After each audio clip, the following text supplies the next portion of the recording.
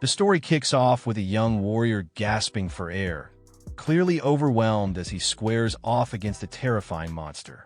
This towering creature turns out to be none other than Kerberos, the wingless dragon, a high-level dungeon boss feared by many. Found deep within level 67, the massive beast unleashes a brutal fire attack, instantly placing the entire party of adventurers in a life-threatening situation.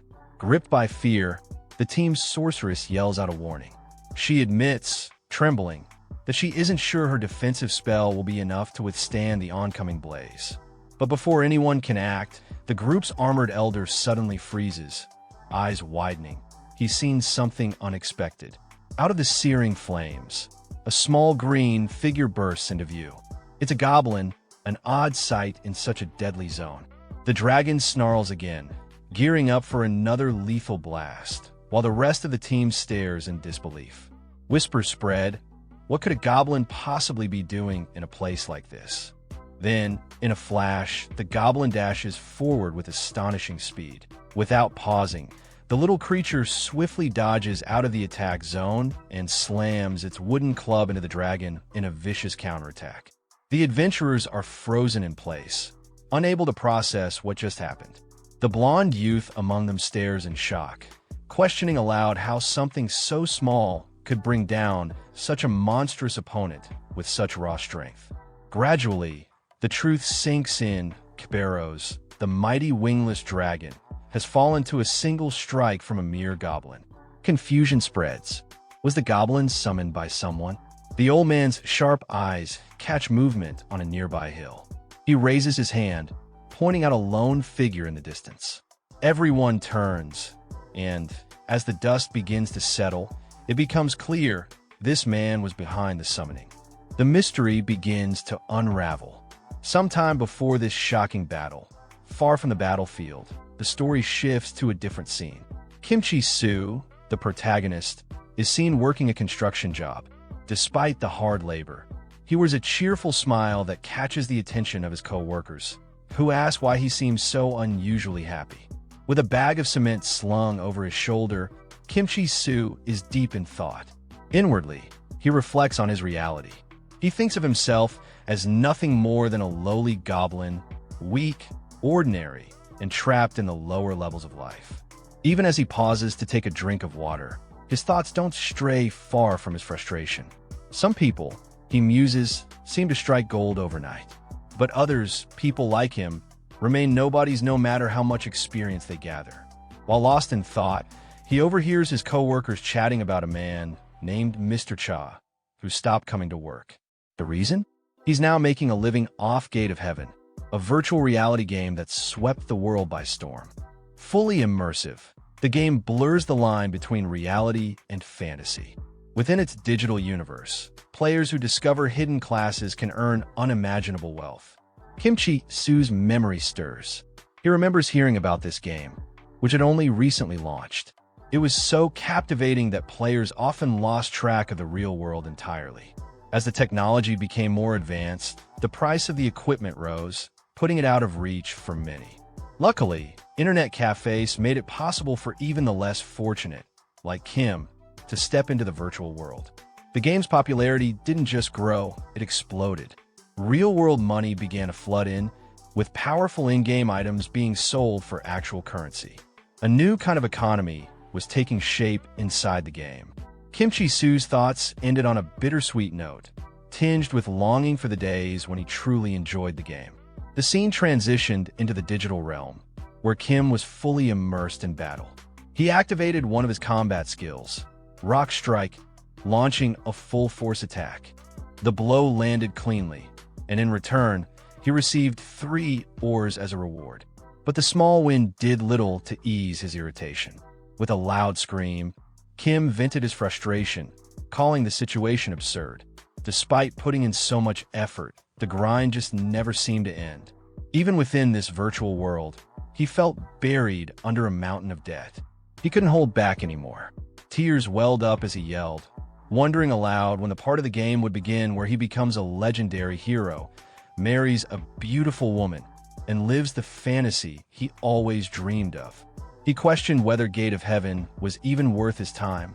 In that moment of despair, Kim suddenly froze. His eyes widened as he spotted something glimmering nearby, an advanced healing crystal. His mind raced.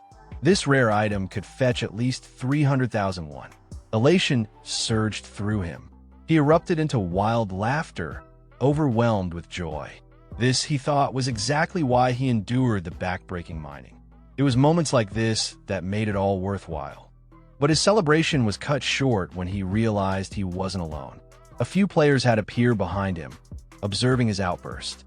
One of the women in the group took note of his strange behavior. Embarrassment washed over him as he slowly turned around and saw them watching. Then his eyes landed on the woman's face, and he froze again, this time stunned by her breathtaking beauty. She approached and said casually that she had noticed him mining every day, so she figured his mining skill must be quite high. Trying not to seem flustered, Kim replied that he was all right at it. She then explained that her party was passing through the dungeon, but a huge boulder was blocking their way.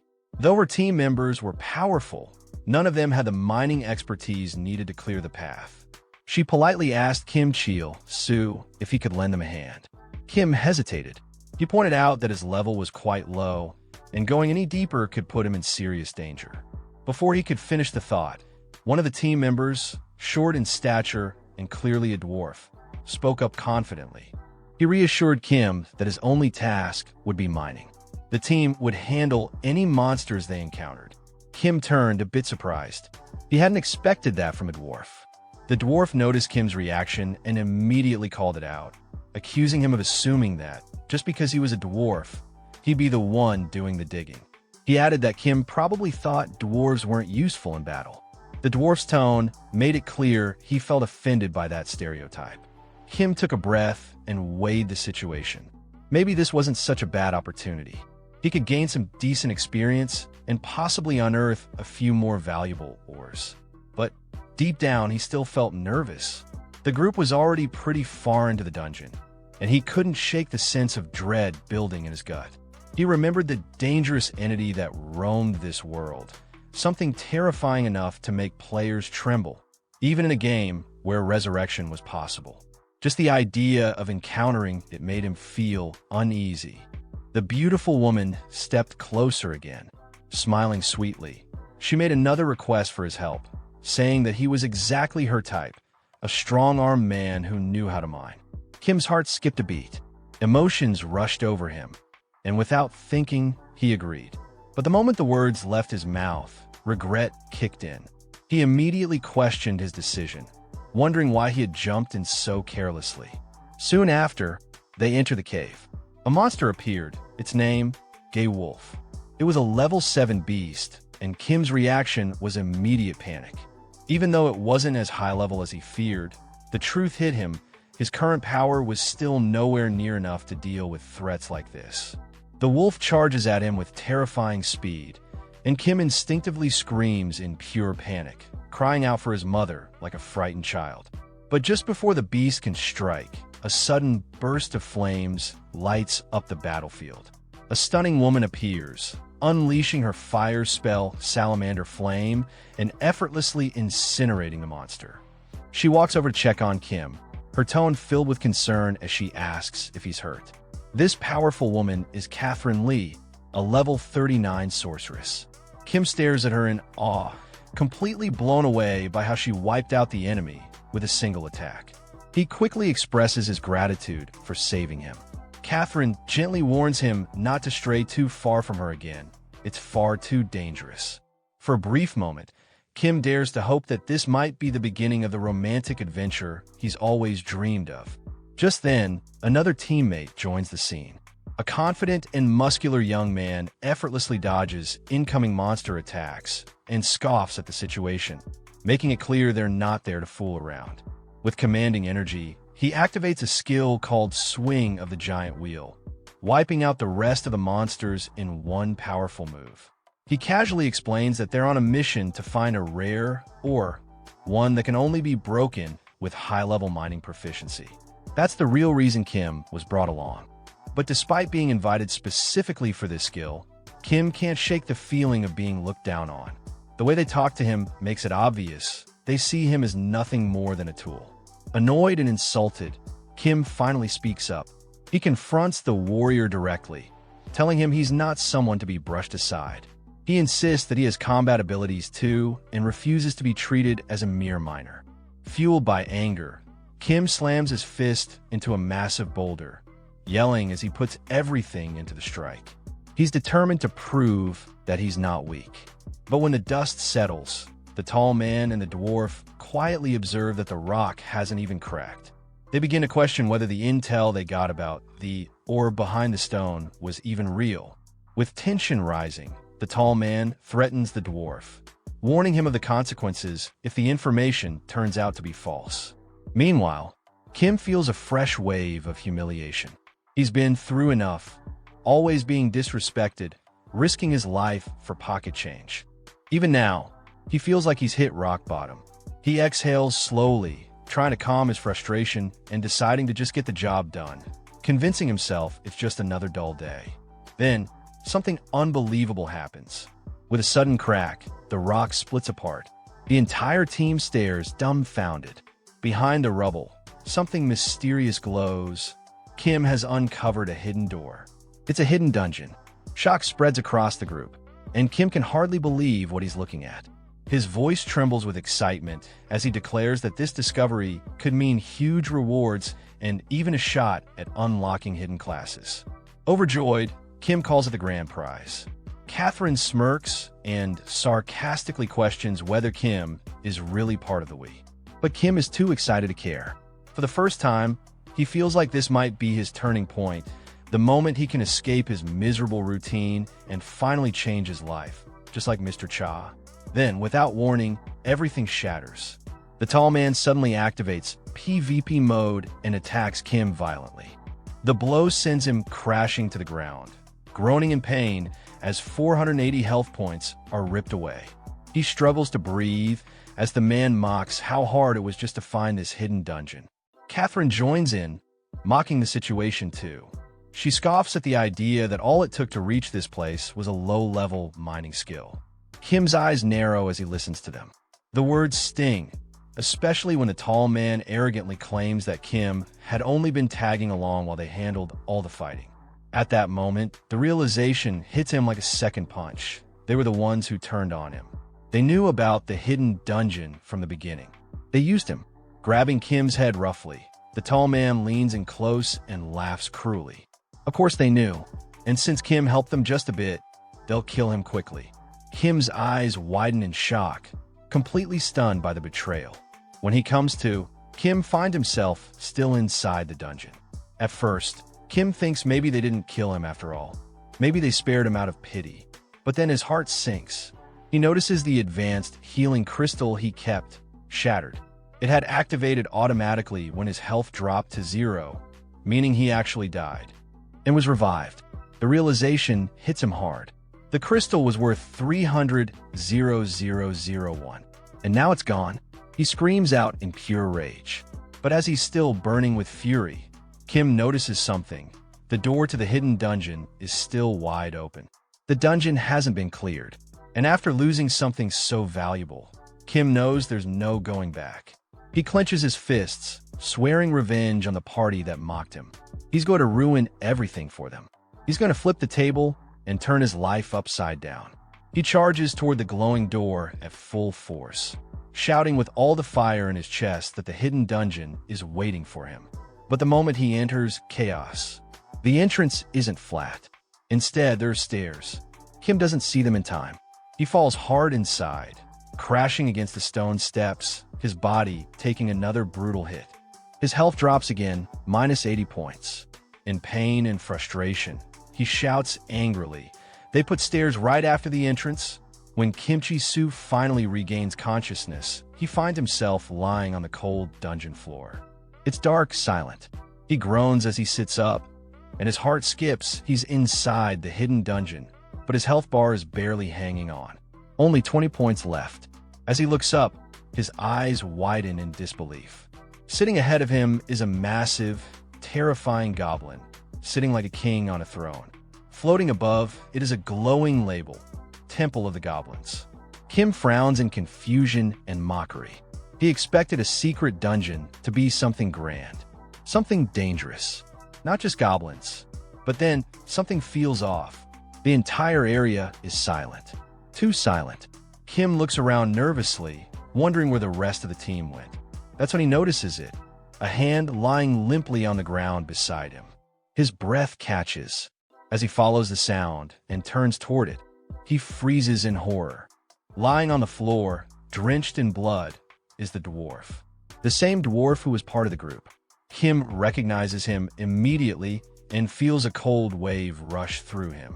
What happened to him? A glowing screen pops up in front of Kim, asking if he has a resurrection skill. He mutters sadly that he doesn't, then guesses maybe the dwarf just doesn't want to press the button. Maybe he's too greedy to lose the chance to explore the dungeon. But before Kim can make sense of anything, a red warning flashes across his screen. A message appears. The dungeon you've entered is extremely difficult and far above your current level.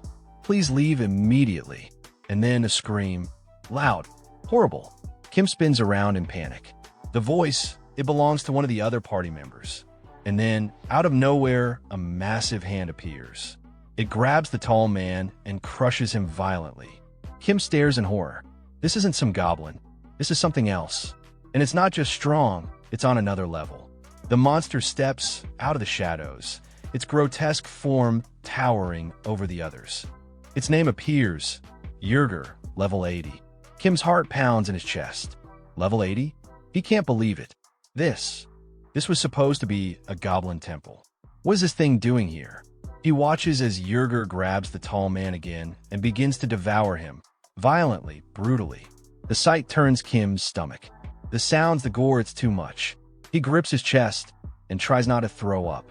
He forces himself to think. This can't be real, but it feels real. He remembers that Gate of Heaven uses a unique technology, one that replicates pain, emotion, even trauma. He thought safety systems were in place to prevent it from being too painful, but that only applied to low-level zones. And this was not low-level. Another scream slices through the air. It's Catherine. She's begging for help. Kim's legs freeze. He doesn't move. How can he? What can he possibly do against something like that? But his mind keeps racing. This isn't just a game. In rare cases, if the brain experiences too much pain, it can lead to real consequences. Even brain damage. Even death. Fear takes over. Kim starts running, away from the monster, away from the screams. He pants heavily, stumbling, swearing he won't die here. Not like this. As he runs, he tells himself again and again, it's not my fault. They left me. They betrayed me first. He admits to himself he's weak. He can't help anyone. And yet, he has to live. Just then, a strange message appears in front of him. The Goblin Lord senses a resemblance between you and him in cowardice and weakness. Kim freezes. What does that mean? He turns and looks up at the Goblin Lord sitting calmly on his throne. Kim feels something deep crack inside. Is that really what he is? Weak? Cowardly? Kim Chi-Su clenches his fists, his teeth grinding in anger. He stares at the Goblin Lord and says with a trembling voice, full of sadness and fury, I don't want to be that way. His eyes shift toward Catherine's battered body on the ground. The monster tramples her. Blood splashes. Kim chokes back a sob. He remembers his real life, the crushing debt his unknown parents left behind, the jobs he couldn't get, the humiliation, the fact that no one respected him. Not in real life, not in the game. He wanted to fight monsters, be strong, live with dignity, but they shoved him into mining. Kim bursts into tears. I haven't been able to achieve anything I wanted in life, and I didn't do anything wrong to deserve being labeled as weak. He wipes his face and storms forward, staring down the Goblin Lord with all the fire in his heart. You're just a goblin. Who are you to look down on me? His voice shakes as he yells. Even in real life, I was looked down on. Even in this game, they looked down on me. Now even a goblin pities me? Overwhelmed, Kim shouted that he truly was a nobody, and there was nothing wrong with that. Just then, a message popped up in front of him. He had become an honorary goblin, and goblins would now aid him at any time. Immediately after, another message followed. He had met the conditions to unlock a hidden class. It asked if he wanted to change his class to Goblin Summoner. Kim stared at the message in shock, trying to make sense of what a hidden class even meant. Despite the seemingly golden opportunity, Kim bitterly laughed and angrily rejected the offer, calling it ridiculous. But the system ignored his refusal. It coldly informed him that the class change to Goblin had already been completed. Kim's frustration boiled over, and just as he tried to process what was happening, the terrifying monster Jagger returned, roaring dreadfully as it approached him. Kim realized that escape was no longer possible. There was no point in running anymore. There was no coming back from this. Forced into action, Kim activated a skill from his newly changed class and summoned a goblin to fight for him. In response, a small, weak-looking goblin appeared, shrieking in a high-pitched tone. Kim was instantly disappointed by its pathetic appearance and planned to use it as bait so he could run away. He ordered the goblin to attack the monster and shouted encouragement, telling it to take the beast down. Surprisingly, the goblin charged forward with force. Jagger lunged into attack, brutal and aggressive. Kim turned to escape, convinced this was his moment to flee. But before he could move, he froze in disbelief. The frail goblin he summoned had just landed a devastating blow on the monster. Damage numbers exploded on screen, reading around 100 million points. Jagger collapsed, completely defeated. Kim stood there, stunned, unable to comprehend what had just happened. His experience points surged at a ridiculous rate. More system messages appeared, notifying him of new skills like goblin feeding and goblin walking. The summoned goblin's experience also skyrocketed. Kim could barely keep up. He finally realized in total shock that the weak-looking goblin was actually the strongest possible. It was max level. He stood frozen, his thoughts flashing back to the moment Jagger devoured the tall man from his team, piercing through his body and leaving him torn apart. Meanwhile, in the real world, Catherine looked absolutely horrified as she witnessed the scene unfold. Her face went pale with fear. Unable to handle what she was seeing, she screamed uncontrollably while still wearing the virtual reality headset. One of her staff rushed to her side, calling out in panic, trying to wake her. The staff member quickly pulled off the headset, realizing things had spiraled out of control. The man stared at her, heart sinking, as he realized Catherine had suffered a deep psychological shock, one so severe that she would never return to the game. She had entered a state of permanent retirement. Back in the game, the summoned goblin continued rampaging through monsters with terrifying ease, each strike causing millions in damage. Messages flooded Kim's screen as his level kept rising with every monster the goblin killed. Kim, overwhelmed by the notifications, eventually told the goblin to pause so he could gather the loot. He grinned as his bag filled with valuable drops, low-grade mana stones, wolf claws, until he could carry no more. He thought to himself that the moment Jagger fell, the hidden dungeon had been cleared. Yet everyone else in his team was dead. And now, the only exit was through death. He turned to look at the goblin that had solo cleared the entire dungeon and noticed something strange. Its level hadn't increased at all. Meanwhile, his own level had jumped to 31. Curious, Kim tried to view the goblin's stats, but the system denied access. The information was unavailable. Kim stared at the goblin in complete confusion, questioning how something that looked so weak could be this powerful. He began to suspect it might be a bug or glitch in the game. Suddenly, Kim shouted with excitement. None of it mattered. What mattered was that he could take advantage of this situation before anyone fixed it. Proudly, he declared that he didn't need to work in mining anymore. He would rise to the top of Gate of Heaven. The next day, Kim appeared at NAR Bank. His number 36 was called, and he sat in front of the clerk. She informed him that the wolf claws he brought in were worth 97.01 and asked if he wanted the amount transferred to his account. Kim requested the money be sent to another account instead. Then he remembered he had more items to sell and told the clerk about them. When Kim mentioned items like Jagger's membrane and heart, the clerk's eyes widened. The value of what he held stunned her. She couldn't believe what she was hearing. Immediately, She called for the bank manager. Kim sat there puzzled, wondering why she needed her manager when he was already sitting right in front of her. Kim sat with the manager of NAR Bank, who smiled warmly as he poured him a cup of tea. "How's the tea?" the manager asked politely. Kim stared at the cup, his tone cold as he replied, "It's cold." The manager awkwardly admitted he forgot to boil the water. Kim raised an eyebrow, curious. "Why did you want to talk to me?" he asked. The manager leaned forward with a friendly smile, explaining that he had better places for Kim to invest his money, suggesting that keeping it in a standard account would be a waste. He offered Kim an investment option with great returns. Kim, slightly confused, directly asked, "Does something like this really need your personal attention?" The manager's smile widened, and he casually remarked that he assumed Kim understood the value of what he was holding. He went on to explain that Yerger's membrane and heart were worth a massive sum based on current rates. Kim blinked in shock when a manager revealed their real value, $230 million. Kim stared blankly, his teacup frozen in his hand as he tried to process the news.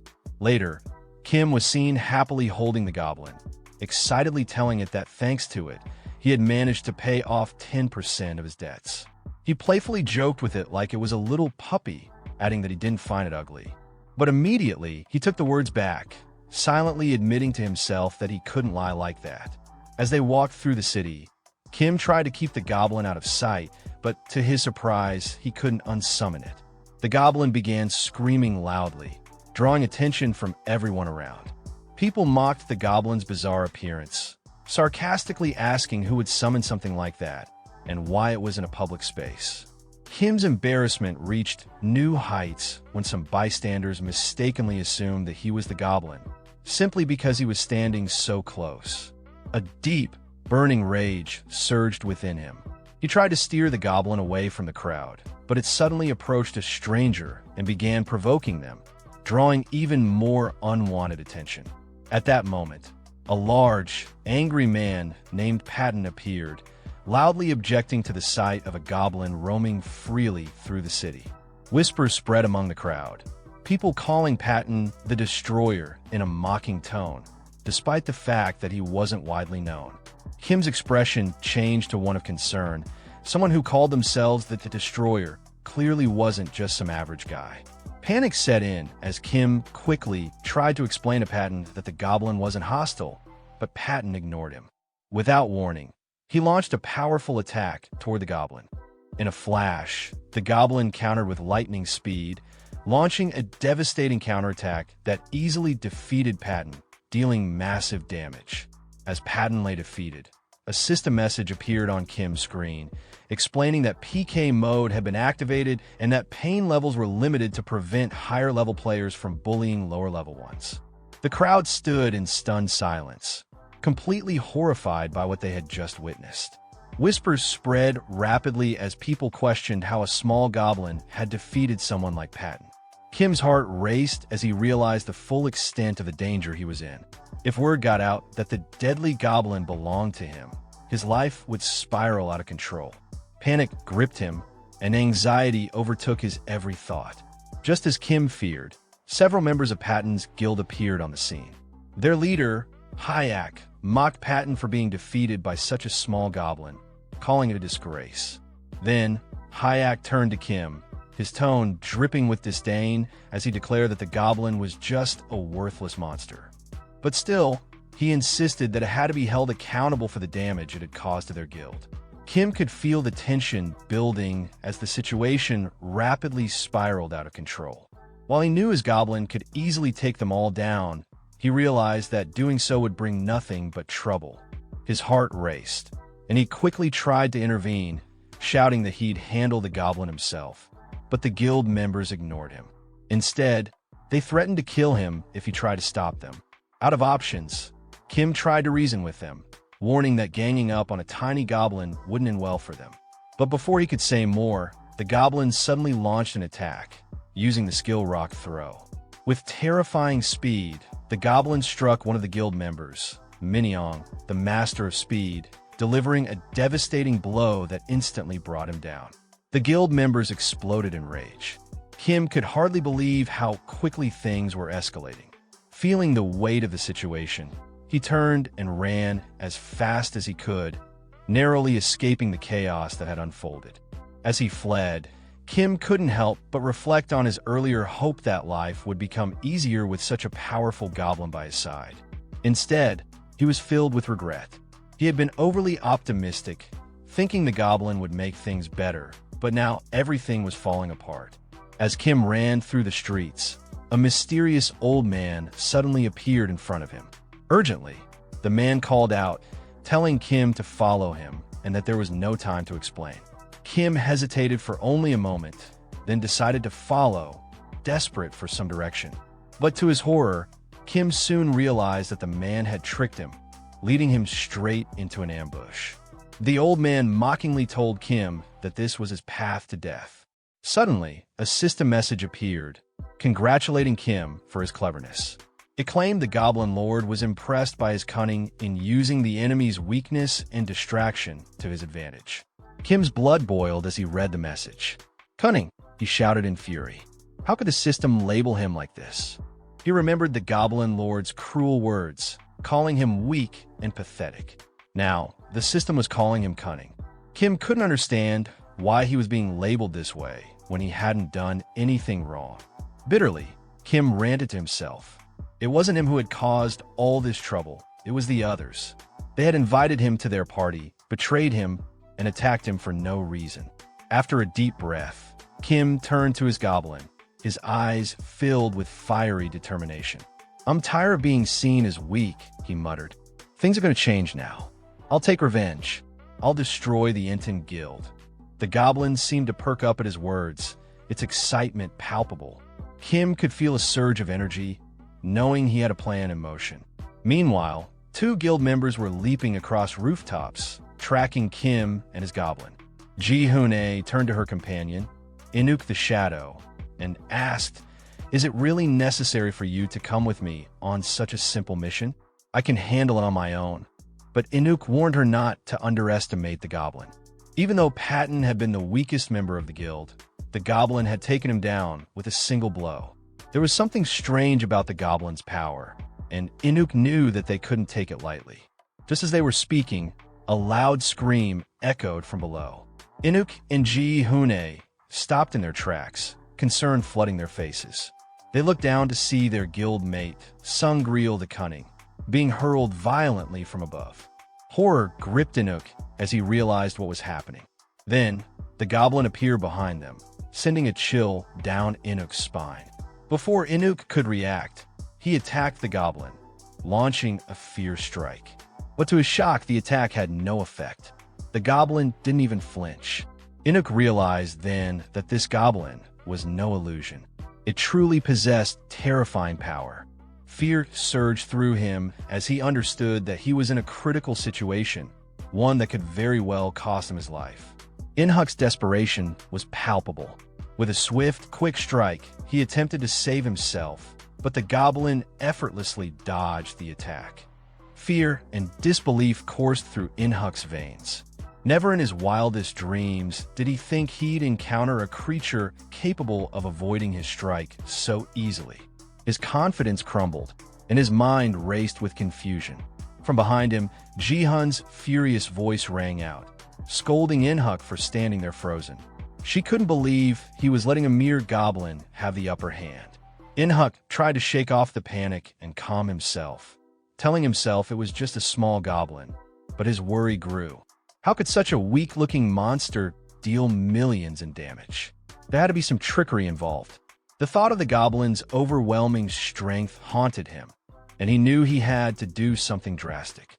Then, Inhuk activated a special skill called Absolute Evil, greatly enhancing his power.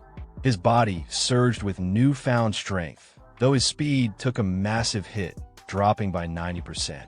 He could feel the overwhelming force building inside him, ready to strike down the goblin. His irritation flared, and he muttered under his breath, expressing his frustration at the situation.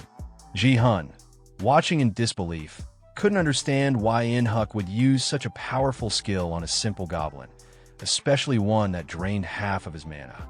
Inhuk explained that it was likely an auto-triggered skill, a safety measure that had activated due to the dire circumstances. With the skill activated, Inhuk prepared for his final move, Reverse Fist Stance. The stance greatly increased his attack power but reduced his critical hit chances.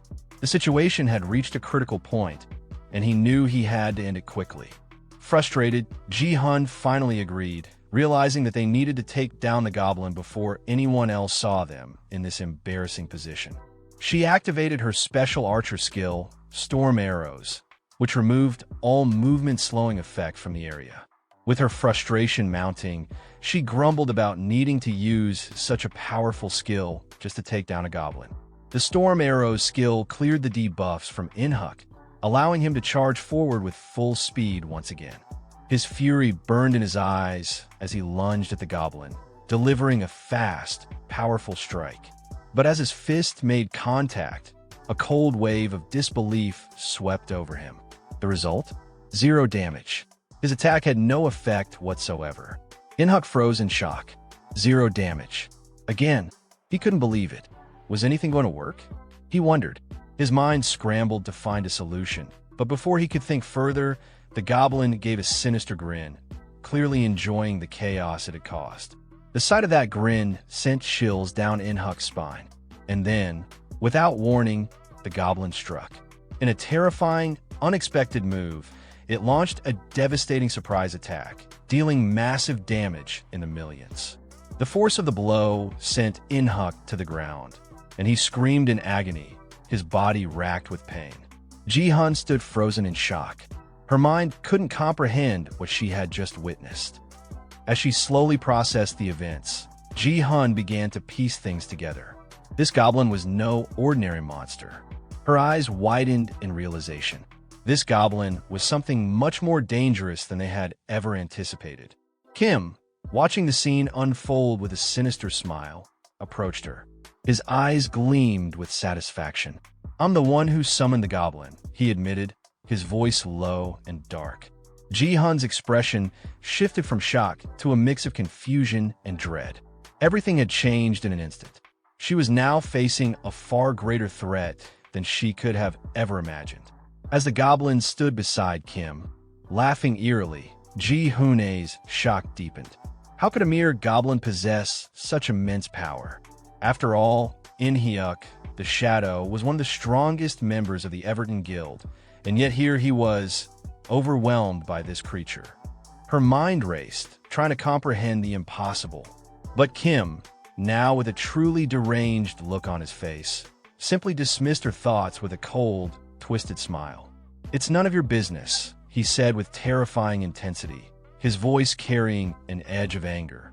"And right now, I'm beyond pissed." Ji-hun's nerves were on edge, and she felt her heart race.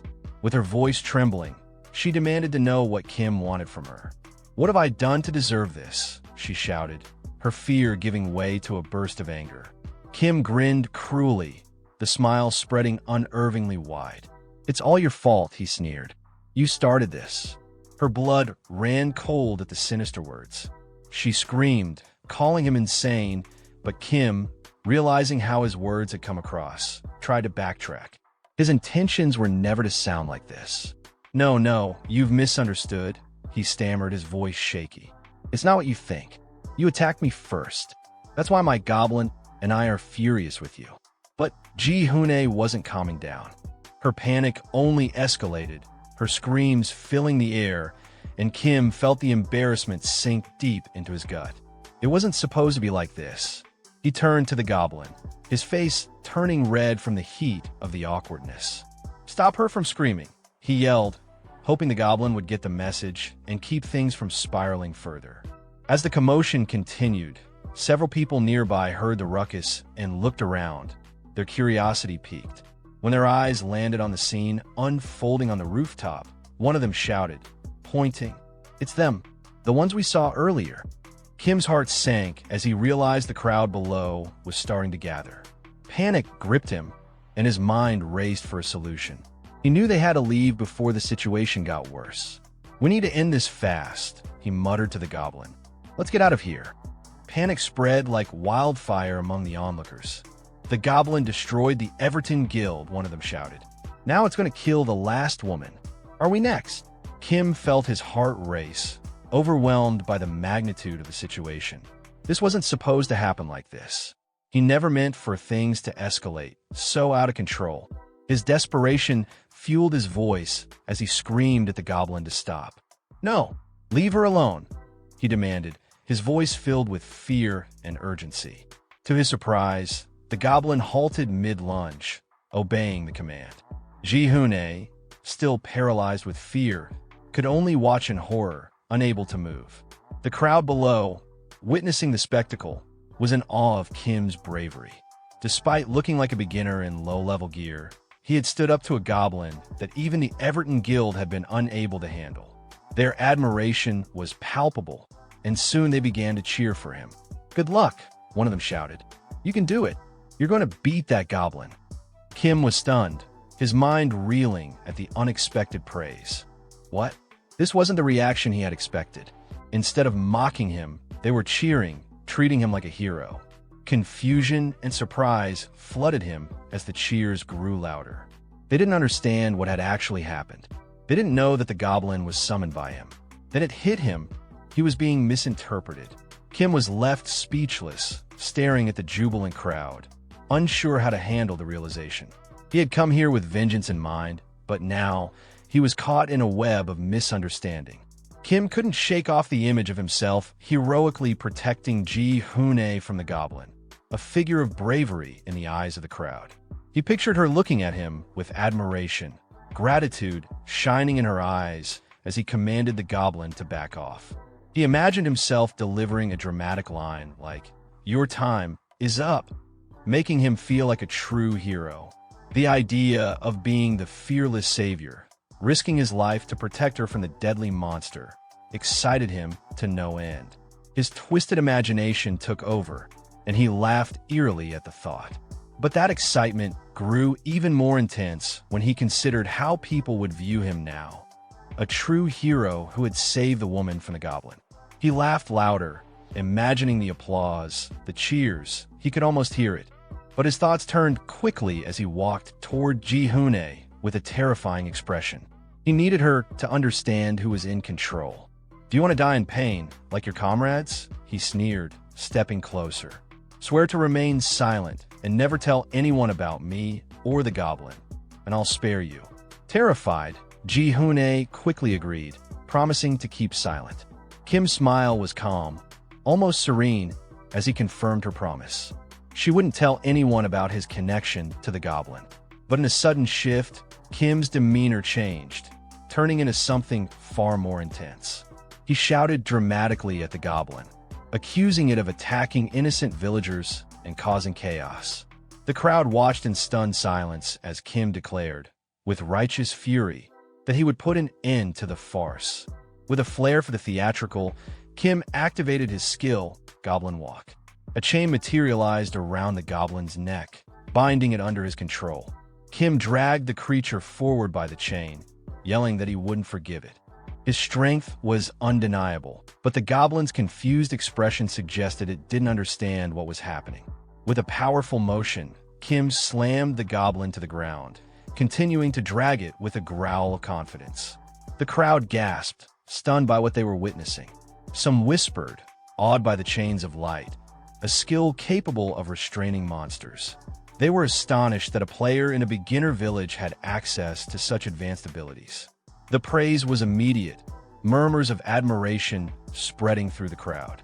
Kim's confusion grew as he received a system message informing him that the goblin's mood had improved due to Goblin Walk. Was his skill somehow making the goblin like him? He barely had time to process it before he continued playing the role of the hero. He urged the crowd to back up, warning them that the situation was still dangerous, though he could barely contain the goblin. Ji-hoon, watching from a distance, came to an eye-opening realization. "I get it now," she murmured. "The Everton Guild couldn't defeat the goblin because your level is above 50. The onlookers gasped in disbelief. They had assumed Everton's failure was due to weakness, but now they understood. It wasn't the guild's fault. It was Kim's overwhelming strength. Kim pretended to struggle with the goblin, but used his skill again to push it away. Then, with a dramatic flourish, he summoned a piece of goblin-specific food with the goblin feeding skill and threw it far away. "This is your end," he shouted, as the goblin darted after the food, moving with lightning speed. The crowd watched in awe as the goblin chased after the food, and Kim seized the moment. He ordered the city gates closed quickly, ensuring the goblin couldn't return. The gates slammed shut just as the goblin exited, and the crowd breathed a collective sigh of relief. "Is it really over?" they asked each other, unsure of the outcome. Kim, exhausted but pleased with his performance, quietly asked, "Are you all okay?" The crowd erupted into cheers, clapping and shouting their thanks. Kim's heart swelled as he realized they truly believed he had saved them, driving away the goblin and protecting them from disaster. As the crowd continued their celebration, Kim couldn't help but smile, relieved. He had almost become known as the lunatic who destroyed an entire guild, but now he was a hero. Ji-hoon approached Kim, her face somber. She told him that all her guild mates had respawned at the Resurrection Temple in Pascal, and she was the only one who knew the full truth about his connection to the goblin. Kim immediately recognized her as the same woman from earlier, and she assured him that she would keep her promise. She wouldn't tell anyone about what had happened. Seeing an opportunity, Kim asked, "Is Pascal really a sacred zone where players have infinite HP and are protected from monsters and other players?" A frightening expression flashed across Kim's face as he suddenly threatened Ji-hoon. If she broke her promise, he warned, he would find a way to kill her repeatedly at the Resurrection Temple, inflicting endless damage. Ji-hoon, terrified, vehemently denied any intention of breaking her word. Her fear was palpable, her scream echoing through the city as the weight of Kim's threat crushed her spirit. Kim, finally feeling a sense of ease, lay down on, reflecting on how all this chaos had spiraled out of control. It never was meant to be like this, he thought to himself.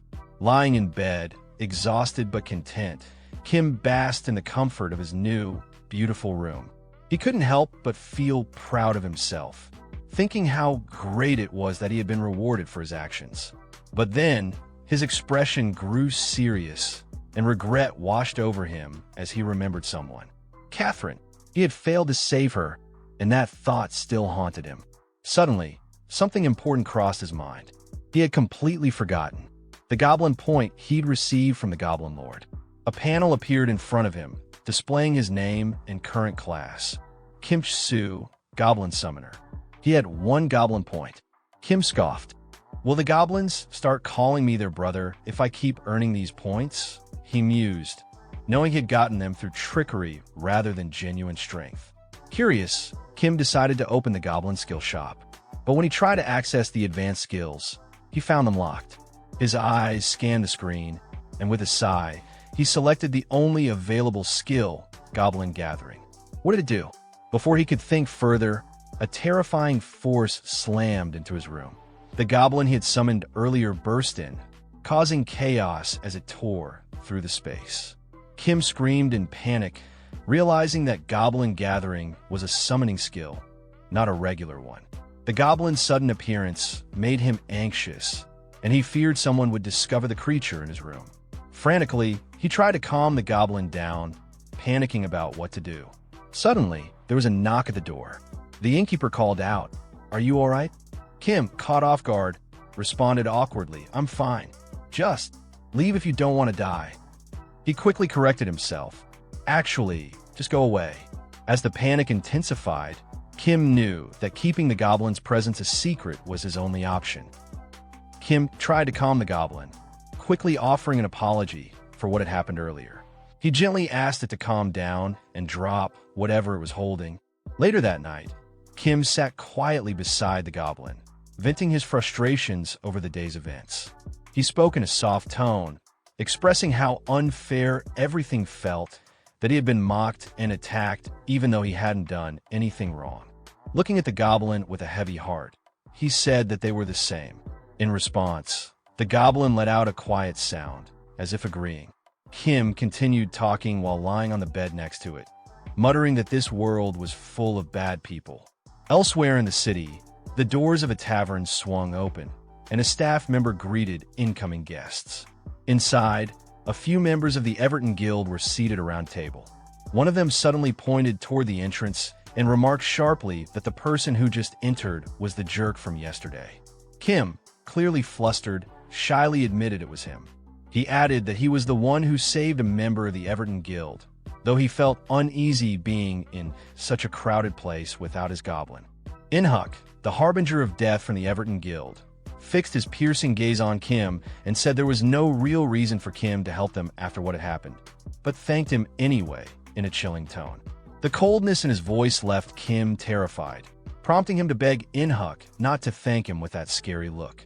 Giant, another guild member, told Inhuk there was no need to be so cautious. Kim didn't seem like someone looking for a fight.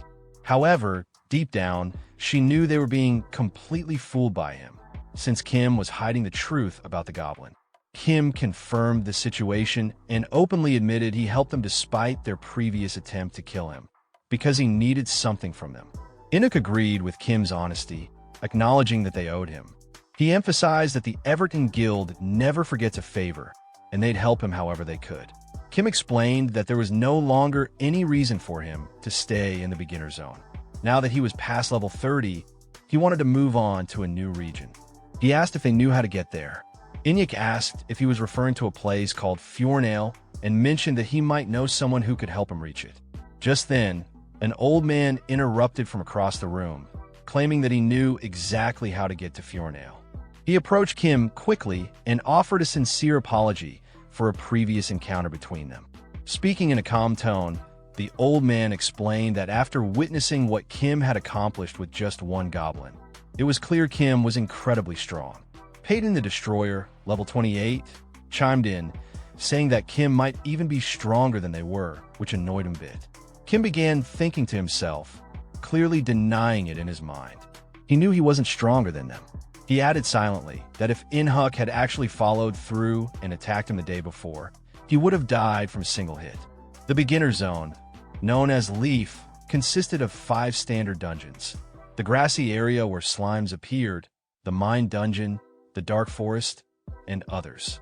These were considered open field dungeons, meaning players could enter them anytime. The old man explained that if Kim wanted to leave the Leaf zone, he would need to clear a raid boss dungeon. This made Kim curiously ask what a raid boss dungeon actually was. The old man clarified that raid dungeons were different from open field ones. They had gates that opened and closed at set times, with limited entry attempts and time constraints. Inhuk added that the raid boss dungeon was the final challenge of every area, and players needed to reach a high enough level before attempting it. He went on to explain that the raid boss dungeon in Leaf only opened once a month, and the reason everyone was gathered now was to prepare for that event. At that moment, Kim realized their presence here wasn't a coincidence. Something big was going on. Inhuk confirmed it, explaining that the dungeon had opened the day before, but everything was ruined because of a certain goblin that suddenly appeared and destroyed everything. Kim was stunned by this revelation. The realization hit him hard. He was now stuck in a Leaf zone until the raid boss dungeon opened again 1 month later. Furious, he remembered earning over $200,000 from defeating a level 80 monster and thought bitterly about how the goblin he could probably clear even more difficult dungeons. And yet, he was now going to be stuck doing nothing for a whole month. In a fit of rage, Kim grabbed Inhuk by the collar and shouted, demanding to know if there was another way out. He wasn't about to waste his precious time. Inhuk calmly told him there wasn't. Everyone else was angry about the wasted chance, too. He added that, with this, their debt to Kim was settled. The Everton Guild then started preparing to leave. Kim stood in place, looking visibly disappointed and frustrated about the turn of events. As they walked away, Giant glanced back at him with a sympathetic expression before following the others outside. Outside, under the cover of night, the Everton Guild members quietly left the area. Meanwhile, hidden behind a wooden crate, the goblin peeked out, laughing softly to itself. The goblin suddenly lifted its head, sensing something strange. The night sky above them remained clear and calm, but there was an unexpected shift in the air. The raid boss dungeon gate, which had been closed just the day before, suddenly creaked open again. A system message flashed in front of Kim. Raid Boss Dungeon has been opened. The shock rippled through everyone present. The old man, staring at the gate in disbelief, exclaimed that there should have been a 30-day wait before the next raid. Inhuck's eyes narrowed as he stared at the gate, repeating in his mind that the Raid Boss Dungeon was not supposed to open now. Before Kim could process what was happening, another system message appeared before him. Raid Boss Dungeon has reopened. Kim stood frozen in stunned disbelief. The room was filled with murmurs of surprise. Peyton, the Destroyer, shook his head in astonishment. The Raid Boss Dungeon has already reopened? The group stood before the open gate, their faces reflecting shock at the unexpected turn of events. Inhuck turned to the old man, asking how many people were currently inside the dungeon. The old man replied that no one was there at the moment since the team that had been prepared had already completed it yesterday and moved on to the next area. This means we're the only ones here now, Inhuck muttered as he considered their position. Kim's eyes glinted with malicious intent. I knew something felt off, he sneered, looking directly at the guild members. You guys are trying to trick me into falling behind, so you could go ahead. You betrayed me. He was seething, fury rising in his chest. I should have known better than to trust you, he screamed, his voice breaking with frustration. I won't let you enjoy the rewards without me. Giant, visibly startled, quickly tried to deny the accusation. Kim, you're completely misunderstanding the situation. We didn't deceive you. Please, but Inhuck, calm as ever, cut her off. Do you want to join us or not, Kim? He asked, ignoring the tension. Kim's face twisted in anger, but he firmly stated, I'm not letting you go in alone. Inhuck nodded, accepting Kim's response, and prepared to explain the situation. Our intel suggests that the raid dungeon consists of a single room with the boss right at the start. We need to be fully prepared before we go in. It shouldn't be too dangerous, considering our levels are much higher than the dungeons, but we should still exercise caution. Peyton, ever the arrogant one, snorted. We don't need caution. The guild leader isn't even here, and we still have all of Everton's top members. We'll finish this in 10 seconds. Inhuck didn't flinch, his tone as confident as always. Let's get started. With the plan in place, everyone moved toward the gate. Kim turned to the Goblin, which was still hidden behind a crate, and whispered, It'll be a hassle if they find out about you. Stay hidden until I summon you. As he checked his inventory, Kim remembered the past betrayal that still stung, and he swore he wouldn't make the same mistake again. His eyes scanned his items, landing on an advanced healing stone, an item that revived him with 100 HP if he ever reached 0. He was surprised to still have it, considering it should have been used earlier. Doesn't matter now, he muttered under his breath, deciding to push the thought aside. Without another word, he rushed toward the gate, stepping through into the dungeon. The moment Kim crossed into the dungeon, his breath caught in awe. The environment was unlike anything he had seen before. So this is the Raid Boss Dungeon, he said, amazed at the surroundings. Suddenly, a massive steel giant, level 40, appeared before them. The air filled with panic as the team screamed in alarm. This isn't a regular dungeon, one of the members yelled. A clear system message appeared on their screens. Hidden dungeon, steel giant's lair.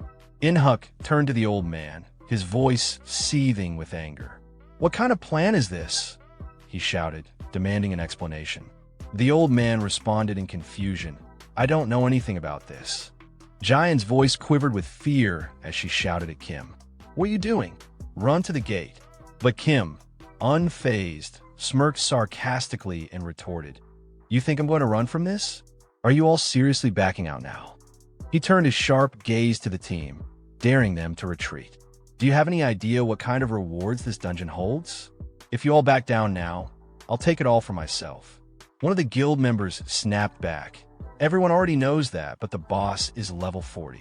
A single hit from it could be disastrous, not just a regular kill. It could have serious consequences. Kim grinned, unshaken. The level difference is only 10, he said confidently.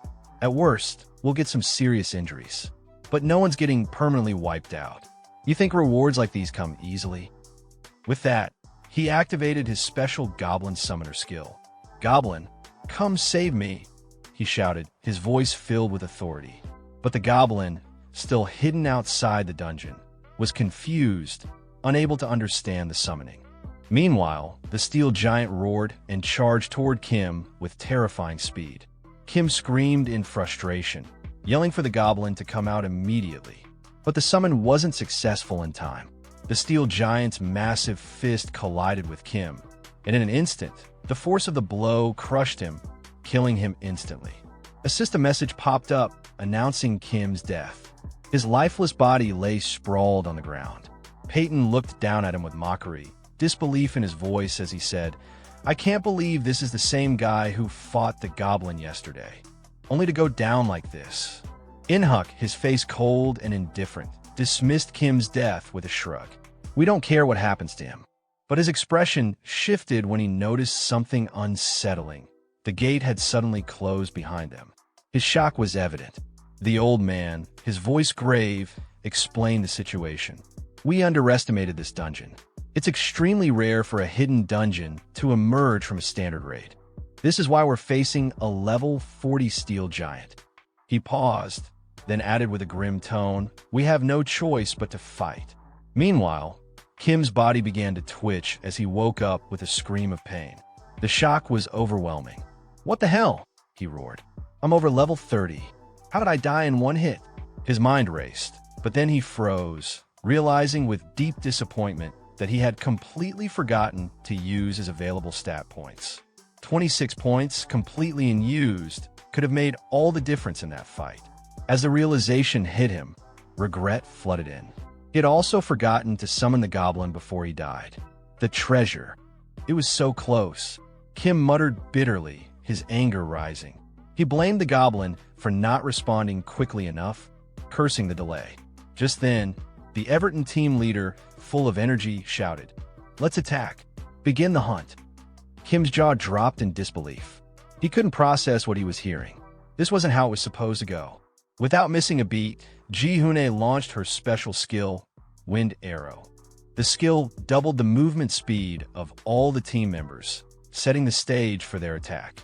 Inhuk, the Shadow, and Minyong, the Speed Master, dashed forward at breakneck speed, preparing to strike the steel giant. The old man quickly gave orders, directing Inhuk and Minyong to lead the charge. "Go first, attack the monster, and try to figure out its weak point." Ji-Hoon's speed boost should make it difficult for the monster to counter. Inhuk and Minyong struck with precision, launching their attacks from different angles. The steel giant roared, resisting their blows with surprising strength. The two of them didn't falter, though. They quickly synchronized their movements, executing a joint skill known as Sequential Slash, which consisted of 16 consecutive hits. The old man watched closely, his eyes calculating. "Every monster has a weak point," he said. "If we hit hard enough, we should find it." After the attack, Inhuk turned to Minyong, his expression serious. "Did you find his weak point?" Minyong shook his head, confusion written across his face. "No." The total damage dealt was 0. Inhuk frowned, considering the possibilities. "There are 2 reasons this could have happened," he muttered. "Either its defense is off the charts, or there's something else we're missing." They glanced at the steel giant, which let out a furious roar, confirming that something wasn't right. Before they could process further, Inhuk, his black cloak swirling, leaped forward with a powerful strike using Peerless Blade. The impact shook the ground, but even after this strong attack, the leader was forced to admit, "Our weaker hits are useless." He clenched his fists in frustration. "It has a passive ability called Hatred of the Weak," he explained. "Any attack that deals less than 5% of the monster's total HP is nullified." Peyton, his voice growing louder, shouted at Inhuk, "You're the only one who can deal damage to this level 40 monster. Go all out." But the old man shook his head firmly, replying, "Inhuk isn't the one with the strongest attack here. There's someone else who could do far better, depending on the situation." At that moment, Ji-Hoon stepped forward, her expression resolute. She prepared her powerful skill, Final Death Arrow. As she readied herself, she thought to herself, "If the guild knew I had this skill, they want me to be the guild leader." Peyton, overhearing this, was taken aback. "What? "What is that?" he asked, his tone a mix of awe and disbelief. "I don't even know what it does, but I'll buy you enough time to use it, no matter what it costs." He then activated his skill, War Cry, roaring with intensity to draw the monster's attention toward himself. It worked. The monster roared back in rage and focused its attack entirely on Peyton. Meanwhile, Kim, still lying on the ground, watched the events unfold with tension and frustration, calling Peyton an idiot for drawing the monster's attention instead of running. The monster attacked with brutal force and dealt massive damage, but Peyton managed to withstand it without dying. Peyton mocked the monster after the blow, saying he expected it to be stronger, claiming the damage was minor. But the old man shouted at Peyton, warning him not to be careless, stressing that their success depended on not making any mistakes. At that point, the old man used the skill pain sharing, which splits incoming damage between him and Peyton. He explained that the one with higher HP would take more of the damage. Kim observed the situation carefully, noticing that their levels were relatively low and that none of them had hidden classes, which only increased his confusion about their true strength. At the same time, the leader of the assassination team declared that their plan relied on the two warriors distracting the monster, while the assassination team would reduce the monster's defense using their passive skills. He explained they had a passive skill called Weak Point Reduction, which decreased the enemy's defense by 2% with a 1% chance per attack, and it could stack up to 5 times. Kim was amazed by their impressive coordination and power. As he watched the battle between them and the monster, he began to wonder to himself if this was the true strength of a powerful, well-organized guild. Kim felt frustrated because he was dead and wouldn't gain any experience or rewards if the monster was defeated by someone else. He feared he might lose everything. At that moment, the monster suddenly focused its attention on Patton again, who was startled and felt uneasy by the monster's terrifying approach. Peyton shouted angrily at the monster, asking why it was looking elsewhere and reminding it that he was the enemy it should be attacking. But the monster slammed the ground with tremendous force, causing a powerful tremor that showed just how strong it truly was. At that moment, Kim stood up, having decided to use the advanced healing stone to revive himself. He sarcastically said he couldn't watch these losers fight anymore, and that he would help them since he had the highest level among them. A system message appeared confirming that the advanced healing stone revives the player with 100 horsepower when their health reaches 0. Kim smirked and said to himself that the hero always arrives late. Suddenly, the system announced that the Steel Giant had chosen Kimchil Su as its target.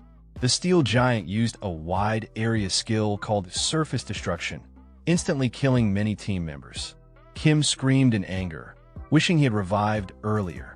Several team members were thrown back by the sheer force of the attack, severely injured by the impact.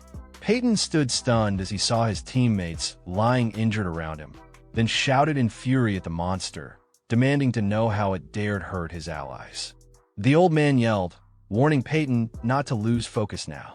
But Peyton ignored the warning and unleashed his powerful skill, Giant Slash, charging at the monster with great force. Despite the strength of the attack, the damage Peyton inflicted was only 3,890 points, demonstrating how powerful and difficult this monster truly was. The old man continues using the skill pain distribution to share damage with Patton, but he takes a very heavy hit, 2,456 horsepower, and mutters in pain and regret that his plan didn't work. A system message then appears announcing the deaths of both Peyton the Destroyer and the cunning old man. Kim stands frozen in place, shocked and confused, wondering what he just did. Furious, Kim begins shouting defensively, saying it wasn't his fault, and all he did was simply revive himself. At that moment, Inhuk the Shadow reappears in a battle stance, ready to act. He recalls how monsters usually prefer targeting healers or ranged fighters before heavily armored tanks.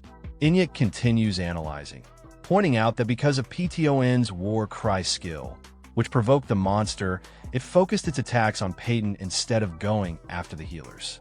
He concludes that Kim's unexpected resurrection disrupted the monster's target priority, causing it to suddenly refocus and wipe out the entire team before they could react. Meanwhile, Ji-hyun, the bringer of death, nervously asks In-huk what she should do. Should she release her arrow now or not?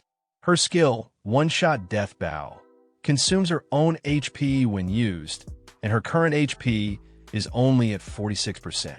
But In-huk yells angrily, demanding that she not fire the arrow now, explaining that it could ruin their entire plan. He further clarifies that the assassination team's passive skill hasn't reached its full potential yet. It is only stacked 3 out of 5 times, which is not enough to defeat the monster in a single blow. In-huk decides to take responsibility for drawing the monster's attention and instructs Ji-hyun not to cancel her skill under any circumstances. He clearly states that if Ji-hyun fails to land her finishing blow, they will have no chance of victory. Meanwhile, Kim cautiously tries to offer his help to Ji-hyun, hesitantly asking if there's anything he can do to assist. But Ji-hyun responds harshly, mocking him and asking what he could possibly do without his goblin, and tells him to do nothing because he's just a nuisance to them right now. Kim wonders sadly why she looks at him like that. Was it simply because he didn't have his goblin with him now? He then starts blaming the others internally, saying it's their fault he couldn't bring his goblin. With a crazed smile, Kim continues his inner monologue, insisting that they're the real culprits despite being so weak and wondering why they treat him this way, even though they desperately need him. Kim starts remembering his goblin's level 999 and sarcastically tells himself that he'll just let them suffer and die on their own. At that moment, the steel giant selects Ji-hyun, the bringer of death, as its next target and charges toward her with incredible speed. In-huk realizes the monster is now focusing on Ji-hyun, just as he predicted since she's the long-range damage dealer. He tries to redirect the monster's attention back to himself, yelling at it that he is the one it should be fighting. He uses a powerful offensive skill called Twin Blade Frenzy, dealing 1,920 damage to the monster. But the monster immediately retaliates with a terrifying roar and an immensely strong attack. In-huk leaps high, barely dodging the strike, and shouts that the battle isn't over yet. He resumes his assault once again, trying to pull the monster's focus back to him. He uses Twin Blade Frenzy again, dealing an additional 1,980 damage. He continues striking quickly and relentlessly, trying to force the monster to view him as the primary threat. He attacks the monster a third time with the same skill, landing another 1,912 damage. Finally, In-huk pauses for a moment, surprised that it took 3 full-powered hits before the monster even started to see him as a real threat. The steel giant continues its terrifying roar, and a message appears confirming that it has selected In-huk, the shadow, as its target. Another screen shows the monster's current HP, still at 22,460 out of 30,000. In-huk is puzzled that his previous attacks weren't enough despite the 3 stacks of the defense-reducing skill. He realizes that all he can do now is buy time for Ji-hyun. So he taunts the monster, mockingly asking if it's angry yet. In-huk uses a special assassination skill called Rapid Evasion, which allows him to dodge all physical attacks for 3 seconds. He declares that the next 3 seconds belong to him. But at a critical moment, a terrifying message appears before him. He lacks enough mana to activate the skill. In-huk is struck with horror and disbelief. Because of the mana shortage, In-huk takes a direct, powerful hit from the monster, sending him flying as he screams in pain from the massive damage. At that moment, Kim stands in shock as In-huk's body collapses at his feet. A system message appears declaring the death of In-huk, the shadow. Kim begins screaming hysterically, accusing the team of being stupid and weak. He says he would have been better off staying dead and deeply regrets reviving himself in this situation. But Giona shouts at him in fury, yelling that his revival is what ruined everything and caused the situation to spiral out of control. The two enter into a heated, tense argument. Giona insists that if she had just 10 more seconds, she could have finished it. Kim yells back that he'd rather everyone die than let them take the rewards without him. At that moment, the steel giant lets out another earth-shaking roar. Both Kim and Ji Hyun turn toward the monster, screaming in fear as they realize it has now targeted them. A message confirms that the steel giant has selected Ji Hyun, the bringer of death, as its target and is rapidly closing in on them. Ji Hyun stops arguing and screams that now isn't the time for blame. She decides to fire her arrow immediately, even though it hasn't fully charged, but she notices Kim standing strangely beside her and asks with confusion what he's doing. Kim turns to her with a sinister smile and asks her an ominous question, saying she can't move while charging her arrow, right? Ji-hun is startled and asks nervously what he's planning to do. She screams in terror, begging Kim not to come near her, but Kim suddenly grabs her and begins running at full speed, shouting that she was the one who said she needed 10 more seconds, while Ji-hyun screams in shock and fear. Kim leaps, dodging the monster's attack at the last second, laughing maniacally as he enjoys the dangerous chase. Jian is stunned by Kim's speed and asks how he could possibly be moving so fast, like Inhuk the Shadow. In his mind, Kim reveals that he allocated all 26 of his unspent stat points into speed, making him exceptionally fast. Fast enough to rival professional assassins. Suddenly, Kim realizes that his earlier argument with Jian earned him an additional Goblin point. He begins to wonder if the Goblin Lord is trying to tell him that he was the one in the wrong. At that moment, Jian shouts that her arrow is ready to fire, and Kim yells at her to shoot now. Jian warns him angrily and nervously that if she misses, it's all over. She begs him not to pressure her. Kim ignores her plea, throws her over his shoulder, and shouts that he wants compensation for all the blood he lost and the expensive healing stone he used earlier. The monster begins spinning around violently, preparing for a devastating area attack. It then unleashes the attack with tremendous force, causing massive destruction across the area. At the critical moment, Ji Hyun finally releases her special skill, One-Shot Death Bow, aiming it directly at the monster. Kim charges forward, carrying Ji Hyun at full speed toward the monster, shouting at the top of his lungs for her to end it. Now, as she prepares to release her decisive arrow, the steel giant lets out a massive roar and uses an incredibly powerful skill called World Destruction Skill. The giant slams the ground with tremendous force, causing debris to scatter everywhere around them. Kim Soo is in utter shock, thinking to himself that the monster had been hiding such a dangerous skill all along. Kim quickly realizes that this attack affects the entire area and remembers that Jian only has 18 HP left while he has 100 HP because he recently revived, meaning both of them would die instantly if hit directly. Ji-hun tries to aim at the monster but struggles due to the overwhelming amount of flying debris. She anxiously says she can't land a clean shot in these conditions, and Kim replies that he's beginning to see something strange in his mind. At first, Ji Hyun thinks what he's seeing might be a solution to their current predicament, so she asks about his vision, but is quickly shocked when he tells her it's just memories of playing with his friends in the past. Jian sarcastically comments that what he's seeing must be his life flashing before his eyes. Suddenly, something unexpected happens. A strange rift opens in the air, and a sharp, clawed hand reaches out. It's quickly revealed that the hand belongs to Kim's Goblin, who enters the area in a terrifying way, laughing maniacally. Kim begins screaming angrily at the Goblin, yelling that it took far too long to arrive, and saying it felt like a whole week since he used the summoning skill. Jian is utterly shocked by what she's witnessing and thinks to herself that she can't believe what she just saw.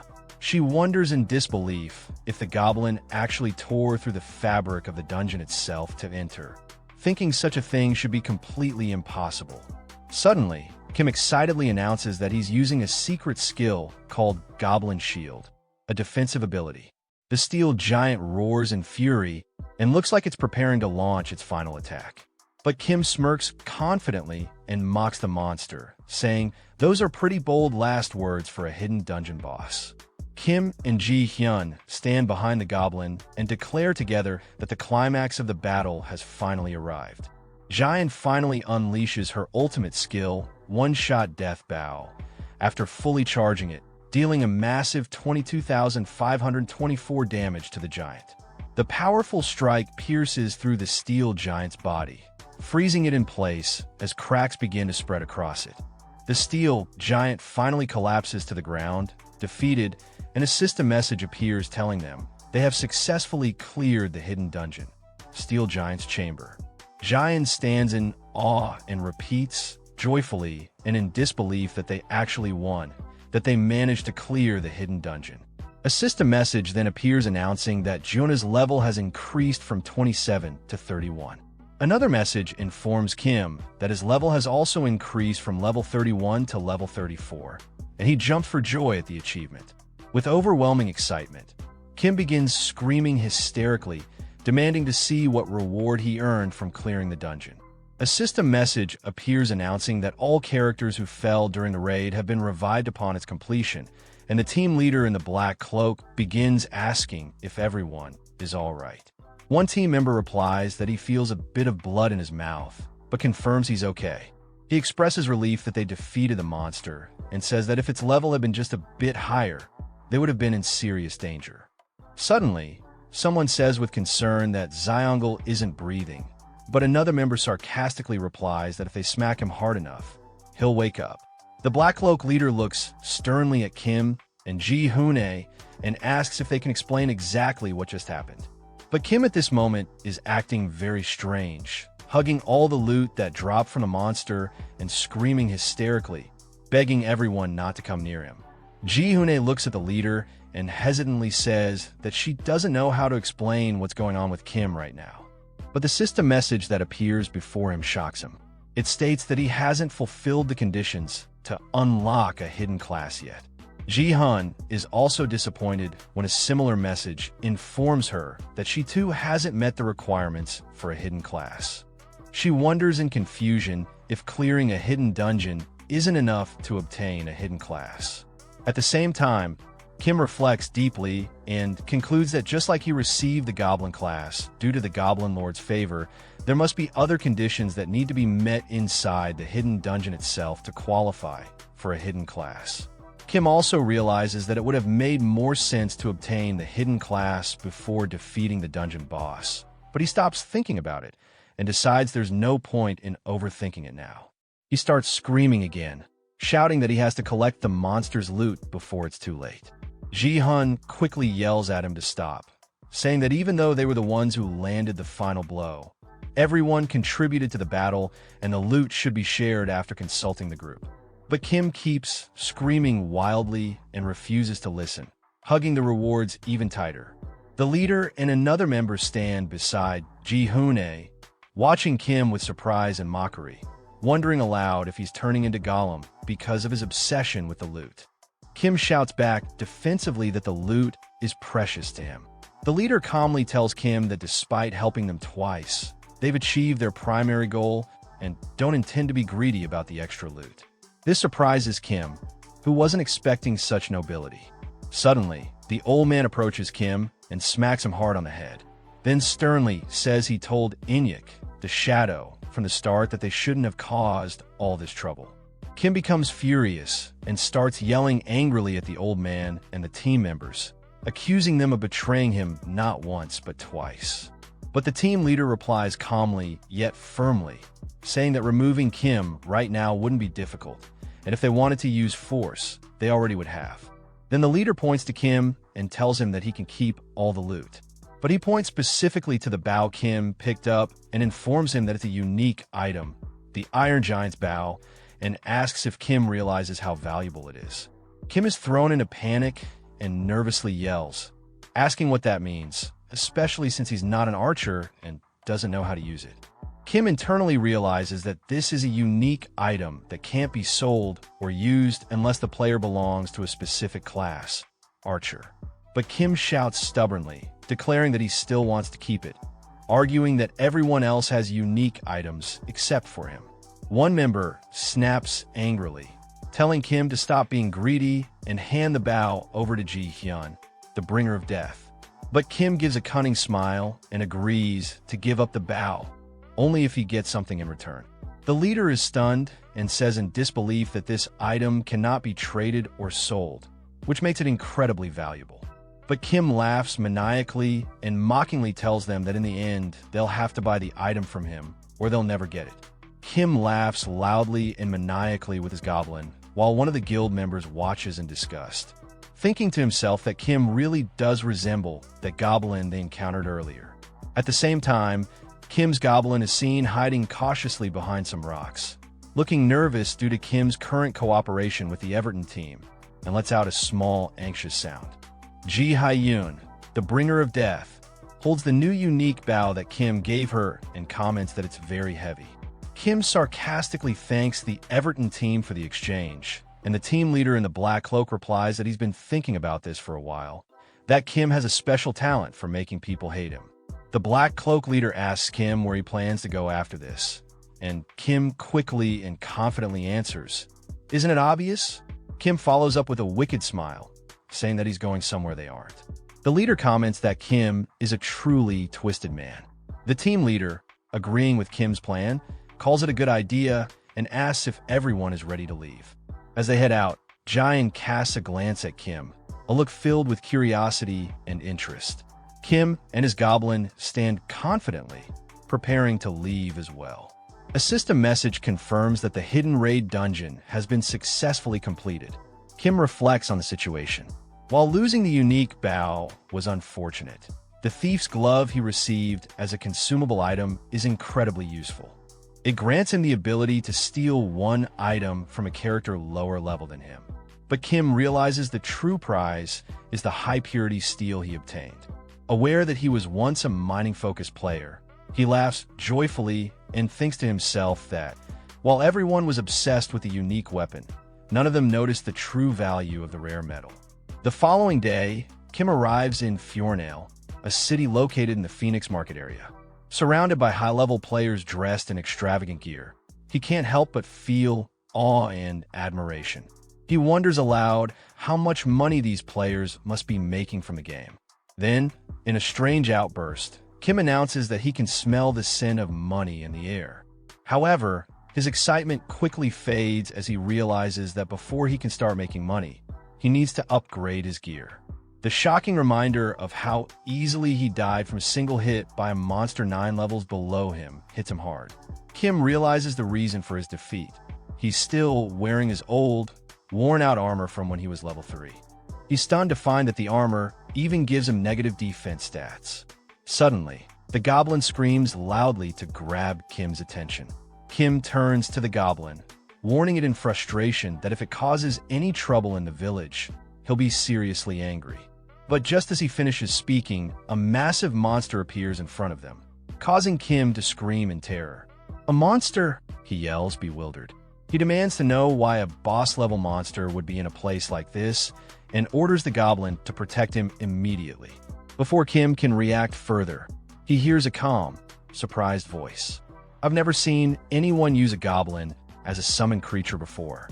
Kim turns to find a beautiful and powerful-looking woman named Irene lounging atop the monster. She asks Kim if the goblin is truly his summoned creature.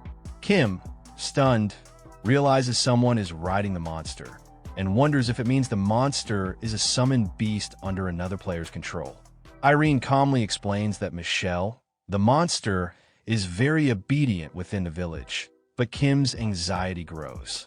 He shouts that the monster is drooling heavily while eyeing him. Kim glances at Irene and immediately senses how strong she is. He thinks to himself that he doesn't need to fight her to know her power. She's so formidable that even guilds like Everton wouldn't stand a chance against her. Irene approaches Kim gently and asks, "Sweet little one, would you grant me the honor of knowing your name?" Kim hesitates, but finally replies, "Kim Cheol-soo." The woman smiles softly, then tells him, "I wasn't talking to you," and points to the goblin, which is still screaming excitedly. Surprised, asks if the goblin has a name and whether he hasn't named it yet. Irritated, Kim responds that it's not important. Who would even think of naming a summon monster? He adds in disbelief, "You just called that ugly goblin cute?"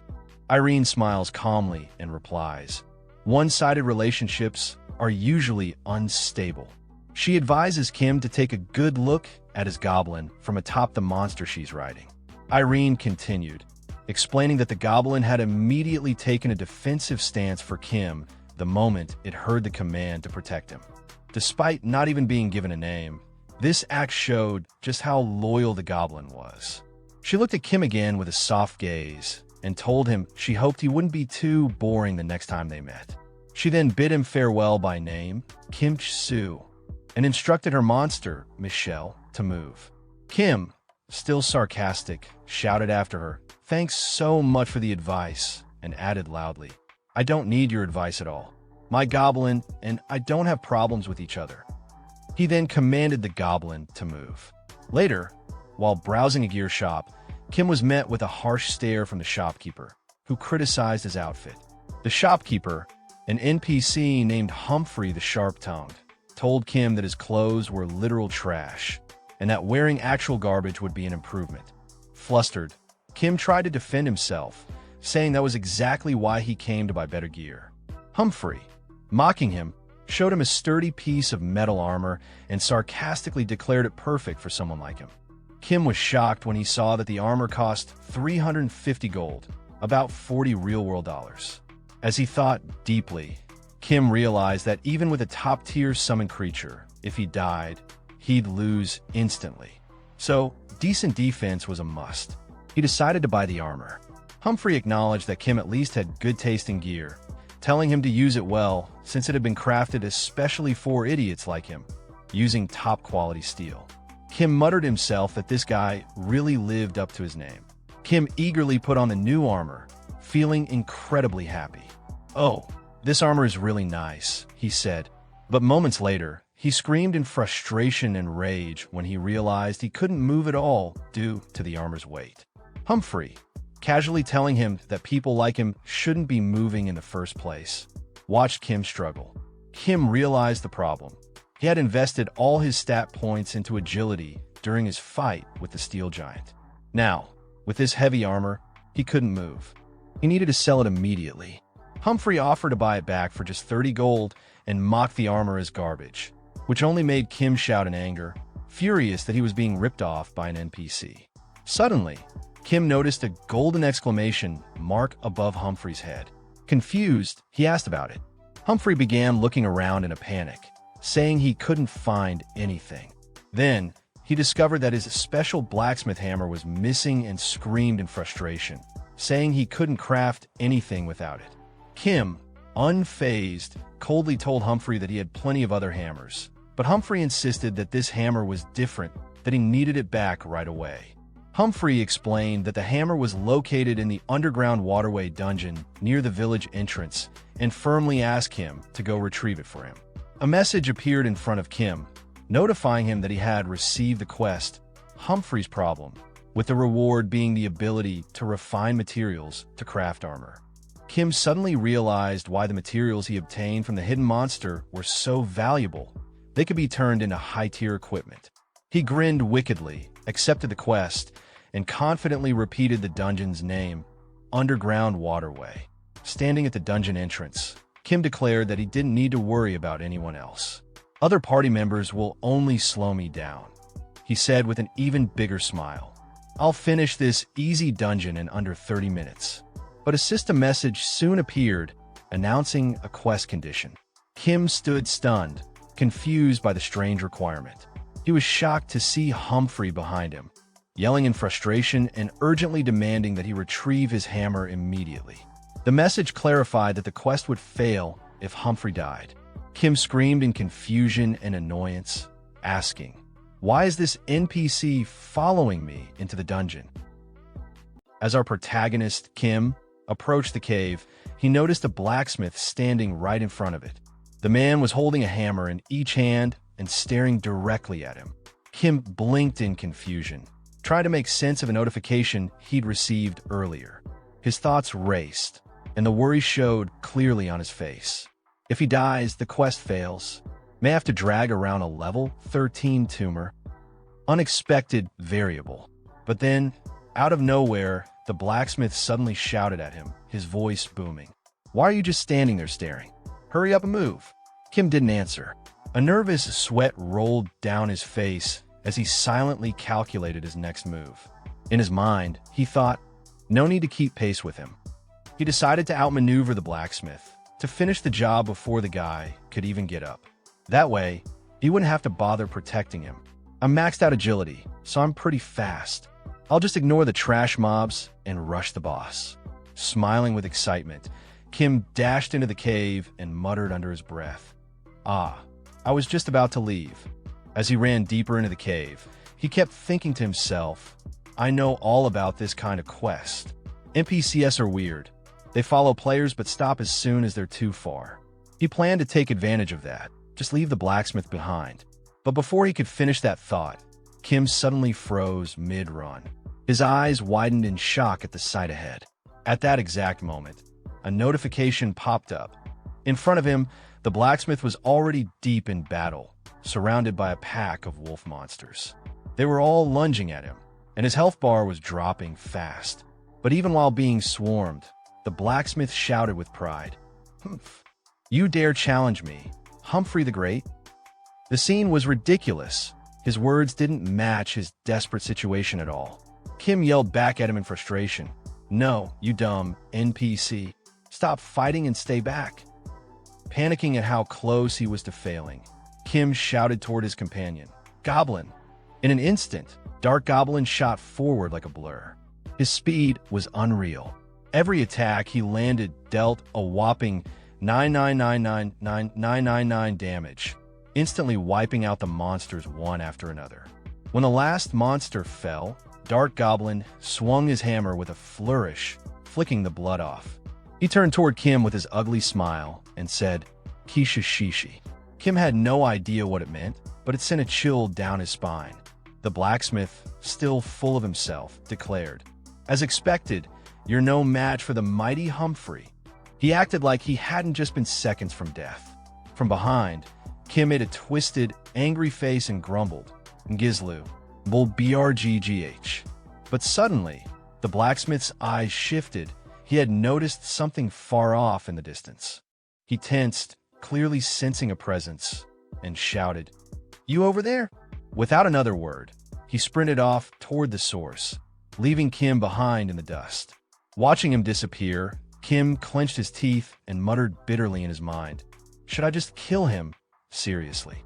Even as the quest continued, that thought lingered. Then, our protagonist Kim narrowed his eyes and stared intensely at the blacksmith in the distance. Thoughts swirled in his head. This is a pain. Charging in like that without knowing he could die. Have the goblin guard him while I run to the boss. No. If I call the goblin back to me at the wrong time and he dies, it's over. Realizing there was no easy way out of this growing problem, Kim clenched his fist. His mind cleared, and with confidence, he thought, there's only one way. Turning to his companion, he called out boldly, "Goblin, we're changing strategy.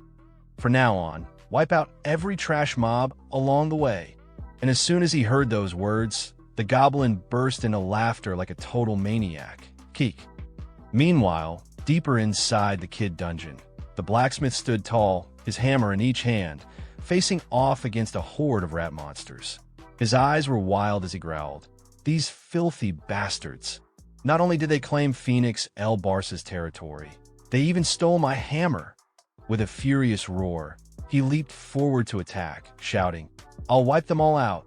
But just before he could even land a single hit, Dark Goblin appeared like a blur, his face twisted into that same ugly grin, his long nose leading the way. He effortlessly slaughtered the monsters before the blacksmith could even swing. Still, the blacksmith kept charging in, blindly attacking empty air as if it were full of enemies. He bellowed, "Take my ultimate technique."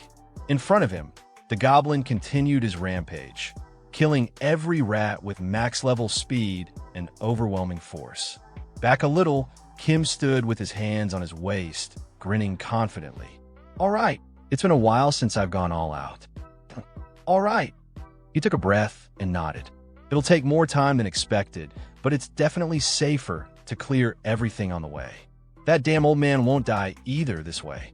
But then, the blacksmith started to realize something. His eyes darted around, He hadn't killed a single monster. Frustrated, he turned and saw Kim glowing with confidence, a soft golden aura radiating from his body. The blacksmith clenched his jaw and shouted, "These bastards! Are they seriously ignoring me?"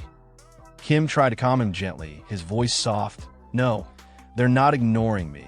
But the blacksmith seemed to pick up something in Kim's tone. His eyes lit up with rage, and he roared, "Before I'm a blacksmith." His whole body shook with fury as he finished. "I was a proud warrior." And right then, his rage boiled over. A burst of energy surged from him. Warcry skill activated, a loud system notification popped up in front of Kim. Seeing that, Kim immediately lost his cool. "You bull-headed bastard." Far deeper inside the dungeon, skeletons that had been resting in silence suddenly jolted awake from the skill's effect. One of them opened its jaw wide and let out a terrifying scream. Cool. In no time, undead skeleton soldiers appeared before Kim and the group, swords in hand, eyes glowing. These weren't weaklings. Their levels were above 30. But strangely, the blacksmith stood right at the front, ready to face them all. His eyes sparkled with excitement as he said, "Did even ancient spirits awaken from my shout? Now, this is finally getting interesting." Kim could hardly believe it. He glared at him and replied, "So what you're saying is that skill just now woke up monsters that wouldn't have attacked if we just walked past?" Frustration exploded from within Kim. His voice was sharp and loud. "You're telling me we're supposed to clear a quest like this now? I'm very pissed off right now. This better be your last trolling stunt, right?" Keek!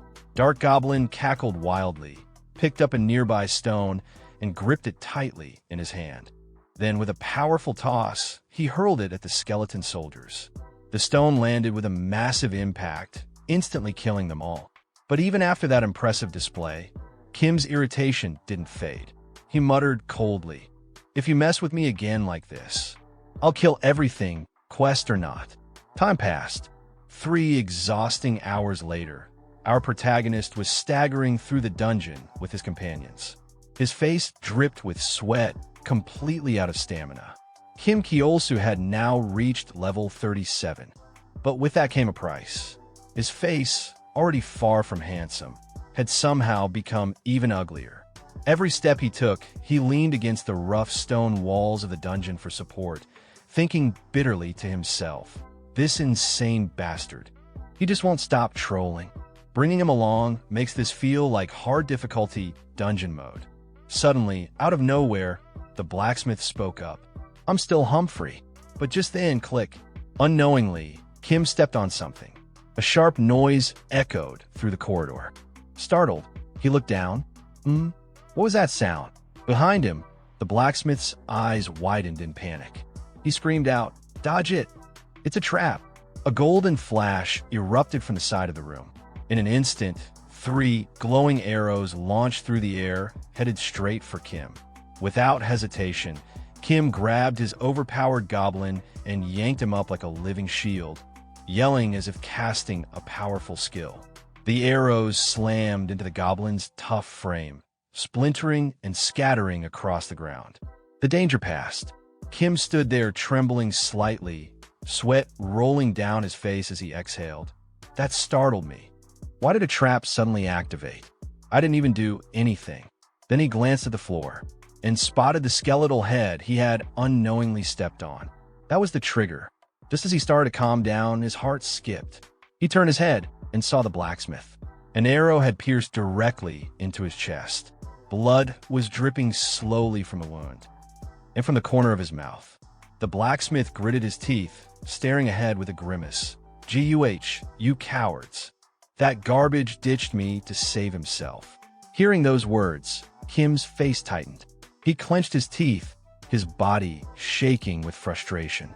Then, a system notification blinked in front of him. He watched helplessly as Humphrey's health dropped, second by second, until it finally hit 0. A final notification appeared. The silence that followed was broken by a sudden, wild scream. Kim snapped. He charged out of the dungeon like a deranged beast and stormed into town, shouting at the top of his lungs, "I'm gonna kill him again! You crazy f***ing blacksmith! You're already dead, but I'll kill you anyway." As Kim tore through the city streets, a mysterious figure watched him from above, quiet, still, and intense.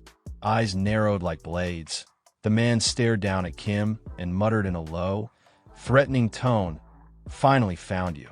His gaze sharpened even further as he spoke the name. Scheme Kool-Soo. When the protagonist finally arrived at the blacksmith shop, he skidded to a dramatic stop, just like a hero from the movies, and shouted the blacksmith's name. Humphrey, the blacksmith, noticed him standing outside the shop and immediately reacted to the gear he was wearing with a sharp, critical glare. With a mix of shock and annoyance, he insulted the protagonist harshly. In response, the protagonist smiled devilishly, holding up the goblin in his hand like a toy, and replied with mocking confidence. But surprisingly, instead of continuing the argument, Humphrey abruptly changed the topic and thanked him for retrieving his hammer, as if he hadn't just insulted him seconds before. The protagonist, baffled by the sudden shift, reacted loudly in disbelief. At that moment, a system notification appeared in front of him, confirming the quest was complete and that Humphrey's forging hammer had been successfully returned. It also unlocked the ability for him to craft equipment using materials. Seeing the message, the protagonist looked confused, questioning how the hammer had already dropped. Humphrey, still as blunt as ever, explained that it had dropped right after they killed the rat. Hearing this, the protagonist erupted in anger, demanding to know why this information was being revealed only now. But Humphrey, unbothered, just repeated that the protagonist was trash, like always. Later inside the shop, Humphrey worked on the armor without even glancing at the protagonist. He explained that the quality of equipment was influenced by the blacksmith's sweat. As he hammered away, he instructed the protagonist to watch carefully, stating that high-quality materials in the hands of a skilled blacksmith are reborn into something greater. Once he finished, he stepped back, arms crossed, and declared that a fine piece of gear had been forged, then insulted the protagonist again, claiming it was wasted on someone like him. The protagonist looked at Humphrey's calm expression and pointed out that he hadn't even broken a sweat, questioning the earlier claim about sweat being important. Humphrey, dead serious, responded that's exactly why the quality was low. When the protagonist put on the armor, he looked at his hands, eyes wide with excitement, a bead of sweat sliding down his face. In his mind, he was overwhelmed by the thought that this was his very first rare armor, rarer even than loot from a hidden dungeon, and crafted from materials dropped by a hidden boss raid. As he admired the armor, players started gathering around him, clearly in awe, though he didn't even notice. He was too busy marveling at the armor. A system panel appeared, listing the item stats: rare blue steel light armor, with level and agility requirements, and a chance to activate skill. Just then, Humphrey reappeared and told the protagonist he wouldn't be taking money for this one, adding that he didn't want any disgusting gratitude. The protagonist, without missing a beat, retorted that he hadn't planned to pay anyway. Suddenly, a system notification popped up. PK mode had been activated. Though the protagonist hadn't done anything, his instincts kicked in and he immediately sensed danger. A sharp blade suddenly appeared from behind him. He dodged just in time, turning to see the same man who had been watching him run through the city earlier. Seeing that the attack had failed, the man paused. The protagonist, still trying to process what had just happened, questioned the sudden aggression. The man, with a confident air, acknowledged the dodge and accused the protagonist of being strong enough to have left a certain young woman half dead. A crowd started to gather as the man's accusations drew more attention. In a panic, the protagonist muttered to himself about his agility stat before snapping out of it and loudly questioning what was going on and who this young lady even was. The man ignored his confusion, calling out the protagonist's name and stating that he was the last person the young lady had partied with.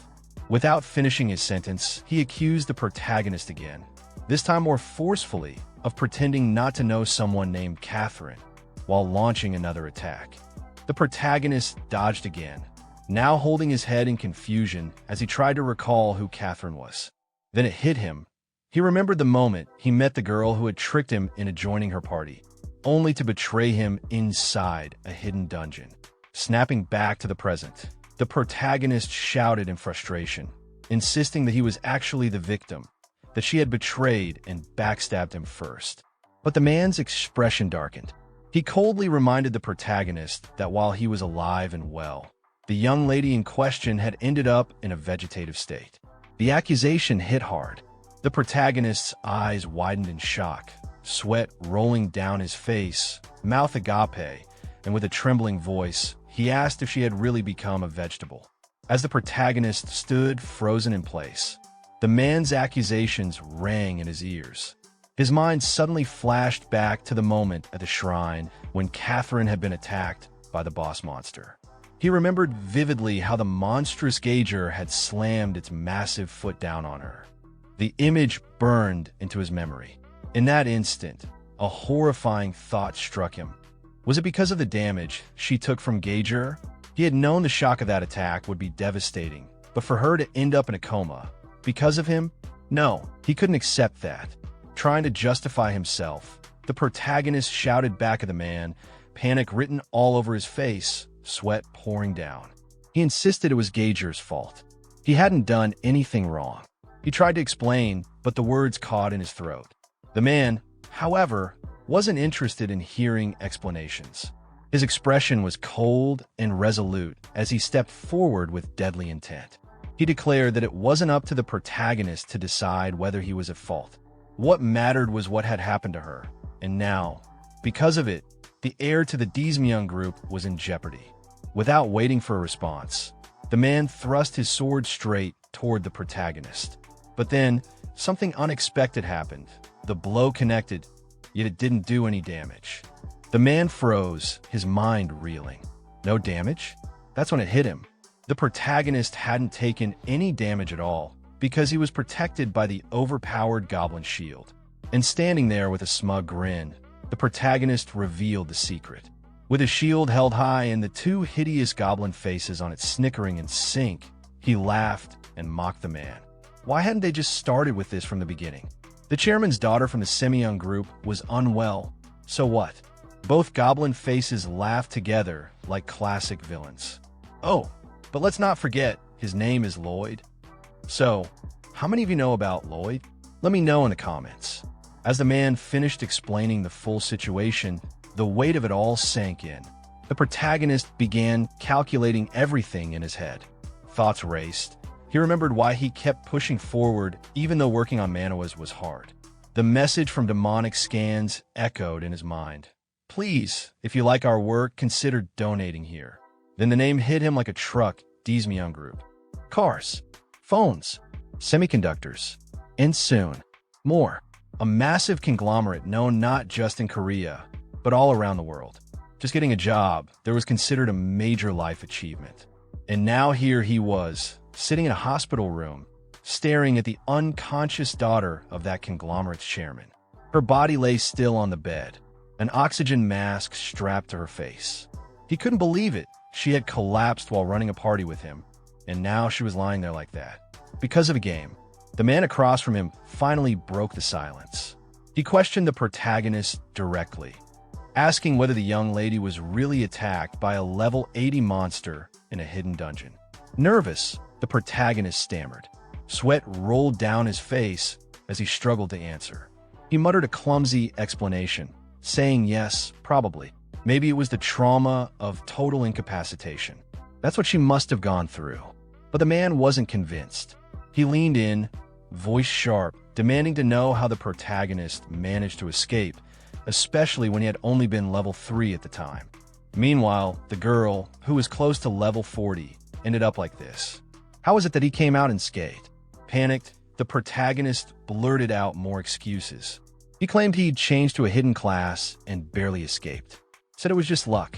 Then, in a moment of guilt, he admitted she should have been the one to get the class, not him. Looking down at the girl again, he thought to himself that the doctors had done everything they could. They'd given her the utmost care, but she still wouldn't wake up.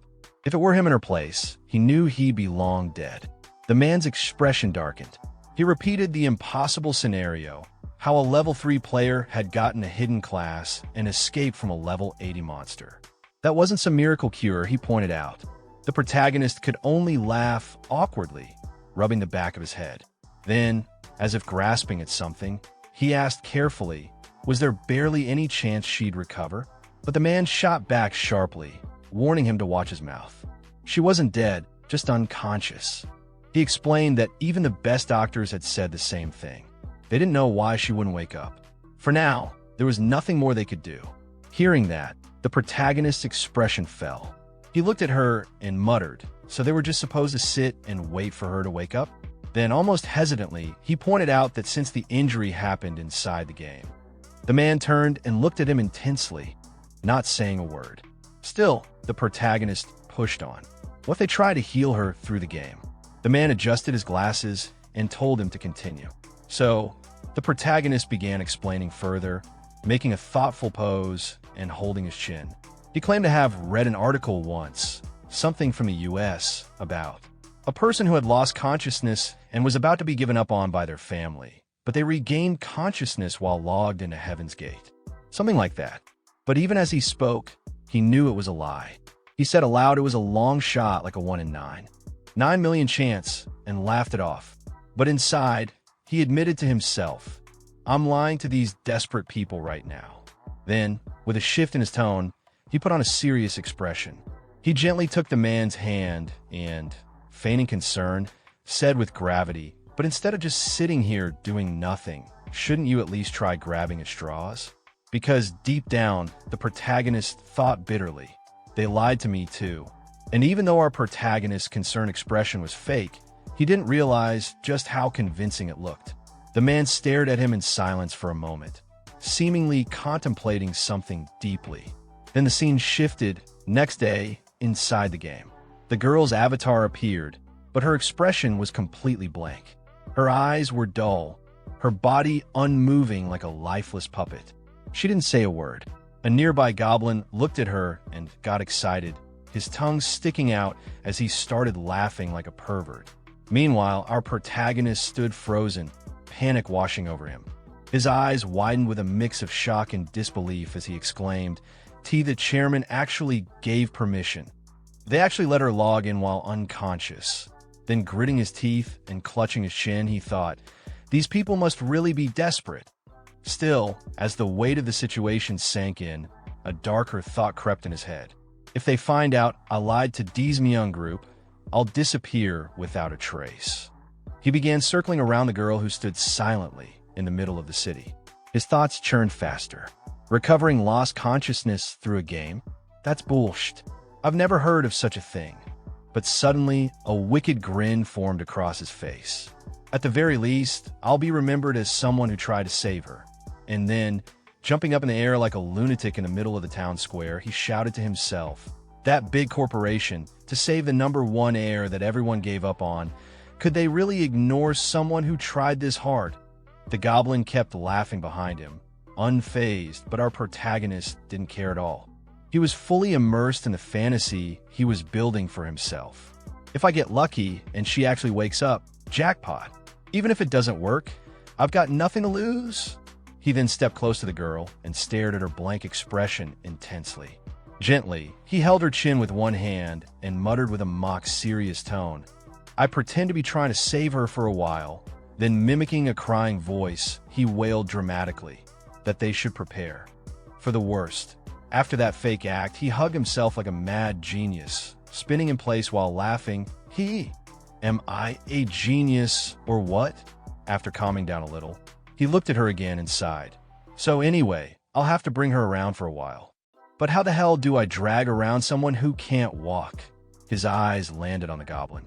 Taking a deep breath, he finally said, that's it. The goblin tilted his head and looked up at him curiously. Then, a short while later, the girl's avatar was seen walking stiffly behind our protagonist, being dragged along by a rope tied around her waist like a slave. The goblin, holding the robe, snickered gleefully. Our protagonist confirmed his theory. As expected, if I pull her physically, the system makes her follow. This will do. So, with him leading in front and the goblin dragging her from behind, the girl now followed like an obedient puppet. But soon, he began to notice the stairs. Whispers surrounded them. His expression twisted awkwardly, sweat forming on his face. Is this really okay? Townspeople nearby started murmuring to each other. Oh my, look at that.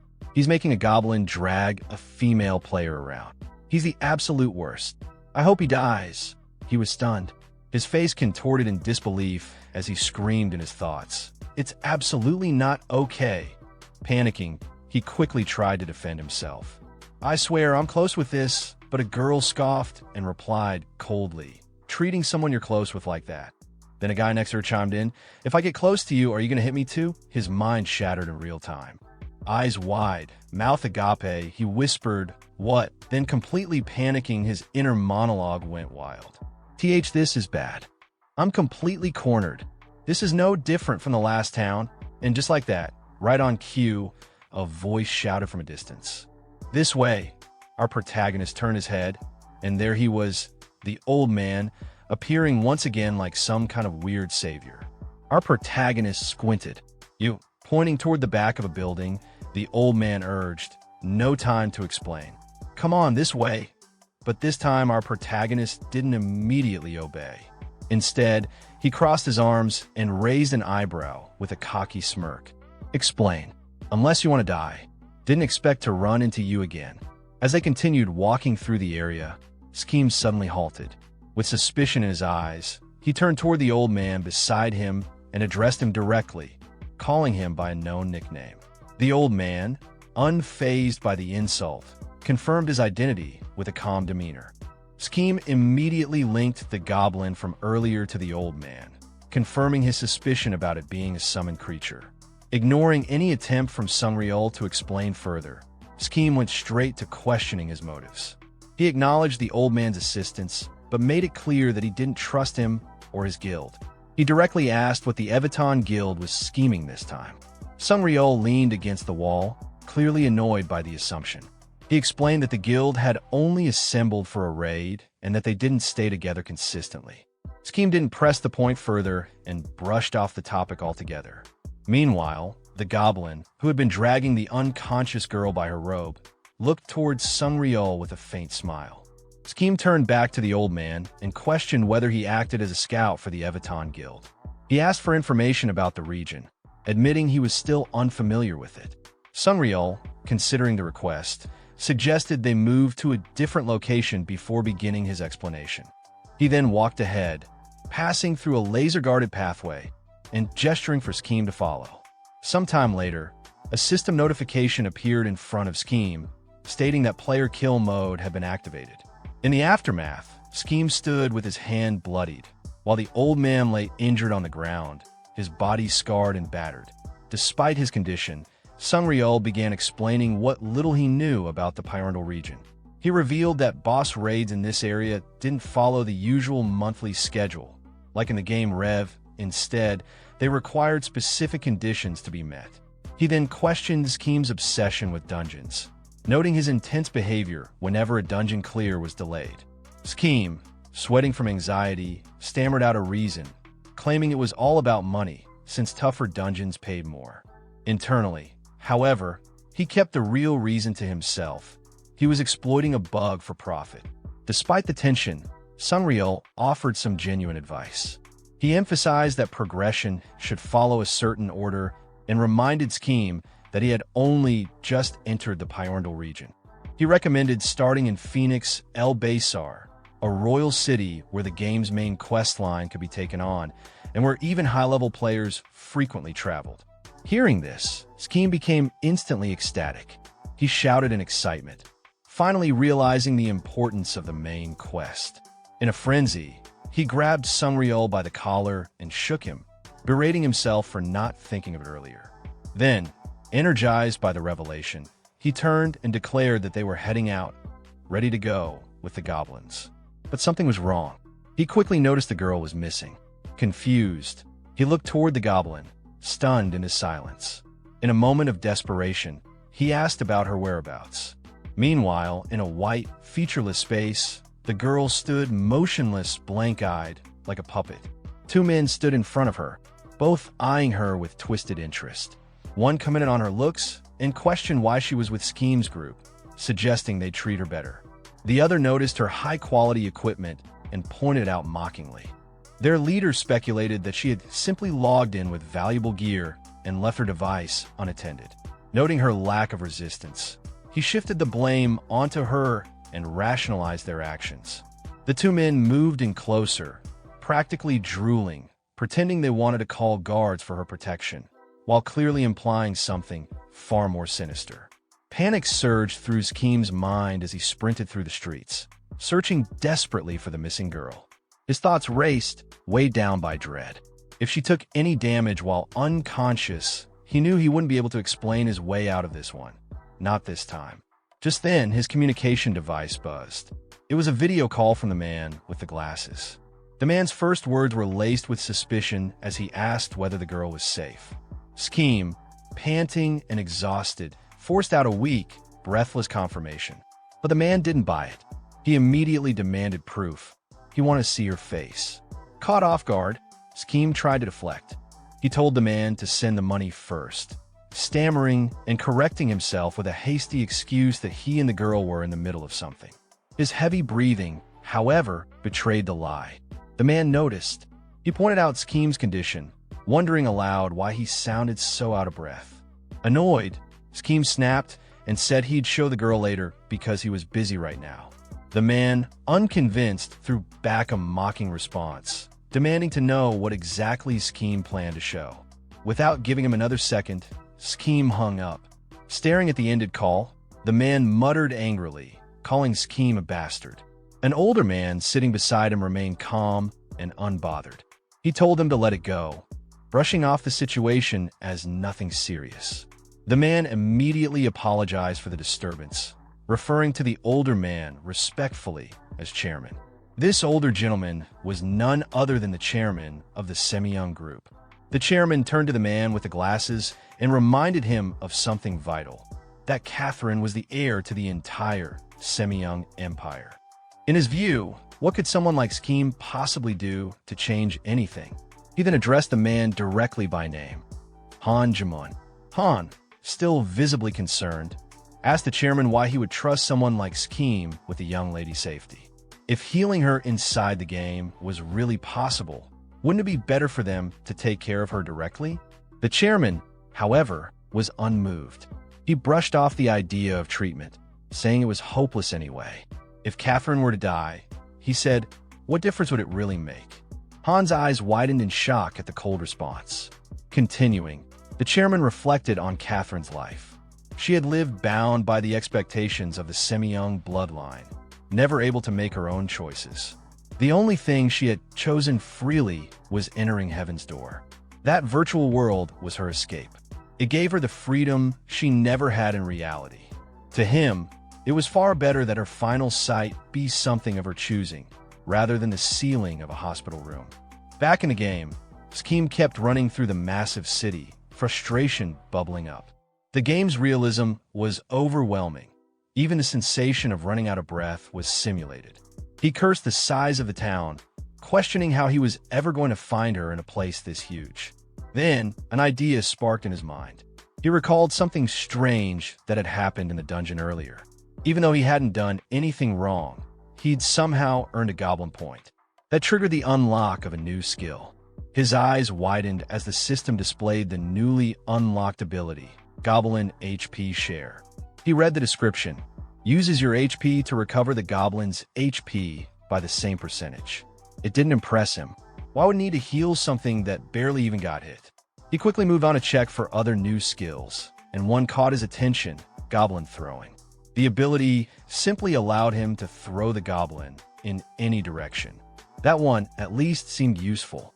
Without hesitation, Schem summoned his goblin companion. The creature appeared instantly, and Schem grabbed it, holding it like a paper plane. Looking up into the sky, he took aim and hurled the goblin with all his strength. The goblin soared through the air, shouting with excitement. Suddenly, mid-flight, it pointed toward a direction, signaling the girl's location. Schem followed the goblin's finger and, recognizing the direction, burst out in laughter and called her name. He arrived on the scene like a dramatic hero, landing in front of the two men standing over the girl.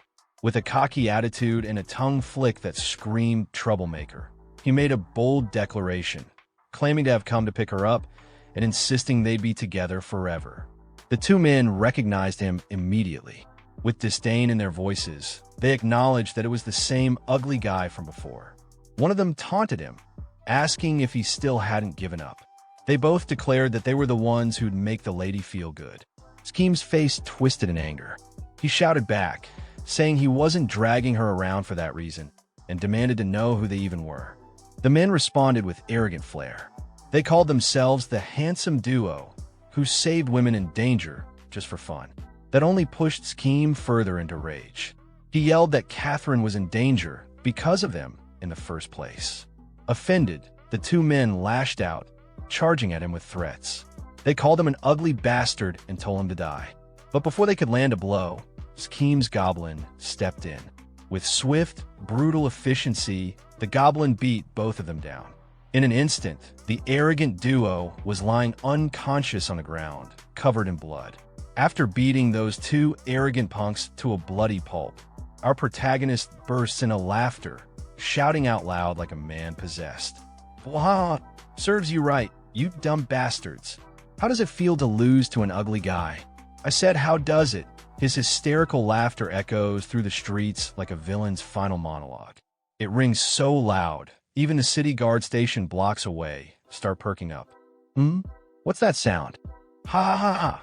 Meanwhile, still giggling like a maniac, our protagonist grabbed Catherine's hand and starts dragging her along by the rope. But just as he rounds the corner, his eyes widen.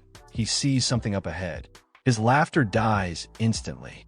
I'm fucked. Just as Scheme Chul-Suz was leaving the area with his wife, thinking the trouble was behind him, a soldier suddenly appeared and blocked their path. His spear was raised with sharp intent, and he accused Scheme of murder and kidnapping, his voice loud and unwavering. Scheme, caught off guard, instinctively raised both hands in surrender.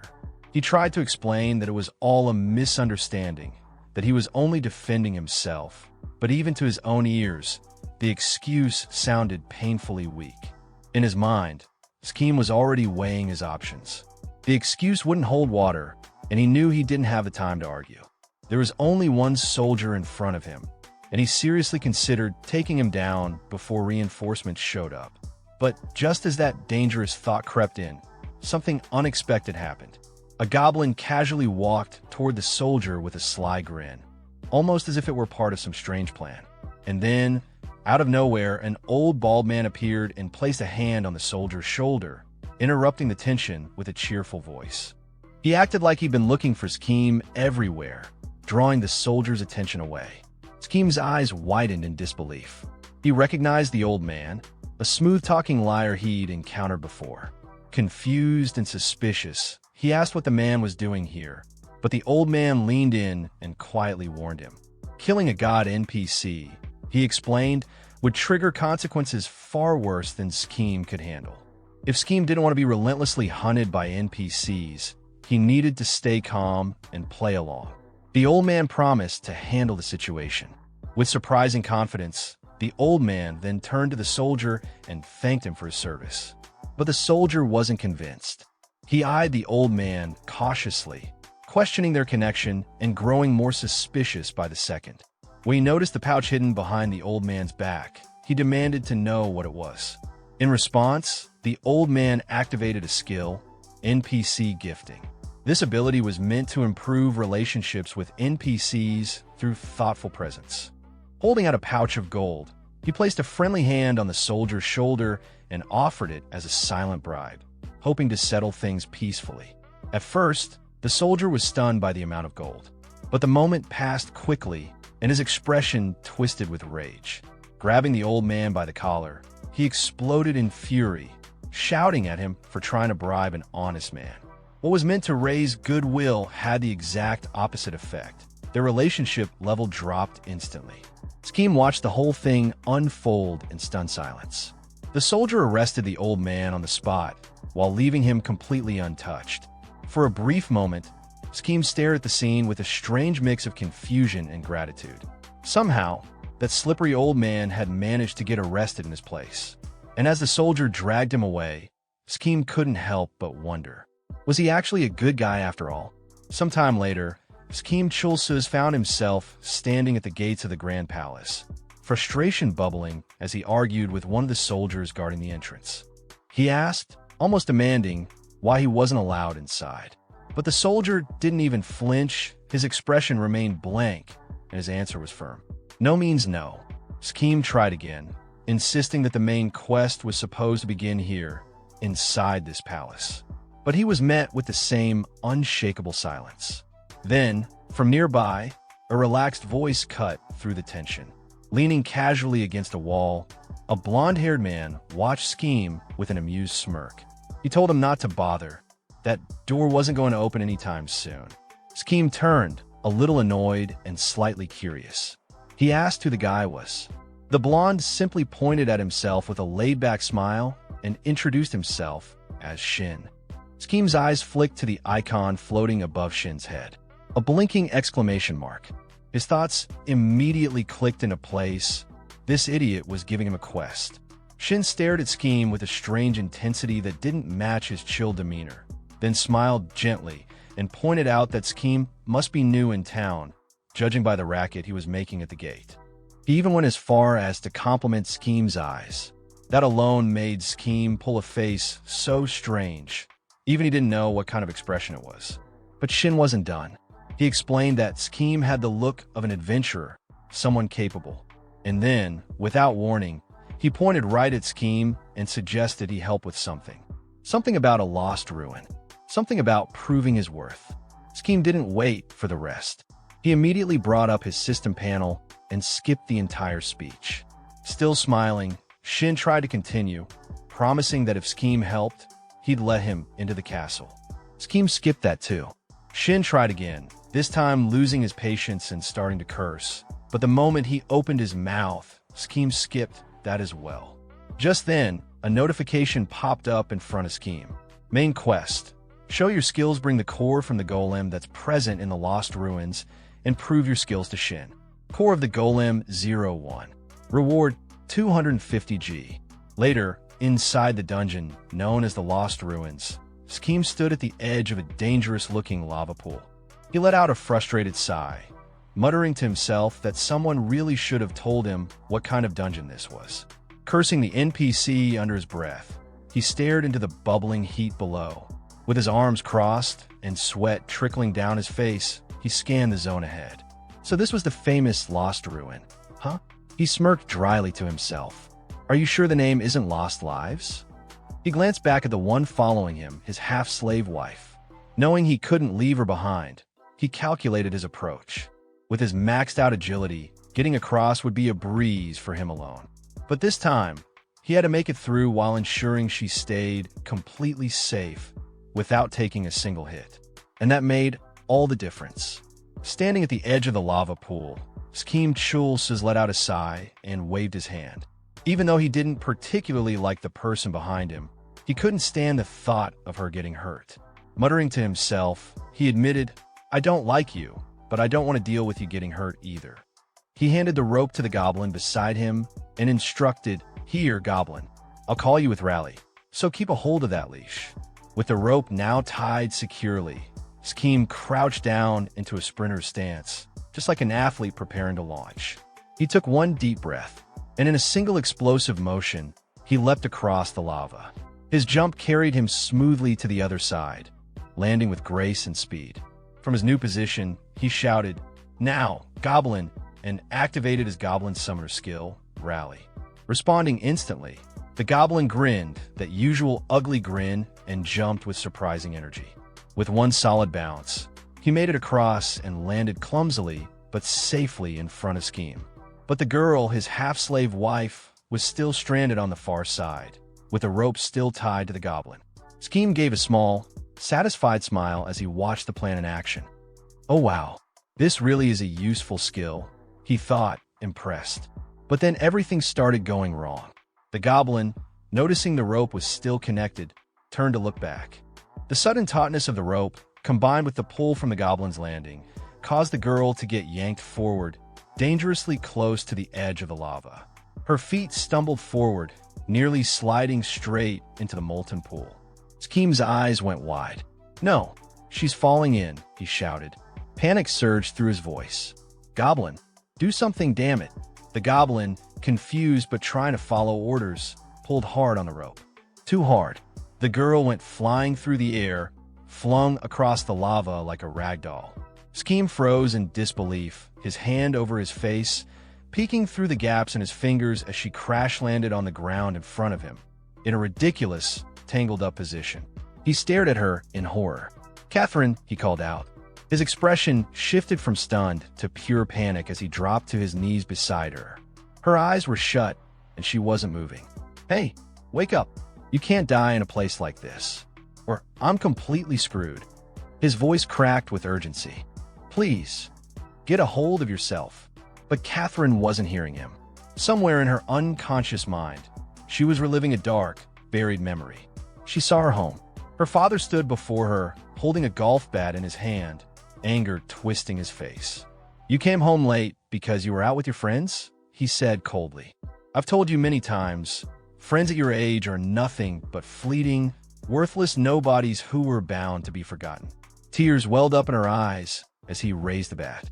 "With your shortened skirt and makeup that makes you look like some whore," he snarled, "have you decided to live the same way as those subhuman filth?" His voice echoed louder and harsher. "What will people think of me when they find out I have a daughter like this? I'll teach you a lesson today. You are my only flaw." Catherine had fallen to the floor, sobbing, hands clasped together as she begged. "I am sorry. I won't do it again. I'll never do it again." Catherine kept crying, apologizing again and again, begging for help. Her voice broke as she cried for the only person she hoped could save her. Mom, Dad's trying to kill me," she screamed, voice trembling in desperation. "Please stop him. Please do something." The only response was silence.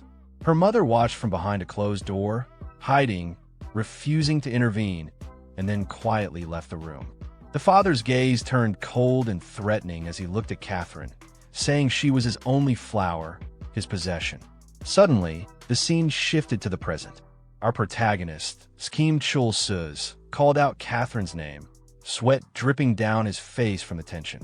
A goblin nearby made a strange, sharp noise, and Scheme shot back with a sarcastic comment, mocking the idea that someone like the goblin would ever experience the warmth of a woman, and even joked that it should take this chance to perform mouth-to-mouth resuscitation. But inside, Scheme was sweating nervously. Mouth-to-mouth?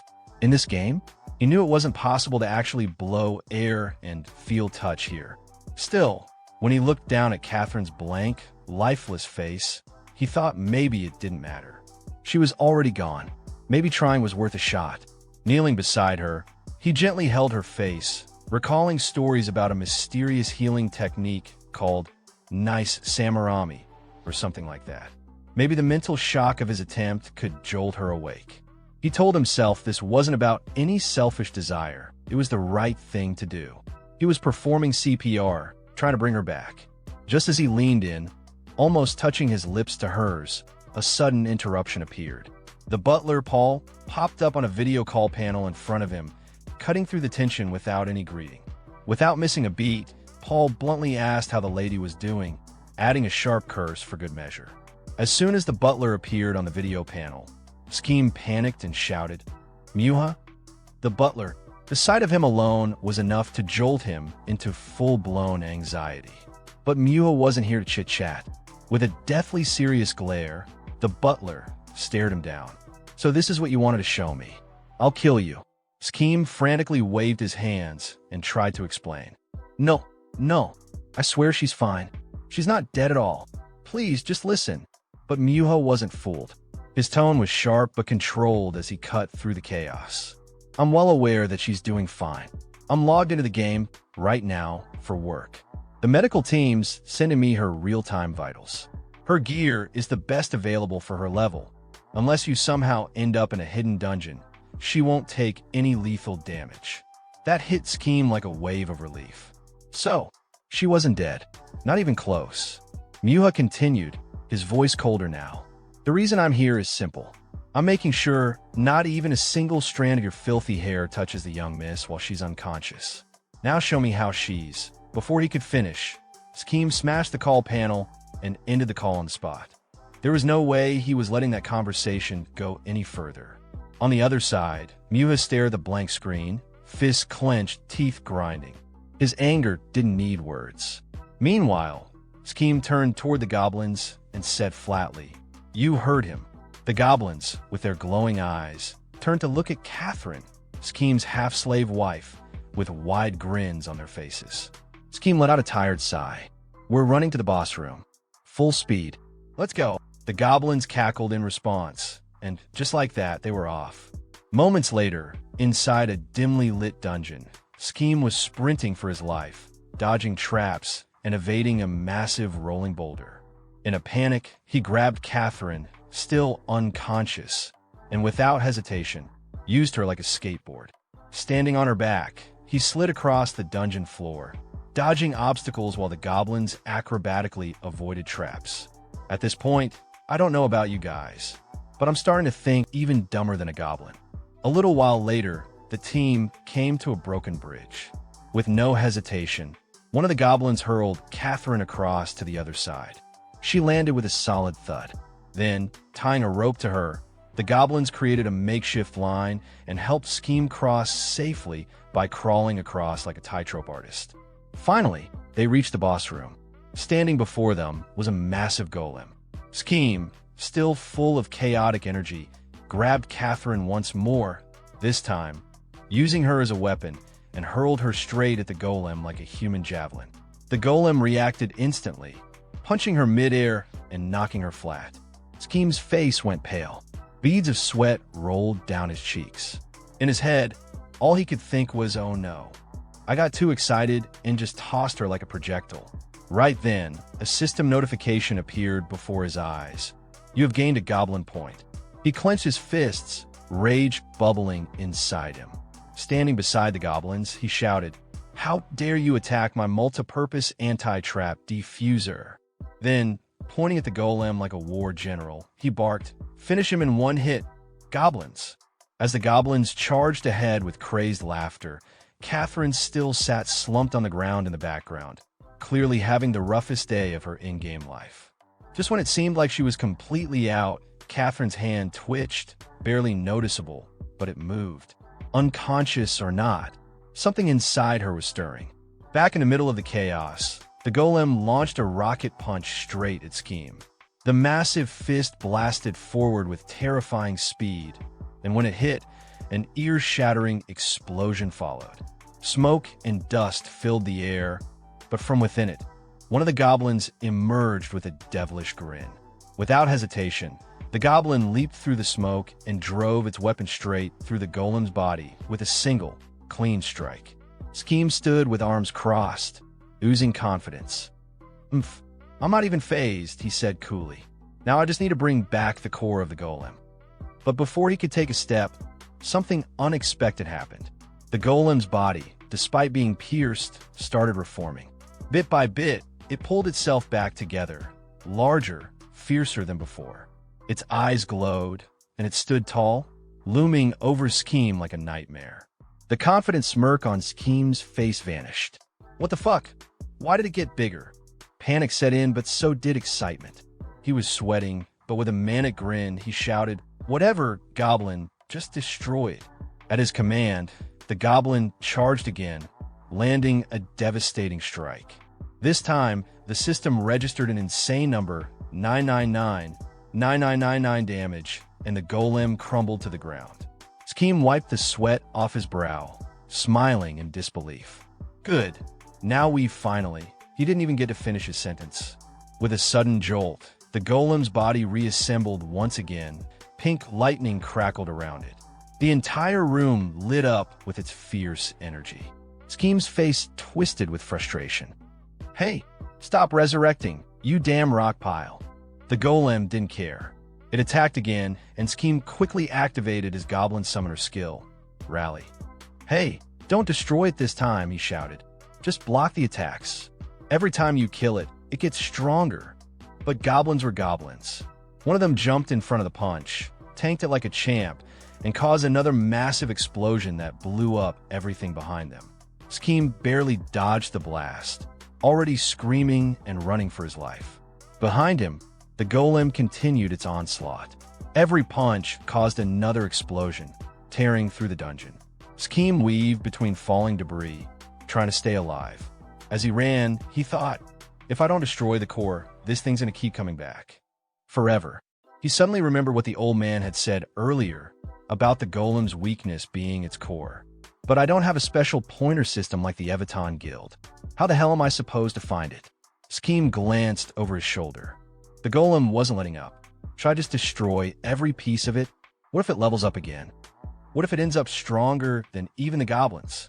Just then, Catherine, still lying on the ground, her usual blank expression was there. But then, everything changed.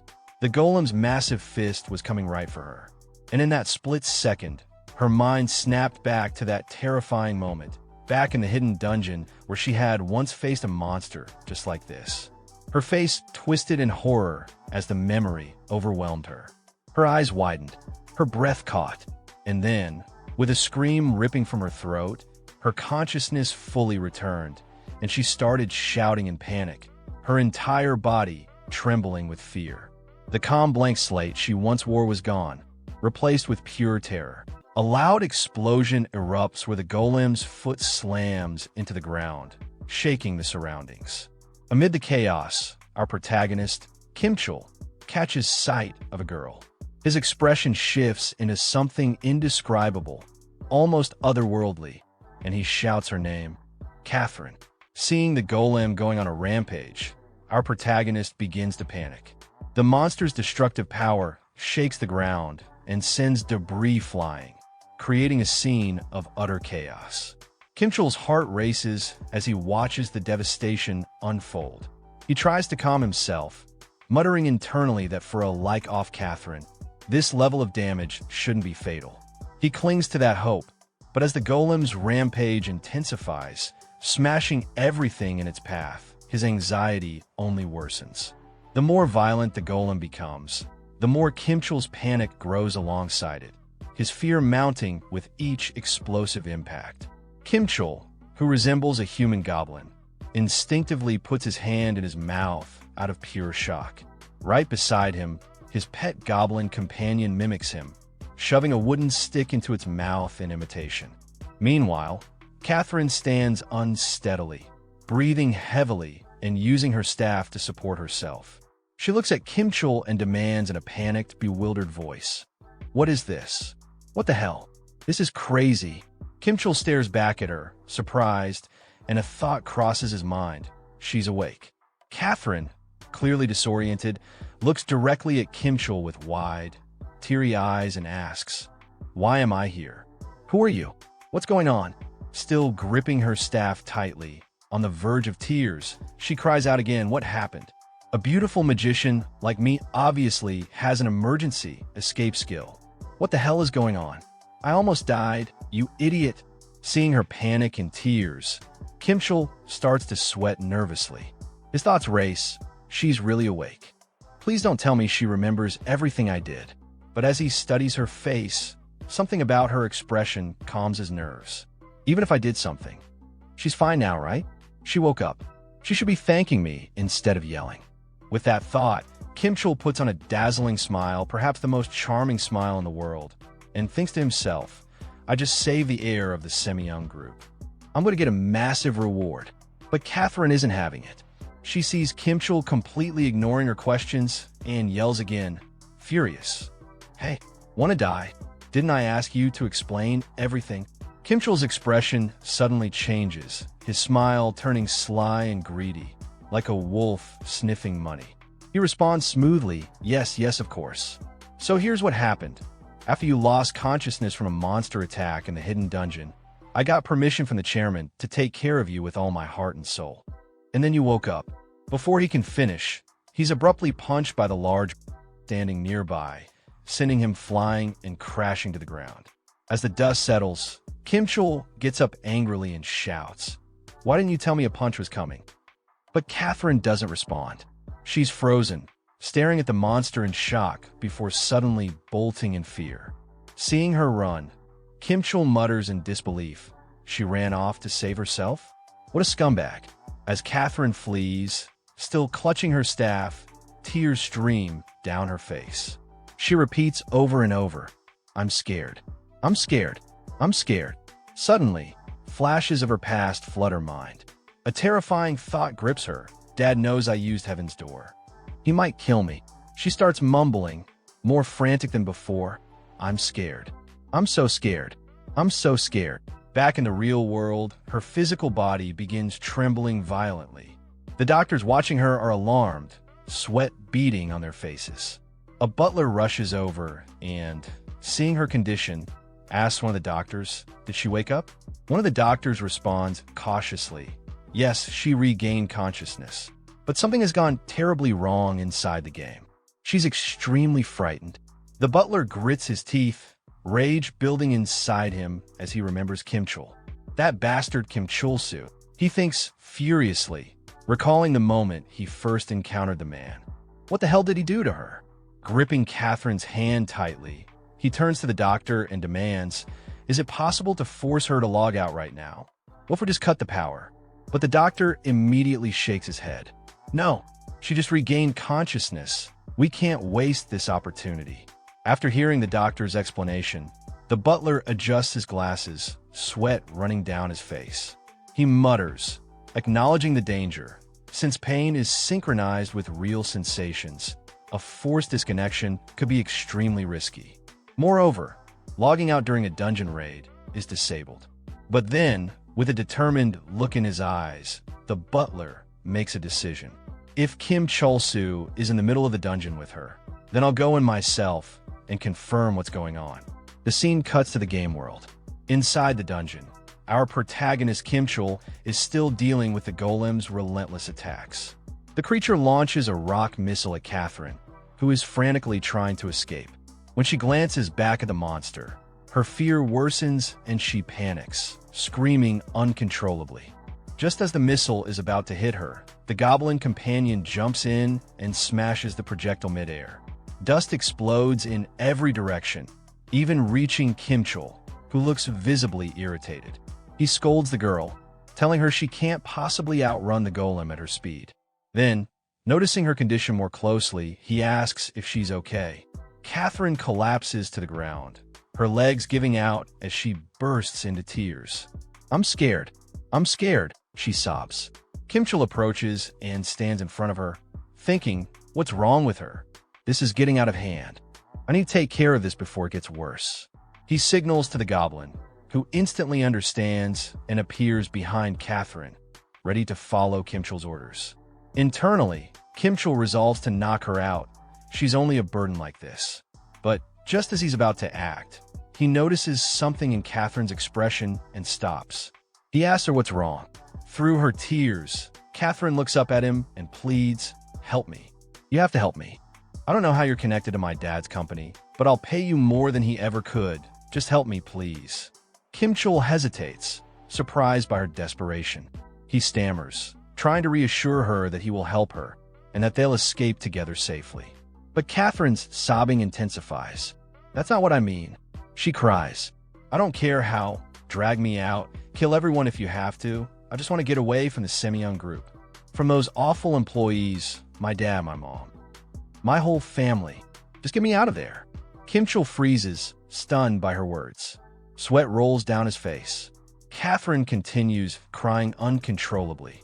"I don't want to get hit anymore." Behind her, the goblin still holds the large wooden stick, ready to knock her out. Moments later, a call comes through. It's the butler, and his voice is furious. "Kim Chul-soo, you bastard. I've had enough. If you don't show me Miss Catherine right now, I will come to wherever you are," and before the butler can finish, the goblin starts moving toward Catherine. But Kim Chul quickly stops him. "Goblin, quit it. Go stall that thing for a minute." The goblin lets out a chuckle and runs off, following Kim Chul's order. Turning back to the call, Kim Chul sighs.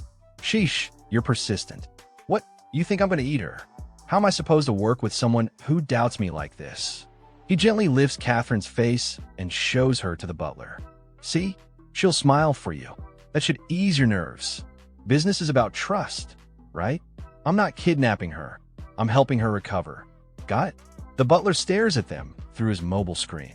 Kimchul insists she's doing fine, so relax. But the butler senses something is off. What's going on here? He wonders. Looking closely at Catherine, he observes her carefully and realizes she doesn't even seem conscious. So that reaction earlier, it was just a seizure? Could that really be possible? Adjusting his glasses, the butler finally responds. Looks like there was a misunderstanding, but she's clearly not well. If you're still in a dungeon, get out of there. Also, we're ending this arrangement. I'm taking her back. Kimchul's face twists in frustration. He shouts back, you can't just end things like that. This is a critical moment. But the call ends abruptly. Kimchul stares at the blank screen, gritting his teeth. Sorry, but I can't let you pull out like that, mister. He exhales deeply, the tension leaving his body for a brief moment. Man, that scared the hell out of me. Turning to Catherine, he says bluntly, look, I'll be frank. You better keep your word about the money. Still crying, Catherine replies that was a lie. Kimchul's temper snaps. You little. He kneels in front of her, still angry. You got it all wrong. Listen, I need a lot of money. If you don't pay up, I'll tell them you woke up and collect a reward from the Semyon group. Catherine, still trembling, promises through her tears, I'll figure something out. Even if I have to sell all my gear. Just, please keep this a secret. Everything I'm wearing is top tier, super expensive stuff. You can have it. Kimchul looks annoyed. Are you joking? Even if you sell all that, how much could you possibly? He stops mid-sentence as Catherine erupts. 100 million. That one number changes everything. Kimchul instantly stands up, clapping his hands. He shouts to the Goblin, time to work. The Goblin glances at him, now ignoring the Golem entirely, awaiting further orders. But before anything else, Kimchul notices the Golem again. This time it's bigger, much bigger, and its level has risen. Shocked, he points at it. It has 4 arms now. He yells at the Goblin. You were supposed to stall it, not let it power up while I talked. Before they can react, the Golem charges, and both Kimchul and the Goblin start running for the dungeon exit. Kimchul shouts, level 170. Damn it, one hit from that thing, and I'm dead. Suddenly, the Golem stops moving. Kimchul looks back, stunned. It froze. Did we get it? Then he realizes it's Catherine. She cast a freezing spell. It's temporary and not guaranteed to hold stronger enemies, but it's working for now. Catherine, still holding the spell, yells, why are you standing there? You want to fight a level 170 monster? She starts running. Run. It'll break free soon. Right on cue, the Golem shatters the ice and resumes its pursuit. Kimchul spots the exit. Over there. But just as they near it, Catherine's robe gets caught on a rock. She trips and falls. Kimchul doesn't notice at first, but when he finally looks back and sees her on the ground, the Golem is almost upon her. Catherine pleads for help. Sweat rolls down Kimchul's face. He remembers the first time she asked him for help. This time, it's different. I ran before because I was weak. He closes his eyes tightly, pain and resolve on his face. But now I have to save her. If she fainted from a level 80 monster, she'll definitely die from this. Even so, Kimchul continues running toward the door. You might have doctors to save you again. But I don't.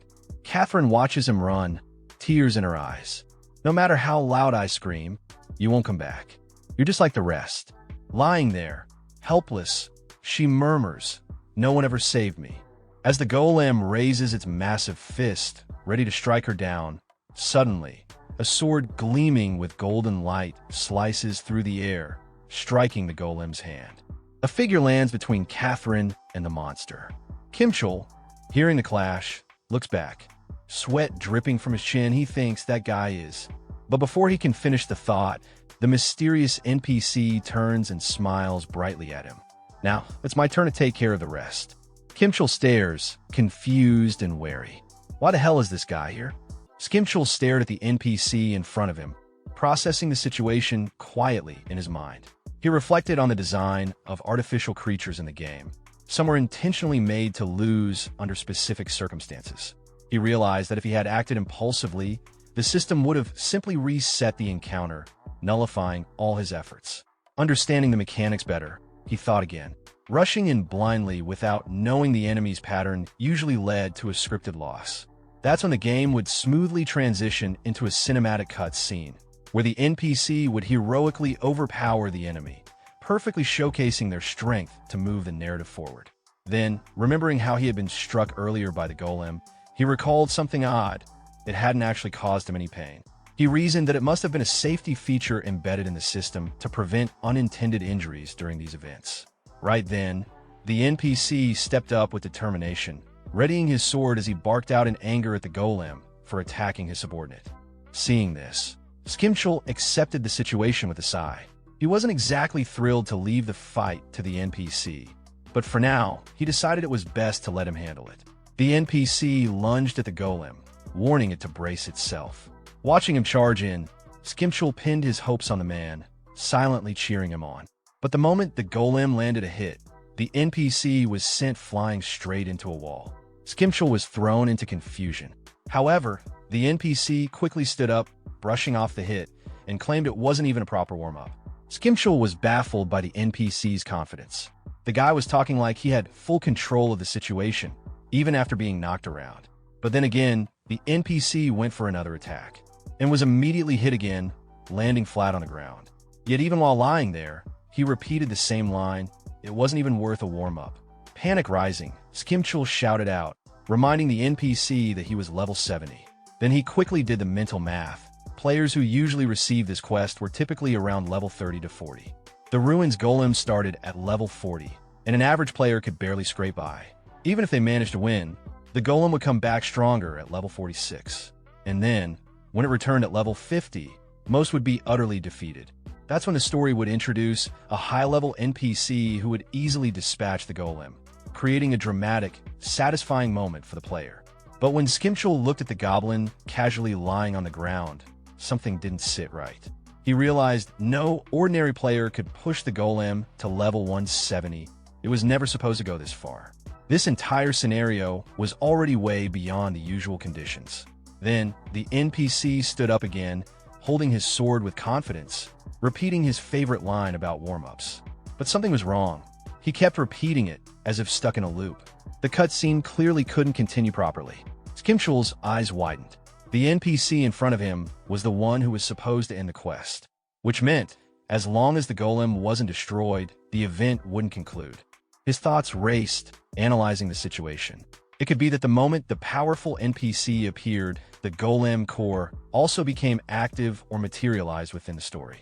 While Skimchul was still piecing things together, the NPC was already back at it, charging the golem once again.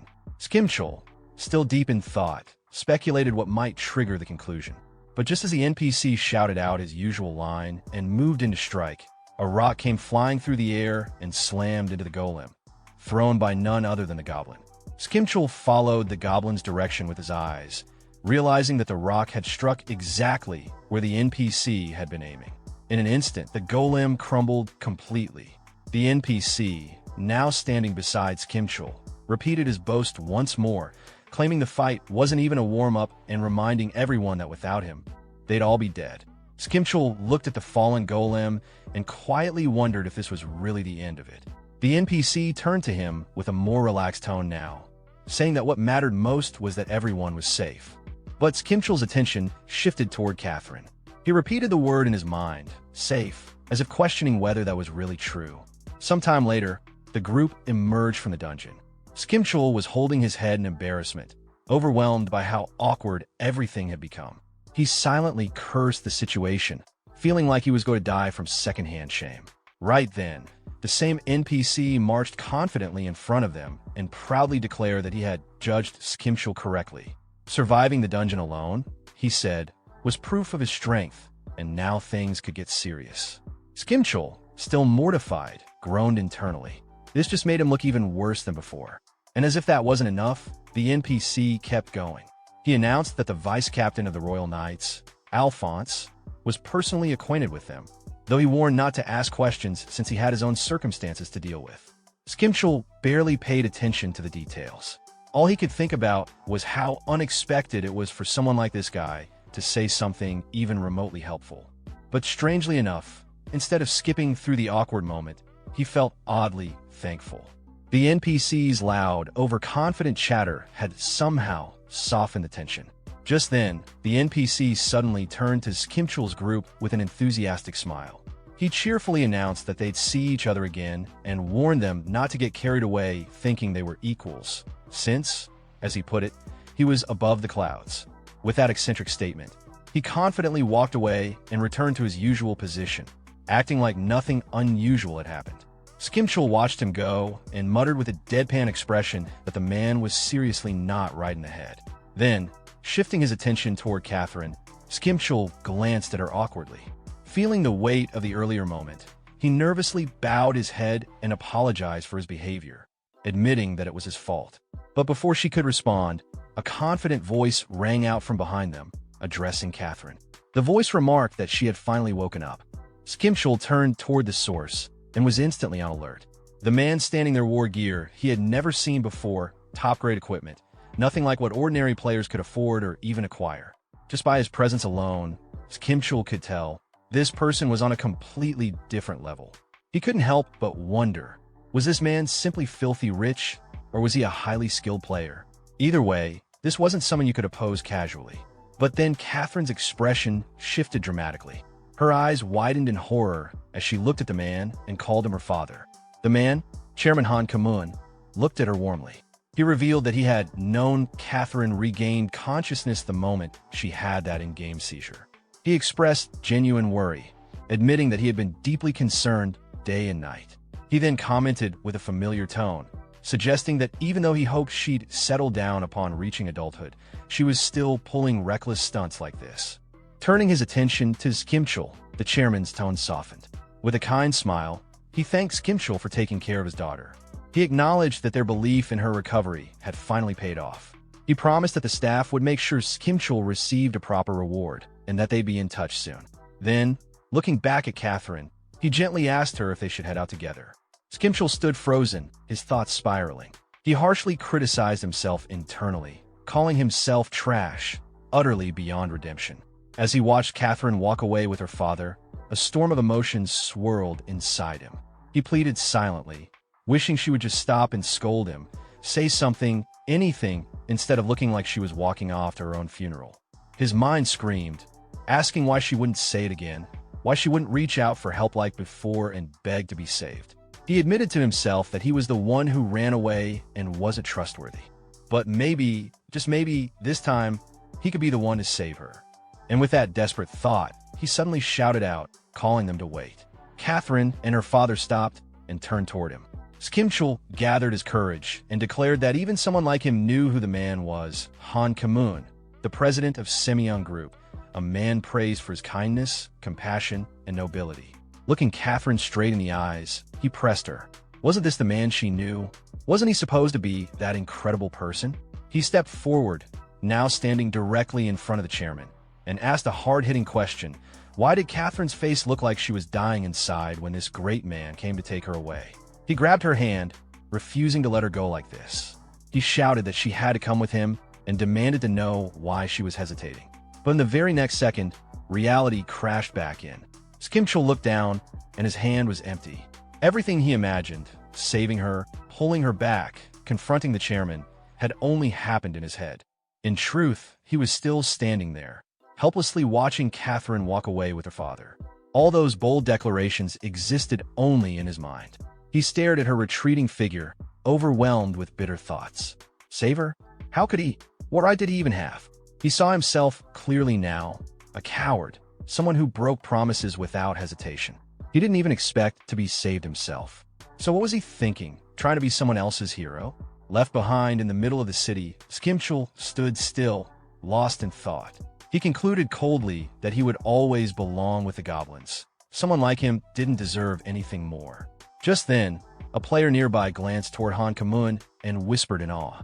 He recognized the man, not just as some corporate big shot, but as one of the legendary trio who cleared the... That sparked a commotion. More players rushed over, gathering around the chairman. One of them shouted, asking if that really was the famous Night King, Han Kamun, the president of Semyeon Group. Excited voices rang out. One pleaded for a screenshot, another simply admired him. Even while still walking, the chairman casually waved back at them, Then one player looked at Catherine walking beside him and blurted out, asking who the beautiful lady next to him was. To that, the chairman responded coolly with a chuckle, simply saying she was just someone I happened to meet and party with. At that moment, Catherine's father, without even sparing her a glance, waved to the surrounding crowd with a pleasant smile. But his words, directed only to her, came out in a cold and threatening tone. He warned her to remember what she was witnessing, how the world saw him with admiration, and how they viewed her. The implication was brutal. If anyone found out he had a daughter like her, the backlash would be enormous. His entire reputation could be jeopardized. Skimchul continued to stand there silently, a gloomy expression cast over his face. Then a rush of people came from the side, charging toward the chairman, excitedly calling out his name, Han Kamun, the Night King, the president of Semyeon Group. Someone even barked at Skimchul, annoyed that he was standing in the way, warning that if he made them miss their chance to meet Han Kamun, he'd have to answer for it. Skimchul didn't move. He just stood there brooding. His thoughts grew heavier. He acknowledged to himself that Catherine was indeed the treasured daughter of the powerful Semyeon Group. He then bitterly questioned how terrible her life could really be. Surely it wasn't worse than his own. Trying to suppress his guilt and calm himself down, he reminded himself again that he had done his part. He got his reward. This was the end of his involvement. But just then, an old voice called out from a hidden spot nearby. Sungryul, the old man, had been watching everything. He muttered something in surprise about a sudden big shot appearance and rambled a bit about being an AI cunning warrior, clearly confused by the situation. Skimchul turned toward him, stunned to see him there. The man was disheveled and hiding out in what looked like a back alley or sewer. Skimchul asked if he'd been trapped in a place like this all along, clearly appalled. He couldn't believe anyone would be kept like that, regardless of the reason. The old man calmly explained that it wasn't like a sewer, it literally was a sewer. He had been arrested by guards, and after barely escaping, he'd been hiding out here ever since. Surprisingly, he didn't seem bitter about it. He said that the views from his hiding place were unique, things you wouldn't get to see outside. Skimchul, fed up, snapped back at him, calling him a criminal. But then the old man's tone grew serious. He brought up Catherine, pointing out something that Skimchul had missed. The chairman had introduced her as just a party member, but she appeared far more injured than he did. Skimchul's body tensed, trying to avoid eye contact. He panicked and quickly tried to dismiss it. He stuttered, pretending not to know what the old man meant. Maybe she got injured fighting monsters, he said. Maybe it wasn't serious. He insisted Sungryul stop digging into it. But the old man didn't stop. He calmly explained that in this virtual world, pain was only transmitted as signals to the brain, so the body didn't bruise or swell in the way it did in real life. Any physical evidence of harm should be impossible inside the game. Then, pointing toward Catherine, he stated clearly, her body had actual signs of physical abuse. Skimchul froze. The revelation hit him like a wave. His mind stalled in horror. But after a moment of silence, something inside him snapped. He turned and, with burning resolve, shouted at the top of his lungs toward the crowd. He called out to the chairman, demanding he stop right there. Stepping into the center of the street, Skimchul stood tall and furious. He pointed at Han Kamun and called him trash, accusing him of kidnapping someone in broad daylight in front of a massive crowd. He asked how a man like that could have no shame. All eyes turned to him. Catherine and her father looked back, stunned. The chairman responded with practiced calm, smiling gently and feigning ignorance. He said he had no idea what Skimchul was talking about and politely asked him to stop making such statements, warning that his words might cause public misunderstandings. But Skimchul wasn't backing down. He mocked the chairman's fake politeness, imitating his tone with exaggerated speech, repeating his words in a childish, taunting way. Riff Wayne Fum, swaying, swatch twings. He pointed again and demanded to know if being the president of a major company meant he didn't have to follow the law. Then, turning to the crowd, he shouted loudly so everyone could hear, "She's my girlfriend." The crowd gasped. Skimchul, completely worked up, screamed again, saying they had already done everything together, even things better left censored. That bold declaration left everyone speechless. Even Catherine was in shock. She stood frozen, her hands covering her face, her mouth open in disbelief as she looked at Skimchul in utter horror. The crowd erupted into whispers. Some people wondered aloud if it could be true. If it was, it would be an explosive scandal. But others were skeptical, saying there was no proof, and that powerful corporations often faced fake accusations and slander anyway. The crowd looked closely at the chairman's face. Despite everything that had just been said, not even a flicker of emotion appeared. His expression remained calm, perfectly composed, still wearing that gentle smile.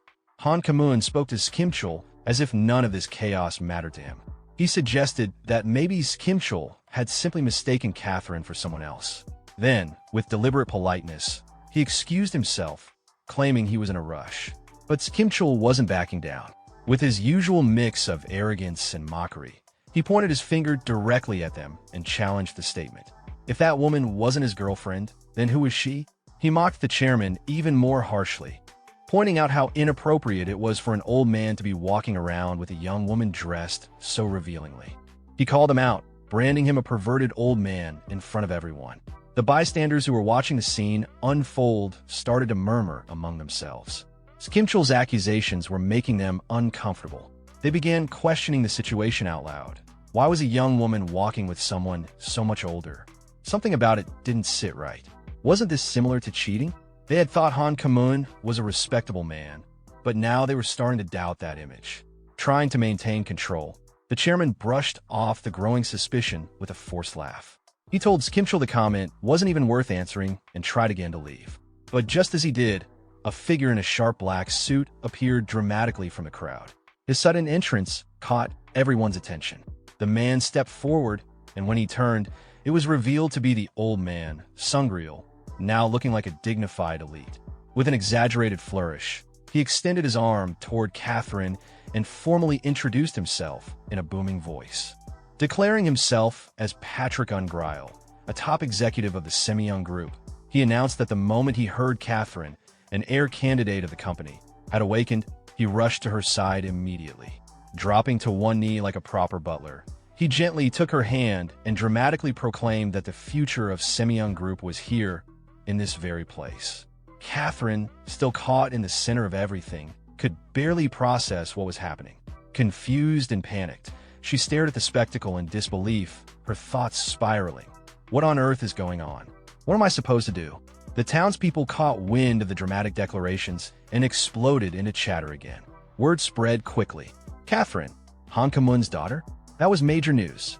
Some stared at her and scoffed, questioning how someone like her could possibly inherit a company like Semyoung Group. Others pointed out the chairman had just said she was only a temporary party member.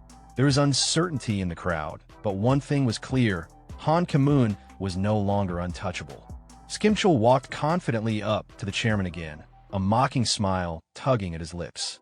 He teased him playfully, asking if it wouldn't just be easier to admit that Catherine was his daughter. Then, dropping the smile but keeping the sarcasm, Skimchul suggested a better approach. Han Kamun could come clean to the public, say he failed in raising his child, and promise to guide her better from now on. Sure, it might cause a stir, but it would be a manageable scandal. Skimchul then raised the stakes, offering to help him out of this situation. He said he'd admit to being mistaken, that he must have confused Catherine for someone else, and had no connection with her whatsoever. But there was a catch. Skimchul added that he would also reveal the truth, that Han Kamun had been abusing his own daughter.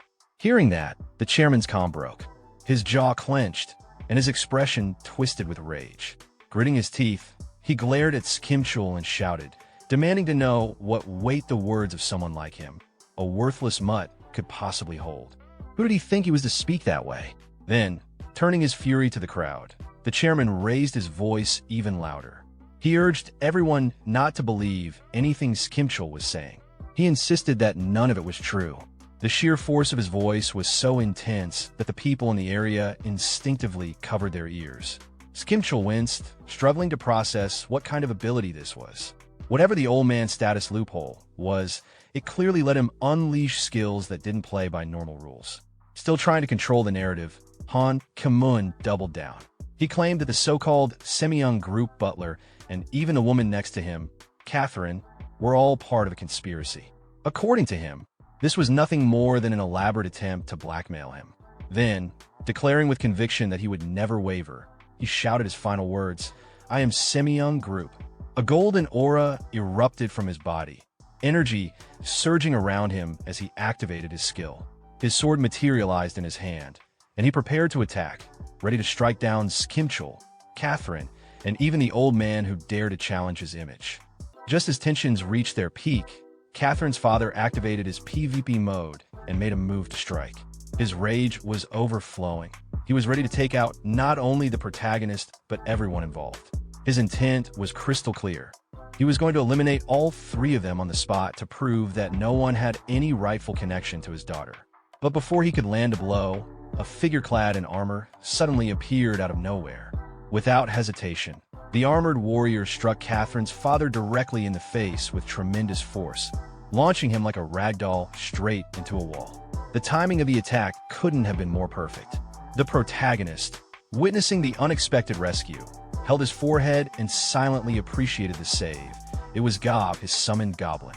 But before he could even finish the thought, the goblin turned towards him and dashed at high speed in his direction. Panic took over immediately. The protagonist's heart jumped as he realized how bad it would look if anyone figured out he was allied with the goblin. If the crowd found out they were on the same side, the situation could spiral into chaos. Thinking fast, he activated his goblin summoner ability and used it to launch Gob high into the air, pretending to push him away. As he threw Gob, he shouted dramatically, trying to make it seem like he was being attacked rather than helped. Internally, he was shaken, realizing just how close he'd come to being exposed. Trying to save face, he turned to the crowd and acted shocked, loudly playing the part of a clueless bystander. He feigned confusion, questioning who the mysterious armored attacker was and pretending to be just as baffled as everyone else. The audience, now thoroughly disoriented, whispered among themselves in disbelief. To them, it looked like the so-called King of Knights had been defeated in a single devastating blow and sent flying. It was surreal. As he heard their reactions, the protagonist muttered to himself about the irony. He was the one who had actually thrown Gob, yet now the entire crowd believed it was the goblin who had launched the knight. Meanwhile, Catherine was on her knees in the middle of the chaos, visibly devastated. The protagonist approached her, reached out, and tried to pull her up, urging her to pull herself together. But Catherine pulled back, overwhelmed and unable to contain her emotions. She clutched her head and cried, questioning why he was even helping her. From her perspective, there was no reason to believe he had any genuine intention to save her. But instead of offering comfort, the protagonist smirked with a dark expression, holding onto her chain with confidence. He made it clear whether he chose to care about her or abandon her was entirely up to him. He warned her to stop expecting heroes, because someone like him, someone she would never expect help from, was all she had now. Then, locking eyes with her, he demanded that she open her eyes and truly look at what was happening around her. Catherine, in tears and shaking, slowly turned her gaze and saw her father, bloody and beaten, collapsed on the ground. The sight broke something inside her. The protagonist used the moment to press further, pointing out that, whether it was fate or coincidence, her abusive father had finally paid the price for his crimes. And in that same moment, she was now offered a rare second chance at life.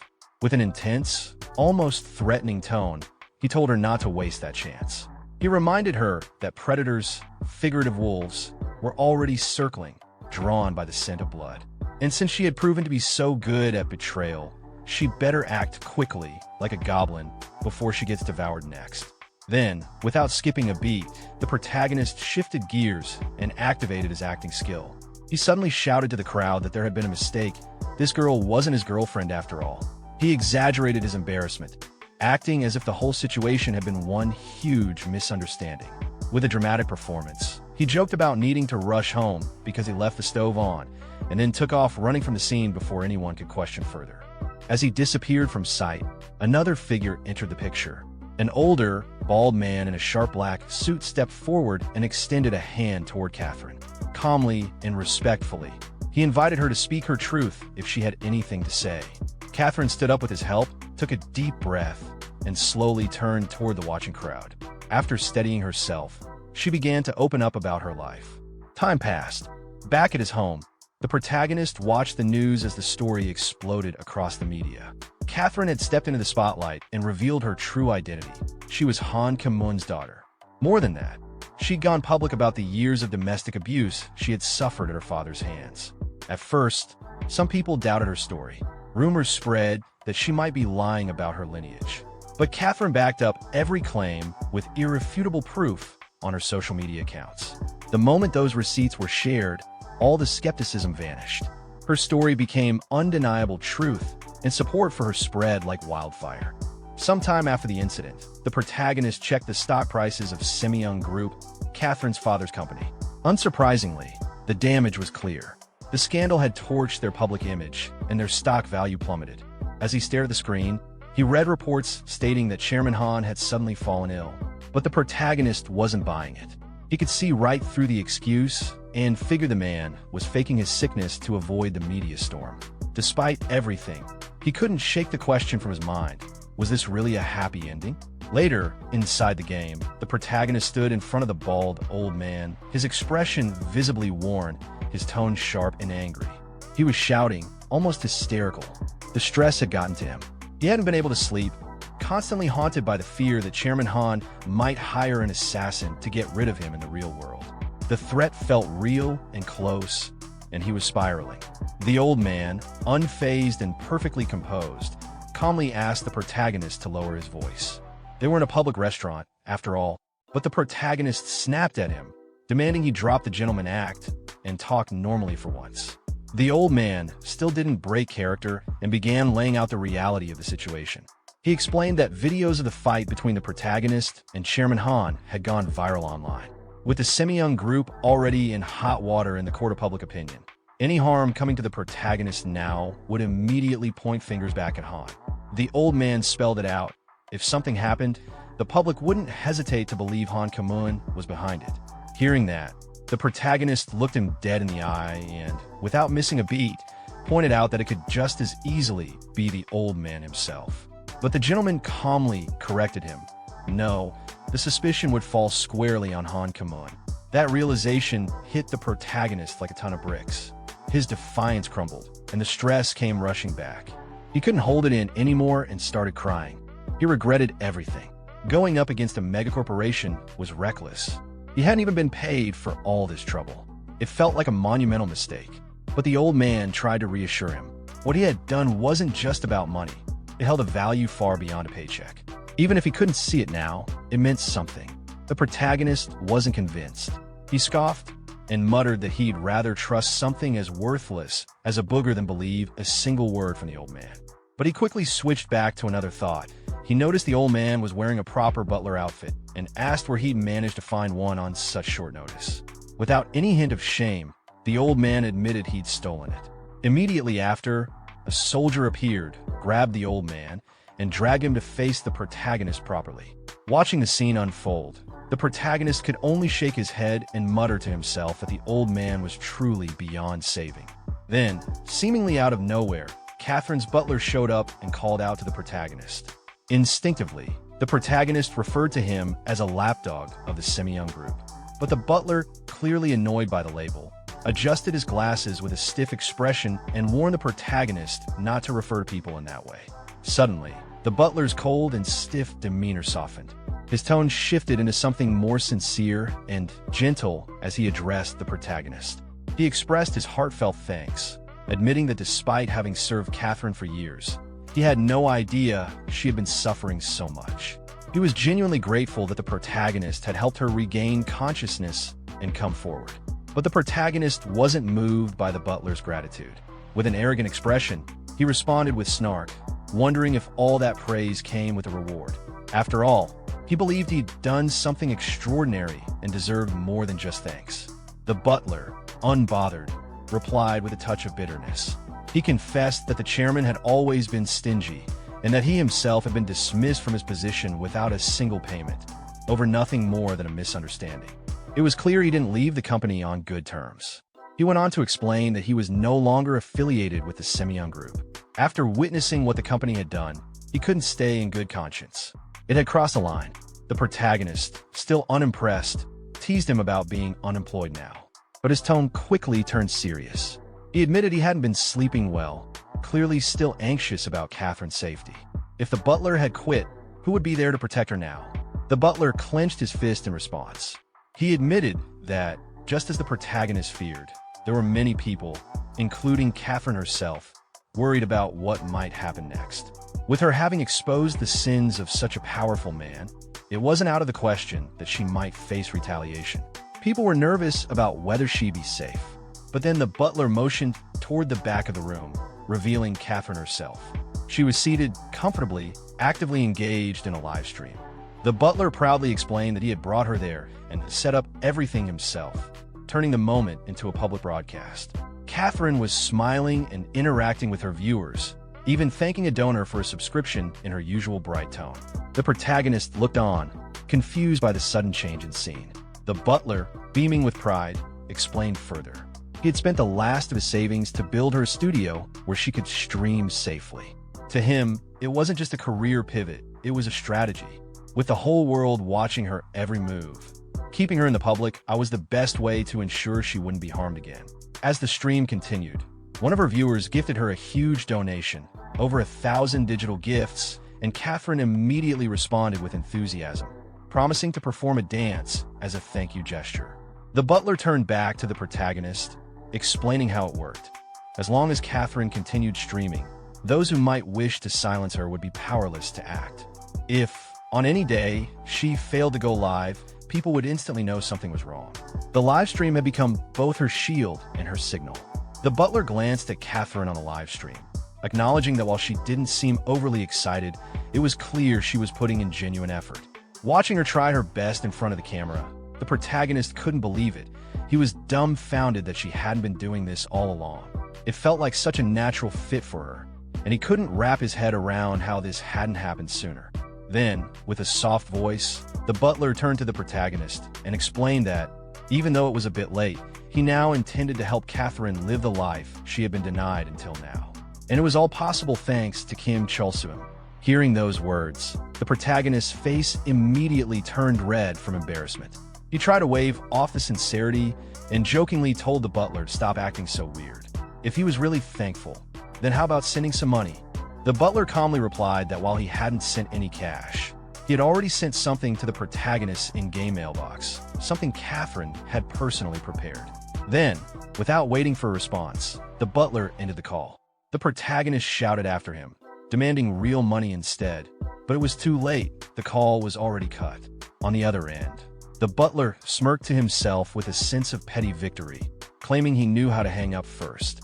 Meanwhile, on the live stream, Catherine reacted with surprise and joy at receiving a huge donation of 10,000 balloons from another user. She asked if there was any specific request for her to fulfill in return. When the request came, bike dance, she hesitated in confusion, unsure how to do it, but still gave a shot in front of the camera. Watching this unfold, the butler began to sweat nervously. Seeing her dancing awkwardly on the stream made him realize something unexpected. Maybe Catherine was never meant to take over a giant corporation. Maybe her true calling was to become a mega streamer. The thought echoed in his mind. This was her stage now. Sometime later, the protagonist visited the in-game mailbox, where Rachel, the mailkeeper NPC, greeted him cheerfully. When he mentioned expecting something valuable, maybe even solid gold armor, Rachel excitedly confirmed she'd been keeping his delivery safe. She went to retrieve the item, and, as she handed it over, her demeanor shifted dramatically. She informed him that the item was cursed. Touching it could mess with someone's sanity. Her cheerful tone turned into something more threatening as she glared at him, questioning his attitude and demanding to know who he thought he was to speak to her like that. The protagonist, taken aback, insisted that of course he was entitled to his mail. But when he looked at the item details, he realized what she meant. It was a rare cursed weapon, the Bloodworm Whip. Crafted from the leather of a bloodworm, it came with dangerous consequences. Using it without removing the curse would randomly affect the user and could even drive summoned minions into a rampage. Shocked, the protagonist stared at the description, horrified at what he'd just received. He couldn't help but wonder if wielding this thing would turn him into a lunatic like the NPC he just spoke to. Furious, he cursed Catherine's name, frustrated that even now, she was still managing to make his life more complicated. Later, the NPC who had previously given him the Golem quest appeared again and, with his usual smugness, assigned the next mission, wiping out a goblin village. Immediately, the protagonist activated his goblin summoner skill and rushed up to the NPC, closing the distance between them in a flash. With an intense glare, he challenged the NPC to repeat the request. Unbothered, the NPC calmly repeated the mission word for word: exterminate a goblin village. He then explained it was just a simple cleanup task, removing evil goblins who were harassing people. They were weak monsters, so there was no need for assistance. It was a quick job, and the NPC expected him to handle it without trouble. There was plenty more work waiting after. The protagonist turned to look at his goblin companion. He told him that this was the moment they couldn't avoid anymore, the inevitable confrontation. Fighting goblins was now part of their path. But as he looked at the goblin's face, he noticed something strange. Did that little guy just snort at him? Sometime later, the NPC was seen riding in a cart, which, oddly enough, was being pulled by a crane instead of a horse. The NPC, clearly annoyed, wondered aloud where his horse had gone. Inside the cart, the protagonist was sitting with the goblin, trying to talk things out. He reached for the goblin's hand, trying to reconnect, but the goblin refused to engage. He even slapped the protagonist's hand away and turned his head. Frustrated, the protagonist lashed out, demanding to know why the goblin was acting this way. He insisted that he hadn't had a choice back then. He had to throw him to protect their secret. What was he supposed to do? Let everyone know they were working together? But the goblin continued to ignore him, casually lying on the floor and cleaning his ear. It was like he couldn't care less. The protagonist snapped again, pointing out that the goblin never listened and always caused trouble. He yelled that he hated him too and called him useless. Then, as his anger flared, a memory surfaced. Someone had warned him that one-sided relationships were fragile. The thought lingered in his mind, and he clicked his tongue in irritation. He tried to brush it off, but his emotions got the better of him. He cursed under his breath and prepared to vent even more. Just then, the goblin suddenly perked up and stared off into the distance. The protagonist followed his gaze and froze. There, in front of them, a new goblin had appeared, and it wasn't one he recognized. His immediate reaction was disbelief. What in the world was happening now? His immediate reaction was disbelief. What in the world was happening now? When Kim Chulsu sees a goblin appear suddenly, he's immediately startled. Reacting out of fear, he shouts for someone to kill it, clearly not expecting a monster to show up so suddenly. Right then, a loud explosion erupts from behind the cart, drawing everyone's attention.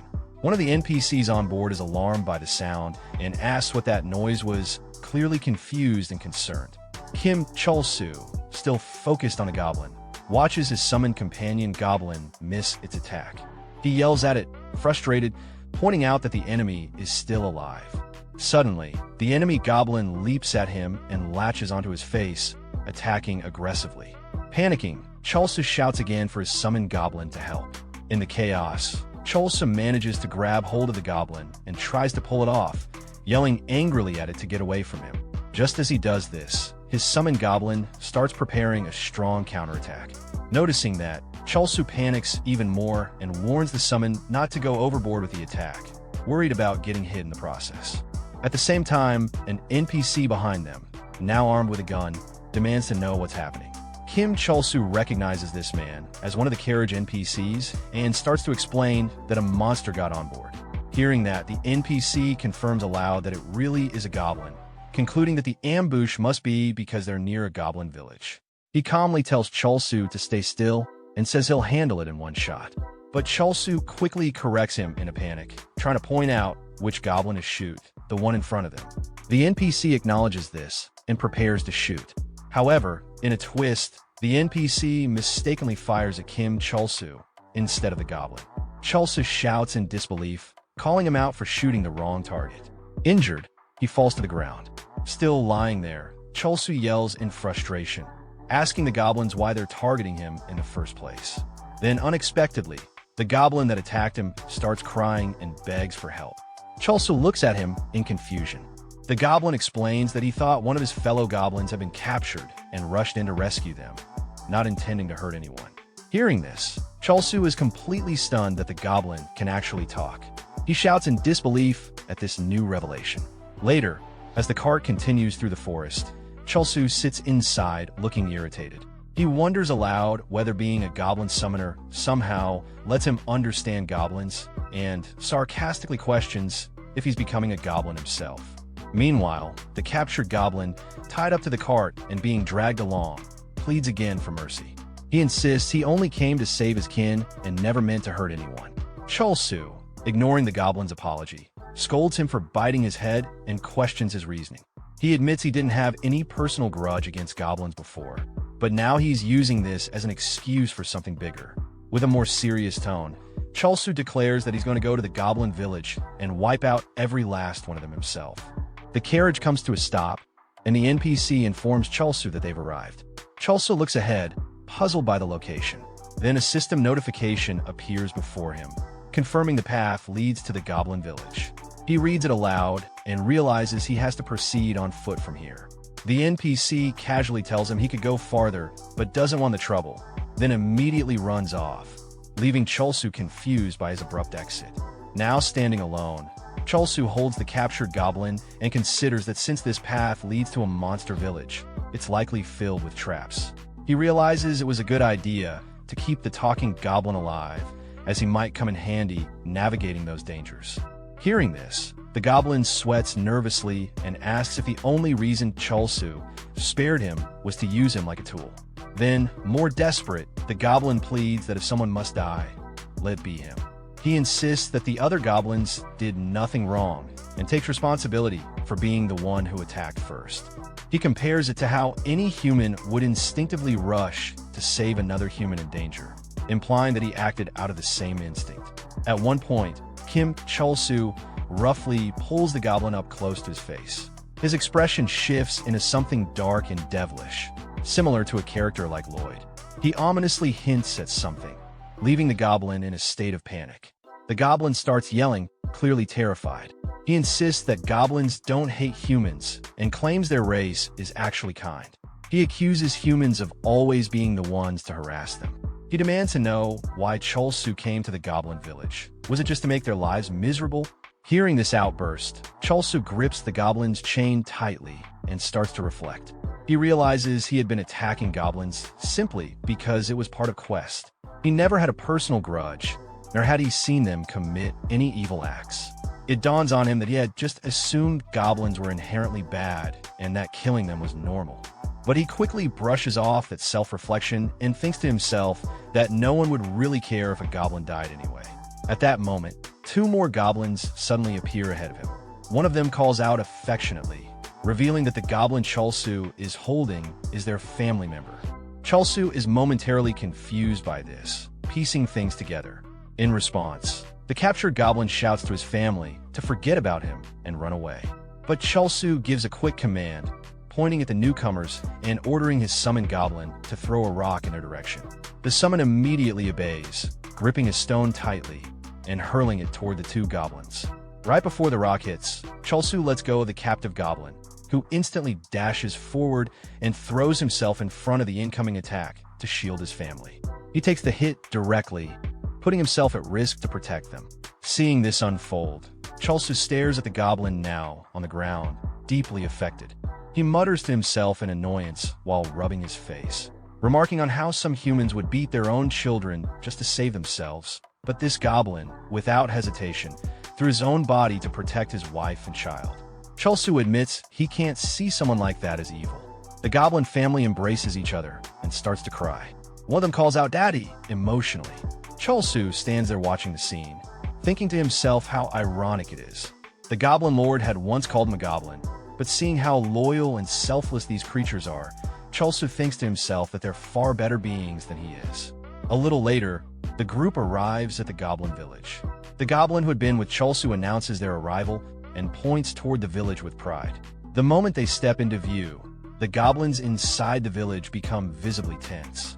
Chulsu can tell that his presence has made them wary of humans again. However, as more goblins surround him, he quickly notices something odd. Their expressions don't seem hostile, they actually seem relaxed. This makes him question what's really going on. Some goblins start talking among themselves, commenting on a new arrival. They ask where this goblin came from and make fun of his appearance, saying he looks particularly ugly. Chulsu is taken aback by these comments and thinks to himself in frustration that he's not a goblin at all. Then, the goblin who accompanied him, now acting a bit smug, reassures him. He explains that before boarding the carriage, he had gone through the same doubts. He casually tells Chol-soo not to worry, because with a face like his, no one's going to think he's human anyway. Chol-soo, now irritated and mentally exhausted, thinks to himself that he should have just killed that guy earlier. Despite everything, Chol-soo nervously asks if he can leave now, explaining that he's genuinely worried. The goblin replies with casual cheer, brushing it off and telling him once again not to worry so much. After everything that had happened, Kim Chol-soo replies with a straight face that he's not worried about the goblins. He's worried he might end up killing them all. The goblin sitting with him doesn't seem to take it too seriously. He just laughs and tells Chol-soo again that he can't leave yet. Since he was injured earlier, the goblin insists on at least offering him a meal, saying it would be shameful not to. Later, Chol-soo finds himself sitting in front of a bowl of soup. A notification pops up in front of him, identifying the dish as Goblin Poison Soup. On seeing the name, he yells at the goblins, pointing out that it literally says poison in the name. Meanwhile, behind him, a goblin mother scolds her children for running around the house while they have a guest. One child chases the other, yelling at them to stop. But Chol-soo doesn't pay attention to any of that. His eyes are locked on the suspicious-looking soup. He takes a spoonful and comforts himself with the thought that, luckily, in-game characters can't taste anything. Still, he can't help but wonder what he's doing, sitting here and eating with monsters. Just as he's about to take a bite, one of the kids bumps into him, causing the soup to spill all over his face. It deals 169 damage to him. The goblin sitting across from him bursts out laughing. Chol-soo, furious and covered in soup, tells them to stop laughing. When they don't, he yells again, angrier than before. A nearby goblin, possibly a village elder, casually asks how Chol-soo and his goblin companion ended up traveling together. He comments that it's rare to see a human and a goblin getting along. Wiping the poisoned soup off his face with a handkerchief, Chol-soo bluntly clarifies that they're not friends. He says the goblin is just his summoned creature, a subordinate, nothing more. The goblin seems confused by the term, but says that if he ever had the chance to travel the world with an adventurer, he'd consider himself the most successful goblin in history. He admits he envies Chol-soo, not just for himself, but for his family and the entire village, who likely will never get to leave this place. Chol-soo observes the village goblins and reflects that they're stuck in low-level dungeons, unable to escape that life. Just then, the goblin's wife arrives behind him, playfully scolding him for getting too gloomy. She offers to bring some snacks to cheer him up. Chol-soo, looking away, asks the goblin why he seems so down. Despite being a goblin, Chol-soo points out that he has a caring wife. Then, without turning to him, Chol-soo admits that he himself is human, but has no wife, no friends, and no courage to do what the goblin did earlier. He reflects on his own cowardice and tendency to distrust others, even his own kind. Turning back to the goblin, Chol-soo says that someone like him, who's better than Chol-soo in many ways, can definitely do what a human can. He suggests they hang in there together, saying they're the same. The goblin responds with genuine gratitude, thanking Chol-soo for his kind words. However, one goblin hiding up high suddenly tries to ambush Chol-soo. The attack doesn't land. Because of the significant difference in stats, particularly Chol-soo's agility at 32, the attack bounces harmlessly off and hits the table instead. Chol-soo notices something's off and looks around, seeing the goblins in a room all frozen, shocked, and sweating nervously. Right then, a cockroach scurries across the table. Chol-soo, startled, panics and exclaims in disgust, wondering if all of this chaos was because of the insect. At the same time, another goblin under the table prepares to attack him. Chol-soo instinctively calls out to his summoned goblin, warning him how close that was and that the cockroach is still alive. His summoned goblin quickly grabs a stone and hurls it. But instead of hitting the cockroach, the stone smashes into the attacking goblin under the table, killing him instantly. Another goblin attempts a sneak attack from under the table just as the cockroach moves again. Chol-soo, aiming to kill the bug, swings his hand toward it, accidentally hitting the hidden goblin instead. The blow deals 549 damage and kills the goblin instantly.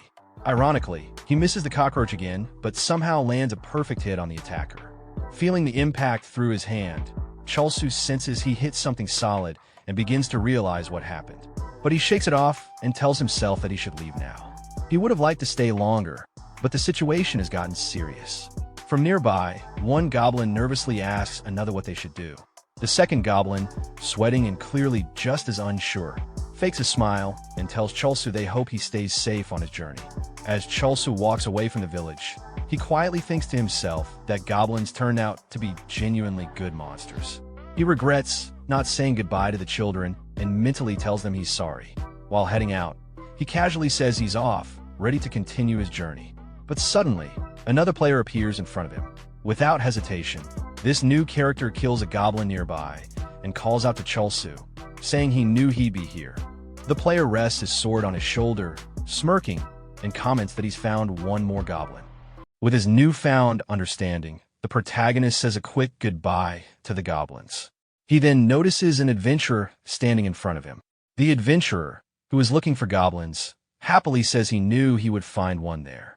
The adventurer, looking at the dead goblin, sees the protagonist speaking to it. "James, he always cooked for me," the protagonist says. The adventurer is shocked that the protagonist can talk and realizes he must be a player. He assumes the protagonist is there to farm the goblins, as they are crawling all over the place, and offers to help. The protagonist gets angry and activates PK mode on. He shouts, "Go Goblin!" to a nearby goblin. The goblin replies in confusion, then charges toward the adventurer, who kills it with a single kick. Before dying, the goblin curses at the human. Seeing this, the protagonist gets even angrier and shouts at the summoned goblin, calling it an idiot and saying he didn't want him to attack the adventurer. The adventurer, now angry, questions what the protagonist is doing. He notes that the protagonist called the goblins his friends and is now challenging him to a player-killer match. He asks if the protagonist knows him or holds a grudge against him. The protagonist angrily tells the adventurer that he was the one who hurt his friends first and throws a punch at him. The punch does little damage, and the adventurer looks angry. Meanwhile, outside the room, two other adventurers are killing goblins. A red-haired adventurer named Zeros, a warrior, says he guesses their friend Minchel is going all out, as he was complaining earlier. His female companion agrees, saying he thinks he's the only one who doesn't want to do this. She then complains that the quest is boring because the goblins are too weak and die in one hit. She wants to finish and go home. She is cut off when she sees the protagonist on the ground and is shocked to realize it's a person. The earlier adventurer, Minchel, appears on a cliff and tells them to deal with the protagonist. He explains that the protagonist called the goblins his friends and charged at him. The girl is shocked. He considers goblins as friends? She asks. She asks Minchel if he killed the protagonist because of that. Minchel replies that the protagonist initiated the player-killer fight and that he didn't even finish him off, as the protagonist had good gear and fell off the cliff by himself while running away. He tells him to take care of him while he finishes off the goblins inside. Minchel mutters to himself that he's not surprised the protagonist is friends with goblins. The girl says she wouldn't be surprised if they needed to kill the protagonist to complete their quest. Zeros tells her to just get rid of him before he causes more trouble. Minchel, looking at the goblins, expresses his desire to not waste any more time on this boring quest and continues killing them. At the same time, the summoned goblin laughs while watching the other goblins die. The adventurer, noticing the goblin laughing, says that he can't believe it's so sick that it would laugh while its own kind dies. He says that goblins are just filthy bastards who only care for their own survival, which is why quests are made to exterminate them. He then prepares to kill the summoned goblin. Suddenly, a loud explosion erupts from inside the room.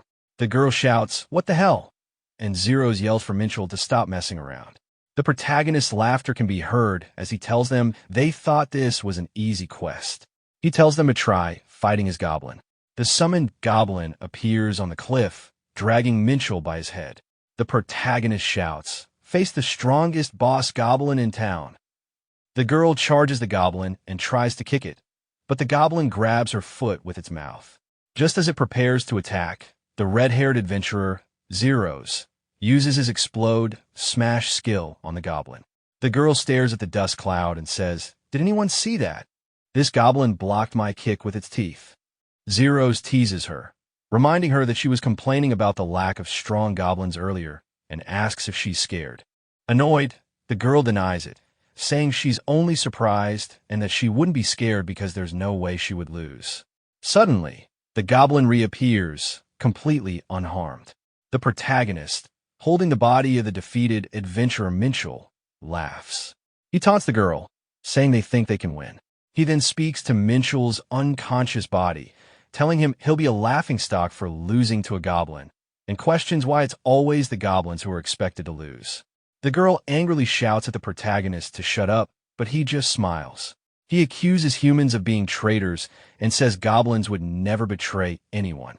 He claims the girl and her friends kill goblins for no reason and probably hang their heads on walls to gloat.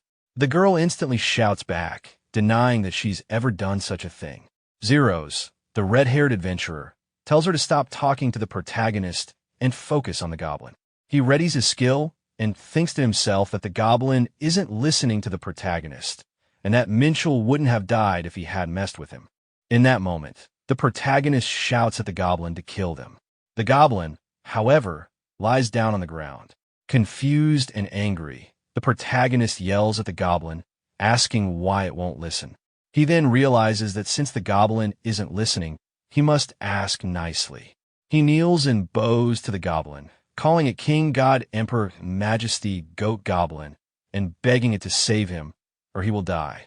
He thinks to himself that it's shameful to kneel to a goblin, but without it listening to him, he's powerless. The goblin, with a hand gesture, tells the protagonist to stand up. The protagonist, sweating and still bowing, apologizes for ordering the great goblin around. He promises never to throw it or order it around again, and promises to prepare it the best meal while rationing his own food. The girl stares at the protagonist in shock, questioning why he's bowing down to a goblin after just moments ago claiming they were his friends. The red-haired adventurer, annoyed, tells the protagonist to get out of the way before he hits both of them. But before he can finish his sentence, the goblin attacks him, inflicting a massive amount of damage that instantly kills him. The girl is horrified. The protagonist, however, smiles and says that his prayers have been answered. A system notification appears in front of him, stating that the Goblin Lord is greatly satisfied at your lack of dignity. You have gained 1 goblin point. The girl, sweating with fear, she then yells at the protagonist to stop messing with her, realizing this isn't a joke. She looks at her fallen comrade and thinks, what's happening? Zhongmin died to a goblin in a single hit? No way. She concludes that it's unfair for such a strong monster to appear on a goblin-slaying quest and decides to regroup once they respawn in town. She turns and runs toward the exit. The protagonist smiles confidently and says, "Oh dear, you think you can just run away after barging in to kill us?" The goblin grabs the girl's leg, and she falls to the ground. Standing in the center, the protagonist raises his hands and proclaims that goblins will no longer be oppressed for their race. He says there will never be a quest that forces people to commit genocide against them, and they will no longer have to live in cramped holes. He announces that their Messiah has descended upon the land and is here now. Pointing at the girl, the protagonist claims to hear the Messiah's words, "The humans are the traitors."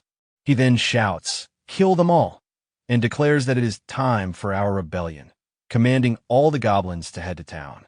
The scene shifts to the top of the city wall in Phoenix, El-Baysar. A character named Samgord and his companion stand on the wall. Samgord asks his companion for his thoughts on goblins. The companion, surprised by the random question, simply replies, "What?" Samgord then repeats his question, this time as a crude joke. The companion curses at him in annoyance. Just as the companion finishes his insult, he notices some movement in the distance near the city wall. He points it out to Samgord, who also looks to see what's happening. They both notice a massive number of goblins approaching the city. Samgord stammers in disbelief as a horrifying cry echoes from the approaching horde. At the same moment, the protagonist, a goblin leader, is standing in front of his army. He addresses his comrades and promises they will topple the city of humans. He laughs maniacally as the goblins cheer. The scene flashes back to 3 hours earlier. The protagonist gives a menacing order to his goblins, "Kill them all." He then commands them to take all the goblins to the town, declaring, "It's time." An adventure girl is shown lying on the ground, surrounded by goblins. The protagonist says this is the start of their rebellion, and the goblins all cry out in agreement. The protagonist then tells the goblins to hold on and not kill the girl. He explains to her that he won't let her get off so easily. He reminds her that her party members have died and can't use the revive button. He asks if she wants to endure the same pain as them, to which she struggles and groans. The protagonist then looks at her with a villainous smile and makes a comment about her body.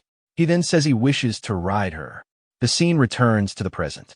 The protagonist is now sitting on the girl's shoulders, laughing as she carries him. He yells for the goblins to kill all the humans and reminds the girl that he has her money and weapons, so she can't log out. The girl agrees to his terms with an annoyed expression, but demands he return her things after. The protagonist says he will keep her as a pet once the age of goblins arrives. The scene shifts again to the Adventurers Guild.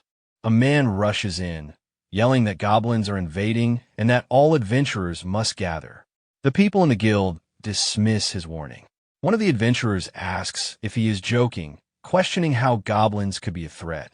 Beside the panic man, a young boy with glasses gives a mocking expression. "They're just fodder mobs," he says dismissively. The man, however, only grows more frantic, sweat beading on his face. "And no, but it's real. Trust me, tons of goblins are invading us." Another adventurer asks why the guards aren't handling the situation. This piques the interest of an elf beast tamer from earlier. "Goblins," she says. A yellow-haired adventurer sees a potential opportunity. "Maybe it's some sort of event? Sound fun," he says. His assistant immediately shoots the idea down. "Don't even think about it. Getting mixed up in this might harm our plans for the next dungeon." The yellow-haired adventurer replies confidently, "No need to be so cold. I mean, self-defense levels are fine, right?" "Huh? What do you—" the assistant starts to say, but she is interrupted as a goblin crashes through a window. The yellow-haired adventurer, without a change in his expression, instantly kills the goblin with his gun. "Whoa, there really are goblins," he exclaims. His assistant thinks to herself, "Does he have eyes on the back of his head?" Suddenly, the adventurers are taking the man's warning seriously and begin to prepare for a fight.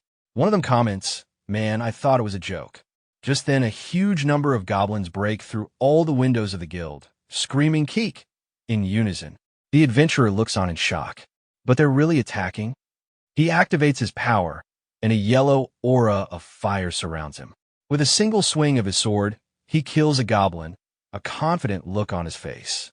Baha! Too easy. The text reveals that this is Asfistad, the Hellfire Guild Master. "I had some high hopes since it was a special event, but even 100 of these fodder mobs wouldn't be enough to make things interesting," he says. The little boy with glasses is revealed to be Jaimini, Professor LV, 52, and Hellfire Guild Vice Master. The Hellfire Guild Master's confident look falters slightly as the professor says, "It's not 100. He then activates his professor skill, X-ray. "There's tens of thousands of them. Maybe even more than that," he finishes.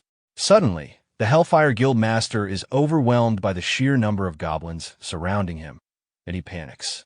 What the hell are these hordes? At the same time, the yellow-haired adventurer, Horace Philiver, Gunslinger LV, 62, and Armstrong Guild Master, looks at the chaos in front of him and says, "The town seems to be in danger." Horace, the gunslinger, looks at his assistant, Charlotte Stone, the alchemist, who is also the vice master of the Armstrong Guild. He asks if she's going to tell him to sit back and watch. Charlotte adjusts her glasses and replies that's exactly what she wants him to do. Horace dismisses her immediately, saying, "Hell no. Damn it." The beast tamer stands up and says, "Unlike that child from last time, these goblins aren't very cute." She then summons a gust of wind and calls to her pet. A massive cat appears in the middle of the city and lets out a powerful roar. The protagonist, the goblin leader, sees the cat. He angrily points his finger at it and laughs maniacally, saying they will give the humans a taste of their own medicine. Meanwhile, inside the city, other adventurers are running from the goblins. A girl named Giusevelli, a magician, is crying out as a goblin gets close to her. She instinctively uses her magic and kills it, then looks at it in shock. "Huh," she says, "they're weak." Her companions agree, noting that while there are a lot of goblins, they're just weak mobs. As the adventurers prepare to attack with their skills, the goblins stop in their tracks. The adventurers shout insults at the goblins before unleashing a flurry of fireballs, killing several of them instantly. People inside the city begin shouting that the goblins are weak as shit, maybe only level 20 at most. Middle-level adventurers attack the goblins with excitement, yelling, "Just mow him down." The protagonist, seeing the chaos unfold, is shocked and panics, holding his face in his hands. "Whoa, damn it! How dare the humans counterattack?" he yells. In the next moment, the protagonist bows before his goblin summon. "Oh, great goblin," he pleads. "Our comrades' morale is falling. Please show us your power."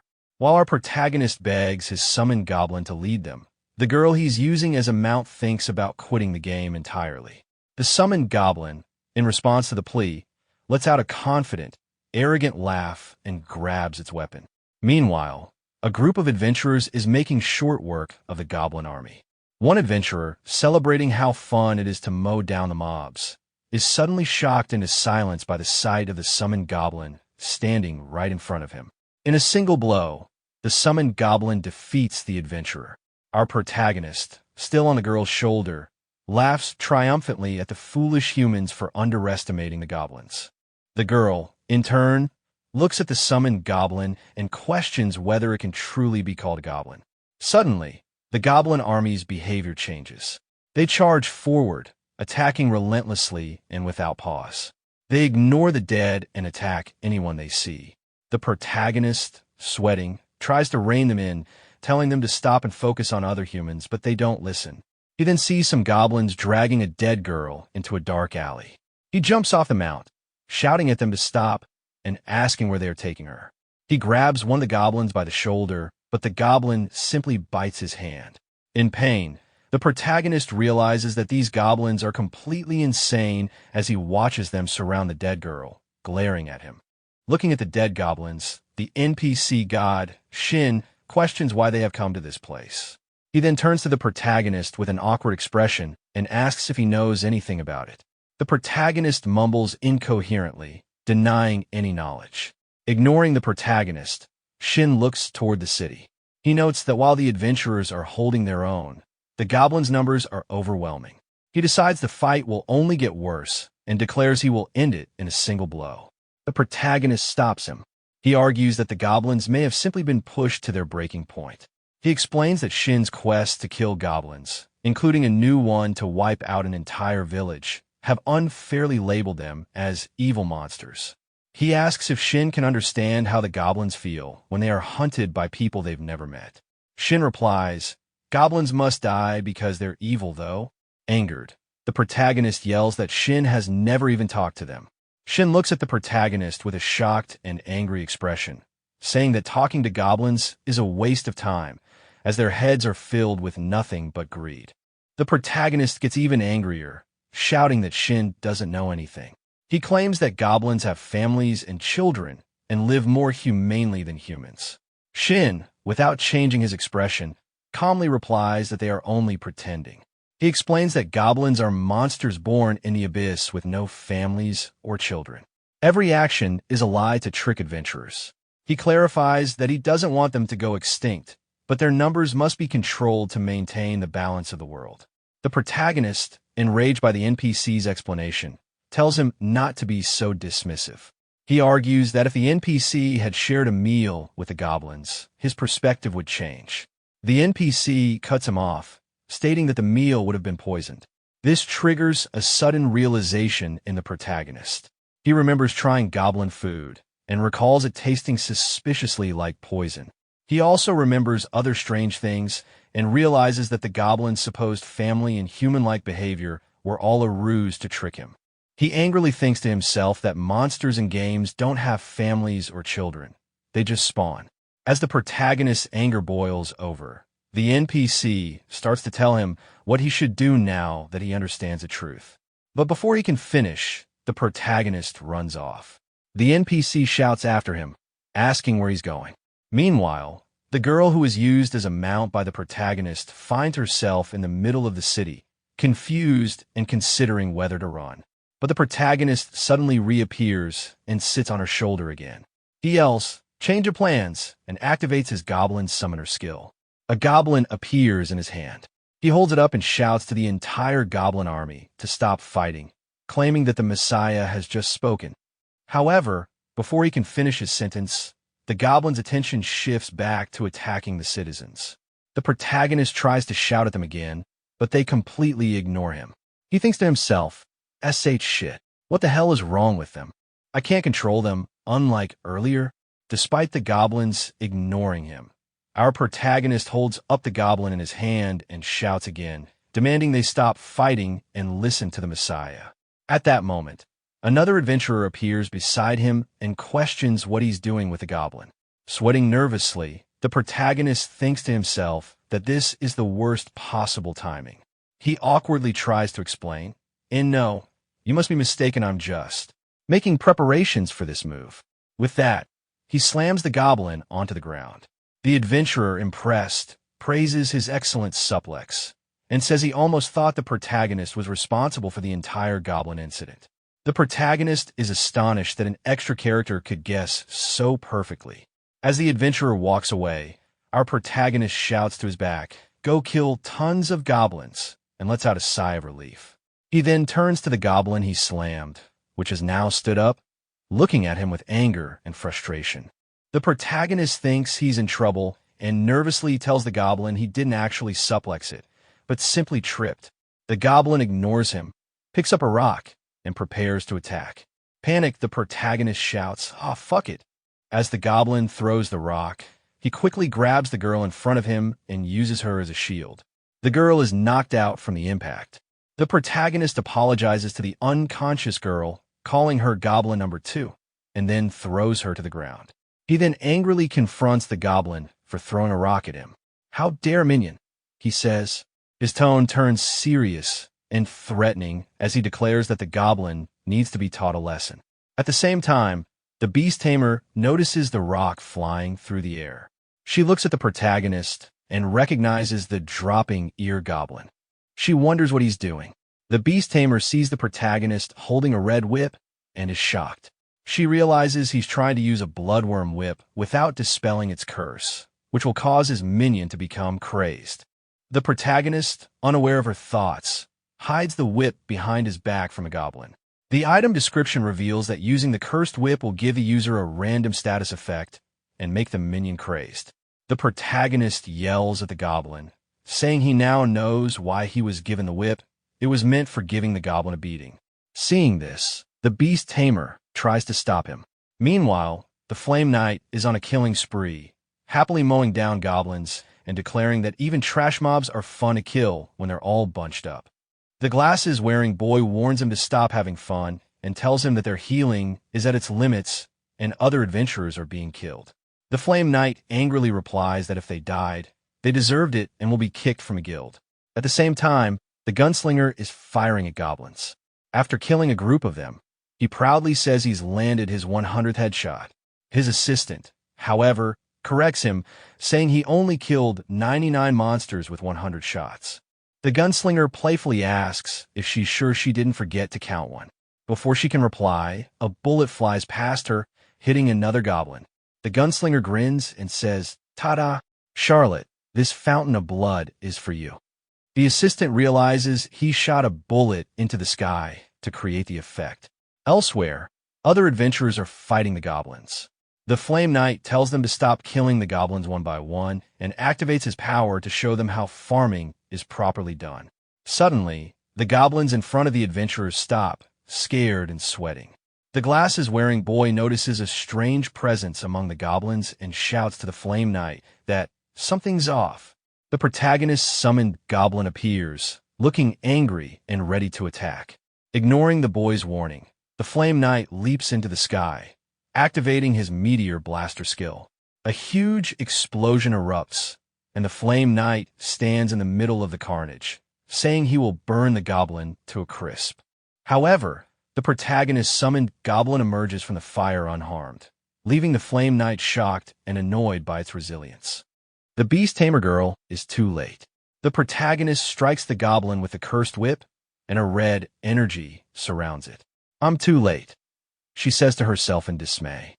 She then turns to the protagonist and tells him, "There's no time to waste. Unsummon your minion immediately." But it's no use. The protagonist is already passed out from the whip side effect. The beast tamer watches in horror as the goblin's personality changes and its body is consumed by the red energy. She thinks to herself, in return for being unable to control a minion, Crazed raises its stats massively.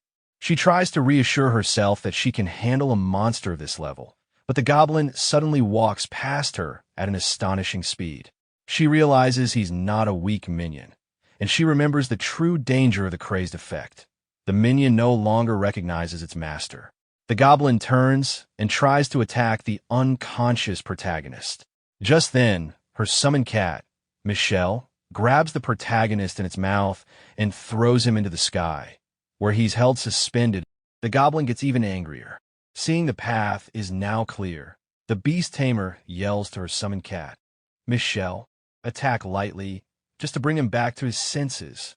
As the big cat attacks, the goblin surprisingly hits the cat instead, dealing an enormous amount of damage. The beast tamer girl is shocked. The goblin then instantly appears in front of her, launching a new attack. Reacting quickly, she activates her summoner skill and summons a giant earth elemental. But the goblin punches through the elemental, destroying it in one hit. The beast tamer, flying away on her bird, realizes her fears were correct. The damage pop-up wasn't a mistake. She knows that if the protagonist doesn't unsummon the crazed goblin, many people will get hurt. She tells her summoned bird to get out of there, and it flies away at top speed. In a fit of rage, the goblin slams the ground, sending rocks flying into the air. It then starts hitting the rocks with a club, launching them toward the bird. The beast tamer screams at the bird to fly faster, but one of the rocks hits it, causing it to lose consciousness and drop the protagonist and the girl. Falling to the ground, the beast tamer grabs the protagonist, using her body to shield him from the impact. She looks at him and says she had hoped he wouldn't be as boring as a man the next time they met. The goblin, having lost its targets, simply walks away. The scene returns to the Flame Knight facing the crazed goblin. The Flame Knight grunts in annoyance and activates his Eternal Flame skill. The glasses-wearing boy tries to warn him, saying that the goblin withstood his meteor blast without a problem and is unlike any goblin they've faced. He insists this is the time to use his skills. The Flame Knight angrily dismisses him, saying that getting help from others is the same as losing. He tells the boy to shut up and just watch, as he has always done. The glasses-wearing boy sweats nervously, recalling the Flame Knight's words, "Like you have always done." He thinks about how he, a genius with an IQ of 160, has been held back by the Flame Knight's constant orders to stay back. Suddenly, the Flame Knight charges the goblin. The goblin retaliates, hitting him with a powerful blow that causes a massive explosion and sends the Flame Knight flying. Other adventurers notice the explosion in shock, including the gunslinger, who turns to his assistant, Charlotte. She confirms that she saw it too. The glasses-wearing boy is horrified, realizing that the Flame Knight has taken max damage. He understands this means a player's pain tolerance has been exceeded, forcing them to retire. Crying, he calls out to his guild master, but before he can say more, the Flame Knight appears behind him, completely unharmed. The Flame Knight grabs his head, telling him not to make it seem like he lost, and to stop crying. The boy, shocked to see him alive, stammers in disbelief. The Flame Knight, with a confident smile, asks his Mr. Genius for a strategy to defeat a monster that deals maximum damage with every attack. Adjusting his glasses, the boy explains that winning is impossible, but they might be able to get in one hit. Hearing this, the Flame Knight's eyes light up with excitement.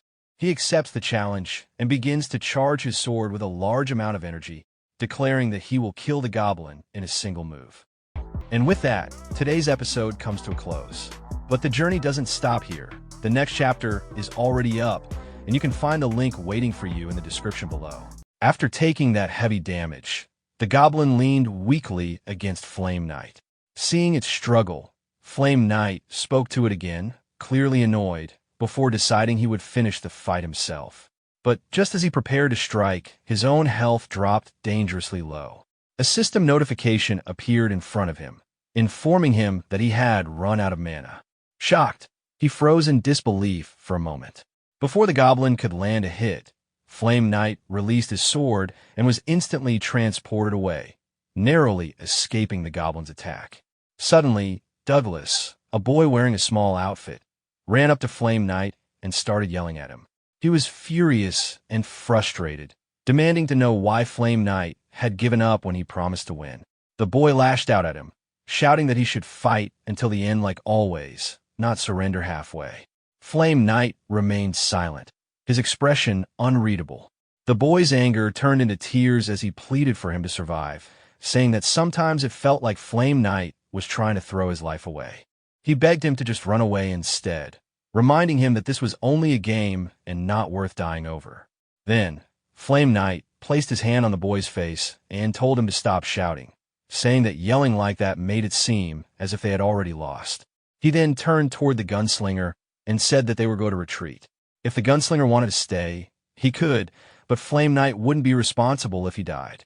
The gunslinger, however, smiled as he looked at the goblin and said that he would stay and finish things, finding the situation more troublesome than entertaining. Flame Knight frowned, confused by his words, and asked what he meant. A short distance away, both of them noticed their ally, our protagonist, running toward them in panic, being chased by a horde of goblins from the town, shouting in frustration. The scene then shifted to a moment earlier, when our protagonist realized that his summoned goblin had taken a massive hit. Seeing the damage numbers, he thought to himself in shock that the goblin had taken over 100,000 damage. Panic set in as he realized that if the goblin died, it could cause serious trouble for him, potentially ruining everything he had built so far. Frustrated and muttering to himself, he decided he would call his goblin back and use the rally skill to regain control of the situation. But before he could act, the girl beside him looked at him in disbelief, warning him not to summon the goblin again. She explained that in its enraged state, it would attack him as well.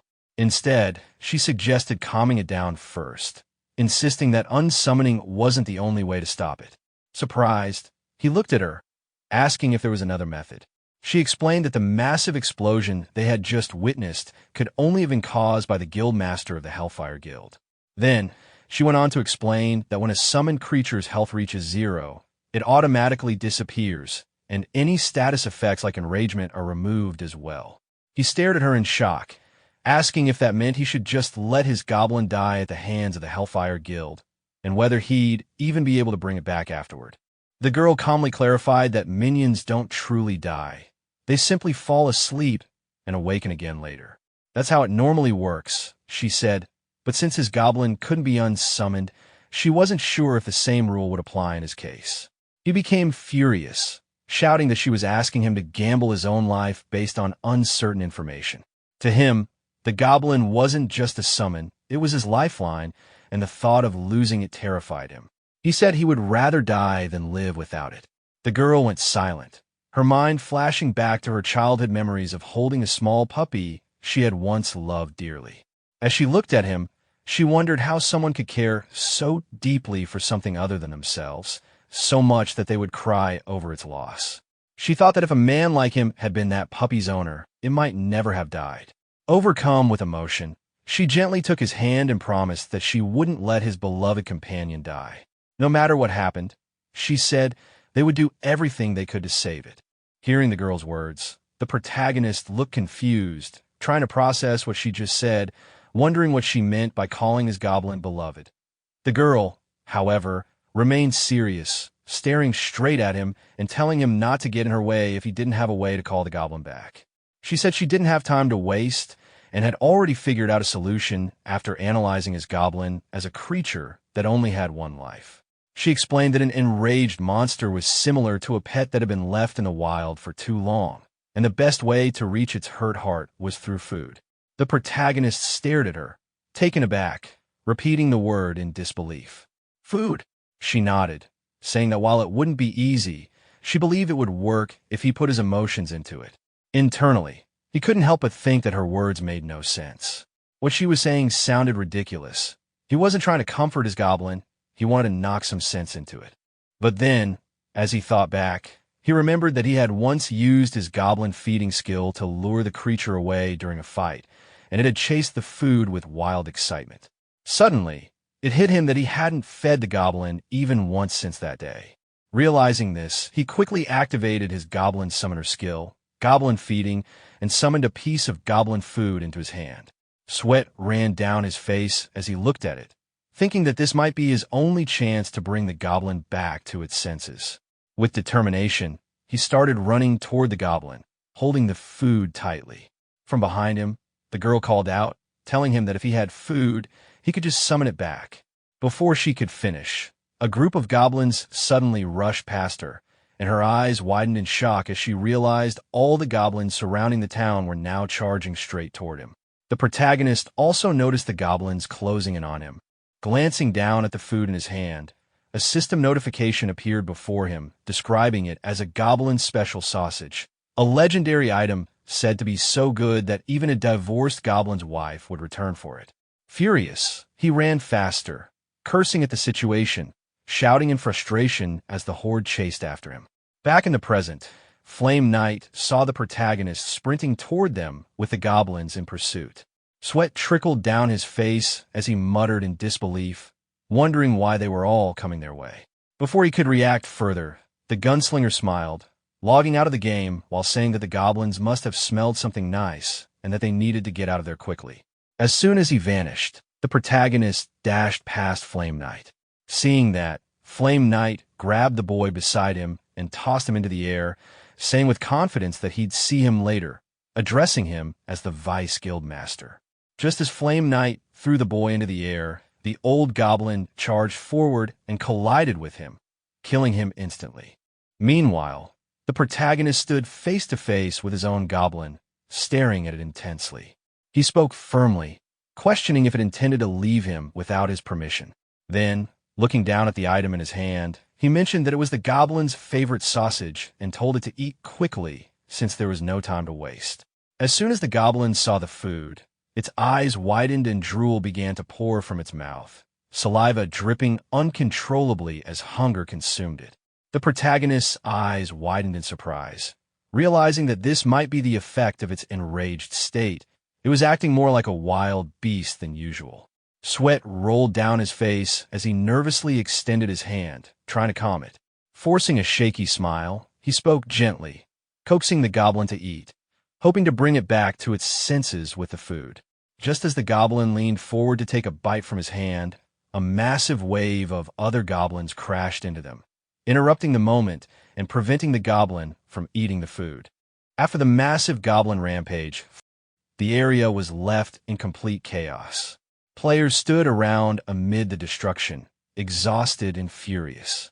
The protagonist, still seething, cursed under his breath as frustration boiled inside him. In his mind, he couldn't stop thinking about how ridiculous the situation had become, angry at the goblins, at himself, and at everything that had gone wrong. He thought about how greedy and selfish the goblins were, calling them worthless and admitting that Shin had been right all along. There were simply too many of them to handle. Overwhelmed and cynical, he shouted out loud that it was fine if some of them died. In front of him, all the goblins gathered together, and on top of the pile stood his summoned goblin, gripping tightly. Then, in an instant, the ground beneath them vanished. All the goblins dropped into a massive pit that suddenly opened below. This happened because of a special effect triggered by his armor, Blue Steel Light Armor, which had a 1% chance to activate the skill Heaven and Earth Crusher when hit.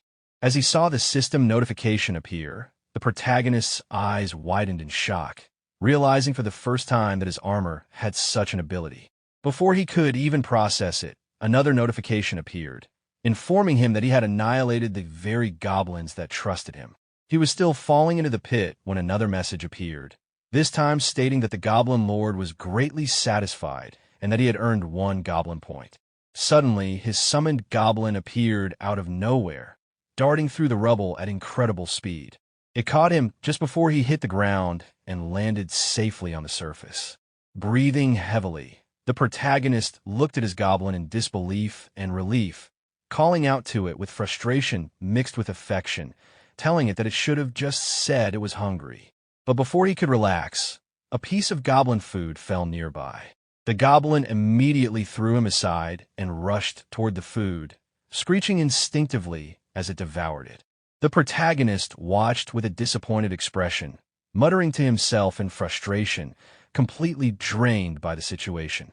A system notification then appeared, confirming that the quest to wipe out the goblin village had been completed. The kill count far exceeded the requirement, and he received his reward of 350 gold. Just then, the girl from earlier appeared before him, her tone calm and gentle. She noted that the goblin's enraged state had finally worn off and expressed relief that it was over. Looking around at the aftermath, the girl turned to the protagonist and asked if he was the one who had slain all the goblins scattered across the area. He, still irritated, snapped back, asking if she was there just to scold him again, wondering if she thought she was his mom or something. With a disappointed look, she replied that she hadn't yelled at him earlier. She was simply worried. Then, cutting straight to the point, she asked bluntly if he had caused a goblin attack. He quickly denied it, giving a forced and awkward expression as he said no. She didn't seem convinced, but simply told him to hydrate his lips before continuing. Turning her gaze toward the massive pit in front of them, she spoke with calm confidence, explaining that no matter how many goblins there were, hundreds or even thousands, they couldn't inflict any lasting harm on the players in this town. Even if someone's health dropped to 0, they could revive without real penalties. Still, she reminded him that attacking innocent people made him responsible for the chaos and told him to give compensation to the affected players. Frustrated, he yelled that he was already planning to do that anyway. A little while later, a group of players arrived at the scene, drawn by the noise of the earlier explosion. As they approached, they nearly stumbled into the cliff and froze in shock at the sight of the crater. Confusion filled the air as they questioned what had happened. Then they noticed several piles of loot scattered on the ground near a notice board with a message that read, "Stimulus check, free to take," followed by repeated labels such as "Gold Goblin's Lost Baggage" and "Goblin's Lost Gold." Sometime later, the scene shifted to a different location.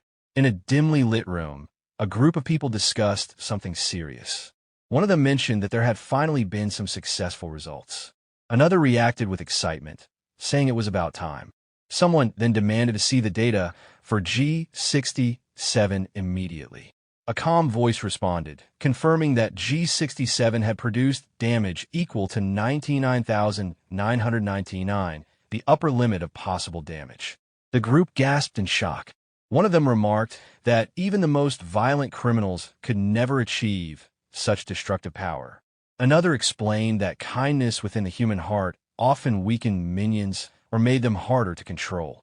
Someone else then added that G67's lack of human conscience might make him the perfect vessel. As silence filled the room, one of them tried to speak but stopped short, only managing to say that, regardless, it was a great success. Another person clenched his fists tightly, his expression grim, saying that after so many sacrifices and countless resets, they had finally created what they called a savior. After hearing the conversation, another member pointed out that for such a goblin to have been summoned, it must mean G67 was the most compatible with goblins among all the summoners they had seen so far.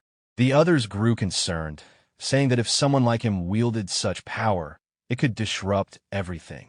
One of them, speaking with certainty, said that they couldn't let that happen and needed to keep him under control no matter what. Their leader, the same old man who was once acquainted with the protagonist, calmly explained that this was the reason their group, Iscariot, existed. Back in the real world, the protagonist sat in a cafe, scrolling through the news.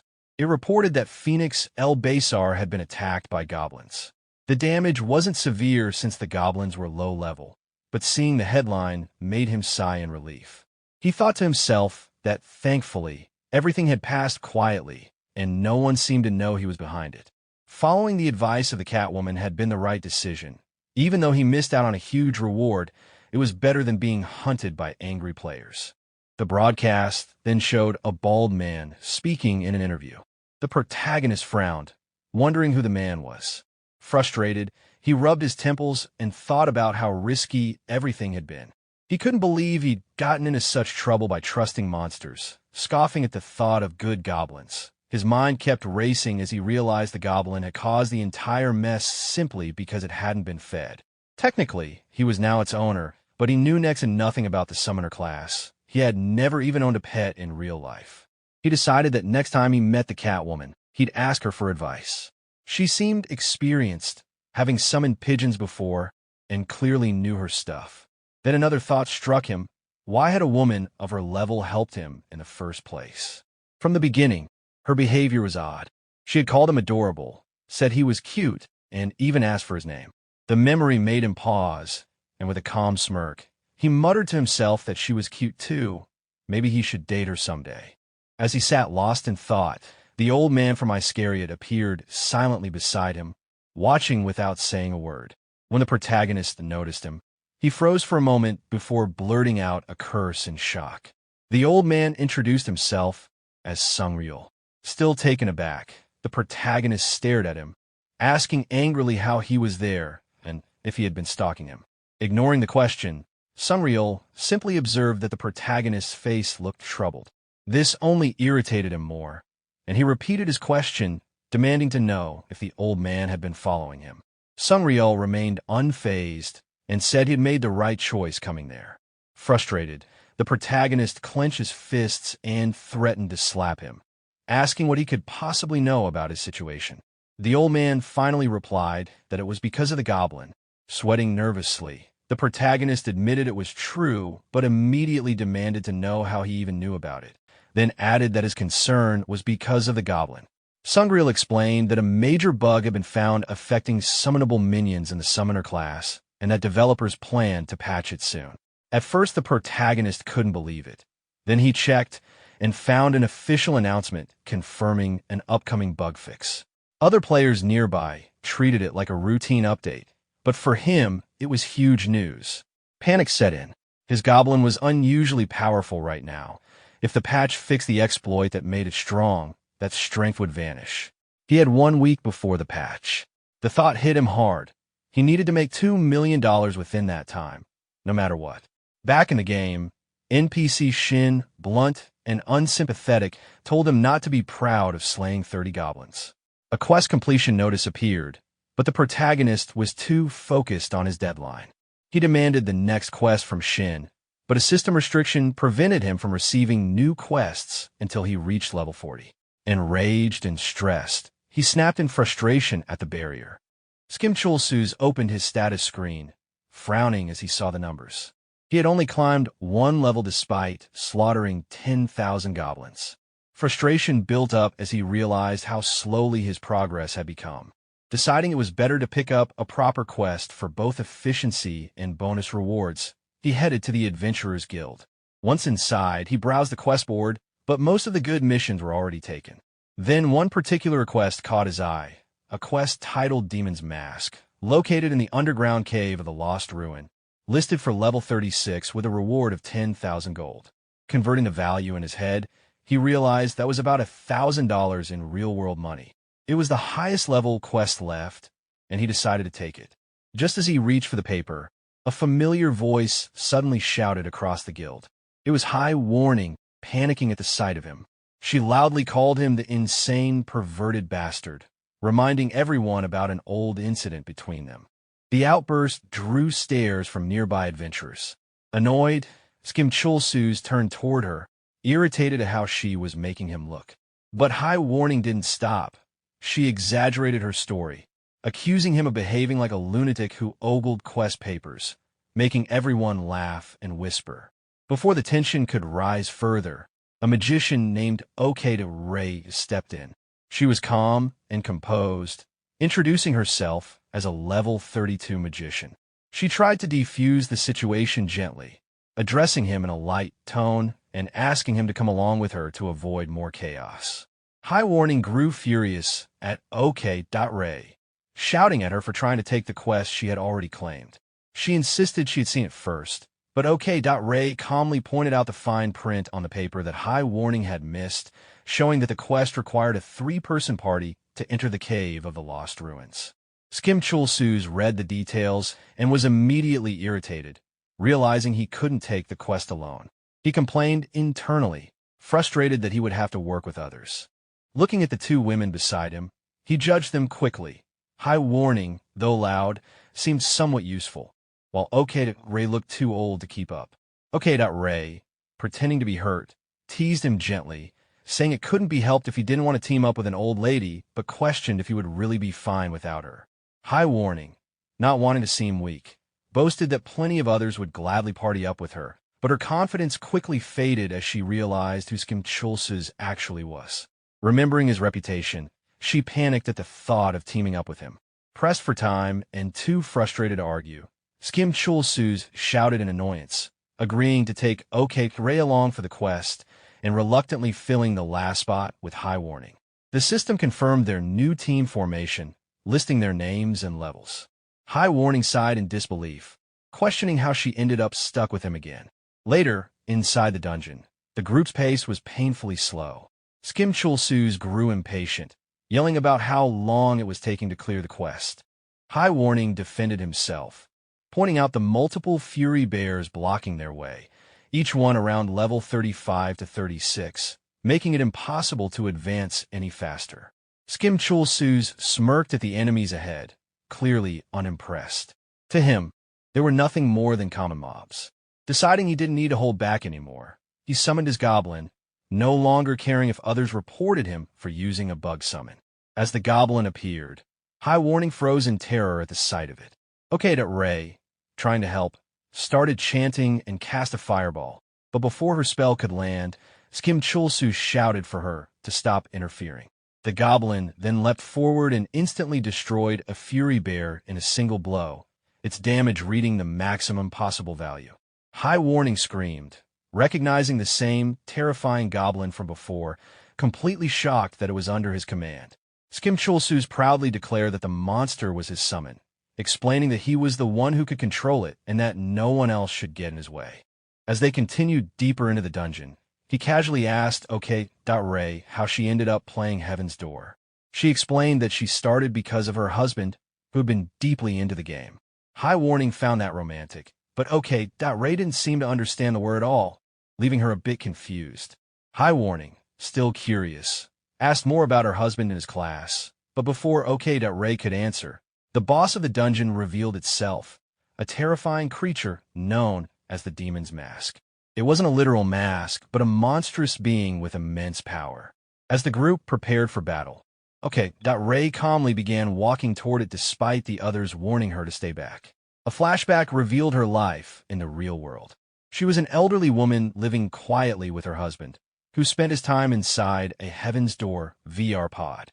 She often tried to talk to him, bringing him snacks and complaining about how bored she was, but he rarely responded, too immersed in the game. His in-game name was shown to be Wackium LV. 17. The memory then shifted to the time she first logged into the game. Her new account, OK.Ray LV1, joined the world for the first time. She had borrowed a friend's VR machine, just so she could spend time with her husband in the game. They joked around as she admired the virtual world, and he teased her for her clumsy username. Back in the present, OK.Ray stared at the Demon's Mask monster and noticed its name. Alupper Warrior, LV39. The realization struck her. It was her husband's character. Quietly, she spoke to it, apologizing and saying that it would be helping out some old people this time. Looking at the old lady walking toward the boss monster, High warning yelled that it was dangerous, but the old lady just stood there and said she was sorry that they'd be helping out some old people. She activated her magic, and a loud explosion appeared inside the boss monster, the Darkness Bomb skill. Seeing it, the protagonist was shocked, exclaiming how strong the grandma was. In the next moment, Ray bypassed the protagonist at high speed, and the mask the boss monster was wearing suddenly appeared in his face. High warning watched, confused, wondering if the grandma had taken a monster down. She then saw the older lady picking up a warrior from the dust, and the names and levels appeared above their heads. Ray, Magician, LV.32, and Iloverkiko Creo, Warrior, LV.39. At that moment, she realized that the boss monster had been the warrior she had been helping. The old lady, weakly, repeated that they'd be helping some old people. High warning thought about what she meant by that. Meanwhile, the Goblin laughed and jumped around. High warning looked at it, asking what was up, but then noticed the protagonist wearing the mask, his status showing Demon's Mask LV.36, Skimchulsu's LV.38. Angrily, she cursed the situation. Suddenly, she ran away, with the protagonist chasing her. She complained loudly as she ran, clearly annoyed. The protagonist caught up and tapped her on the back, but she immediately kicked him in the face, yelling that he should get the mask away from her. The mask came off him, and High Warning thought about how it floated to the closest fallen user. The protagonist, kneeling, muttered in frustration about the mask.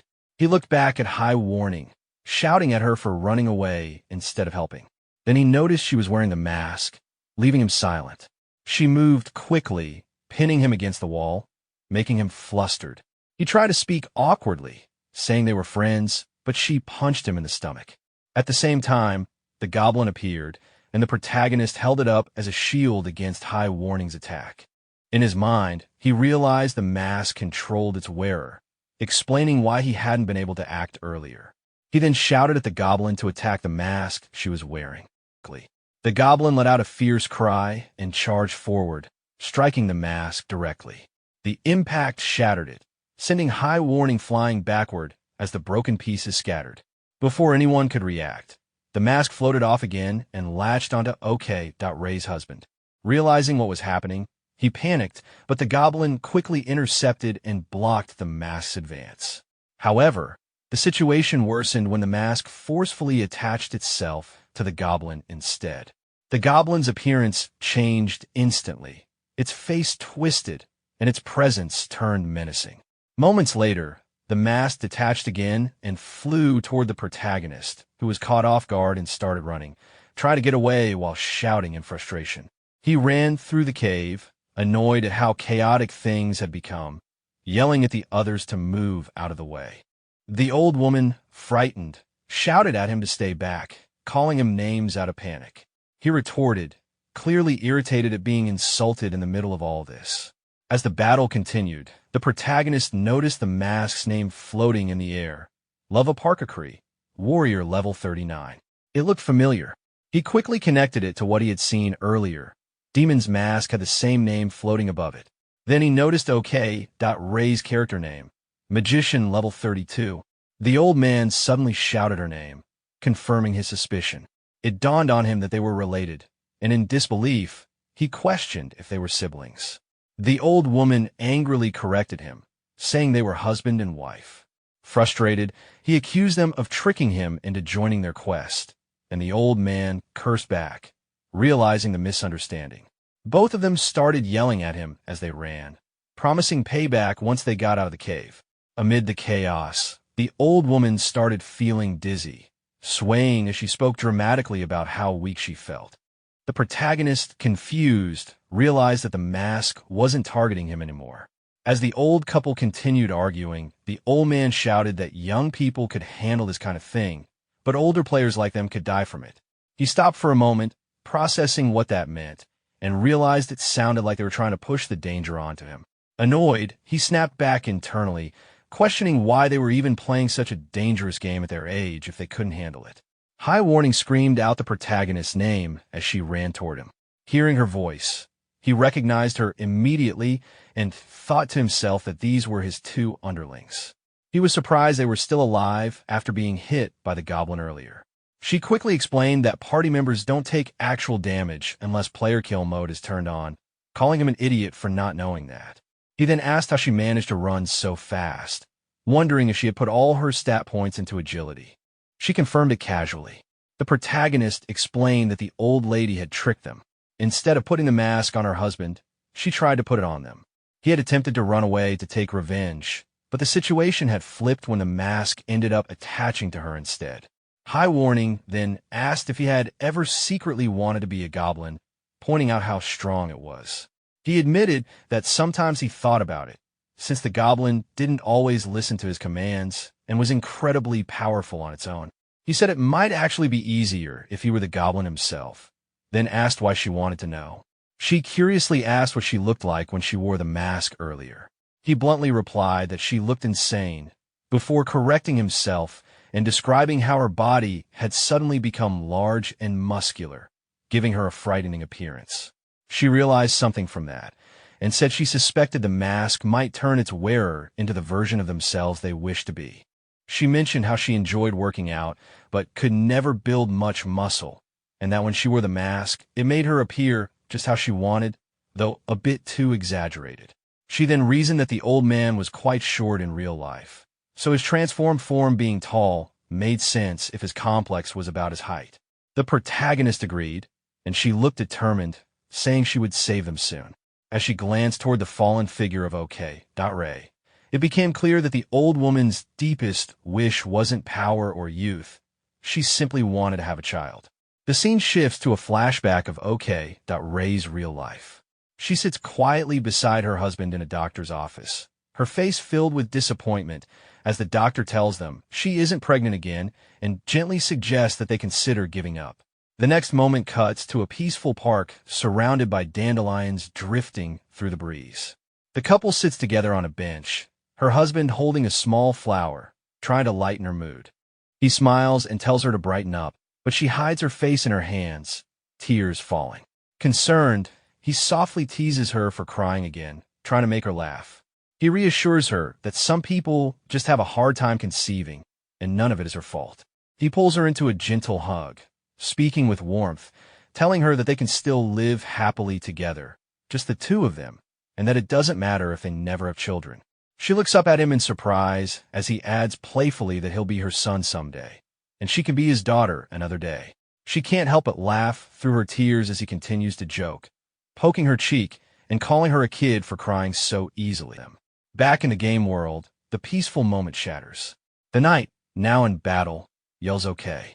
Ray's name as the demon mask monster rushes toward him at blinding speed. The protagonist, realizing the danger, decides they should retreat while there's still time, thinking that the monster is far too fast to defeat. But High Warning stops him, refusing to run. She insists that they can't abandon the old couple, explaining that when she wore the mask earlier, she could feel how it suppressed her will, trapping her inside, unable to act or speak freely. High Warning realizes that they're trapped inside the dungeon and can't log out, comparing the experience to being stuck in sleep paralysis, completely aware but unable to move. She explains that she couldn't do anything back then, and the anxiety that it would never end must have been what the old man had been enduring all this time. Determined, she decides they must save the two people still trapped. She urges the protagonist to intervene to save the affected players. Kim Chul-soo's expression changes, sweat forming as excitement takes over. The thought of rare rewards ignites his determination. He calls his goblin companion and grabs his cursed robe once again, preparing for battle. The goblin, however, looks terrified. Kim Chul-soo readies a whip, a weapon made from bloodworm leather that carries a powerful curse, capable of greatly boosting summoned creatures' abilities at the cost of their sanity. The curse also risks causing random status abnormalities to the user. Confident in his luck, Kim Chul-soo decides to gamble, believing he can handle the consequences as long as he doesn't lose consciousness. Once the whip activates, his status weakens temporarily, leaving him more vulnerable to attacks, but he grins mischievously, calling a jackpot. He then orders his goblin to attack the old woman wearing the mask, promising a sausage as a reward. When the goblin hesitates, he lashes it again to provoke movement, but the creature unexpectedly turns on him instead. Shocked, Kim Chul-soo struggles to restrain it. The system then triggers a skill called Goblin Throwing, causing him to hurl the goblin directly toward the couple.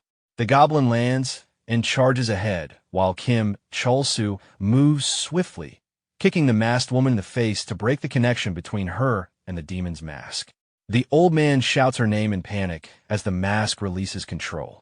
She regains consciousness, dizzy but alive, just as the system prevents party members from harming one another. The woman warns her husband not to come closer before the mask reattaches itself to his face instead. The girl immediately intervenes, pushing the man away and shouting for him to escape with his wife. The couple flees, supporting each other as they retreat deeper into the cave. Kim Chul-soo, fired up, faces the demon's mask, acknowledging it as a rare, unique monster and preparing to end the fight. The mask reanimates, taking control of the girl's body. The The goblin engages in combat, but fails to harm her. Each of her counterattacks hits cleanly, but the berserk goblin remains unharmed.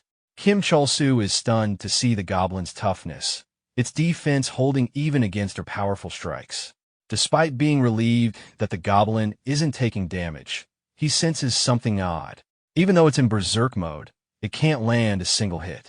Her speed and movements are precise, though lacking in damage output, while his goblin remains unyielding. Frustration builds as Kim Chol-soo's strategy backfires, leaving him panting and shouting in disbelief at how the situation turned out. Meanwhile, the couple notices the cave beginning to collapse. The husband shields his wife, expressing remorse for forgetting his promise to always protect her. He apologizes for letting her face such danger, and they cling to each other as the chaos unfolds. Later, Kim Chol-soo regains consciousness beneath the rubble, cursing in frustration. The girl locates him and calls out, but he yells back angrily, blaming her for the mess. She spots his trapped hand and urges him to move it. When he gestures back, she scolds him in disbelief, telling him that the demon's mask is right beneath his hand and instructing him to finish it off. Kim Chol-soo, still irritated but smirking, mocks the situation and then strikes the mask with his hand, dealing a small amount of damage. Unexpectedly, the mask explodes upon impact. Both are surprised by how little effort it took to defeat. The girl levels up several times, realizing the monster was more like a tag-based challenge than a full fight. Kim Chol-soo also levels up, though his attention immediately shifts to the loot. Frantically, he searches for his reward, shouting for his super great prize. Then, a new mask appears before him, marked as an exclusive, unsellable summoning item called Demon's Mask. Seeing the notification, he rushes to grab it before anyone else can. But just then, strange noises echo nearby. From the darkness, his berserk goblin emerges, laughing hysterically, its eyes glowing with rage. Kim Chol-soo realizes too late that his creature hasn't calmed down. His hand is still injured, and as he backs away, he wonders why the goblin isn't charging. Then he notices its eyes, filled with madness, glowing unnaturally. Fear grips him as the reality of the berserk curse sets in. Kim Chol-soo suddenly recalls a memory from the past that sends him into panic. The berserk goblin appears again, screaming wildly and thrashing around. In desperation, Chol-soo reaches his hand out toward the fallen reward item. His body trembles as he struggles to grab it. The girl nearby notices something is wrong and calls out to him in concern. As she looks closer, she realizes the goblin has attacked Chol-soo directly, landing a hit that deals massive damage. The impact shakes the area, and rubble falls around them. Despite the chaos, the old couple sees an opening. The path ahead has cleared thanks to Chol-soo's struggle. With relief flooding their faces, they cling to each other, thankful to still be alive, believing divine luck must have saved them. Meanwhile, the girl spots the goblin approaching the mask that had caused all the trouble. She urges that they grab the item quickly and leave the place before anything worse happens. Outside the ruin, Chol-soo glares at her, furious. He accuses her of bringing the mask out intentionally, believing she knew the danger it posed. His voice grows angrier as he demands to be freed, stomping the ground in frustration. The girl, trembling and sweating, tries to explain herself, insisting she didn't know about the item's restrictions. As she speaks, a faint glow appears before them, a message indicating that the unique mask item cannot be exchanged or traded. The girl panics, realizing she truly can't get rid of it, and claims she had intended to return it to Chol-soo before things went wrong. But Chol-soo doesn't believe her. His anger builds as he swears that once the goblin's enraged state ends, he'll summon it back and make her pay. Before the argument can escalate, the elderly man steps forward, holding a small pouch. He places it before Chol-soo and explains that it contains all the money he and his wife have saved. Chol-soo freezes, confused for a moment. The old man then pulls his wife close, thanking Chol-soo for saving them. The woman, weak but sincere, apologizes alongside her husband. Still trapped and frustrated, Chol-soo scoffs, questioning if they think a small amount of money could make up for everything that happened. He demands to see how much it is before deciding whether to forgive them. The girl steps in, protesting that it's their entire life savings and that taking it would be cruel. But the old man remains calm and says they plan to quit the game anyway. He embraces his wife gently, saying they'll throw away the machine and spend their remaining time together in peace. The woman blushes softly at his words, touched by his sincerity. He assures them once more that they won't need the money anymore. The girl still tries to reason with him, worried that they're giving away everything they have, but Cholsu interrupts with a smirk. He insists that since they're quitting, it makes sense for him to take it as payment for saving their lives, arguing that the money is worthless unless converted into real cash. The old man blinks, processing what Cholsu said, then turns toward the girl with a curious look, asking if the in-game money can really be exchanged for real-world currency. The girl confirms that can be done easily through the game's bank system. Hearing that, the old woman immediately changes her mind and decides she doesn't want to give it away anymore, clutching the pouch protectively. After calming the old couple, the girl urges them to log out of the game immediately while the protagonist is still trapped. The couple hesitates, trying to say something, but she insists again, reminding them that they already apologized and should hurry before he gets free. Watching them listen to her instead of him makes the protagonist furious. He yells out in frustration, but before he can say more, the old couple quickly logs out. As they vanish, they teasingly mention that they're running away and even mock him by pointing out that his goblin's enraged state had ended quite some time ago. Hearing this only deepens his anger as he stares at the empty space where they stood. The scene then shifts to the town. The protagonist stands before an NPC named Shin, who notices his growth and acknowledges that he has reached level 40. The NPC observes him carefully and comments that he's become stronger, but still below his level. The protagonist stands there silently, clearly annoyed, until Shin smiles and decides it's time to teach him a secret.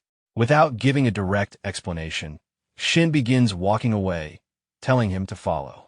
This irritates the protagonist further, who expected a straightforward quest. He shouts in frustration, demanding the quest right away. But Shin continues walking calmly, saying he's been waiting for someone like him. As the protagonist follows begrudgingly, he swings his weapon in irritation, muttering insults under his breath. Shin ignores him and continues speaking, saying he's been waiting for someone who gets along well with him.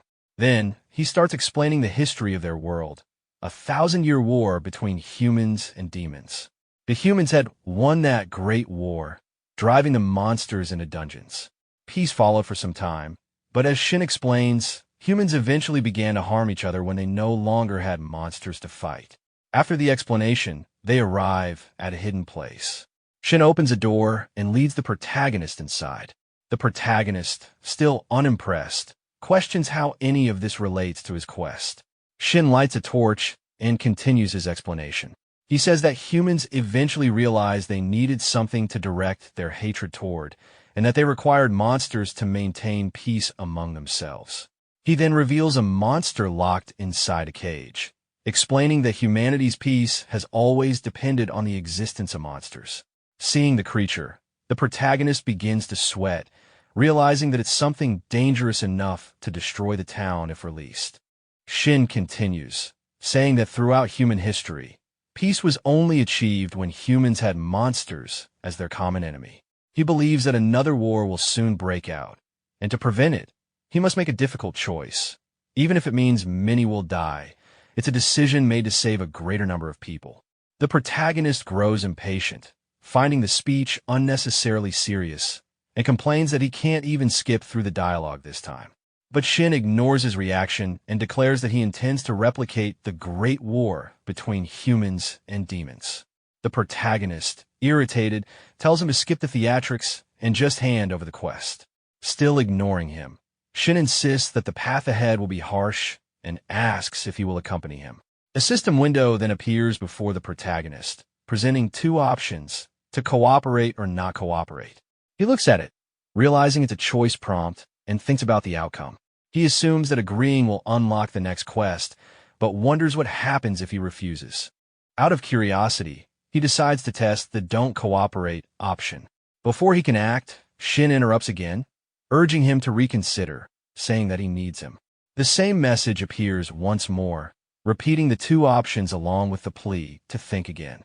The protagonist realizes the system only allows one real choice and laughs to himself, finding it ridiculous. The two continue going back and forth, Shin repeating his request, and the protagonist stubbornly refusing just to test the limit, until Shin eventually grows serious. He draws his sword, declaring that if persuasion fails, he'll resort to force.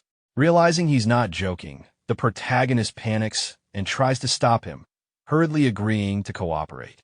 But before he can finish, Shin strikes him.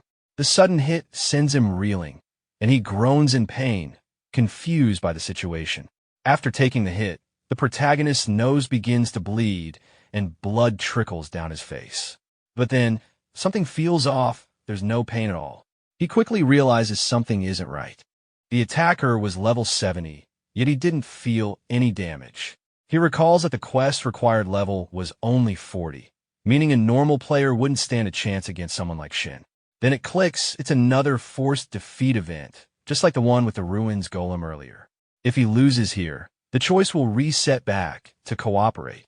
Excited by the discovery, he confidently faces Shin again, acting as if he's completely unharmed.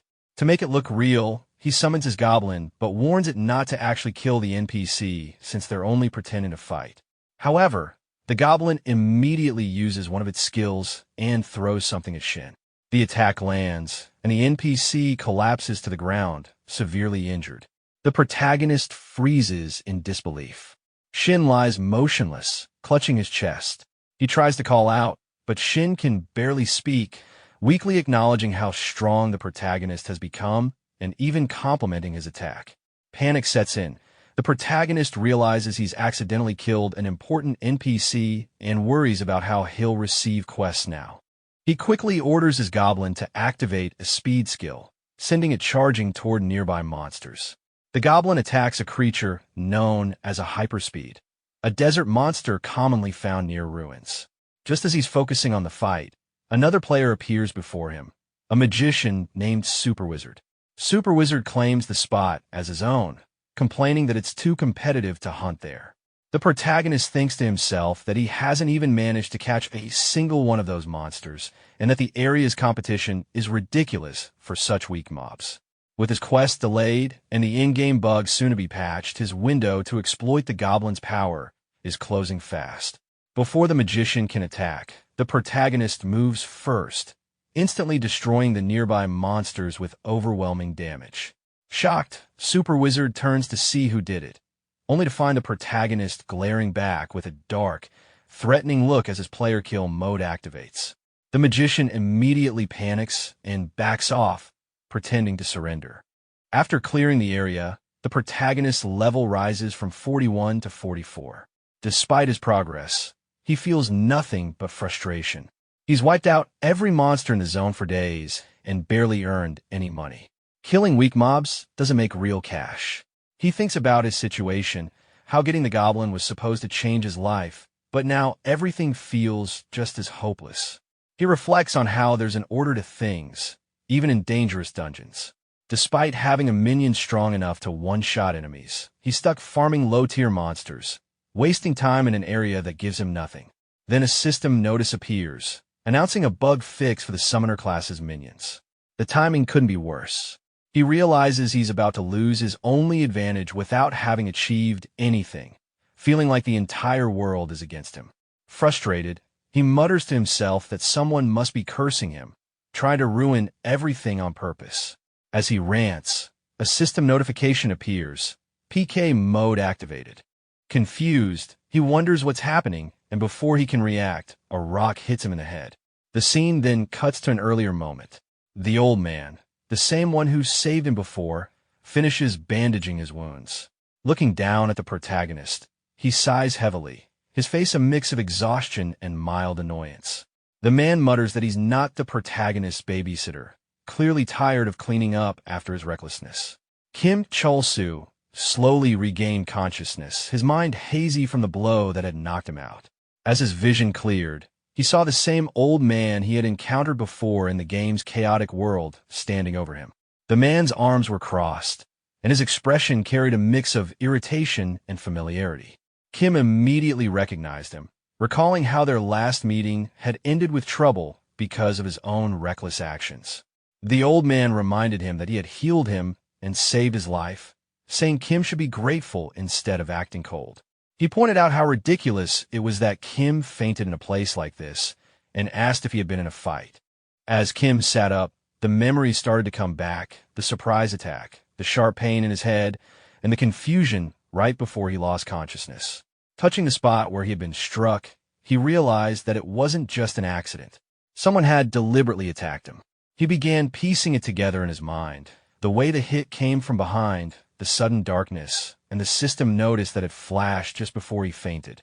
It dawned on him that someone had actually piked him. The thought made his blood boil. He stood up suddenly, rage flooding through him as he cursed the unknown attacker and swore to get revenge. His fists trembled as he declared that he needed to repay this debt. The old man, however, remained calm. He asked how Kim planned to find the culprit when he had no idea who it was. He questioned whether Kim had made any enemies recently, reminding him that it was impossible to steal items or money in this game. So the attacker must have had some personal reason, perhaps even a grudge. That word stuck in Kim's mind. He thought of Han Kamun, recalling their last corporate clash, and wondered if it could be him. But the old man quickly dismissed that idea, explaining that someone of Han Kamun's level wouldn't waste time personally attacking a player like him. He advised Kim to forget about revenge if he couldn't name anyone specific, pointing out that sometimes life just threw random misfortunes, a bump from a stranger, or even bird droppings landing on your shoulder. His calm reasoning only made Kim more frustrated, and he shouted in anger, feeling like everyone and everything was out to get him. The old man didn't react to the outburst. Instead, he told Kim to focus on what he needed to do next. The question caught Kim off guard, and when he asked what he meant, the old man reminded him about the upcoming patch day. That single reminder hit Kim hard. He instantly remembered the announcement, the update that would soon change everything. His Goblin summon. The key to his success was going to be nerfed. The thought of losing his biggest advantage struck deep, and his anger quickly shifted to panic. His mind raced as he realized he didn't have much time left. The Goblin wouldn't remain usable for long, and he still needed to earn enough money, $2 million, to secure his future. His priorities shifted in that moment. Revenge could wait.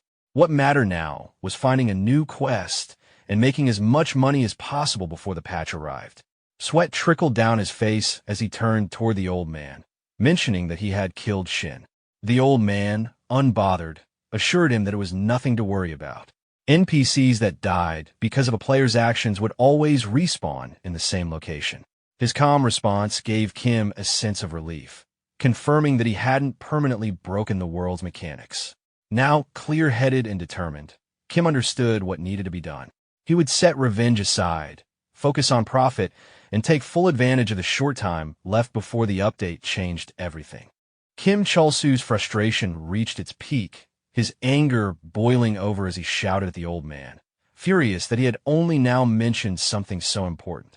The old man remained calm, replying confidently that they had just met. Grinding his teeth in annoyance, Kim tried to steady his thoughts before addressing Sungryul, demanding to know if it was even possible to make $2 million through quests before the patch. He explained that although Kim's Goblin companion was undeniably strong, perhaps the strongest being in existence, raw power alone wouldn't solve every problem in a dungeon. Some challenges were realizing the situation. The protagonist is overwhelmed by a mix of anger and sadness. The emotional pressure finally breaks, and he loses control, shouting once before collapsing into tears. As he cries, frustration floods his mind. He remembers how he had sensed this outcome from the moment the patch notes were released. Deep down, he already knew things would end badly. His thoughts drift back to the moment he obtained the Goblin. At the time, he brushed off any concern, convincing himself that if it was a bug, he could exploit it by rushing into high-level dungeons before it was fixed. He believed that gaining a bug mob would give him an advantage before the system corrected itself. Returning to the present, reality hits him harder. Despite all his effort, he never even reached the high-level dungeons. Everything stopped here. Without the Goblin, he feels completely powerless and sees no future for himself. At that moment, while he is still crying, his surroundings suddenly shift into hostility. Without warning, an old man strikes him directly in the face, sending him flying backward through the air. Pain explodes across the right side of his face as he struggles to regain balance. Anger replaces despair as he lashes out at the attacker, demanding to know what kind of insanity would justify such an action. The old man, however, is furious rather than apologetic. He yells at the protagonist to pull himself together. He demands to know what will happen to the Evaton Guild if their supposed rival collapses like this. Even now, the guild is fighting desperately, determined to prove that their victories, especially in the hidden dungeon, were not dependent on him. The old man explains that the guild is pushing themselves to win specifically because they refuse to rely on the protagonist. They grind their teeth and struggle forward because they want to surpass him. He makes it clear that the protagonist is someone others constantly worry about, someone everyone wants to outperform. That is what makes him a rival. After a brief pause, the old man speaks again, this time seriously. He emphasizes that it was never about the Goblin. The true rival of the Evaton Guild has always been the protagonist himself. He asks whether, after understanding this, the protagonist can still truly believe he is worthless without it. Before the protagonist can fully process those words, the old man strikes him once more.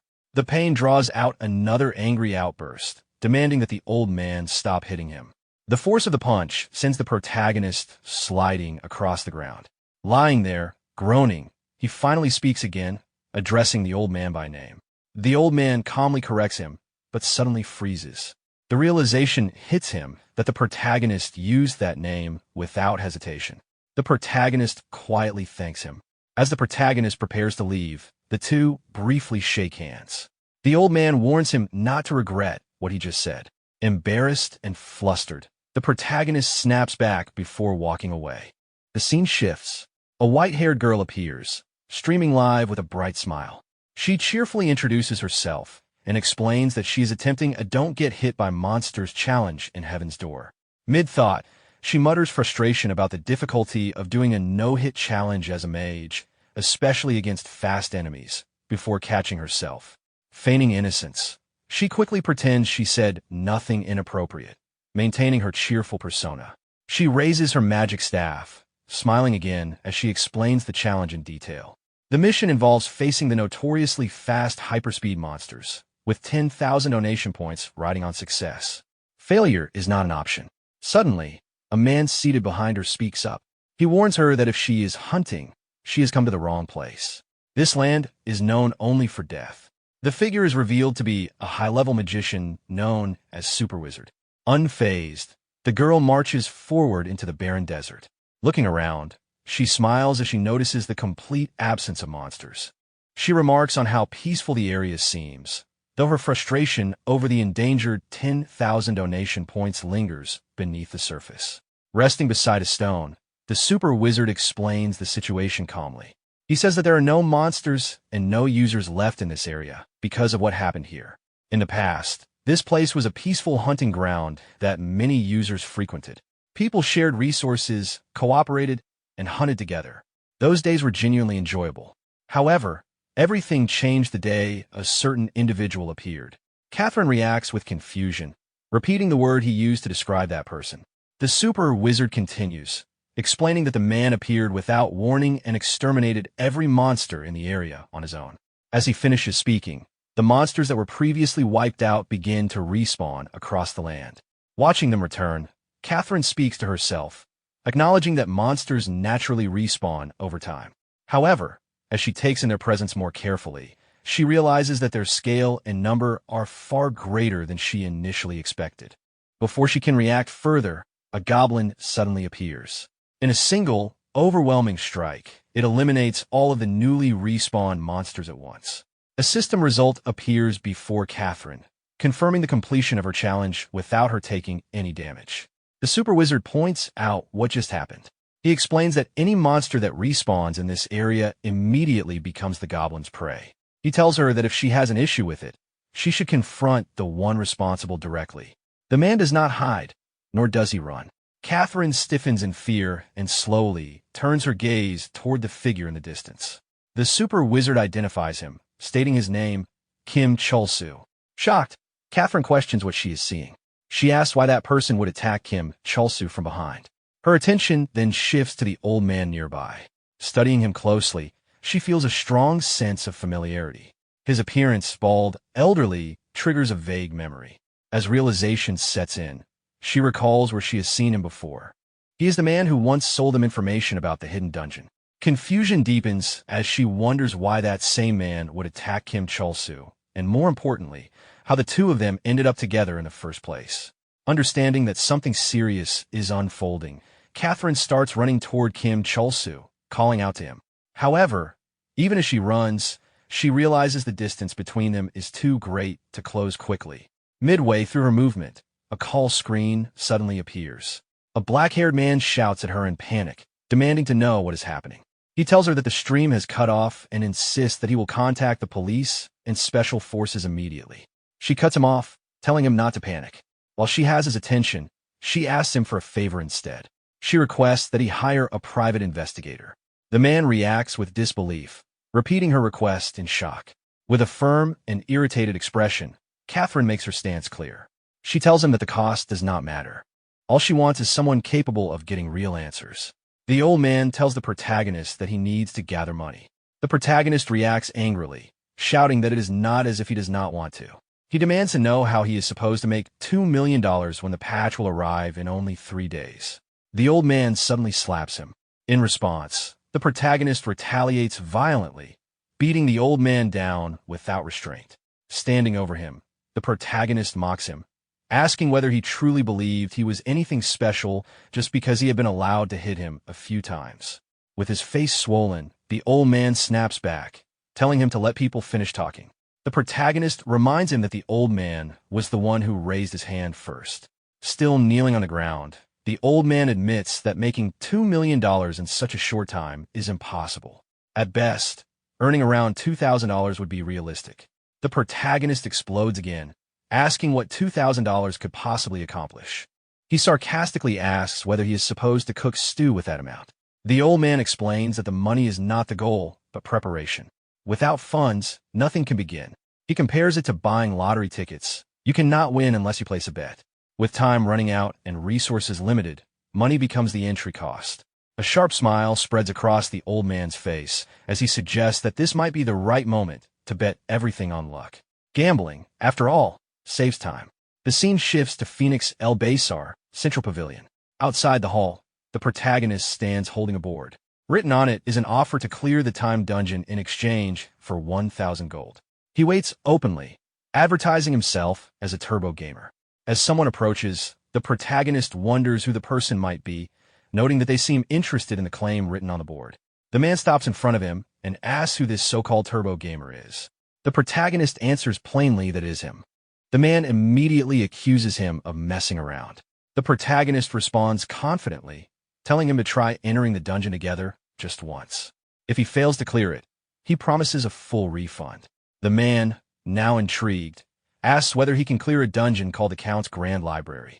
He then introduces his companions, a magician named Xiangvli at level 31 and a gunner named Sadist. Finally, he introduces himself as a cleric at level 31. The protagonist admits internally that he has no idea what the Count's Grand Library is, but still responds with confidence, stating that he would win. The cleric and his companions burst into laughter, mocking the protagonist. They ridicule his confidence and question whether he even understands what dungeon he is talking about. They point out that the recommended level is far higher than his own, insisting that someone at level 44 would not even be allowed to enter. Angered by the ridicule, the protagonist tells them to stop wasting his time and leave if they are not serious. The cleric, still smiling through his laughter, agrees to go. He states that he wants to run a dungeon anyway and will accept the carry. If the dungeon is not cleared, he expects a full refund. The protagonist agrees impatiently, urging them to hurry since time is short. The cleric explains that the recommended level of the dungeon they are heading into is 46, far higher than normal. He says he wants to level up quickly. Internally, however, he assumes the plan is simple. A level 44 player should not be able to clear a level 46 dungeon alone. They will watch from a safe distance, leech experience, and demand their refund once the protagonist fails.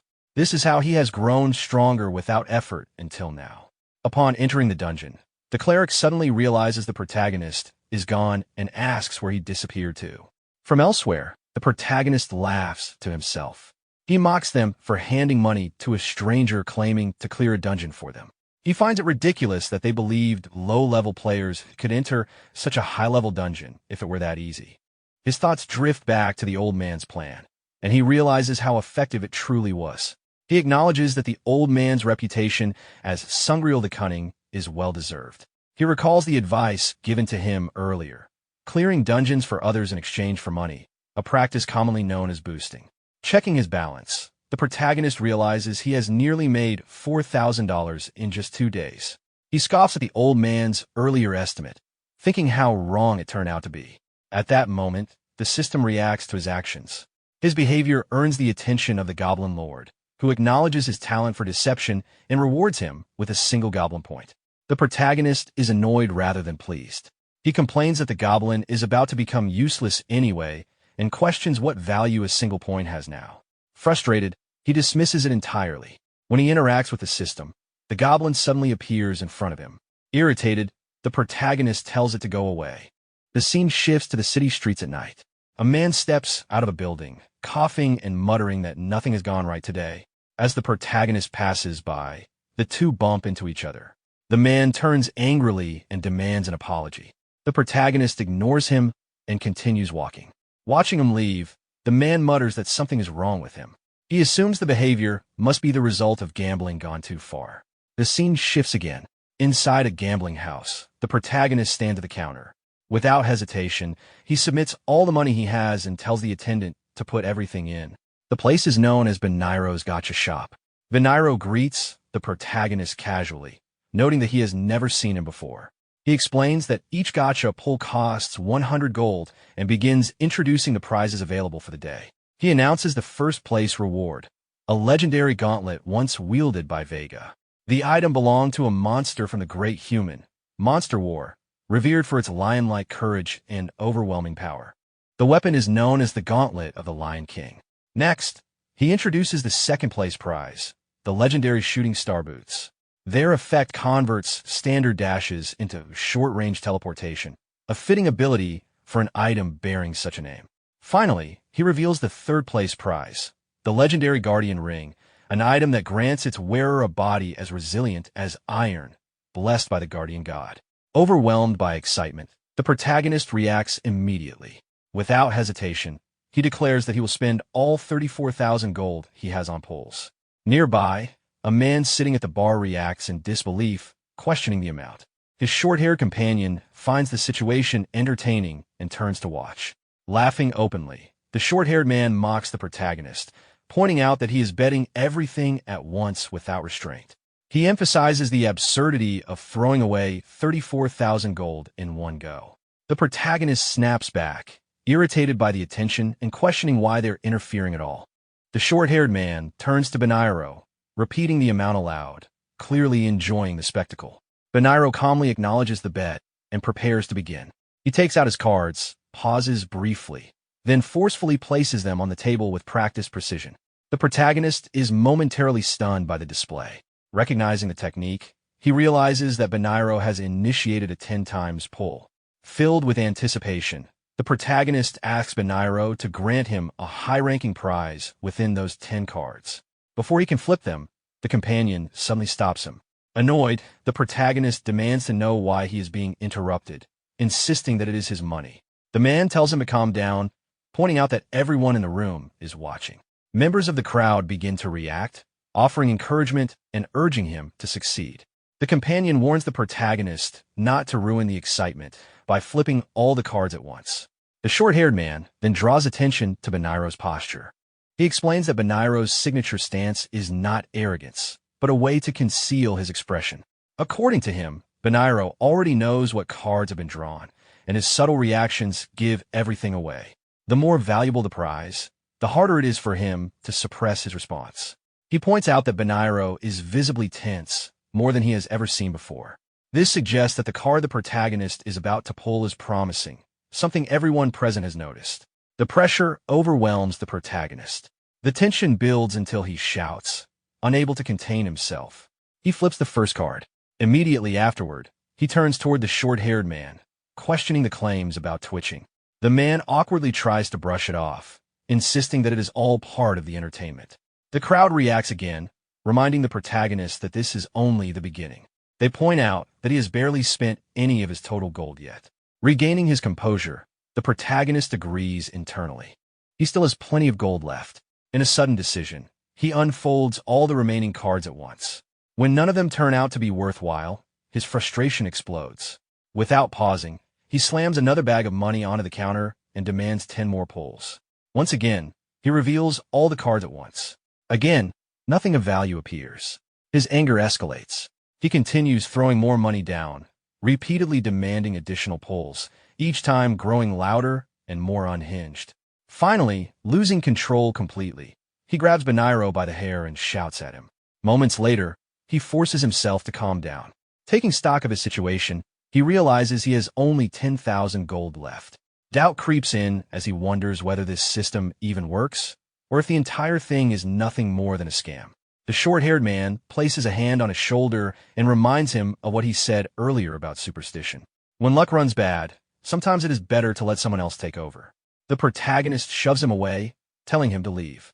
Still, the thought lingers. He considers the possibility that his own luck might truly be the problem. If so, he needs to break the cycle of failure somehow. At that moment, someone from the crowd brings the goblin forward. Seeing it, the protagonist reacts in disbelief. He questions whether the gacha really included something like a goblin as a possible prize. Grabbing the goblin, he challenges it sarcastically, daring it to try pulling instead. The goblin clumsily scatters the cards everywhere, sending them across the floor. Annoyed and regretful, the protagonist shouts that he never should have involved it. As the cards lie scattered on the ground, the short-haired man's companion notices something unusual. One card, in particular, seems different, enough to explain the expression Benairo had been trying so hard to hide. The protagonist freezes. Drawn by curiosity, he steps closer to the fallen card. Staring at it, realization begins to set in. He wonders whether this could finally be his first real jackpot. Staring at the card on the ground, the protagonist mutters to himself, wondering if this could really be his first jackpot. He notices Benairo's reaction immediately. Sweat is running down his face, and he is whistling awkwardly as if nothing unusual has happened. The act is far too obvious. The short-haired man remarks that luck must finally be on the protagonist's side, noting that this is only the third time he has ever seen Benairo react like that. Irritated by the noise, the protagonist snaps at him to shut up. Forcing himself to focus, the protagonist recalls Sungreel's words. According to him, pulling the gauntlet of the Lion King would be enough to sell for more than all his debts combined. As everyone around him holds their breath, the protagonist lowers himself toward the floor to pick up the card. In his mind, anything less than first place is meaningless. Second or third place would not change anything. What he needs is the top reward. He lifts the card and begins to announce it, only to be interrupted by someone in the crowd, who points out that the item is not the gauntlet of the Lion King, but the gauntlet of the Lion Kong. The protagonist freezes. He looks down at the card again, shock spreading across his face. Confusion turns into panic as he blurts out questions, trying to understand what Lion Kong even is. Around him, people begin murmuring, some suggesting that the item might be even rarer than the official first-place prize. Others admit they have never seen it before. Frustrated and overwhelmed, the protagonist yells at the crowd to stop whispering. He dismisses the item as nothing more than a useless vanity reward. The companion of the short-haired man responds seriously, challenging that assumption. He explains that cosmetic items can be extremely valuable. In some games, even items with no abilities, like a small bag, have sold for hundreds of thousands of dollars simply because people find them appealing. The protagonist explodes in disbelief. He argues that no sane person would spend that much money on something that does nothing. Then, almost contradicting himself, he launches into a rant about how people constantly spend massive amounts on appearance, fashion, self-care, even plastic surgery. Humans, he insists, will pay absurd prices just to show off how they look. Still, he fails to see what that has to do with his situation. Shaking off the argument, he turns his attention back to the card. His voice falters as he asks whether this really counts as hitting the jackpot, whether this vanity item is truly worth that much. He demands an answer from Baniro. Baniro responds calmly, admitting that he did not expect the protagonist to pull the special prize. He explains that its probability is the same as the first-place reward. Sweat beads on the protagonist's face as the realization begins to sink in. His voice trails off as he struggles to process what that means. Baniro continues, explaining that the item cannot be exchanged. It is an ultra-rare drop, something that could not be guaranteed even with 1,000,000 gold. He has personally seen people spend hundreds of thousands of gold without pulling anything comparable. By all measures, the protagonist should be proud. Instead, rage explodes. The protagonist lashes out at Baniro, demanding compensation and accusing him of robbing him of real rewards. Almost immediately, regret crashes down on him. He clutches his head with both hands as panic spirals. He cannot believe his luck could be this bad. After so many pulls, he did not even get a single third-place item. The thought of all the money wasted makes him sick. He starts calculating what $4,000 could have bought him in the real world: meals, comforts, small indulgences he used to hesitate over. Desperation takes over. He forces himself to rationalize it. The 34,000 gold was just a sacrifice. After hundreds of pulls, he is bound to get something eventually. All he needs is 1,000 more gold. Just one more chance. Seeing the protagonist sink deeper into despair, the atmosphere around him shifts. The people nearby grow uneasy, sweat forming on their faces as they realize he is no longer thinking rationally. The companion of the short-haired man nervously tries to stop him, pointing out that he has already obtained the special prize and does not need to push himself any further. Ignoring everyone, the protagonist suddenly removes his armor and shouts that he is selling his rare equipment, the blue steel light armor, immediately. Shock ripples through the crowd. One person whispers in disbelief that it is rare armor, while another questions how much it could possibly be worth. Someone suggests that the protagonist must be offering it at a discount, since he is clearly desperate to sell. One of them asks directly how much he wants for it. The protagonist, barely holding himself together, snaps back and tells them to make the offer instead. Inside, the potential buyer is confused. It feels absurd that the buyer is being forced to name the price. Then, from behind the crowd, a long-haired man calmly speaks up and offers 1,000,000 gold. The room falls silent. Several people react at once, stunned by the number. Others turn to look at the man, wondering who he is. The protagonist freezes. 1,000,000 gold. He struggles to process what he just heard. Checking the value information, his thoughts spiral. He realizes that if someone is willing to offer that much just to buy it quickly, the armor may actually be worth far more. The long-haired man steps closer and simply asks what is wrong. He is identified as Kim Jaho, level 29, known by the nickname Nice Guy. Kim explains that he is willing to buy the armor at whatever price the protagonist wants. He says that he offered a high price because he genuinely wants the item. The protagonist hesitates internally, unsure whether this is too good to be true. Still, he agrees. The two confirm the trade. Suddenly, realization hits the protagonist. What appears on a trade screen is not gold. Panic surges. He lashes out, accusing Kim of wasting his time and trying to trick him. Kim responds calmly, clicking his tongue and explaining that the item he offered is the beating heart of the dragon, an extremely rare material. The entire crowd reacts in shock. People recognize it immediately as a rare drop from the red dragon Lormus. Murmurs spread as they question how someone could possess something so valuable. The protagonist's confusion deepens. A red dragon. A rare drop. Judging by the reactions alone, the item is clearly worth a fortune. Kim explains further that, strictly speaking, he would be taking a loss by trading this material for the armor. However, his time is extremely valuable to him. He considers the trade payment for the time it would take him to convert the material into gold himself. The protagonist thinks for a moment, then agrees. He tells Kim to proceed with the trade. Suddenly, the trade is canceled. The protagonist freezes in shock. Kim immediately apologizes, explaining that he pressed the wrong option and suggesting they try again. As the trade window reopens, the protagonist's heart pounds. His thoughts race as he urges Kim internally to hurry. He is already imagining selling the armor for 1,000,000 gold and starting over from scratch. The moment Kim places the item back into the trade window, the protagonist instantly accepts. He thanks Kim eagerly, relieved that the deal is done. Kim responds with a faint, unreadable smile and thanks him in return. Without another word, Kim logs out of the game. Watching him disappear, The protagonist wonders briefly why he logged out so suddenly. Shrugging it off, he decides not to dwell on it. The protagonist dismisses it, saying that it is none of his business. He then shifts his attention back to the display. As he takes a closer look, his expression freezes. Shock spreads across his face as he quietly questions what he is seeing. Someone nearby laughs and points out that the item looks like a strawberry. Another person mocks him openly, saying he was scammed. A third comments casually that this place is full of people who lost money, making it the perfect hunting ground for scammers. That is why, they add, everyone should think carefully before pressing any buttons. One by one, the crowd begins to leave the bar. Someone remarks that the armor never looked worth $1 million gold in the first place, and that he should have been suspicious of such an outrageous offer. The companion of the short-haired man stays behind briefly. He speaks honestly, explaining that none of the people cheering earlier had ever actually won anything themselves.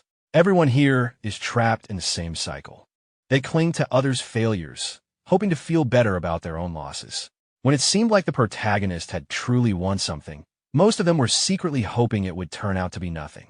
They were relieved when they heard the item was unexchangeable. No one wanted to congratulate him. After a short pause, the man tells him to look around and take this as a lesson. He advises him not to come back here again. Then he leaves. The protagonist lets out a bitter curse.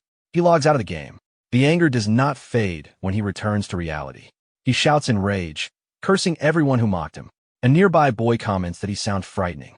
Suddenly, two men step in front of him. One remarks that killing people is not an option and asks how he plans to pay his debts if he ends up in prison. Panic sets in. The protagonist begins to sweat as realization hits him. He insists that he already paid off his debts. The yellow-haired man grabs him by the hair.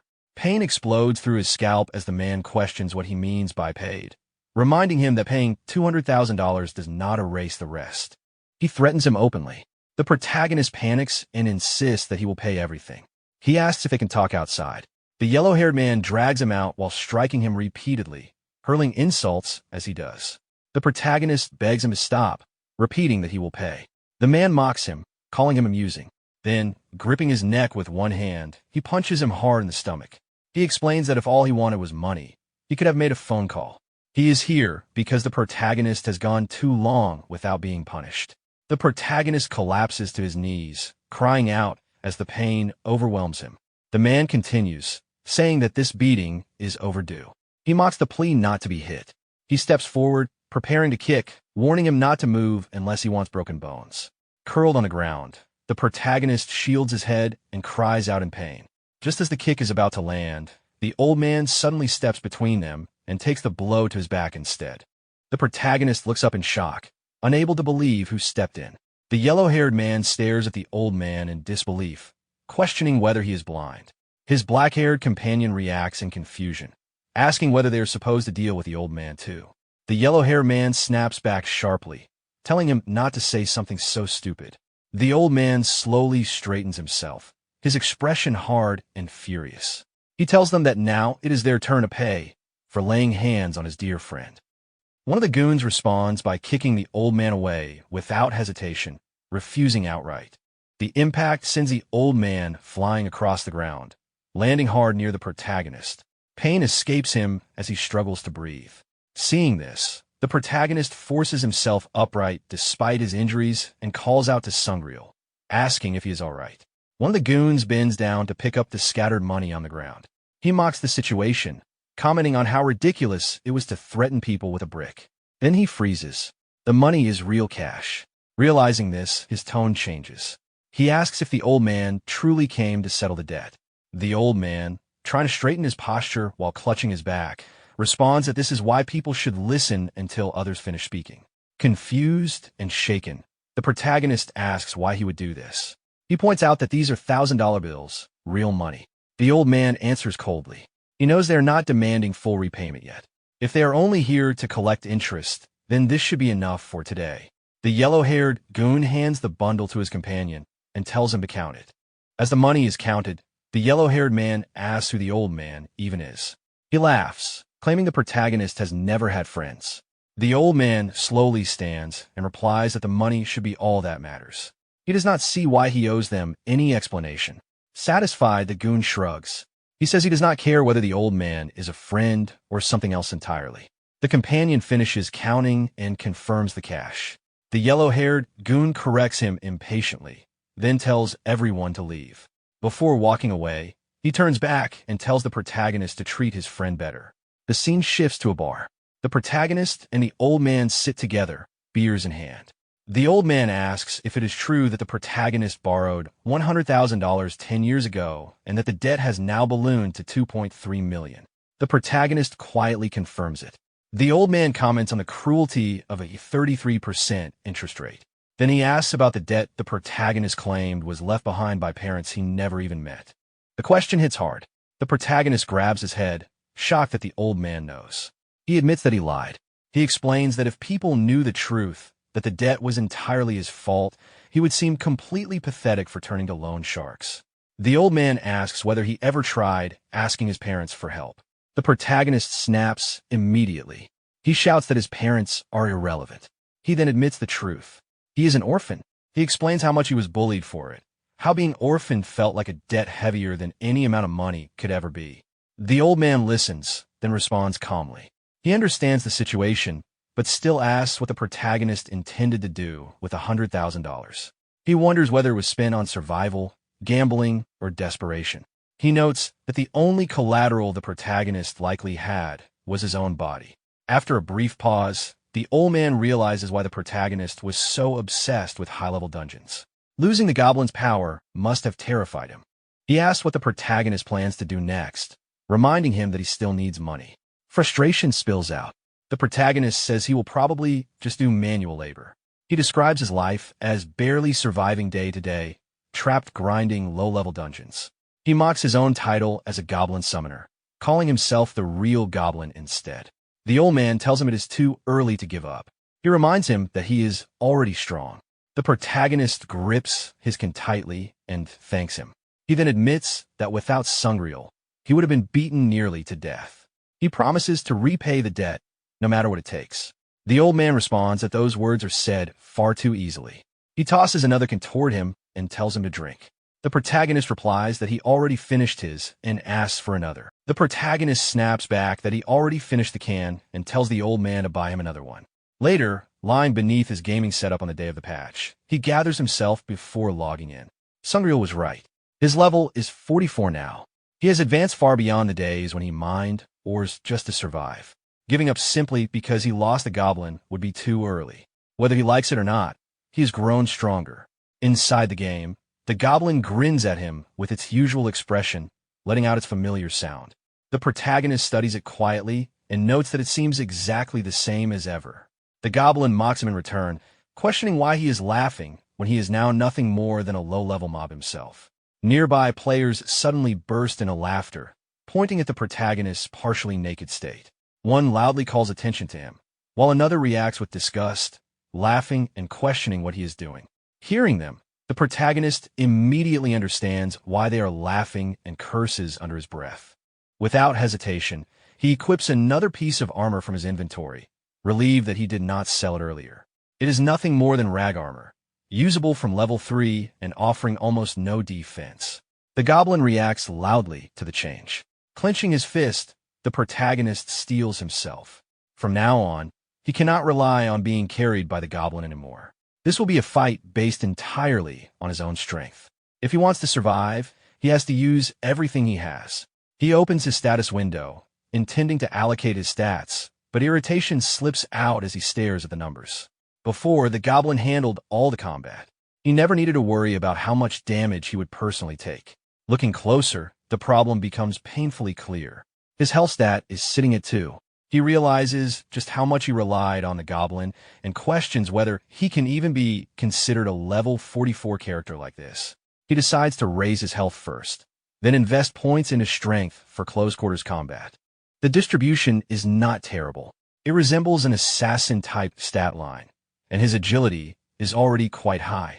Now all he needs is a weapon that actually fits his current stats. Reality crashes down on him again. Sweat forms as he remembers that he blew all his money on gacha. He does not even have enough gold left to buy something as simple as a stick.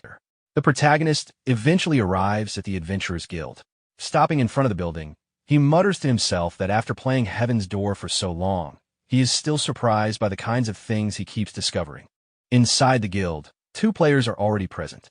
One is Roy, a level 48 magician. The other is Revenant, a level 47 player. Roy speaks enthusiastically to Revenant, saying she is honored to party with someone so famous. She comments that he truly lives up to the rumors of being quiet, especially for someone who reached level 47 using only basic attacks. She adds that they have received a request and are currently looking for one more party member. At that moment, the protagonist enters and asks if they are looking for someone to join. He casually claims that he might be able to help, mentioning that he possesses the Lion King's gauntlet. Roy reacts immediately, recognizing the name and associating it with Vega's weapon. The protagonist takes her reaction as recognition and downplays it, saying he was not trying to show off. Roy quickly decides that there is no need to keep searching. She remarks that it is rare to see Vega's weapon in action and invites him to join them. The protagonist glances toward Revenant and rudely asks what he is staring at. Roy explains calmly that Revenant is the party leader. The protagonist's attitude changes instantly, and he greets Revenant much more politely. The scene shifts to the Red Canyon. As they walk through the ravine, Roy reassures the protagonist that he does not need to be so tense. She points out that the level difference between their party and the monsters in the area is significant. Nearby creatures include lizard men around levels 32 and 33. Roy explains that the monsters in this region do not attack unless provoked first. The protagonist, however, remains uneasy. Looking at his gauntlet, he reflects internally that the weapon is nothing more than a vanity item with no stats. He only pretended it had power to secure a spot in the party. He has not attempted any serious dungeon without relying on the Goblin since his mining days, and his equipment is barely better than what he wore at level 3. Given that situation, he feels he has every reason to stay on guard. Roy observes him for a moment and asks whether he has not selected a job yet. Confused, the protagonist responds by pointing out that his class should be visible above his head. Roy explains that all she can see is his level, nothing else. The realization hits him. Hidden classes do not display their names to other players at all. They are hidden in the most literal sense. That thought leads him to another realization. Revenant must also be something unusual, having reached level 47 without a visible job change. Trying to brush it off, the protagonist begins to explain that he does have a class. Before he can finish, a spear suddenly lands in front of him. Startled, he reacts angrily, pointing out that he was told the monsters would not attack first. Turning toward the source of the disturbance, he realizes what happened. The Goblin has already engaged the monsters. He shouts at the Goblin, demanding to know what it thinks it is doing. At that moment, the reason becomes clear. Minions automatically engage nearby monsters unless explicitly ordered otherwise. Annoyed, the protagonist scolds the Goblin for causing trouble so quickly. The Goblin responds mockingly, pointing out that the protagonist is no longer useful after the patch and should stop acting like before. Roy looks at the Goblin with curiosity and asks what it is. The protagonist explains casually that it is his minion. He reveals that he changed into a hidden class, but all it allows him to do is summon a single Goblin. He adds that the Goblin used to be incredibly strong due to what turned out to be a bug. After today's patch, that bug was fixed, and the Goblin lost its overwhelming power. Roy listens carefully, then asks where he heard about the patch. The protagonist replies that he heard it from a good friend and asks why it matters. Roy answers seriously. According to the official patch notes, none of today's changes involve the summoner class at all. As the conversation continues, the monsters attack the Goblin directly. Their blows land cleanly, and yet they deal no damage. The protagonist stares at the scene in shock, unable to understand what he is seeing. The scene shifts to a different location. The old man is visibly shaken. Panicking, he apologizes repeatedly to the protagonist, admitting that he made a serious mistake. The protagonist, concerned but oddly calm, tells him not to apologize so desperately, remarking that at this rate he might actually die anyway. The camera pulls back to reveal their situation. They are standing at the edge of a mountain cliff. The Goblin is holding the old man upside down by one leg, suspending him over the drop below. Terrified, the old man begs for forgiveness. He insists that he must have misread the patch notes and argues that everything should be fine, since the Goblin itself appears unharmed. He pleads for his life. Watching the scene, the protagonist comments dryly on how ridiculous the situation looks. The old man, still panicking, argues that if anyone should die, it should be him, considering how much time the protagonist lost because of his mistake. He insists that even throwing him off the cliff 100 times would not be enough punishment. Suddenly, the goblin pulls him back up and drops him onto the ground. The old man cries out in pain, clutching his back. The protagonist reaches out a hand to help him up. He says that he knows the old man never intended any harm. Since his friend is sincerely apologizing, he has no choice but to accept it, even if it frustrates him. The old man is surprised by the word friend. He claims that he was merely hanging around and could not help but notice the protagonist constantly embarrassing himself. Without warning, the protagonist grabs the old man again and casually tells the goblin to hang him off the cliff once more. The goblin reacts immediately, full of enthusiasm. The protagonist panics and quickly tells it to stop, clarifying that he was joking.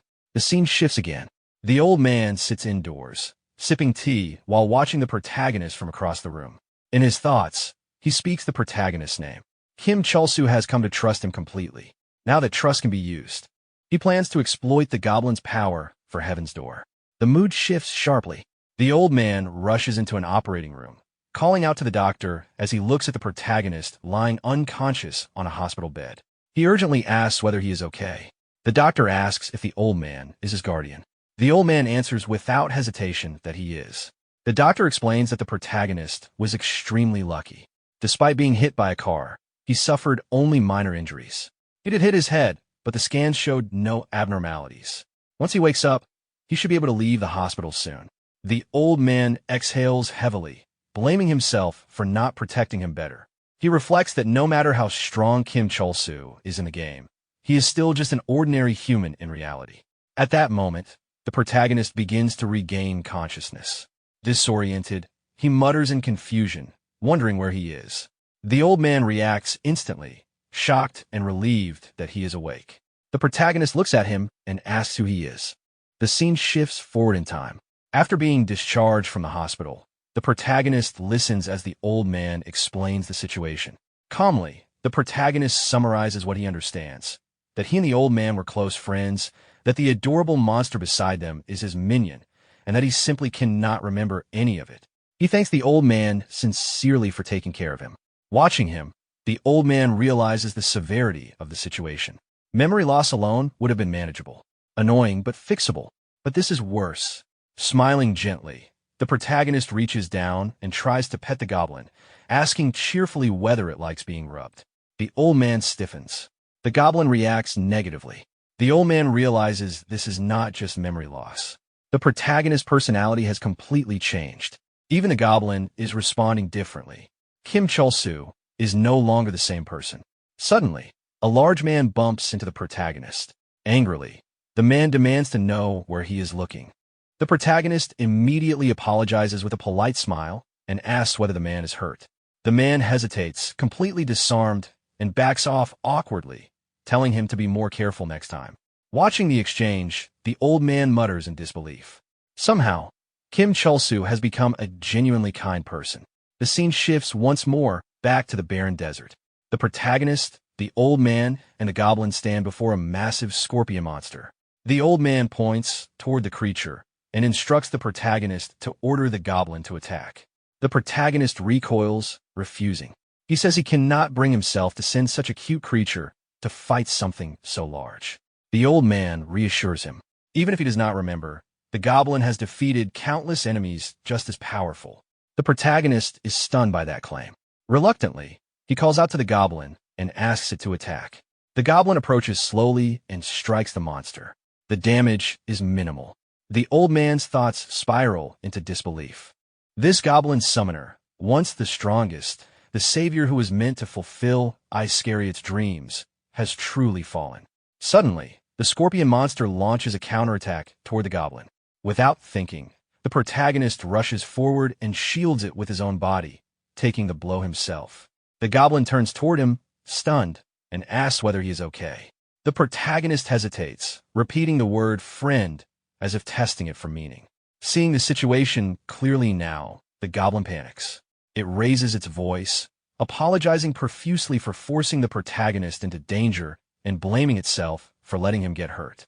At that moment, the old man steps forward and activates a warrior skill. With a single, precise strike power swing, he cuts through the monster. The creature collapses instantly, defeated in one blow. The protagonist stares in disbelief. He struggles to understand how such a powerful monster could be slain so easily. The old man dismisses the reaction, explaining that the monsters in this area rely heavily on speed and attack power. Their defenses are weak, making them vulnerable to players who understand how to counter them. That is why this region is popular for leveling, though it often leads to conflicts over hunting spots. Still holding the goblin, the protagonist responds with genuine confusion. He remarks that it is unfortunate people cannot simply cooperate instead of fighting over territory. A voice suddenly speaks from behind him. The super wizard appears, surprised by what he just heard. He points out the irony, coming from someone who once dominated every monster in this area. He challenges the protagonist to look at him properly and repeat those words. The protagonist freezes. He recognizes the figure, but only vaguely. He insists he has seen him before, somewhere in the past. Trying to force the memory back, he clutches his head, raising his voice as fragments surface. He fixates on the beard, blurting out an incorrect name that sounds almost mocking. The super wizard snaps back immediately, offended by the nickname. He demands to know whether the protagonist can even read usernames. Watching this exchange, the old man pieces things together. The confusion is real, but the memories are not completely gone. If fragments are surfacing, then restoring them may not be as difficult as he feared. The protagonist keeps guessing names, getting closer, but still missing the mark. As this happens, the old man makes a decision. In his thoughts, he resolves that if Kim Chul-soo is thrown into another hidden dungeon, if he is forced into the same kind of life or death situation, his memories will resurface whether he wants them to or not. He apologizes silently, convincing himself this is necessary for the protagonist's own good. Clearing his throat, the old man announces that he has urgent business and will meet the protagonist later in town. The protagonist reacts immediately, confused and alarmed. He questions whether the old man is really leaving. Turning to go, the old man says goodbye. The protagonist panics and tries to stop him, insisting they go together. The old man refuses sharply, saying that it has nothing to do with him. The protagonist, however, smiles warmly. He points out that the old man has been frowning the entire time and clearly has something weighing on his mind. He grabs the old man's hand with both of his own and declares that since his life was saved, it is now his turn to help in return. The old man freezes at a loss for words. Then he explodes, calling the idea ridiculous. He demands to know how someone like the protagonist could possibly help, especially without understanding what is truly at stake. He struggles to pull his hand free, telling him to let go. The protagonist refuses. He admits he does not remember the kind of person he used to be, but he is certain that if the roles were reversed, he would have done everything possible to help. The old man grows desperate, trying to shake him off by force and hurling insults in frustration. The protagonist holds on stubbornly, insisting on coming along no matter what. Nearby, the super wizard awkwardly tries to interrupt, completely ignored. Inside, the old man panics. He knows he needs to contact Iscariot and gather information on more hidden dungeons as soon as possible. That is the only way to restore Kim Chul-soo's memories before time runs out. He curses internally, realizing the protagonist does not understand what is happening at all. The super wizard tries again to speak. Before he can finish, another presence appears. A calm voice greets the old man by name. Recognizing it instantly, the old man turns. The newcomer is revealed to be Junhyuk of the Darkness, a level 56 Shadow Hunter. Junhyuk scolds the old man for ignoring his messages and jokingly threatens him for disappearing. The old man reacts with surprise, admitting he did not expect to see Junhyuk here. Junhyuk points out that for someone who plays constantly, the old man's level is suspiciously low. The old man laughs it off, reminding him that he has always relied more on strategy than raw combat ability. He then asks whether Junhyuk has completed his second job progression, noting that the hidden dungeon experience must have had a major impact. Junhyuk brushes off the comment and gets straight to the point. He explains that this is not a reunion. They have an emergency. Patton, the Annihilator, and Jihyun, the Deathbringer, are in serious danger. The names trigger a faint sense of recognition in the protagonist's mind, though he cannot place them. Junhyuk briefly studies the protagonist, acknowledging internally that he looks strong. Still, he doubts someone like himself could compare. He wonders whether the protagonist would even care about him. The old man asks how Patton and Jihyun could be in trouble when they are nearly as strong as Junhyuk himself. Junhyuk explains that they are capable of overcoming almost anything, unless they stumbled into a hidden dungeon. He admits he does not know the full situation. He only received 3 messages before contact was lost. The first message instructed him to gather the entire Evaton guild, including the guildmaster. While the guildmaster cannot come, the rest of the members are already on their way. The second warned of a level 100 monster inside the dungeon. The old man is visibly shaken by that number. Junhyuk curses under his breath, furious that they managed to get themselves into such danger. Desperately, the old man asks what the final message said. Junhyuk points toward the protagonist, who is still seated nearby, and explains that the last instruction was to bring him along, above all else. The old man scoffs, questioning what use someone in his current state could possibly be. Inside, Junhyuk disagrees. Jihyun made the right decision. She witnessed Kim Chulsu's power firsthand. Even if Junhyuk's words sound harsh, he knows there is expectation behind them. After all, Kim Chulsu is the reason they have grown as strong as they are. But looking at him now, in his current condition, Kim Chulsu is completely useless. The cursed armor finally moves past the room, and Jihyun exhales in relief, noting that it has gone. Patton, however, has lost his patience. He points out that they have already been trapped for 2 days and questions whether she truly believes they will get out alive. Gripping his sword, he argues that waiting to starve makes no sense and that fighting might allow at least one of them to escape. Jihyun immediately rejects the idea, saying that fighting guarantees death. She refuses to accept a situation where one of them has to die and insists that help will come if they wait. She believes that if he comes, they will survive. The protagonist quietly realizes who she is referring to. Junhyuk stares at him, unsettled, wondering whether this really is the same person. A bad feeling sets in. The old man quickly leans in and speaks in a low voice, explaining that the protagonist used to be friends with Junhyuk and that acting distant would feel unnatural. The protagonist is genuinely confused, wondering how he could have been friends with someone so intimidating. The old man urges him to approach and talk like a normal friend would. The protagonist repeats the words uncertainly, then walks up and greets Junhyuk in his usual blunt manner. Internally, the old man panics, realizing the approach is far too aggressive, but to his shock, Junhyuk accepts it without hesitation. The old man can hardly believe it. At that moment, the goblin suddenly appears behind Junhyuk. Junhyuk notices and reacts instinctively. The old man stiffens as sweat forms on his face. The goblin should not be here. Junhyuk cannot find out about it yet. Junhyuk turns to the old man and asks whether this is the same goblin from before. The old man laughs it off, claiming that this one looks nothing like the goblin they once lost to. He says it looks weak, barely holding together, and mocks the idea that they were ever defeated by something like this. Junhyuk hesitates, admitting that he might simply be on edge. As time passes, more people gather around.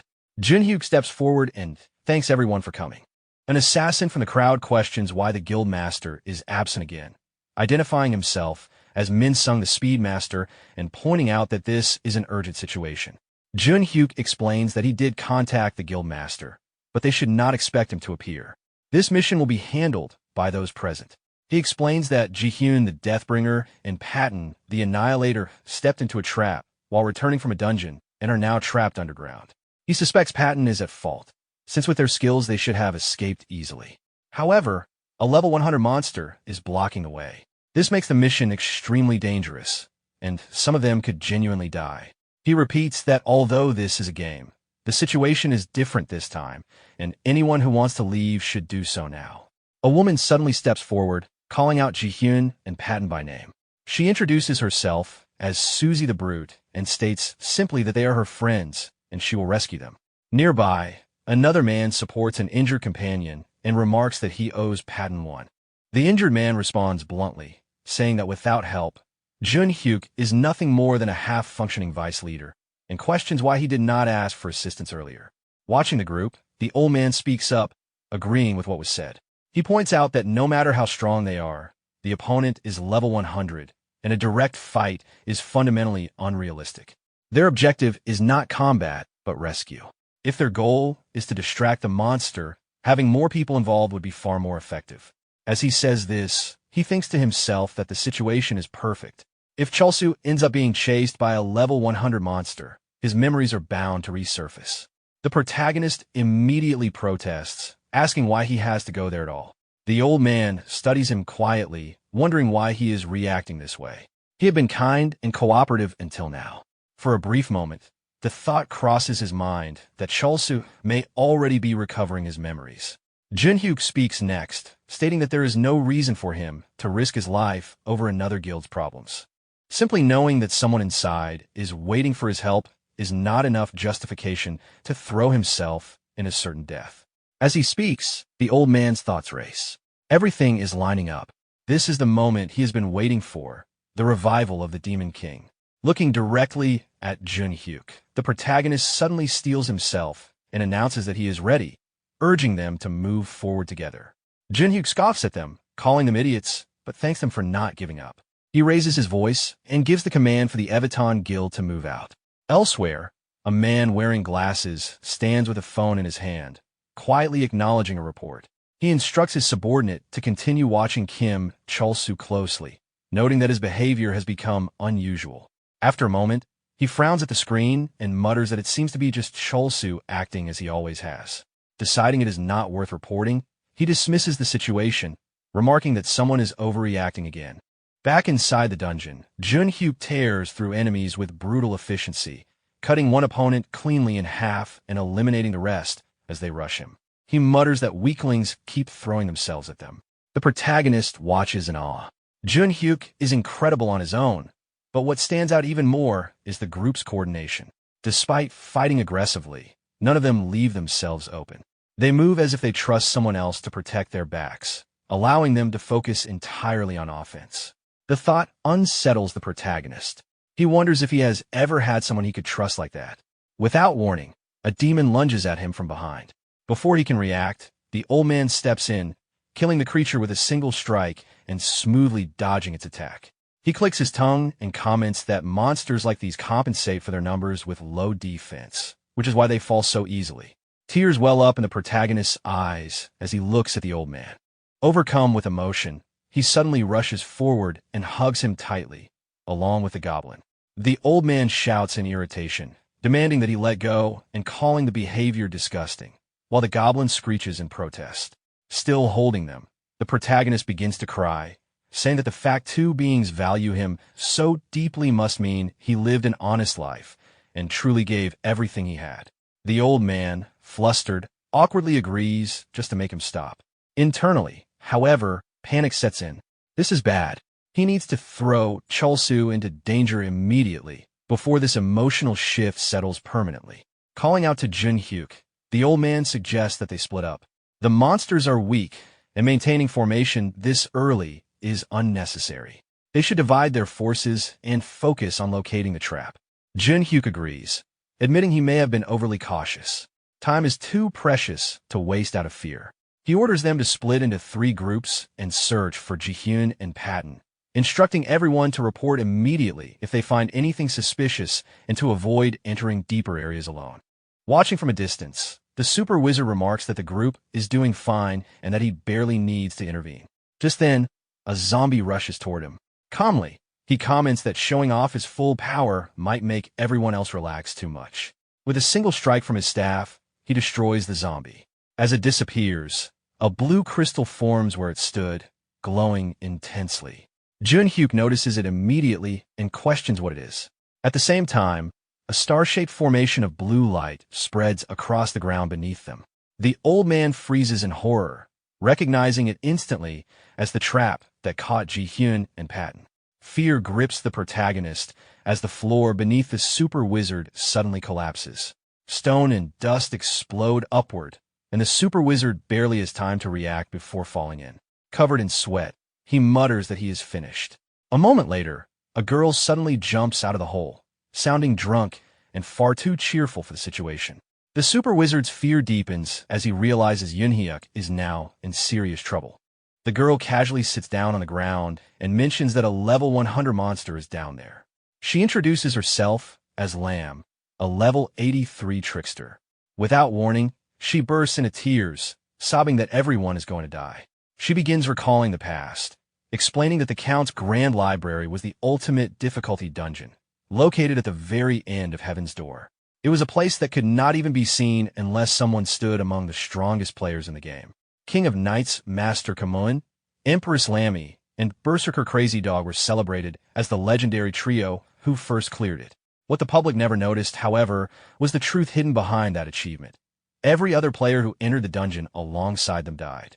Junhyuk collapses to his knees, frustration and rage overwhelming him as he struggles to understand why the trap activated without warning. Before he can recover, the cursed armor appears and launches an attack. Staring at it, he realizes immediately that this is the level 100 monster they were warned about. He knows he stands no chance, and that his only option is to get everyone out alive. Turning desperately, he calls out to Minsung, only to realize too late that he has already been killed. The cursed armor attacks again. Hyunsu charges forward, grabbing the monster's arms to stop its movement, shouting at Junhyuk to run and save the others. He admits he cannot hold it back for long and urges him to hurry. Junhyuk draws his blade, refusing to abandon him. But before he can act, the old man grabs his arm and drags him away. Junhyuk shouts in shock, demanding to be released and insisting that Suzy will die if they retreat. The old man yells back that Suzy is already dead. The words hit hard. The old man tells him bluntly that trying to fight that monster is not bravery, but suicide. This is not a battle, it is a massacre. Minsu and Hyunsu were killed before they could even do anything. Running is the only option left. After finishing off the fallen, the cursed armor turns its attention toward them and charges. As they flee, the old man's thoughts spiral. None of this went according to plan. If they had spotted the monster from afar, they might have had options. He had prepared routes, methods to move unseen, even ways to rescue Jihyun and Patton. Even if everything failed, if Kim Chulsu had just recovered his memories, it would have solved everything. Instead, they fell straight into the monster's grasp. He knew they had no chance, but being nearly wiped out in 20 seconds was beyond expectation. Suddenly, the goblin leaps forward, clutching a bomb, and charges straight at the cursed armor. The explosion detonates violently, engulfing the area in fire, smoke, and debris. Junhyuk shields himself from the blast, gritting his teeth in pain. The old man, doing the same, stares in disbelief and wonders aloud if that was the goblin. The protagonist shouts urgently, telling the old man that now is their chance and that they need to run while the monster cannot find them. The old man looks at him in shock, realizing that Kim Chulsu is still alive. Snapping out of it, he agrees and tells Junhyuk to run, saying there is no time left. Junhyuk clicks his tongue in frustration, but follows as they escape to another area to hide. Behind them, the cursed armor regenerates and lets out a roar. As they run, the protagonist reflects on what he did. He had some points left, so he bought what he could. Giving the goblin a bomb would cause an explosion, killing it and preventing it from being resummoned for 10 minutes. He knows they would have been in serious trouble if he had hesitated even a moment. He does not like the idea of the goblin getting hurt, but it was the only option. Turning his thoughts toward Junhyuk, he decides that this outcome is still better than a person dying. Junhyuk finally stops, grief crashing down on him. He says quietly that it is over, that Jihyun and Patton are probably already dead. He blames himself, calling himself stupid for getting everyone killed. Clutching his head, he says that he is a murderer and that he should have died back there instead. Watching him, the old man feels the weight of the situation. The assassin squad was Junhyuk's family. The Evaton Guild itself was built by them. Seeing his friends die right in front of him has shattered him completely. The old man wonders whether it is even possible to save someone in this state, in a situation this dire. More than that, a darker question surfaces, whether any of them will manage to escape alive at all. The old man steps closer to Junhyuk and speaks calmly, telling him that there is no time to drown in despair. They do not know when the monster will return, and they need to keep moving. Junhyuk looks at him and asks if he knows why the guild master ended up the way she did. He recalls how one day she told him that everyone who entered a dungeon with her had died, and that only 3 people made it out alive. At the time, he did not believe her. He thought the concept of retiring in the game was a lie. After all, how could someone die just because they died in a game? He had never been afraid in dungeons before. To him, it was just a game. The pain felt like nothing more than an advanced sensory experience, impressive technology, something meant to be enjoyed. That belief shattered during a previous boss raid. when he felt fear for the first time. The pain went beyond entertainment. In that moment, Yin-hyuk of Darkness died. From then on, he believed that if he ever encountered a monster with an even higher level, he might truly die. That fear drove him to level up obsessively, trying to reduce the gap between himself and the monsters so he could avoid any damage that might lead to retirement. But the higher he climbed, the more he wondered if he was only digging himself into a deeper hole. In truth, he planned to quit after rescuing Ji-hyun and Patton. If he wanted to avoid getting hurt, quitting the game entirely made more sense than risking his life to grow stronger. As the words spill out, he breaks down completely. Through sobs, he admits that he acted strong on the outside, but inside he was terrified to come here alone. That fear is why he dragged everyone else into this. He says he knew people would die and that he failed to warn them or stop them. Rage flashes across the old man's face as he shouts back, insisting that Jun-hyuk did not know this would happen. There was a plan, and it had a real chance of working. It was not his fault. But before he can finish, Jun-hyuk screams that he killed them all. The old man, boiling with anger, slaps him and calls him an idiot. At the same time, the protagonist kicks Jun-hyuk hard and shouts the same word at him. Jun-hyuk staggers and looks up, calling the protagonist by name.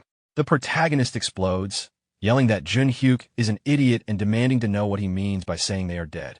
He asks whether Jun-hyuk saw them die in real life, whether he is a doctor, and who he thinks he is to declare people dead. The old man stares at the protagonist in shock, calling his name and wondering if he has finally regained his memories. But the protagonist ignores him and continues. He says he regrets ever considering someone so pathetic as his friend. Jun-hyuk freezes on that word. Friend. The old man's thoughts spiral. Since when did Kim Chul-soo consider Yin-hyuk his friend? A memory flashes through his mind. Jun-hyuk once asking where Chul-soo planned to go next, and Chul-soo replying without hesitation that he would go far away from them. Returning to the present, the old man realizes that their relationship was, at best, only barely short of becoming mortal enemies. Grabbing Jun-hyuk by the collar, the protagonist shouts that this is a game and people do not die from gaming.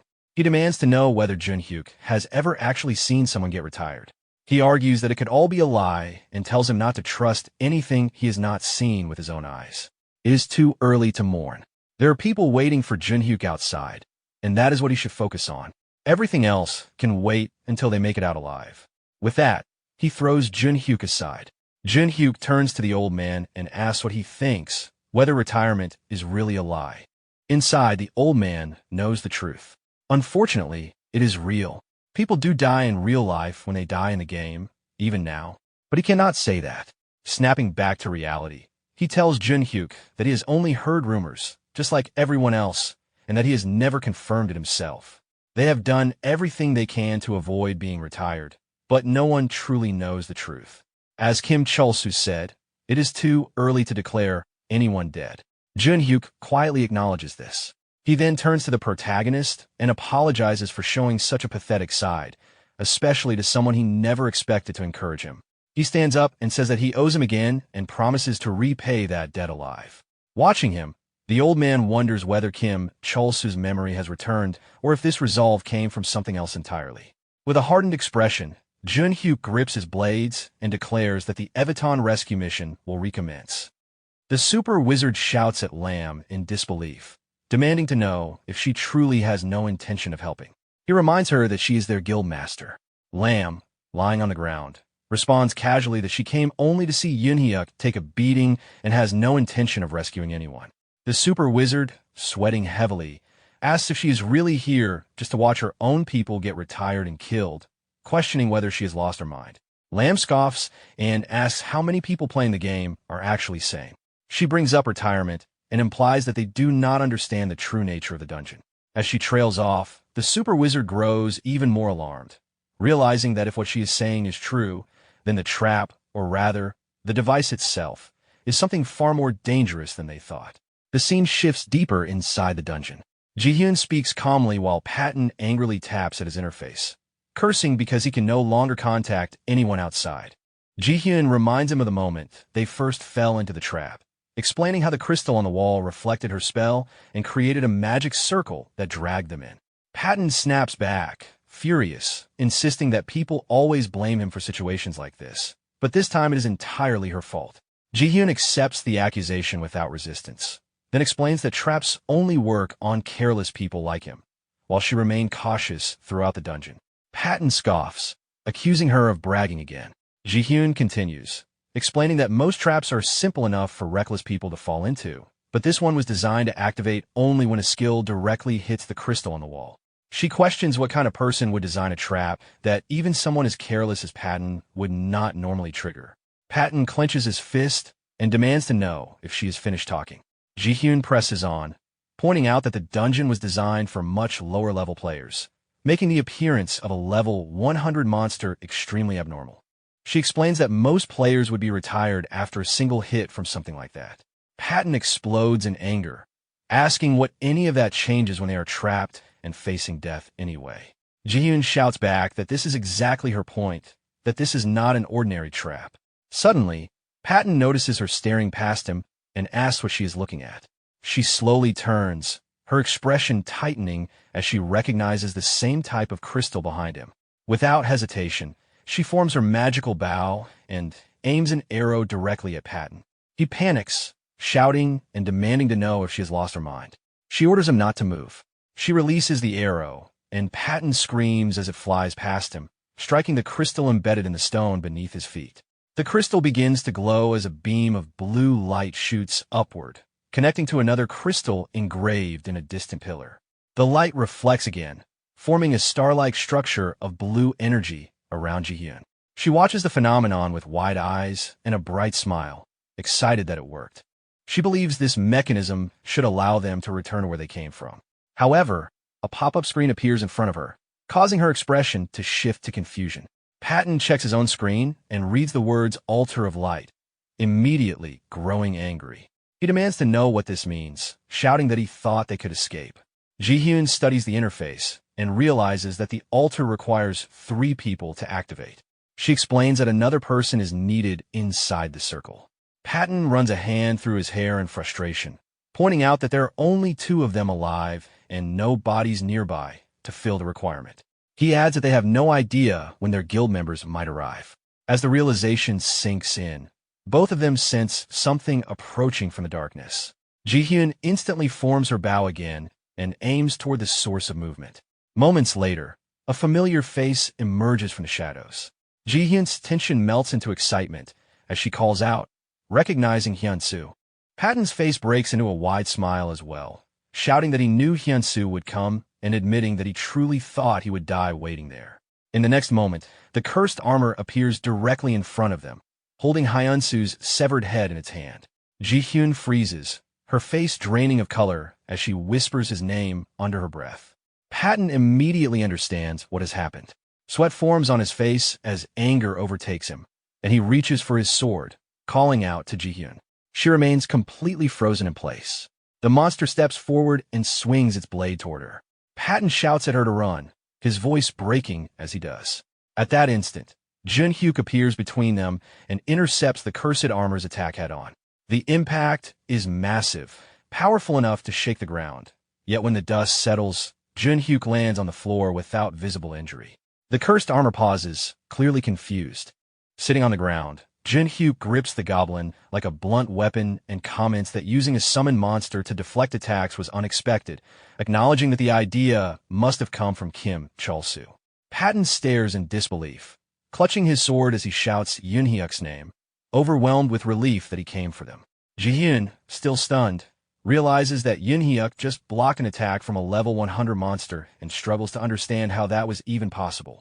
Moments later, Kim Chol-soo and Sungryul come running toward them. Sungryul shouts to check if they are all right. Hearing his voice, Patton turns sharply, recognizing him in shock. Sungryul reaches them, remarking that they were not too late after all. Ji-hyun turns to face them, stunned to see both Sungryul and Kim Chol-soo standing there together. Kim Chol-soo bows politely and greets her, causing her to respond instinctively, still confused by the situation. Awkwardly, Kim Chol-soo mentions that they are friends and comments that she seems to be doing well. Ji-hyun quietly asks Sungryul what is wrong with him. Sungryul replies flatly that she should not ask, admitting that it frustrates him as well. At that moment, the star-shaped formation of light begins to glow again. A pop-up window appears in front of Sungryul, and he reads the words, altar of light with confusion. Before he can react further, the light intensifies and a portal opens beneath them. Ji-hyun immediately understands what is happening and shouts as she is pulled toward the portal, realizing that the exit is activated because there are 3 people present. Panicking, she yells to Sungryul and asks if anyone else is there besides them. He answers that it is only them, for now. Ji-hyun turns desperately toward Kim Chol-soo, shouting that the 2 left behind will not be able to escape. She begs Kim Chol-soo and Yoon-hyuk to save the remaining person. As Kim Chol-soo and Sungryul are drawn into the portal, Kim Chol-soo smiles and gives her a thumbs up. When the light fades, Joon-hyuk stands silently and confirms that they escaped safely. He then straightens, his expression hardening as he states that there is no longer any way out except by defeating the monster. Kim Chol-soo lets out an awkward laugh and agrees. He turns toward the cursed armor and he shouts as he charges forward. Stretching his body as he moves, he taunts the monster, telling it that it will be dead soon and criticizing how loud it is. Joon-hyuk responds dryly, telling him to stop talking. The cursed armor begins to glow with a red aura and takes its stance. Joon-hyuk focuses on it and calmly prepares himself. Drawing his blades, he tells Kim Chol-soo to keep up. Kim Chol-soo calls out to his goblin and entrusts the fight to it as well. Joon-hyuk leaps high into the air, blades raised, shouting that he will survive no matter what as he closes in on the monster. The scene shifts back to the past, when Joon-hyuk, the old man, and Kim Chol-soo were running through the dungeon to rescue Ji-hyun and Patton.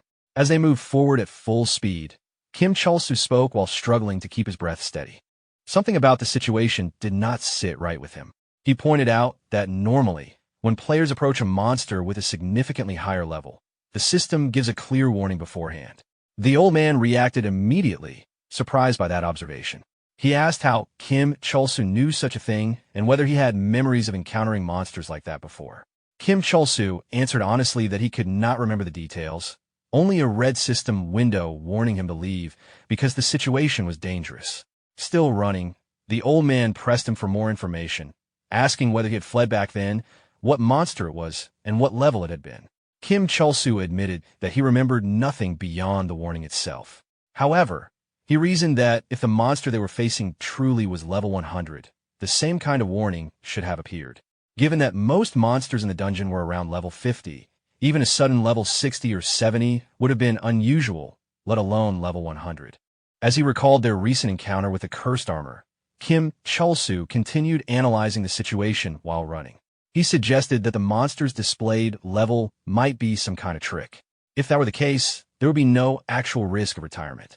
Their companions should still be alive, and there would be no real reason to fear the monster itself. Joon-hyuk turned his attention toward Kim Chol-soo as they ran, acknowledging that his reasoning made sense. Still, he pointed out that it was a gamble. He asked whether Kim Chol-soo would be willing to take that risk himself. Kim Chol-soo responded calmly, saying that he did not fully know what he would do now, but asked Joon-hyuk what he thought his past self would have done. Joon-hyuk answered without hesitation that the Kim Chol-soo he knew would have risked everything. The scene returns to the present. Joon-hyuk launches himself toward the cursed armor to attack, but the monster immediately counters with a defensive strike. The blow lands heavily, and Joon-hyuk cries out in pain as he is struck midair. Despite his confidence earlier, fear grips him as he realizes how overwhelming a level 100 monster truly is. While still airborne, Joon-hyuk activates his Shadow Hunter skill. Twisting his body mid-flight, he follows up with Shadow Guillotine, aiming directly for the cursed armor's neck. The strike lands, but the result is shocking. The monster does not react at all. Joon-hyuk realizes instantly that his attack had no effect. Before he can recover, the cursed armor regains its stance and rushes forward, striking him again. The blow hits his back directly, dealing massive damage and sending pain surging through him. Through the pain, Joon-hyuk shouts Kim Chol-soo's name in frustration. In response, Kim Chol-soo regains his composure and activates his Goblin Summoner ability, throwing the Goblin directly at the cursed armor. As he does, he recalls something important he learned earlier while using the Bomb Goblin. There is no cooldown on summoning a Goblin, even if it died. Tears well up as the realization sinks in. He apologizes silently to the Goblin, acknowledging that he is causing it pain, but also understanding that it can return even after death. Steadying himself, Kim Chol-soo summons another Goblin. Holding the goblin's head firmly with both hands, he shouts that he will take all of the monster's attacks and orders it to attack without hesitation. Junhyuk lands on the ground and watches the situation unfold, conflicted. From his perspective, Kim Chulsoo speaks as if it is simple, but Junhyuk knows firsthand how terrifying the monster is. Even if Kim Chulsoo absorbs the attacks, Junhyuk's own attacks are doing nothing. He begins to think that retreat may be the only option and wonders whether Kim Chulsoo is already running. At that moment, Junhyuk recalls his own earlier thoughts. The fear surrounding the retirement mechanic, the idea that people could die in real life because of a game, and the crushing uncertainty that followed. He remembers questioning whether any of this was worth it, even if friends had already died. But one thought stood above the rest. As long as someone is alive, there must be something they can do. Hiding and running away changes nothing. Facing the danger head-on is the only way forward. Back in the present, Junhyuk is running desperately, narrowly avoiding the cursed armor's attacks. As he moves, a thought strikes him with force. He realizes that he is running away again, just like before, and the frustration builds inside him. As he passes Kim Chulsoo while fleeing, Kim shouts after him, trying to stop him, but Junhyuk does not slow down. Kim turns around, sweat pouring down his face as the monster closes in. The cursed armor swings its weapon.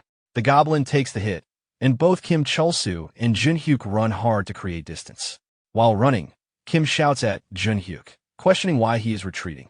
Junhyuk answers that he did promise to defend, but it no longer matters. From the start, this fight felt doomed to him. His attacks had done nothing to the monster. The cursed armor suddenly leaps into the air and brings its sword down toward them. Kim activates his goblin summoning skill and blocks the attack using the goblin. This time, however, the damage dealt is minimal. The impact still sends Kim flying backward, crashing into the wall behind him. Junhyuk and the goblin are thrown away and hit the ground at a distance. As Kim regains his footing, he realizes they have reached a dead end. The cursed armor slowly approaches again. Kim's thoughts race as he prepares to block another attack. He notices that the goblin did not die from the previous strike. The cursed armor attacks again. Kim blocks once more with the goblin. The goblin laughs, and Kim finally understands what is happening. A goblin should never be strong enough to withstand a true level 100 attack. That means the monster itself is weak, so weak that it cannot even defeat a goblin. Junhyuk, still on the ground and struggling to recover, processes what he just witnessed. The fear that once paralyzed him fades rapidly. He realizes that the monster had never truly been overwhelming. His own fear had made it seem untouchable. His attacks had failed before because he never fought with full conviction. As he pushes himself upright, memories resurface. He remembers hesitating, holding back, and convincing himself that victory was impossible so he could justify running away. Now he understands the truth. He was not outmatched. The monster was weak, and his fear had been weaker than even a goblin. Junhyuk stands fully and tells Kim Chulsoo not to interfere anymore. This fight is his to finish. Kim watches him carefully, sweating as he realizes Junhyuk has chosen to face the monster only after recognizing its weakness. Junhyuk launches himself into the air and charges the monster, declaring that he will end it in a single strike. The monster counters with its sword. Junhyuk meets the blow head-on, confident that a blade incapable of killing a goblin should be easy to parry. Their clash confirms it. The monster's attack is weak. Junhyuk realizes the truth completely, but before he can capitalize on it, the monster strikes again and slams him into the ground. Kim rushes forward in concern, holding the goblin tightly, but Junhyuk refuses help. As he rises again, Junhyuk admits the truth to himself. The monster is not strong. His own weak heart had made him weaker than even a goblin. Anger surges through him, and he declares that regardless of whether the enemy claims to be level 100 or even higher, he will defeat it. Both Junhyuk and the cursed armor charge at each other. Their swords collide repeatedly as the fight intensifies. Junhyuk attacks relentlessly, driven by resolve rather than fear. He understands now that closed doors do not open on their own. He must break them himself. This fight is his repentance. He recognizes that he lived in a violent world, but mocked fear instead of understanding it, especially his own. Now, he fights to open that door and confront everything he ran from. Kim watches in shock as the battle unfolds. With each strike, something strange becomes clear. The monster's level is dropping. Kim notices it decreasing steadily as Jun-hyuk continues to land blows. Jun-hyuk roars and attacks again and again. The monster begins to tremble.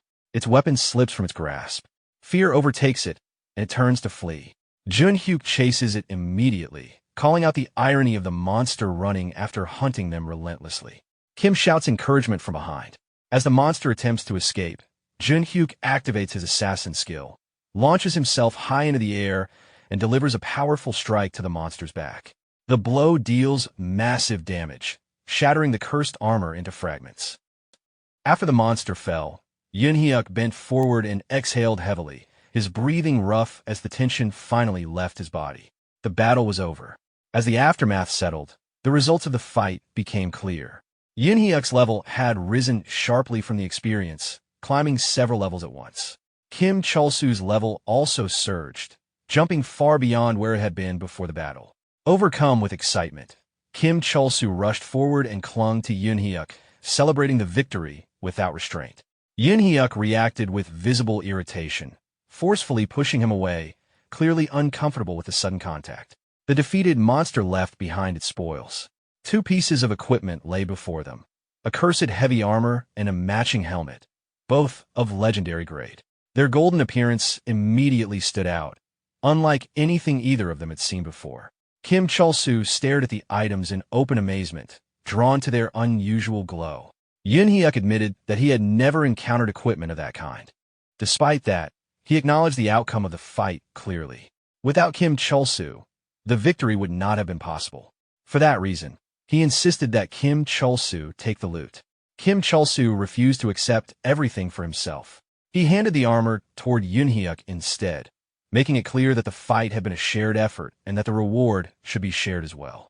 Jun-hyuk paused, then openly admitted that he had misjudged Kim Chul-soo. Though still rough in his manner, he withdrew his earlier insults and acknowledged why Ji-hyun had wanted Kim Chul-soo involved from the beginning. As another portal formed nearby, Jun-hyuk noted that the exit had reopened. He questioned whether the monster had truly been level 100. Kim Chul-soo explained what he had observed during the fight. The monster's level steadily dropped once they stopped fearing it. It grew stronger when fear fed it and weakened when that fear disappeared. From that, he concluded that the monster was never a true level 100 threat in the first place. Jun-hyuk considered this and then turned his attention to the others who had been left behind.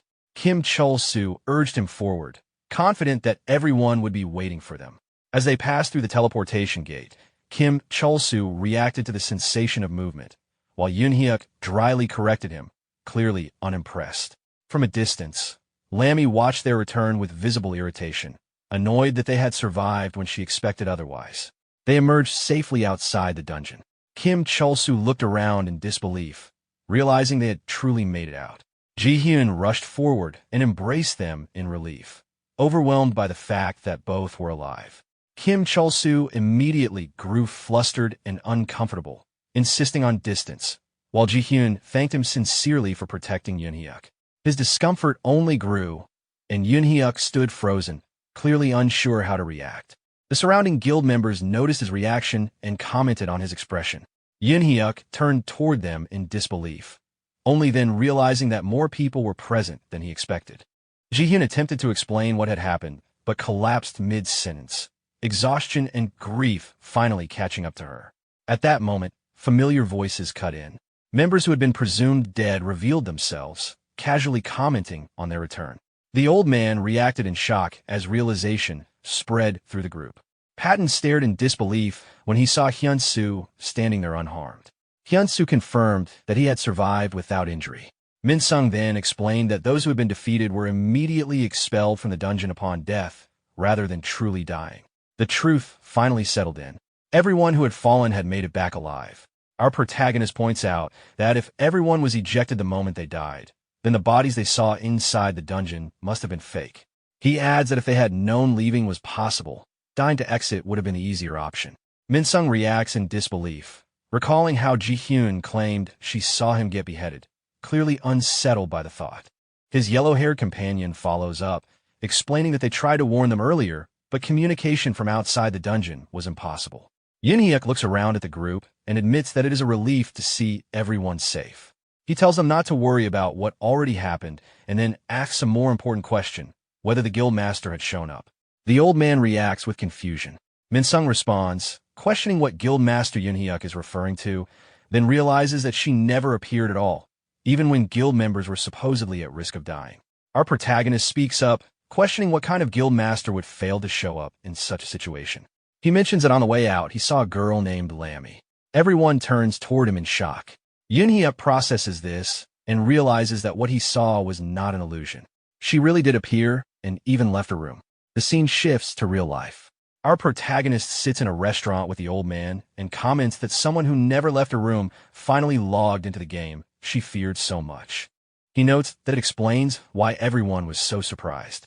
The old man replies that he is not convinced she came to save anyone, considering she disappeared without revealing herself. He adds that everyone has their own motives, then asks how our protagonist's memory recovery is going. Our protagonist admits that he still remembers nothing. He guesses that constantly being chased may have affected it. What he is certain of, however, is that he likely has no family. When he was hospitalized after being hit by a car, no one came for him, which confirms it for him. He believes he has no family, or even anyone close to one. After a short pause, he adds that he at least has the old man. The old man reacts awkwardly and dismisses the idea. Our protagonist then questions whether recovering his memories is truly necessary. He suggests that maybe losing them is a good thing, since he no longer feels hatred toward anyone. The old man responds thoughtfully, saying that while that may be true, there must still be important memories in his life. He promises to help him recover them as best as he can. Our protagonist brightens slightly and thanks him. After leaving the restaurant, the old man tells him they will meet again tomorrow. As he walks away, he suddenly stops and asks whether our protagonist remembers his house. Our protagonist looks at him blankly. The old man tells him to come along. They enter a building, and our protagonist asks what it is. The old man tells him to close the door behind them to keep bugs out. As they climb the stairs, our protagonist remarks that the place smells familiar. When they enter the room, our protagonist is shocked by what he sees. The old man explains that he rents the room, but no one wants it, so he uses it personally to ensure privacy. He hands our protagonist some cash and tells him to stay there until his memory returns. He adds that there is a bathhouse next door. Our protagonist awkwardly refuses, saying he does not need to bathe or take the money. The old man snaps back, telling him that he smells and that the money is not a gift. He says it is a debt that will be repaid one day with compounding interest. As he leaves the room, the old man tells him to rest well. Our protagonist thanks him sincerely. Later, lying on the bed, our protagonist reflects on his earlier words. He questions why he claimed he did not need to recover his memory, realizing how naive that sounded. He admits that saying something so irresponsible makes no sense when he does not even know where he lives. He wonders whether he even has a house. He concludes that to repay everyone's kindness, and more importantly, to ensure he does not harm anyone, he must recover his memories. Suddenly, there is a knock at the door. He calls out, assuming it is the old man, but receives no response.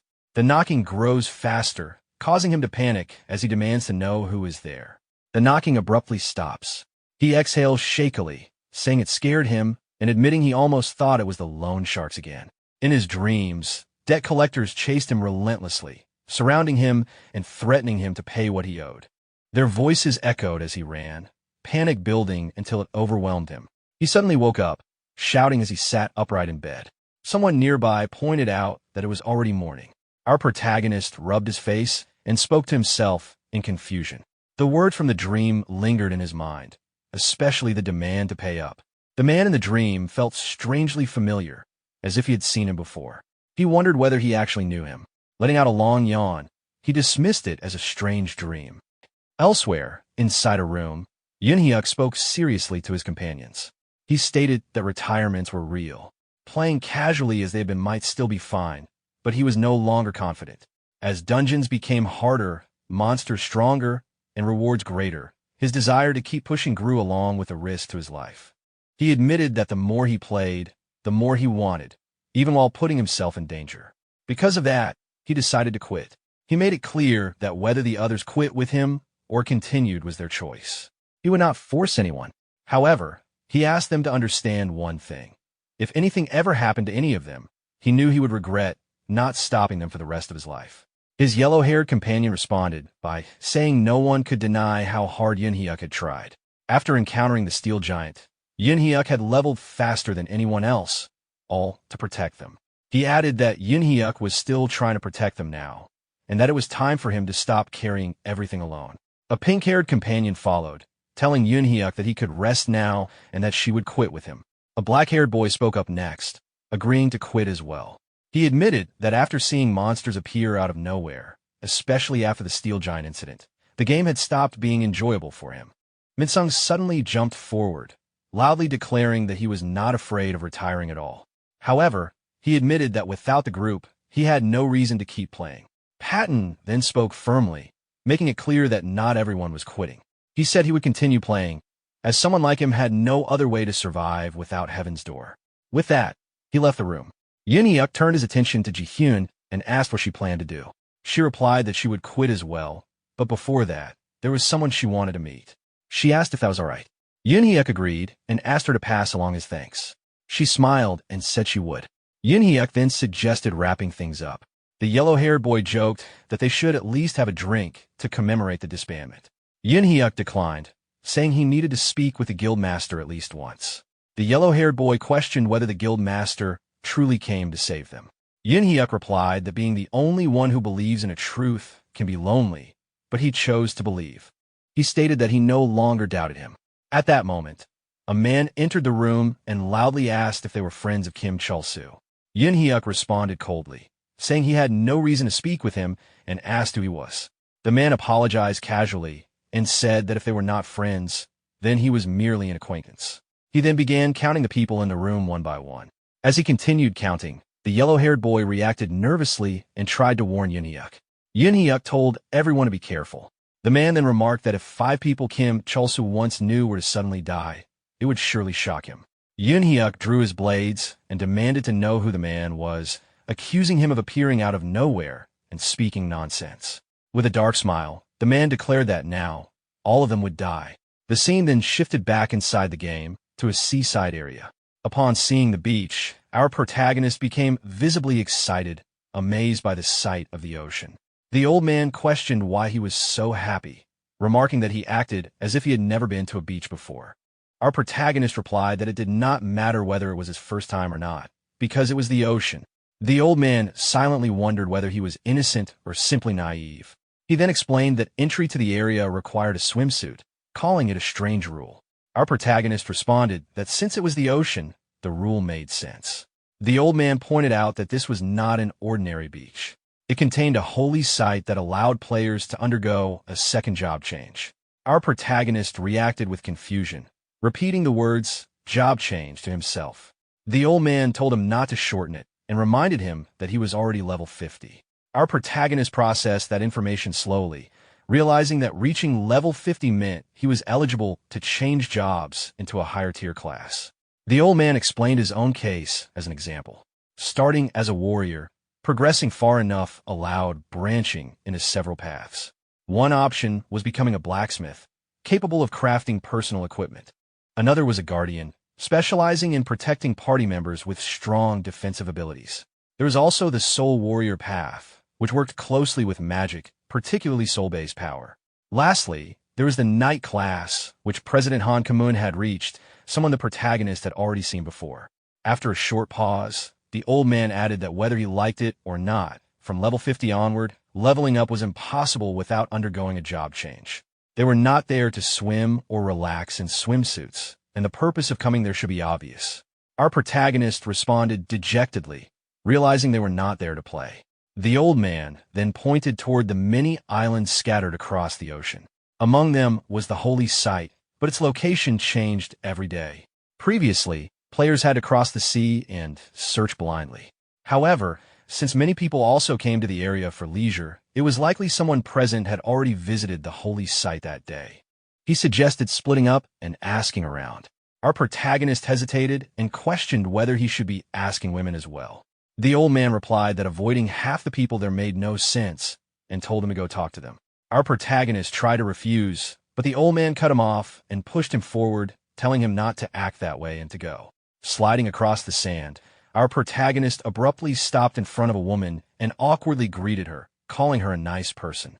She dismissed him immediately, saying she was not interested and calling him a weirdo. He tried to explain that he was not strange and only wanted to talk, but she interrupted again, stating she had a boyfriend. He responded flatly, acknowledging it, and moved on. Approaching another woman, he greeted her, only to be rejected before he could finish speaking. She said she disliked his face. Frustration built, and he muttered in protest. Watching from a distance, the old man thought to himself that even someone like Kim Chol-soo would eventually snap after that many rejections. With an awkward expression, our protagonist declared that he would stop after talking to just one more person. The old man was shocked by that reaction, wondering how someone could act like that while already being angry. Our protagonist tried to steady himself, telling himself not to be scared. As he walked toward another woman, he reassured himself that he was not strange, had no intention of flirting, and only wanted to know where to undergo a job change. He forced himself to act confident. He approached her and loudly clarified that he was not weird and not attracted to her either. At that moment, his foot slipped, and he fell forward, crashing into the woman. The woman turned out to be Ji-hyun. Lying on the ground, she recognized him immediately and thought that she had expected him to be there, given that he had reached level 50. She had come intending to say goodbye. Our protagonist stared at her in confusion, slowly realizing who she was. Ji-hyun internally complained about wearing a swimsuit she disliked, hating crowded places, and how in a place she already hated, he had appeared out of nowhere and confessed in the most ridiculous way imaginable. Despite that, she found herself oddly accepting the situation.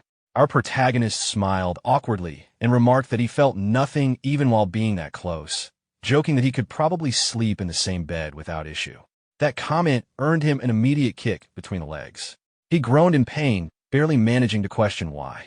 She bluntly told him to die. At that moment, the old man arrived and asked what Ji-hyun was doing there. She turned toward him and explained that she had a favor to ask. Since Kim Chol-soo was there for a job change, she asked if he could come with her.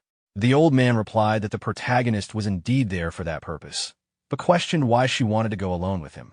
He also pointed out that he himself could not accompany them. Ji-hyun then pointed out the old man's current level. The old man panicked upon realizing how low it was, lamenting how small and precious it was. Still writhing in pain, our protagonist muttered something about having once had something precious as well. The old man immediately shut that down, clarifying he was not talking about that. Ji-hyun declared that she would take Kim Chol-soo from there and told the old man to go level up a bit.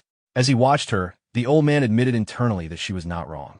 If the level gap became too large, it would be difficult for him to keep an eye on Kim Chol-soo. Leaving him with her for a while should be fine. From a distance, the super wizard silently observed the scene.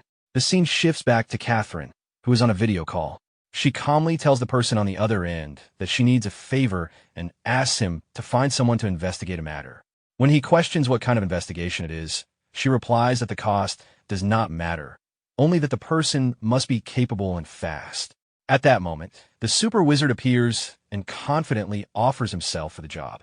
He recognizes her and identifies her as Catherine, Chair Han Kamun's daughter, mentioning that he has donated to her stream before. Catherine responds politely, thanking him with a smile. He quickly gets to the point and insists he is perfect for the task. Catherine turns him down, explaining that it is a private investigation and not something he would normally be able to work on. He responds by stating that he is unemployed. She reiterates that she needs someone fast. He boasts about his speed, claiming to run an impressive distance in 9 seconds. She dryly points out that he likely forgot a digit. He shrugs it off, insisting that results are what matter. The scene shifts to the super wizard accompanying Kim Chol-soo earlier, observing him through a device. He reports back to Catherine that Kim Chol-soo seems a little strange, but nothing else appears out of the ordinary. Another shift takes place, returning to the dungeon where he first encountered Lammy. Back then, he had panicked, realizing he needed to report the situation, yet hesitating, unsure whether he should. Lammy ordered him to use magic to activate the mechanism, the same way he had shoved others in earlier. Confused, he reminded her that she claimed she did not want to save them. Lammy clarified that she was not saving anyone. She warned him to leave quickly, explaining that the mechanism required a magic attack and that none of their people could use magic. He had effectively sent them all to their deaths. She reminded him that if someone entered the area, Even if their mind died, their body would be expelled intact, and questioned whether he thought they would treat him the same afterward. Terrified, the super wizard fled. Back in the present, watching Kim Chol-soo and the others from afar, the super wizard smiles darkly. He notes with relief that the Evaton Guild is not around and realizes the group has finally split up. He decides to follow one of them. The scene shifts to the ocean, where Kim Chol-soo and Ji-hyun are traveling in a wooden boat. Two men enthusiastically talk among themselves, joking about how dangerous the day is and claiming that a lady is in trouble because she cannot find a shrine for job advancement. They declare they will find it and help her. They are known as the hot guy duo from the group together with Uniphysma. Ji-hyun watches them cautiously, feeling uneasy about their offer despite them appearing harmless. Kim Chol-soo, on the other hand, looks impressed and wonders aloud if they might be their saviors. Ji-hyun offers no response, internally dismissing the situation. One of the boatmen suddenly remarks that the man traveling with the woman looks familiar and that he feels an unexplained urge to beat him up. His companion scoffs, saying he would never remember someone, especially someone as ugly as that, before laughing it off. Time passes as they fail to locate the island. One of them grows irritated and shouts that it is not the right island again. Ji-hyun points out that it is only the second island and questions why he is already shouting. Kim Chol-soo tries to stay positive, remarking that they at least visited a beautiful island and pointing out how happy the goblin seems. Suddenly, one of the boatmen receives a call. He answers cheerfully, revealing it is his mother telling him to stop gaming and come eat dinner. Agreeing immediately, the two of them abruptly leave in their boat. Ji-hyun yells after them in disbelief, demanding to know how they can abandon them there. Kim Chol-soo calmly reasons that it cannot be helped since their mother called them for dinner. Ji-hyun stares at him and asks if he actually believed that excuse. Undeterred, Kim Chol-soo starts running toward the water, declaring that they will just swim until they find the island. Ji-hyun quickly stops him, shouting at him to stop being reckless. She explains that players can sense temperature in the game. That night is approaching, and entering the water would rapidly lower body temperature. With no other option, they will have to spend the night there until morning. She reluctantly admits they will need to stay together, even though she hates the idea, adding that it is already getting cold. She suggests making a fire first. Kim Chol-soo simply stares at her. Suddenly, she starts kicking him repeatedly. Startled and in pain, he yells and insists he will pay the money back. Confused, she asks what he means by paying it back, sarcastically wondering if he is threatening to return the blows someday. He immediately denies it.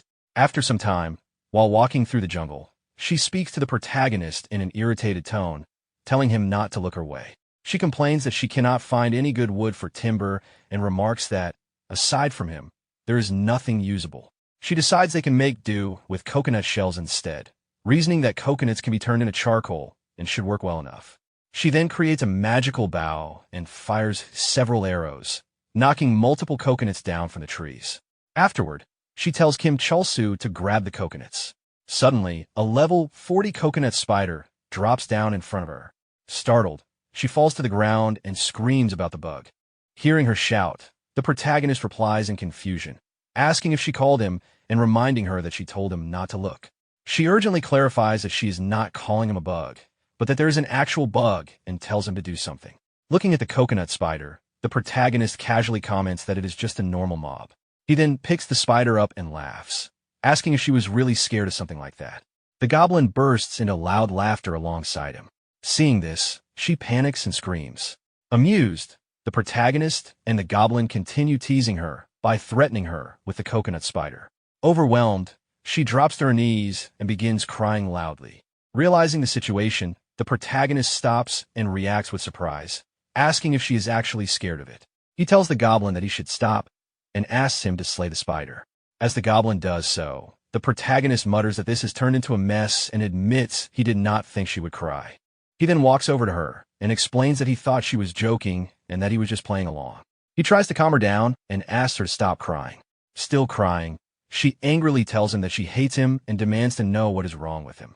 She accuses him of treating everything as a joke and says that it is her fault for thinking he had changed. She regrets trying to talk to him and blames herself for coming at all. The protagonist responds awkwardly, admitting that he has never talked to a girl before. He explains that he did not know how to talk to her and simply acted the same way he does with everyone else, never intending to hurt her. He apologizes sincerely. He then sits beside her with a gentle smile and says that they can talk all night. He admits he may not be good at talking, but promises to try his best. While wiping her tears, she remarks that she did not know he knew how to apologize. He replies that everyone knows how to apologize, and that not apologizing is the same as running away. He insists that he never runs away, acknowledging that he may have before, but swears he will not anymore. She responds by saying that she still hates him. After gathering the coconuts, she says that they should have enough and asks if he has any skills that can start fire, explaining that any fire-type attack will do. Confused, he repeats the word fire. Suddenly, the protagonist creates a fire. Shocked, she remarks that she did not know he had a skill like that, and asks if it is his first time seeing it himself. He replies that he learned it recently, and explains that it is called Bomb Goblin, a goblin summoner skill. She repeats the name with confusion, and the two of them start laughing together.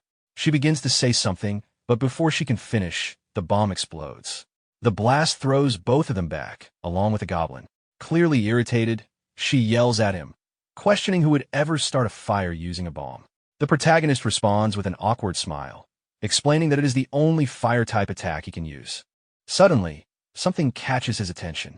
He stares ahead and asks if that is the Shrine of Job Advancement, noting that the two men earlier had said the shrine was not on this island. She explains that it was not there until now, reminding him that the Shrine of Job Advancement changes locations daily. Since it passed midnight, the shrine has moved to this island. Amazed, the protagonist marvels at the chances of this island being chosen among so many. He says that coming here was not a waste of time after all, and thanks her for coming with him. As they move closer, they try to hold hands, but she quickly pulls hers back and smiles, teasing him by asking if he knows how he looks. She jokes that she cannot believe he is saying something so romantic with that face. Confused, he asks what is wrong with his face and complains that he cannot help being ugly. She laughs and clarifies that it is not his face, but the soot covering it. He steps closer and points out that she has plenty of soot on her face too. She backs away, telling him not to come any closer, while he chases after her, threatening to get even more soot on her face. The scene shifts to Catherine, who is violently beating her servant while demanding answers. She insists that what he said must be the truth and orders him to answer. Writhing in pain, the servant confirms that it is correct. As she watches him suffer, Catherine thinks inwardly about the old man, realizing that he has finally let Kim Chol-soo out of his sight. She then demands to know whether their location has been found. When a servant starts reporting Kim Chol-soo's location, she lashes him again with her whip, furiously shouting that she does not care about Kim Chol-soo's whereabouts and instead wants to know where the old man is. Screaming in pain, the servant insults himself for being unable to understand her properly.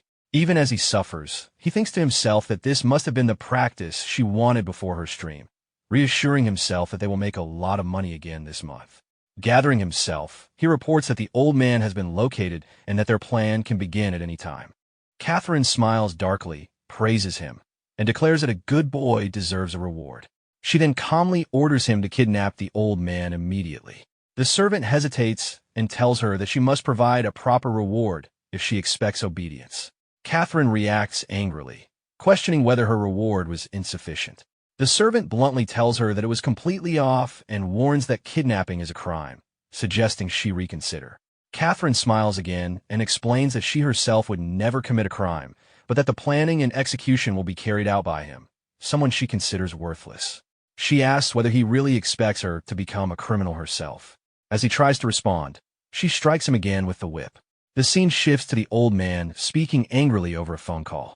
He shouts in disbelief at the word kill, demanding to know what it means. His anger escalates as he mentions 667 and Kim Chol-soo, accusing the other side of killing people just to turn him evil again.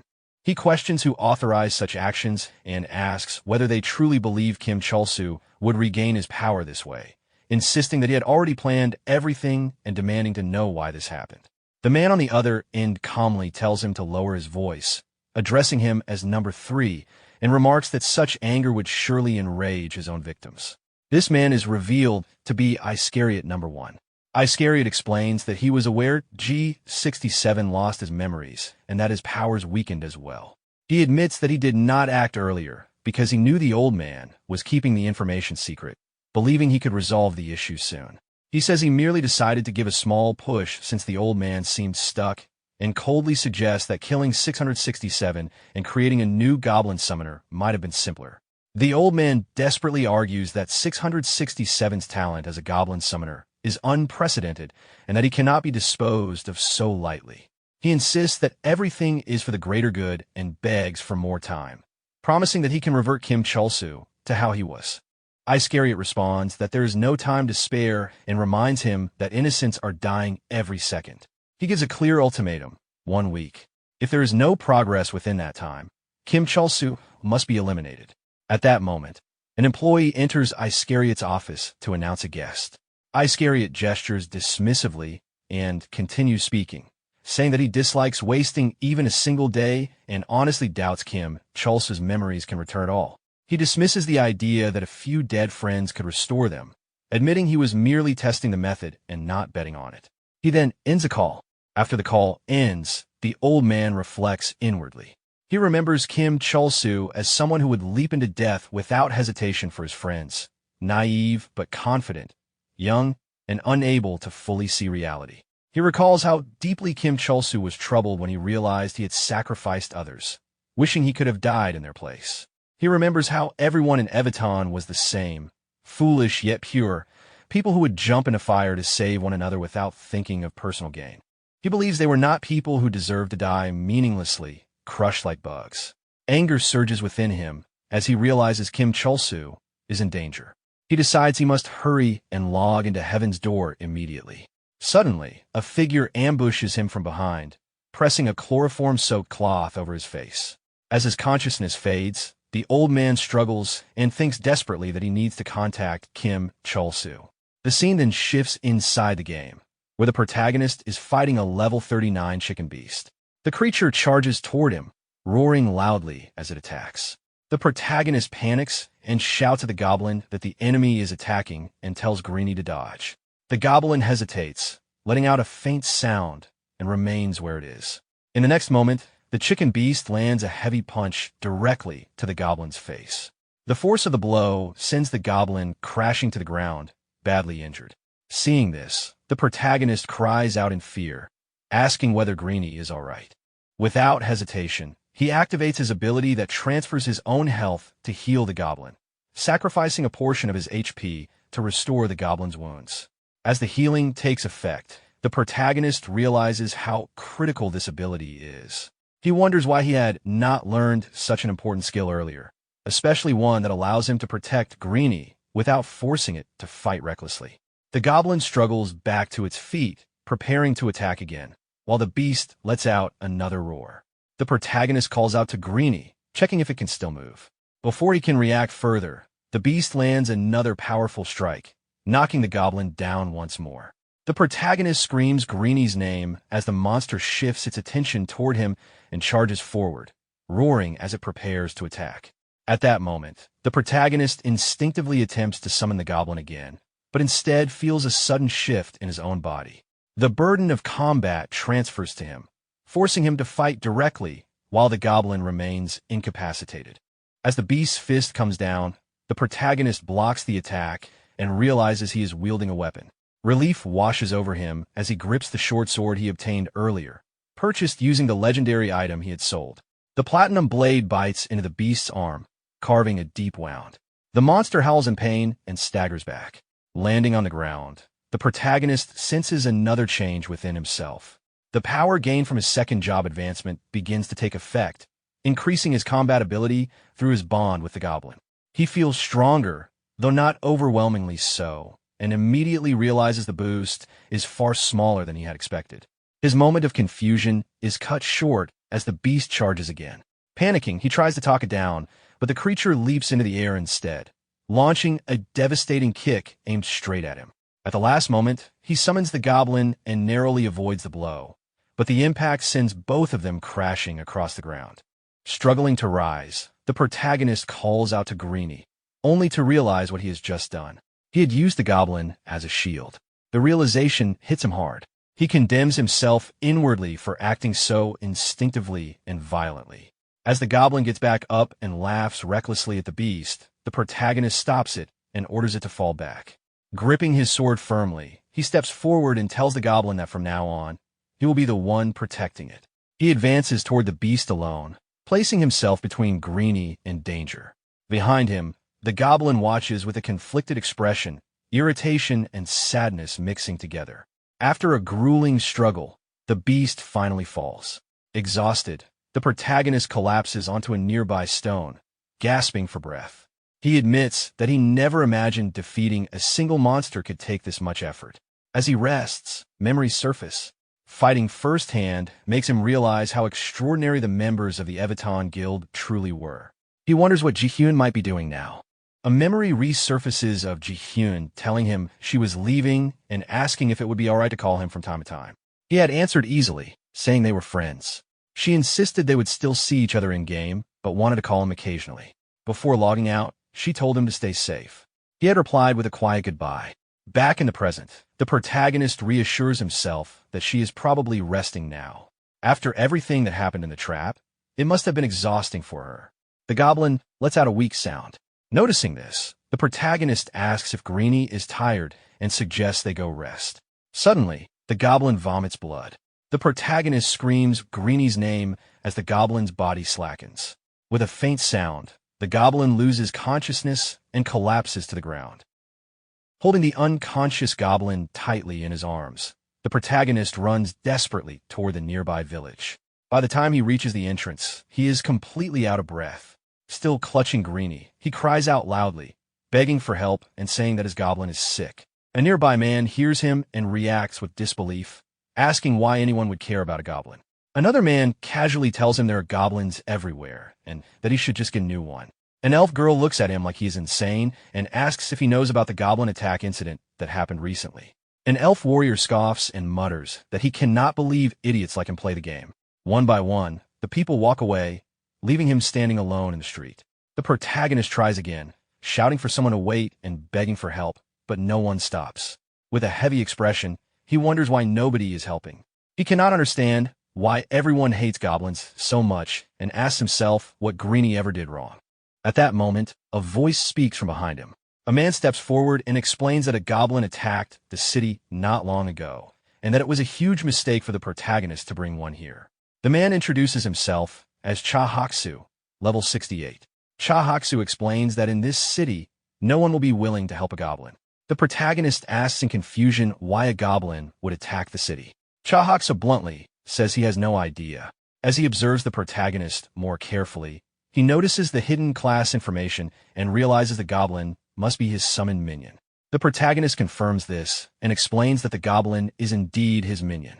He admits that Greenie had been looking sick recently, but he did not realize how serious it was and forced him to keep fighting. He says that if Greenie recovers, he wants to apologize to him. He even declares that if he could bring Greenie back at the cost of his own life, he would do it because the goblin means that much to him. Cha Haksu sighs and tells him not to make such a fuss over an in-game summon. Still, he admits that he knows an expert who deals with summoner minions. Unfortunately, she is currently on an expedition inside a high-difficulty dungeon, and it would take at least a few days before she returns. The protagonist immediately reacts with alarm. A few days is far too long. He insists that he does not have time to waste, and asks Cha Haksu to tell him where she went so he can go find her himself. Cha Haksu calls him stubborn and warns that the area she is in is extremely dangerous. Her level is incredibly high, and in that place even something as small as a falling leaf could kill him. Instead, he suggests a different option, the Goblin Village. Confused, the protagonist asks what that is. Cha Haksu explains that the Goblin Village is usually visited during certain quests, and that goblins would probably know far better than humans how to cure goblin illnesses. Hearing this, the protagonist immediately thanks him and rushes off toward the village without hesitation. Watching him leave, Cha Haksu begins thinking to himself. He finds it strange that someone who used to fool around at construction sites would suddenly cry over a minion like that. Something must have changed. He also notes that the protagonist seems to be followed by someone, which makes him curious. Since he has known him for a while, Cha Haksu decides that maybe this time he will do something that does not make him money. With that thought, Cha Haksu disappears. The scene shifts to a forest road. An NPC carriage merchant named Matthias is driving a strange cart pulled by a crocodile. Complaining loudly, he curses about his horse running away again. Inside the cart, the protagonist sits while holding the unconscious goblin carefully in his arms. He gently tells Greenie to hold on and promises that he will get him cured soon.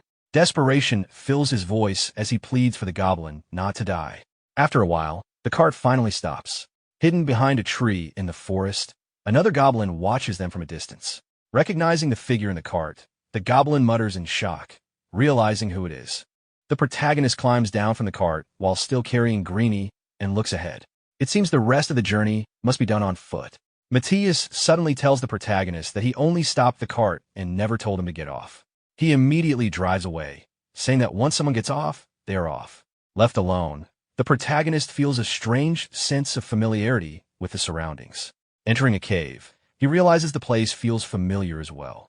He notices a mark on the wall that he remembers carving during a previous visit. This confirms he had definitely been there before, though he cannot remember why he came to the Goblin Village in the past. After walking further, he finally reaches the Goblin Village. Standing at the entrance while holding the unconscious Greenie, he calls out for help, saying his goblin is sick. A goblin briefly peeks out a window, but immediately shuts the curtain. Soon all the windows close, leaving the protagonist standing there in silence. Feeling abandoned, he wonders why even goblins refuse to help. Suddenly, a group of goblins appears behind him and angrily accuses him of causing the deaths of many goblins during his previous visit. Confused, the protagonist asks what mistake he made. The goblins become furious and attempt to attack him. At that moment, his Goblin Warlord ability activates, drastically increasing his stats due to the large number of goblins nearby. Realizing how powerful he suddenly is, the goblins stop in shock. An elderly goblin arrives and demands to know what is happening. The goblins respectfully call him the Goblin Elder. The Elder orders them to clear the way. An hour later, the Elder slowly approaches the protagonist. The protagonist grows impatient at how slow he is, which causes the Elder to angrily tell him to walk closer instead. Once the protagonist approaches, the Elder examines Greenie and states that his condition is extremely severe, worse than being burned alive. The protagonist asks if the illness can be cured.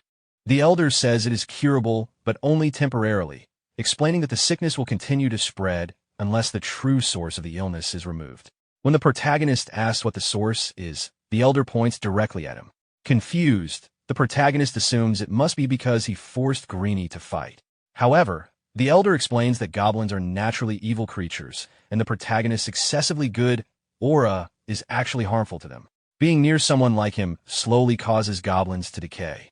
The Elder admits he felt disgusted earlier hearing a human beg for help to save a goblin. Greenie will not die, but remaining with the protagonist will be worse than death. The protagonist asks what he must do to fix it. If his kindness is the problem, then he asks whether he simply needs to become evil. The Elder confirms that becoming evil would solve it, and asks whether the protagonist can really do that. Without hesitation, the protagonist agrees, declaring he will become as evil as necessary to save Greenie. The Goblin Elder calls him all talk and throws his staff aside. He then removes the cloth covering his body and declares he will beat the life out of the protagonist's goblin, while the protagonist must stand there and ignore his suffering. Under the cloth, the Elder reveals a massive, muscular goblin body and warns that proving himself will not be easy. The scene shifts to a forest where a red-haired man is speaking through a screen device. He discusses the disposal period being set for 1 week and says it is unfortunate because he had high hopes after seeing someone so monstrous for the first time. He wonders if he has grown fond of the person, joking that watching someone all day can sometimes be mistaken for love. After ending the call, he notices someone listening nearby and comments that eavesdropping is bad manners.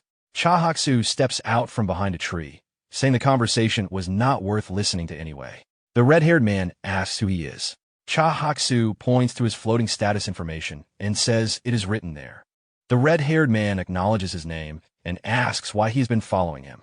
Chahaksu replies that he is not interested in him, but jokes that people who stalk others usually dislike being stalked themselves. The red-haired man briefly smiles before his expression becomes serious. He releases a strong violet aura and asks whether Chahaksu happens to be an acquaintance of Kim Chulsu. Chahaksu replies that answering a question with another question is rude and asks why it matters whether he knows Kim Chulsu. The red-haired man calmly says it might help recover Kim Chulsu's memories if Chahaksu were to die. The scene then shifts back to the Goblin Village. The Goblin Elder is feeding the protagonist's goblin. The protagonist panics and asks why he is feeding Greenie kindly, worrying that if he treats him nicely the illness will worsen. Instead of answering directly, the elder begins reading a children's story about a beautiful goblin and an ugly human. The goblin reacts loudly while the protagonist desperately tells the elder to stop reading children's books to him. The elder then shows pictures of Kim Chulsu to the goblin. The goblin reacts with amusement while the protagonist becomes even more distressed and begs him to stop tearing the pictures and reading again. Eventually, the goblin becomes visibly exhausted and weak. Seeing Greenie suffering, the protagonist begs the elder to stop. The goblin elder explains that this pain is exactly what the protagonist has been unknowingly causing all along by being too kind. He says the cure has already been explained and asks what the protagonist will do. After thinking for a moment, the protagonist suddenly punches Greenie hard, sending him crashing into the wall. The elder is shocked by the sudden action. As the dust settles, the goblin stands back up, laughing fiercely. The protagonist, holding back tears, runs toward Greenie, but the elder stops him before he can embrace him. At the last moment, the protagonist kicks Greenie again while shouting angrily, forcing himself to act cruel. The elder finally says that this is sufficient for the treatment. He explains that Greenie is not completely cured yet, but if the protagonist keeps acting this way, the goblin will never become weak again.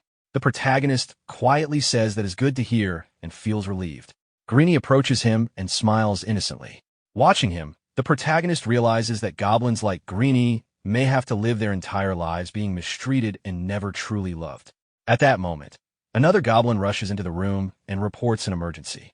The elder warns that it had better be important. Another goblin explains that they should not have helped the protagonist because he had someone with him. The protagonist is shocked and immediately denies it, saying he only came with Greenie. The elder calmly asks where the human is now and whether that person has already entered the village. A goblin informs the elder that the unknown human has not yet entered the village but will arrive soon. Hearing this, the goblin elder tells the protagonist to follow him so they can confirm whether he lied about coming alone. They go outside and find a red-haired man from earlier lying unconscious on the ground, badly beaten. The elder points at him and asks the protagonist if he knows him. Looking at the name, the protagonist says he does not recognize him, though the name Roy seems somewhat familiar. The goblin elder decides they will take care of the unconscious adventurer themselves and tells the protagonist to leave because the villagers are uncomfortable around him. According to the goblins, he smells like the blood of 18,000 goblins.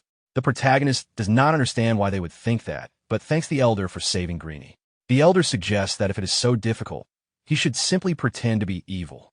As the goblins drag the unconscious red-haired man into the village, the protagonist stands outside thinking about the elder's words. The goblin beside him smiles, and the protagonist awkwardly addresses him not as Greenie, but simply as Goblin. Together, they leave the area. The scene then shifts to another location where the old man has been captured and tied to a chair. He says he did not expect things to go this far. Catherine stands in front of him with two companions and says she has many questions but doubts he would answer them willingly. Seeing the super wizard nearby, the old man recognizes him as the person who had been stalking him. The super wizard casually says he has his reasons. The old man responds that everyone has reasons and urges them to get on with it, because even wasting a second is too much for someone his age. Catherine comments that he seems very bold for someone who's been kidnapped. The old man explains that they did not kidnap him, just to torture him, and invites her to ask her questions. However, before he can finish speaking, Catherine suddenly slaps him.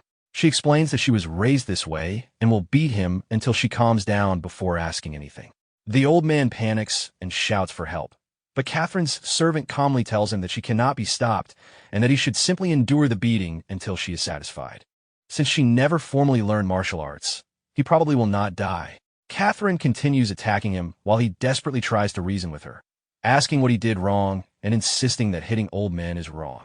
Catherine tells him to figure out his mistake while being beaten. As she punches and kicks him repeatedly, the old man recalls who she is, Catherine, the daughter of Han Kamun of the Semyon group.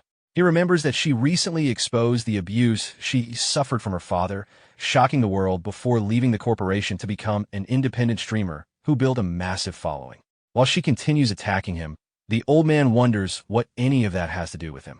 From his perspective, things seem to have worked out for her. Eventually, Catherine knocks him to the ground. When her servant asks if she secretly learned martial arts, she says she is simply copying what her father used to do to her. The old man suddenly realizes what the issue might be. He explains that he once sold her information about a hidden dungeon located in a mine. According to the rumor, if someone dug in a certain place, they would find a hidden door. Catherine confirms this story, explaining that he discovered the dungeon, but left without clearing it and then sold the information to them.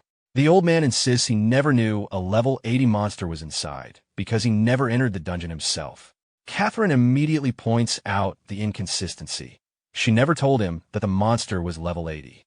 Cornered, the old man panics and claims he heard it from Kim Chul-soo. Catherine then asks how he knows Kim Chul-soo at all.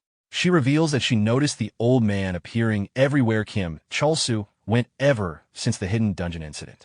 She had been curious whether her near-death experience was just an accident that interfered with his plans or if it had been planned from start. Either way, she explains that she truly died once in that dungeon and the experience was so horrible that she swore she would kill him if she ever saw him again. However, she decides she should not be the one to end his life. Instead, the person who should deal with him is Kim Chul-soo, because he was the one who forced Kim Chul-soo into debt.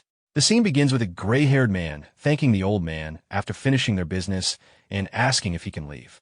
The old man allows him to go, and the man and his yellow-haired companion leave the room. Once alone, the old man reflects on his past as a moneylender. He used to lend money to anyone in need and charge high interest, regardless of whether they were children, adults, or elderly people. He never discriminated because he was confident he could always collect the debt. However, he had forgotten that Kim Chul-soo was once one of the borrowers. 10 years ago, Kim Chul-soo came to him in terrible condition, thin, exhausted, and clearly suffering from hunger, and asked to borrow 100 million won. The old man immediately realized that Chul-soo was not someone who would waste the money on gambling. Even though he looked sick from starvation, his eyes still held determination. When asked about his parents, Chul-soo revealed he had none. He was an orphan and had no one to guarantee the loan. Despite this, the old man had no reason to refuse him. In his line of work, the only things that mattered were whether the borrower was young, healthy, and capable of paying the money back someday. Returning to the present, the old man reflects that after 10 years, Kim Chul-soo had become a very valuable customer whose debt had grown far beyond the original loan. Facing Catherine, the old man argues that lending money to Chul-soo was not a crime. He claims that Chul-soo had no job and no family back then, so there was nowhere else he could have borrowed such money. In fact, he believes Chul-soo should be grateful to him. Catherine becomes furious and declares that the old man is the one who ruined Kim Chul-soo's life. She demands that he immediately forgive all of Chul-soo's debts. If he refuses, she threatens that he will die of old age locked in that room. The old man protests that it is not that simple. Catherine prepares to attack him again and tells him to make it simple. Panicking, the old man suddenly reveals that Kim Chul-soo is currently in danger. Catherine dismisses it as nonsense, blaming him as the real source of Chul-soo's problems. But the old man insists that this time it is different. He warns that they should have brought Kim Chul-soo there instead of kidnapping him, because 1 week from now, Kim Chul-soo is going to be killed. This revelation shocks Catherine, her servant, and the super wizard. Catherine demands to know who would want to kill him and why. The old man says he does not have time to explain. Catherine angrily grabs his mouth and forces him to talk. Finally, the old man agrees to reveal everything and says he will explain about the mysterious organization known as Iscariot. The scene then shifts to a flashback involving Catherine and Kim Chul-soo. Catherine excitedly approaches him and recognizes him as Kim Chul-soo from grade 3, class 7 of Honghak Elementary School. Chul-soo is confused and does not remember her at first. Catherine happily tells him they used to be very close and asks if he also plays the game Heaven's Door. Chul-soo awkwardly greets her and asks if they were really that close. Catherine confidently insists they were. Suddenly, Chul-soo remembers something embarrassing and blurts out that she used to eat her boogers in class. In the past, Catherine suddenly changes her expression and tells Kim Chul-soo that they actually were not that close in school. Chul-soo apologizes awkwardly. Catherine then opens her streaming interface and asks him to greet her viewers because she is currently live streaming herself playing Heaven's Door. Chul-soo is confused about what viewers are, but Catherine explains she is broadcasting the game. Viewers begin commenting, some wondering if Chul-soo is the same person who once appeared with President Han Ki-moon. Others disagree, saying that person looked different and had a different name. Chul-soo awkwardly greets the stream and asks if he is doing it correctly. Catherine decides it would be good content and announces to her viewers that she will bring Cholsu along for the stream. She asks him if he has time, but Cholsu says he is actually waiting for someone. Catherine dismisses this and drags him along anyway, claiming that the person he is waiting for will not appear even if he waits all day. Cholsu is surprised that she seems to know this, but she brushes it off as a feeling. Cholsu follows her, thinking that if she really was his friend from the past, spending time with her might help him recover his memories. They soon arrive at the Adventurers Guild, where people immediately recognize Catherine and start whispering excitedly about her fame and beauty. Cholsu becomes confused about who she really is. Meanwhile, others stare at him with jealousy, wondering who the man beside her is. A knight approaches Catherine and invites her to join his party for a high-difficulty dungeon raid. Catherine initially refuses because their levels are too low and she does not want to get hurt. The knight insists that his party will handle everything and introduces the 3 rising stars of Heaven's Door, who will lead the raid. They suggest Catherine can simply live-stream the battle while they clear the dungeon, which would benefit both her stream and their party. They also promise to share the rewards. Catherine becomes interested, realizing it aligns with her plan and could make money, so she agrees. When she turns around to invite Cholsu to join them, she finds him missing. Instead, she discovers him hanging upside down, tied with a rope and badly beaten. Shocked, she calls out his name. The story returns to the present where the old man continues explaining the truth about Heaven's Door to Catherine. He says that players who lose inside the game cannot recover what they lost, and despite people dying inside the game, there are never any news reports about it. This strange reality is possible because the government is protecting the game. Catherine's servant confirms that many players know about the retirement system, where death in the game can mean death in real life. But since there are no reports in the media, some people believe it is just a myth. The old man explains that the headline "people dying while playing a game" would normally cause a massive scandal, but governments suppress the truth. To deal with this danger, a secret organization called Iscariot was created. Their role is to recruit people with powerful hidden classes and train them to rescue players trapped in life-threatening situations inside the game. Kim Cholsu was selected for this role because he possessed the hidden class Goblin Summoner. However, before he could begin his mission, he was hit by a car and lost his memories. Without his memories, his Goblin also lost its power. Because the organization now considers him useless, they issued an order to eliminate him. Catherine is outraged and asks why they would kill him instead of simply abandoning him. The Super Wizard explains that hidden classes can only exist once in the entire game. As long as Kim Cholsu holds the Goblin Summoner class, no one else can obtain it. Since the organization needs that class for their mission, they plan to kill him so a new Goblin Summoner can appear. Catherine angrily asks if the old man agreed to this. The old man insists he did not and claims he wants Cholsu to live because Cholsu treated him like a friend. Catherine refuses to believe him. She accuses him of orchestrating everything from the beginning, selecting Cholsu, sending him into the hidden dungeon, and manipulating events so he would become the Goblin Summoner. She questions whether the people who died with her in that dungeon were simply expendable sacrifices. She condemns both the game and the people behind it as insane, saying they destroyed Cholsu's life and now pretend they want to save him. Calling the old man Sungriel the Cunning, she decides she will not trust him. As she leaves the room, she says they will at least feed him so he does not starve. The old man desperately tries to stop her, but Catherine shuts the door and declares that, unlike him, she will not ruin someone's life for her own purposes. She says she will show him what will become of Kim Cholsu. The old man shouts helplessly from inside the locked room as the door closes. The scene shifts to a high-difficulty dungeon where Catherine, Kim Cholsu, and the knight's party enter together.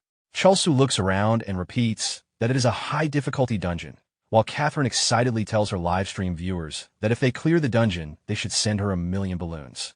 Cholsu asks how difficult the dungeon actually is. The knight explains that high-difficulty dungeons are not only about strong monsters, but also require teamwork. Each role is important. A healer restores health, a tank blocks attacks, and DPS characters focus on dealing damage. Unlike hunting monsters alone, clearing such a dungeon requires coordination between all party members. Hearing this, Cholsu wonders what role a Goblin Summoner like him would fill. The knight says that extremely high-level players could theoretically clear the dungeon alone by instantly defeating enemies, but such powerful players rarely appear here. He advises Cholsu and Catherine to stay in the back because the dungeon is dangerous. Suddenly, the healer notices enemies approaching and tells everyone to prepare for battle. Catherine becomes nervous and asks what is coming. a massive creature suddenly crashes down from above, shaking the ground. A level 65 Dragon Knight appears. A glowing red danger zone forms beneath the creature, and Catherine happens to be standing inside it. Realizing the danger, Chulsu quickly rushes toward her, leaps forward, and drags her out of the red zone.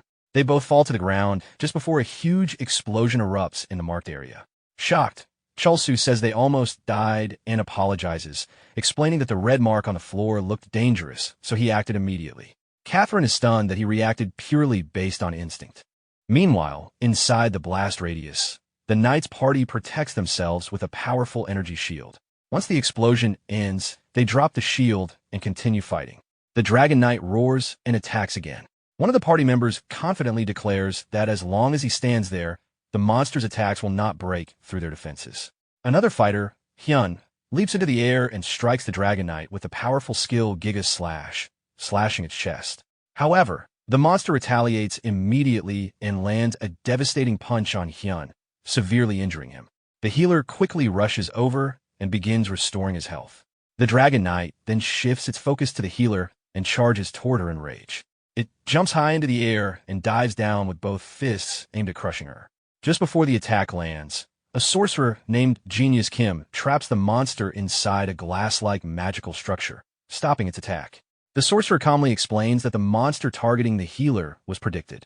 Two other party members quickly move in to attack the trapped Dragon Knight, striking it repeatedly while warning the gunslinger to keep his distance. Eventually, the Dragon Knight breaks free from the trap and drops to one knee while roaring. One of the fighters mocks the creature, saying a knight should not kneel so easily. Another warns them not to get overconfident because the monster is attacking again. The Dragon Knight once again charges directly at the healer despite taking heavy damage, shocking the party. They realize the monster is not foolish and is deliberately targeting the healer. At that moment, the knight steps forward and unleashes a war cry, releasing a powerful shockwave toward the monster. The Dragon Knight suddenly stops in place. After stopping the Dragon Knight with his war cry, the knight shouts again, telling the monster to focus on him instead of the healer. The Dragon Knight briefly turns toward him, but the healer scolds the knight for not taking the situation seriously because the attack could have been dangerous. The knight laughs it off and apologizes. However, the Dragon Knight suddenly shifts its focus back to the healer and charges toward her again. Just before the monster can land a punch, Hyun appears and strikes with his sword, cutting off the Dragon Knight's head. The creature collapses and dies. The healer comments that it looked like the monster was still targeting her. Hyun wonders if he only imagined it. Meanwhile, viewers watching Catherine's livestream comment on how powerful the party is, praising the three strongest members and predicting that the dungeon might be cleared in a single attempt. Catherine acknowledges their skill on stream, while Kim Chulsu excitedly praises the party and wonders how they can fight so well. The knight explains that the monster they just defeated was the gatekeeper of the dungeon, the Dragon Knight, and tells everyone to move on to the next area. Chulsu enthusiastically follows him. Catherine internally wonders why Chulsu is so excited about everything. At that moment, Chulsu's goblin appears near Catherine. She tells Chulsu to control his goblin, but Chulsu casually replies that the goblin can keep up on its own. Catherine is surprised by how casually he treats it. Hyun then approaches the live stream and introduces himself as the party's main DPS. He talks about the large number of viewers watching him, but Catherine becomes irritated while watching his self-promotion. After some time passes, Catherine complains on stream that they have already been there for 30 minutes without progressing. Hyun explains that the group cannot move forward yet because a dangerous-looking bridge blocks their path. He jokingly says that the smartest members of the party are currently analyzing the problem. He mentions Demon Slayer Kana, who studied at Yonsei University, Genius Kim, who studied at Korea University, and Kim Chulsu, jokingly saying he studied how to take loans. Genius Kim then finishes his calculations and gathers the group. He explains that the statues near the bridge are likely traps rather than harmless decorations. The floor is covered with pressure plates, meaning that stepping on the wrong block will activate the statues. Kim Chulsu asks if stepping on the wrong block will simply block the path. Genius Kim becomes irritated and clarifies that the statues will attack if the wrong blocks are stepped on.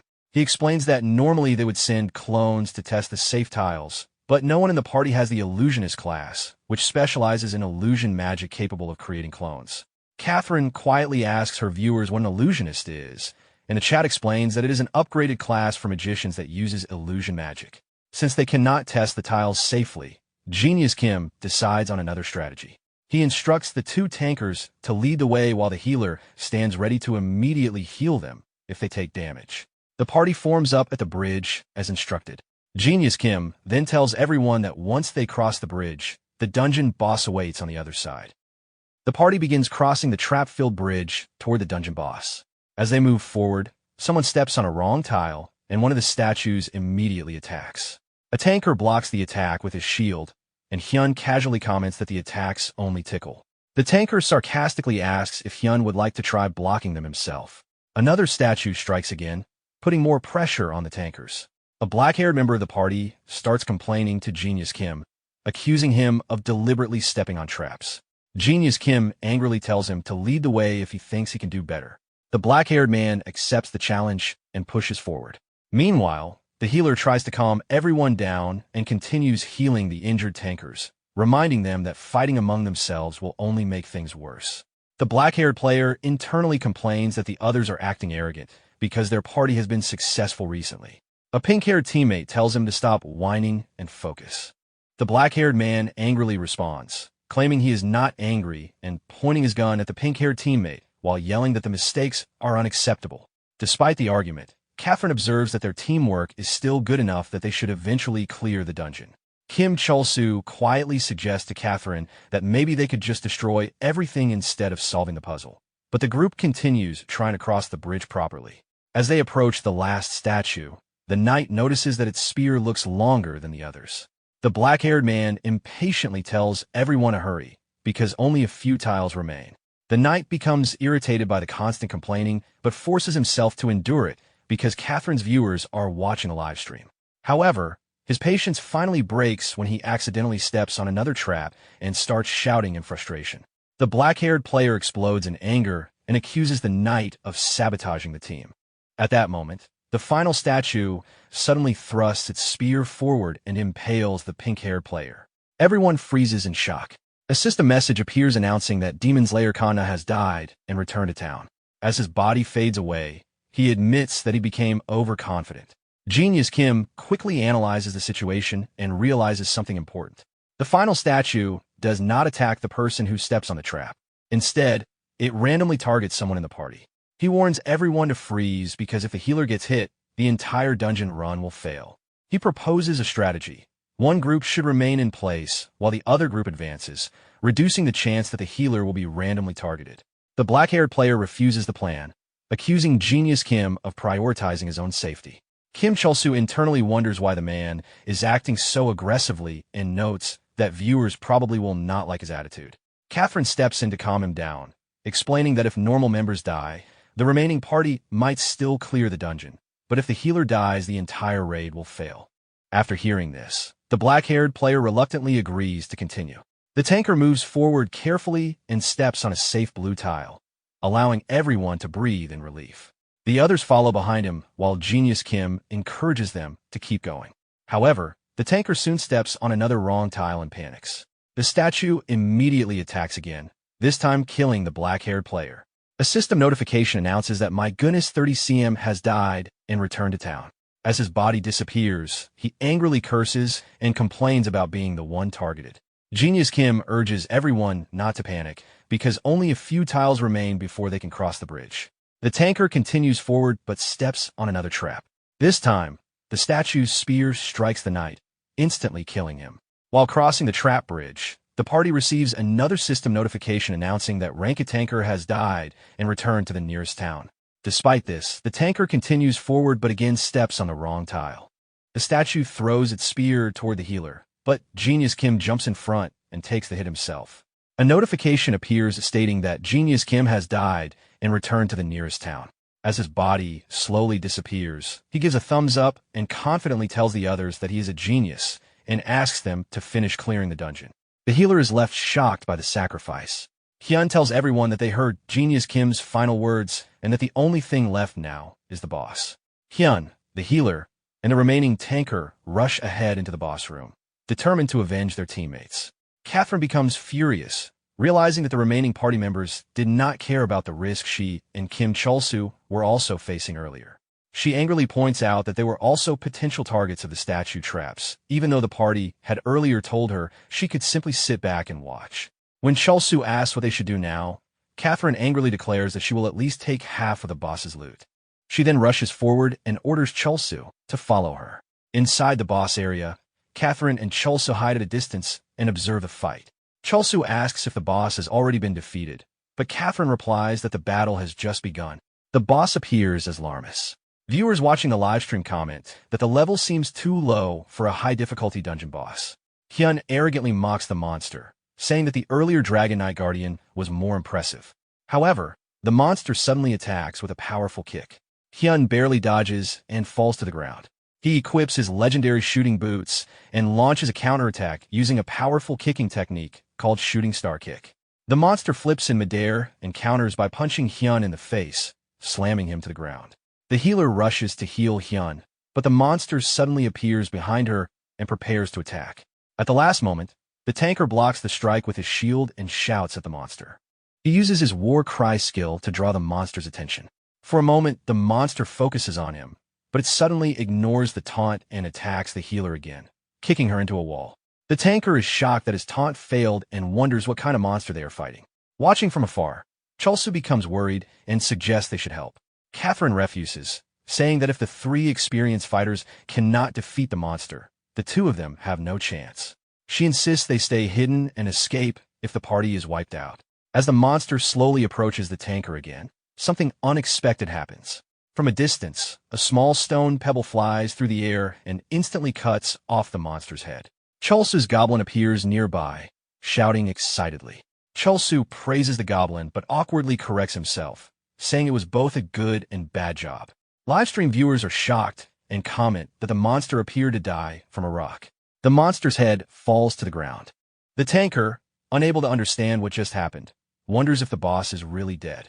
The healer warns everyone not to lower their guard because it could still be a trick. Hyun suddenly stands up and starts celebrating, claiming the monster must have died from his attack.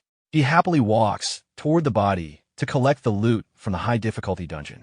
However, the severed head suddenly begins moving. A new body starts growing from the head. Hyun immediately realizes the danger and curses in shock. The tanker and healer also realize what is happening. The healer identifies it as the boss's true form. The head transforms into a giant monster called Cybelarmus, the true form of the no-winged dragon. The creature roars loudly, terrifying everyone present as Hyun shouts the monster's name in shock. While watching from above, Catherine becomes shocked when the monster suddenly transforms. The boss's name changes from Larmus to Cybelarmus, revealing its true form. Kim Chulsu also reacts with surprise, realizing the creature is actually a dragon. Catherine wonders how the transformation happened.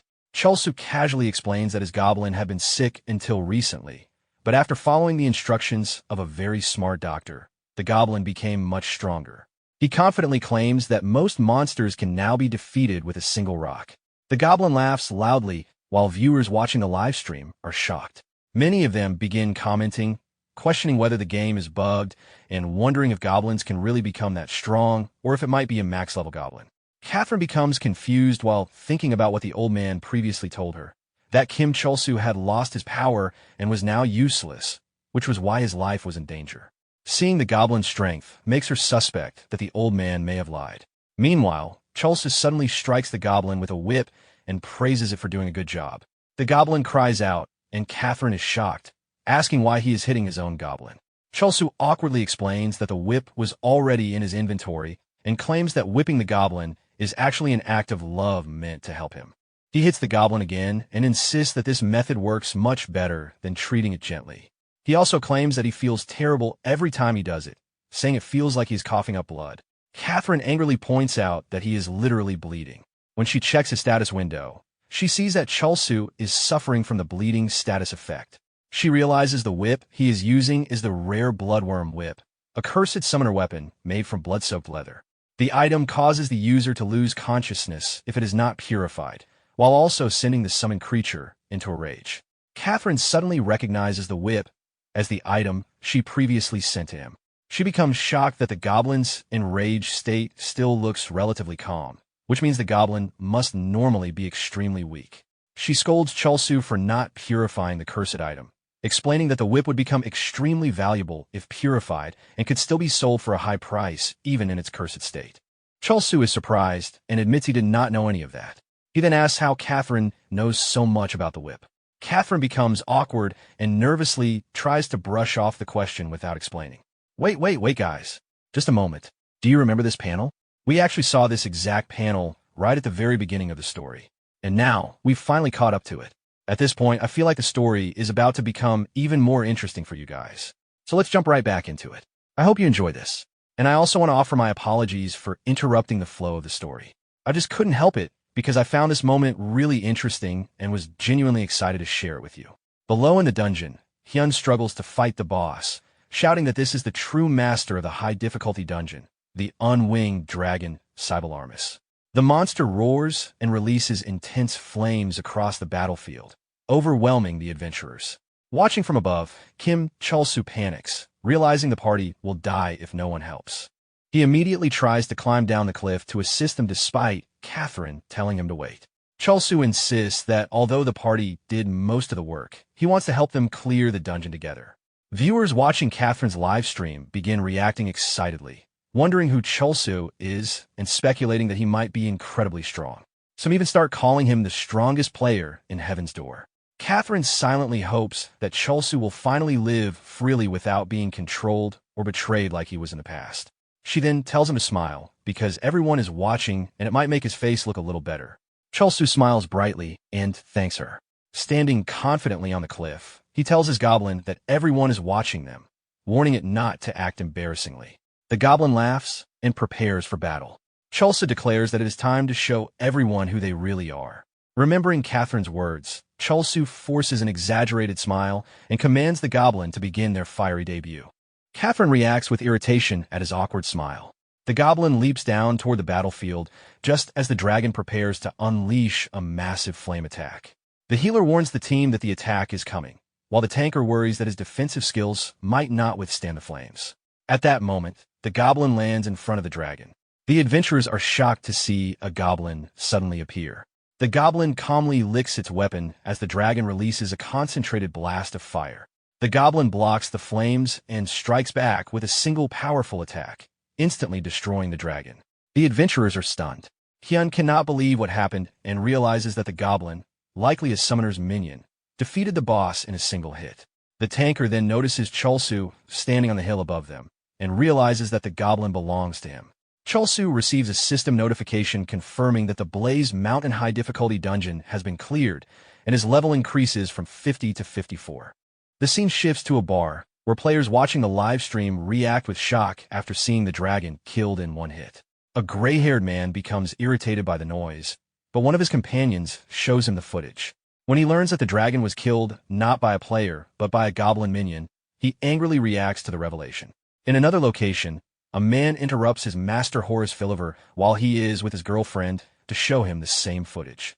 Horace becomes interested, realizing that someone capable of controlling such a powerful goblin must be extremely lucky. He identifies the person as Kim Cholsu. Elsewhere in a snowy mountain region, a high-level summoner named Irene watches the live stream. She comments that everyone is talking about Kim Cholsu and that it was only a matter of time before he became famous. However, she becomes irritated when she sees that he appeared on Catherine's stream and declares that she will meet him once she finishes her current trip. After the dungeon incident, Kim Cholsu suddenly becomes famous across the internet. Posters and headlines spread everywhere asking who the goblin summoner Z Kim Cholsu Z is after his goblin defeated a boss in a single hit. Soon after, a fan meetup for Kim Cholsu is organized. A huge crowd gathers and forms a long line of fans waiting to meet him. Catherine manages the event, loudly ordering people to stand properly in line. Her servant is forced to act as security, warning the crowd that anyone who does not line up correctly will be sent to the back. Internally, the servant complains about having to guard Kim Cholsu. Fans excitedly approach Cholsu. One girl declares that she is his biggest fan. Cholsu becomes confused and wonders why someone pretty would like him. The girl awkwardly explains that she likes his villain-like appearance. Catherine jokingly says she likes his smile and tells Cholsu to smile for her. Cholsu does not understand why he needs to, but Catherine forcefully pulls his face into a smile. The fan screams with excitement, saying she loves him. Chulsa becomes even more confused when she reacts positively. Catherine then tells him to look around and realize how famous he has become. She explains that he is now a real star. Chulsa still does not understand why people like him so much, thinking that all he did was clear a difficult dungeon. Meanwhile, the Goblin is sitting nearby drawing strange pictures. Catherine scolds Chulsu and explains the real reason for his popularity. His Goblin defeated the dungeon boss in a single attack, something no one has ever accomplished before. In addition, Chulsu is the first summoner known to control a Goblin. Because of that, he is considered extraordinary and unique. She tells him to stop belittling himself and recognize that he is special. Chulsu quietly processes her words. He begins thinking that maybe he truly is special since so many people admire him. With an awkward smile, he starts believing it himself.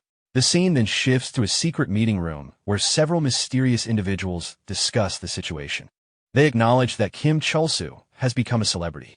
One of them wonders whether they will still be able to control him if his Goblin has regained its strength and he becomes too arrogant. Another person questions what number 3 is doing, since he cut off contact after creating this situation.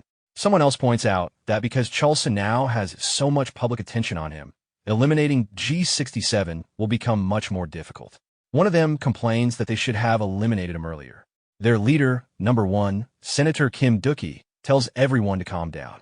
He explains that the situation may not be as bad as it seems. He reminds them that the higher someone rises, the harder they can fall.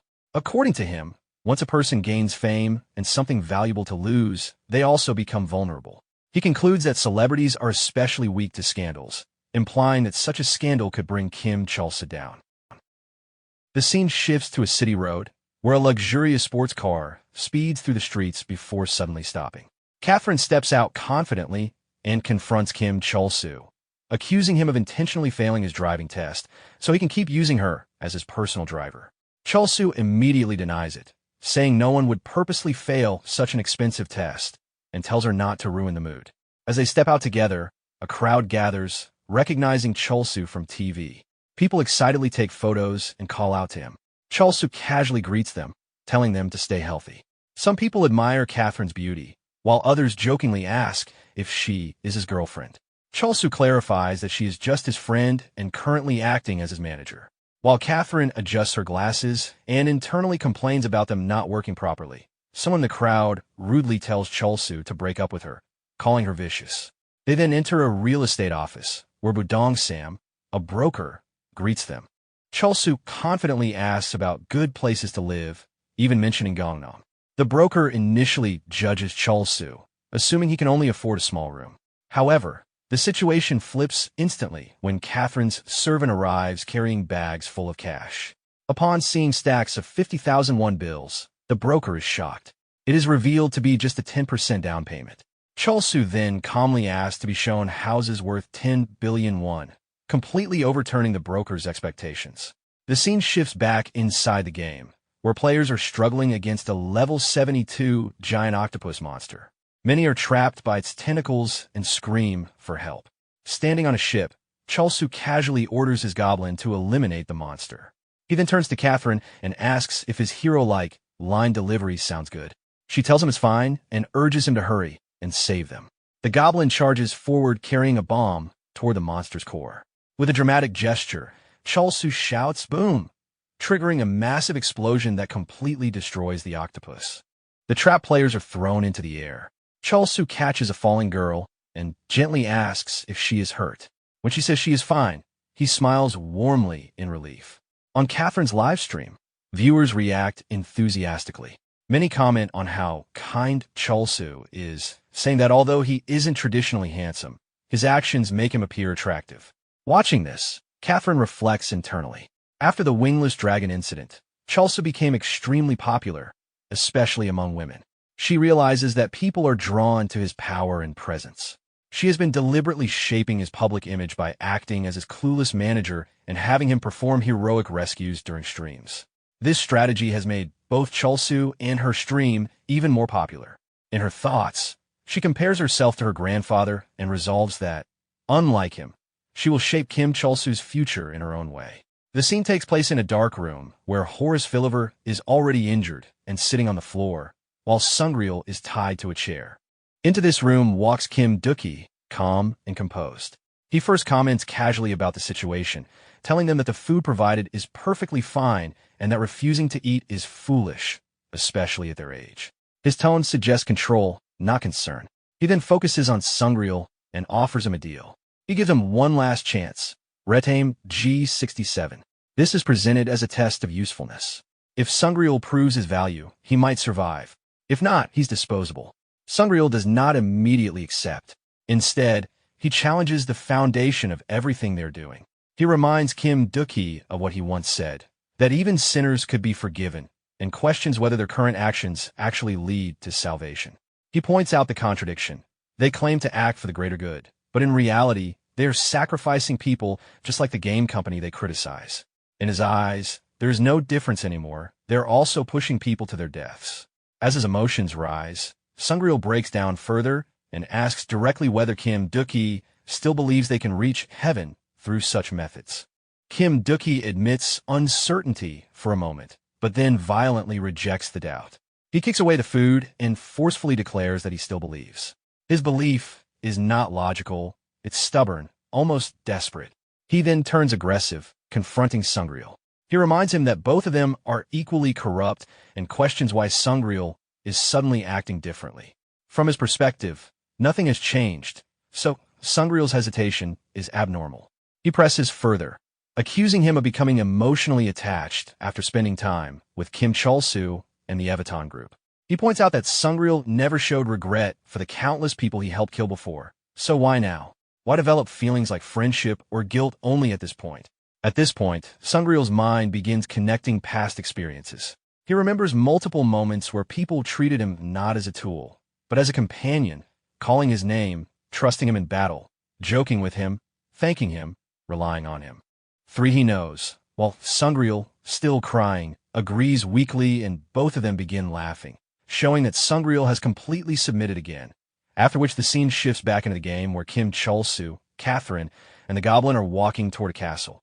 The Goblin loudly making irritating noises until Chol-soo suddenly kicks it from behind and sends it flying. Catherine immediately scolding him and telling him to be careful in case someone sees, while Chol-soo casually replies that no one is around, and that if he doesn't control the Goblin now, it will act worse when people are watching, Catherine insisting he at least warn her next time, and Chol-soo reluctantly agreeing. But at that moment, an explosion erupts behind them, and a red-haired swordsman rushes out from the blast and attacks. Chol-soo instantly drawing his weapon and blocking the strike at the last moment while the attacker, surrounded by flames, asks if he is on Chol-soo. Chol-soo angrily correcting him that it's Kim Chol-soo. But the attacker ignores him and demands to see the Goblin, saying he has no interest in Chol-soo, which irritates Chol-soo as he tells him he shouldn't have attacked him if that was the case. Then Catherine steps in, gathers blue energy, and tells Chol-soo to move aside before instantly freezing the attacker inside a massive crystal of ice. Chol-soo looking at her in shock while Catherine is relieved the spell worked, but becomes concerned internally that since they become famous more people are picking fights with them, and realizes Chol-soo has improved since he blocked the attack. And at that moment a small boy with glasses, Jae-minnie, runs toward them apologizing loudly as a system. Notification reveals he is the Vice Guild Master of the Hellfire Guild, arriving out of breath, while Chol-soo casually jokes, asking if he ran all this way for an autograph, and Catherine gets annoyed at him for saying that in this situation. Then Jae-minnie notices the frozen attacker and realizes ice magic was used, saying it's a relief because his guild master is extremely weak to ice, which confuses Catherine as she asks why his guild master attacked them, leading Jae-minnie to explain while pointing at the Goblin and asking if it was the one that attacked Phoenix El-Basar. Chol-soo immediately denying it, and saying his Goblin would never do such a thing, but Jae-minnie continues explaining that. During a previous battle, the Goblin's level couldn't be measured, which made it seem like a summoned creature, and because of that his guild master began searching for anyone named Chol-soo and attacking them. And finally he requests that in order to stop this situation, they allow his guild master to fight the Goblin once, so he can face the strongest Goblin directly and settle things.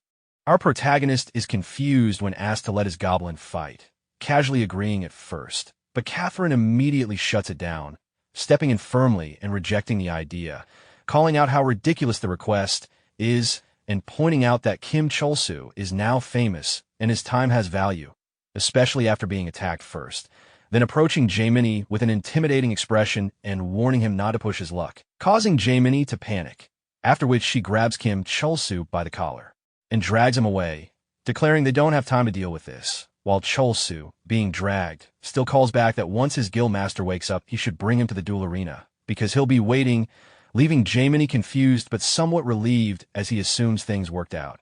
And as they continue toward the castle, Catherine questions why he accepted so easily and whether he's not angry. But Chol-soo simply responds that if the man wants to fight, then it works out perfectly for him, showing a straightforward mindset. Then the scene shifts to a massive stadium packed with players where an event is being hosted, the announcer hyping up the crowd as the special match Catch the Golden Goblin begins, and Kim Chol-soo enters dramatically, leaping into the arena and landing in a flashy, heroic pose as the crowd erupts, while Catherine watches from below, noting how despite his earlier reluctance, he is now completely owning the stage and drawing massive attention for both spectators and viewers. Then Chol-soo takes the mic and addresses the audience, explaining that there's been a lot of talk questioning his goblin strength, claims that it's fake, edited, or a bug, and that people keep asking to fight it. So to settle the controversy and repay the support he's been receiving, he organized this event with a major prize, prompting the announcer to explain the rules that since defeating the goblin is practically impossible, whoever lasts the longest against it will win, and the reward is an extremely valuable item worth 1 billion won, specifically a premium weapon protection item that prevents gear from breaking during enhancement attempts, which shocks the crowd and sends them into a frenzy due to how overpowered and rare it is.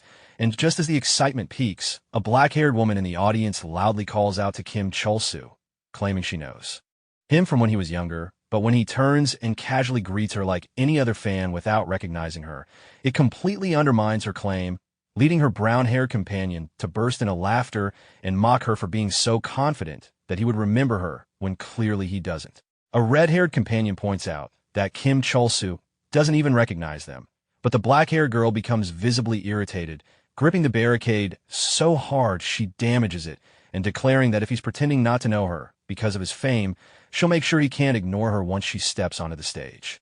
At that moment, a powerful mechanized fighter, Humoroider, enters the arena and is hyped by the host as someone who will expose Kim Chol-soo's supposed fraud. But before anything meaningful can happen, the goblin instantly destroys it with a single strike, tearing apart its mechanical body and ending the fight in seconds, shocking the audience with how one-sided it is. Immediately after, another participant rushes in, a black-haired man dressed flamboyantly, who recognizes Kim Chol-soo and accuses him of being the same ugly guy who bothered women and then ran away after receiving help finding the shrine, declaring he'll correct his attitude, but he breaks the rules by attacking together with a partner, prompting the host to protest since only one participant is allowed, while the pair tries to justify it as a hidden class centaur, even though it clearly doesn't match what's shown. And as they launch a coordinated attack, Kim Chol-soo calmly activates his Goblin Summoner skill Rally, instantly summoning the goblin, which swings once and sends both attackers flying effortlessly, ending their attempt almost immediately. A system notice declares their disqualification due to foul play, and from that point onward, challenger after challenger steps onto the stage, only to be defeated within seconds, none of them lasting even 10 seconds against the goblin, leaving the announcer stunned as the entire event turns into a one-sided showcase of overwhelming power. Standing at the center of the arena, Kim Chol-soo begins provoking the crowd, casually mocking the lack of strong opponents, and even saying he might take a nap while waiting, which clearly irritates both participants and viewers, while Catherine watches from below and realizes that even though she didn't instruct him to act like this, he's unintentionally building hype perfectly, and more importantly, the goblin itself now looks far more stable and expressive than before. Then the atmosphere shifts as the host announces the next participant with surprise. Someone notable has entered, and soon Hyun steps onto the stage, clearly furious, confronting Kim Chol-soo and accusing him of stealing the spotlight from the previous dungeon battle, claiming that he should have been the one recognized as the main star, both for his strength and appearance, and now intends to take that position back. Gripping his massive swords, Hyun declares he'll drag Kim Chol-soo down and even calls him a demon king. But Kim Chol-soo responds bluntly, saying he only tried to help back then, and that calling him a demon king is unnecessarily harsh. As the fight begins to escalate, Kim Chulsu channels violet lightning around himself, grinning wildly as he calls the goblin forward, while Hyun charges straight at him with a blade, aiming directly for the summoner instead of the goblin. And Chulsu calmly points out that targeting the summoner is the smarter move, especially since Hyun has no chance against the goblin, but also reminds him that this tactic has already been proven ineffective. However, Hyun reveals that he wasn't aiming for Chulsu at all, and in a sudden twist, Chulsu leans back just in time as the attack instead strikes the goblin, launching it violently into the air and sending it crashing into the stadium seating, where it lands directly on Irene, who casually greets it like an old acquaintance, implying familiarity with both the goblin and Chulsu. Chulsu immediately tries to resummon the goblin, thinking this only bought Hyun a moment, but is shocked when the system blocks him with a cooldown notification, something he didn't even realize existed, leaving him momentarily exposed, and Hyun takes full advantage, rushing in and delivering a brutal series of bare-handed punches straight to Chulsu's face, knocking him back and drawing blood as the entire stadium falls silent at the sudden shift from domination to vulnerability. Despite taking heavy hits, Chulsu suddenly bursts into laughter, turning to the audience and playing it off as intentional, framing the situation as a way to make the fight more exciting instead of a one-sided stomp, which immediately wins the crowd back as they erupt into cheers for him, showing how well he's adapting to his new performer role. Accepting the shift in momentum, Chulsu drops into a bare-handed stance, matching Hyun's approach, but as they clash again, Hyun lands another solid punch, only for Chulsu to retaliate in a crude but effective way, spitting blood directly into Hyun's eyes and blinding him momentarily, catching him off guard, then launching himself forward midair. At that exact moment, with a chaotic grin, Chulsu summons the goblin again the instant the cooldown ends, sending it straight at Hyun while mockingly addressing him as the Demon King. And as the attack unfolds, the system registers again, Goblin point +1, marking a turning point where Chulsu begins adapting to the fight in a more calculated and aggressive way rather than relying purely on overwhelming power. After being overwhelmed, Hyun collapses on the stage, his consciousness fading as he imagines the roaring crowd and convinces himself that all the cheers are for him as the true superstar. But reality hits as he lies defeated, and the system announces his record, 1 minute and 28 seconds, the longest anyone has lasted so far, which shocks the audience and earns him reluctant respect, even as some mock him, while others admire his performance.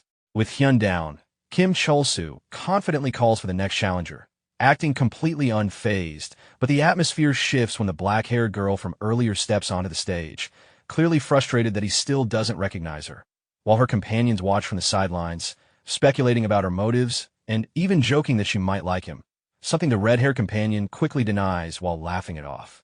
On stage, she confronts Chulsu directly, accusing him of pretending not to know her despite their past interactions, but Chulsu remains genuinely confused, even mistaking her for just another fan, which only angers her further, pushing her to escalate things.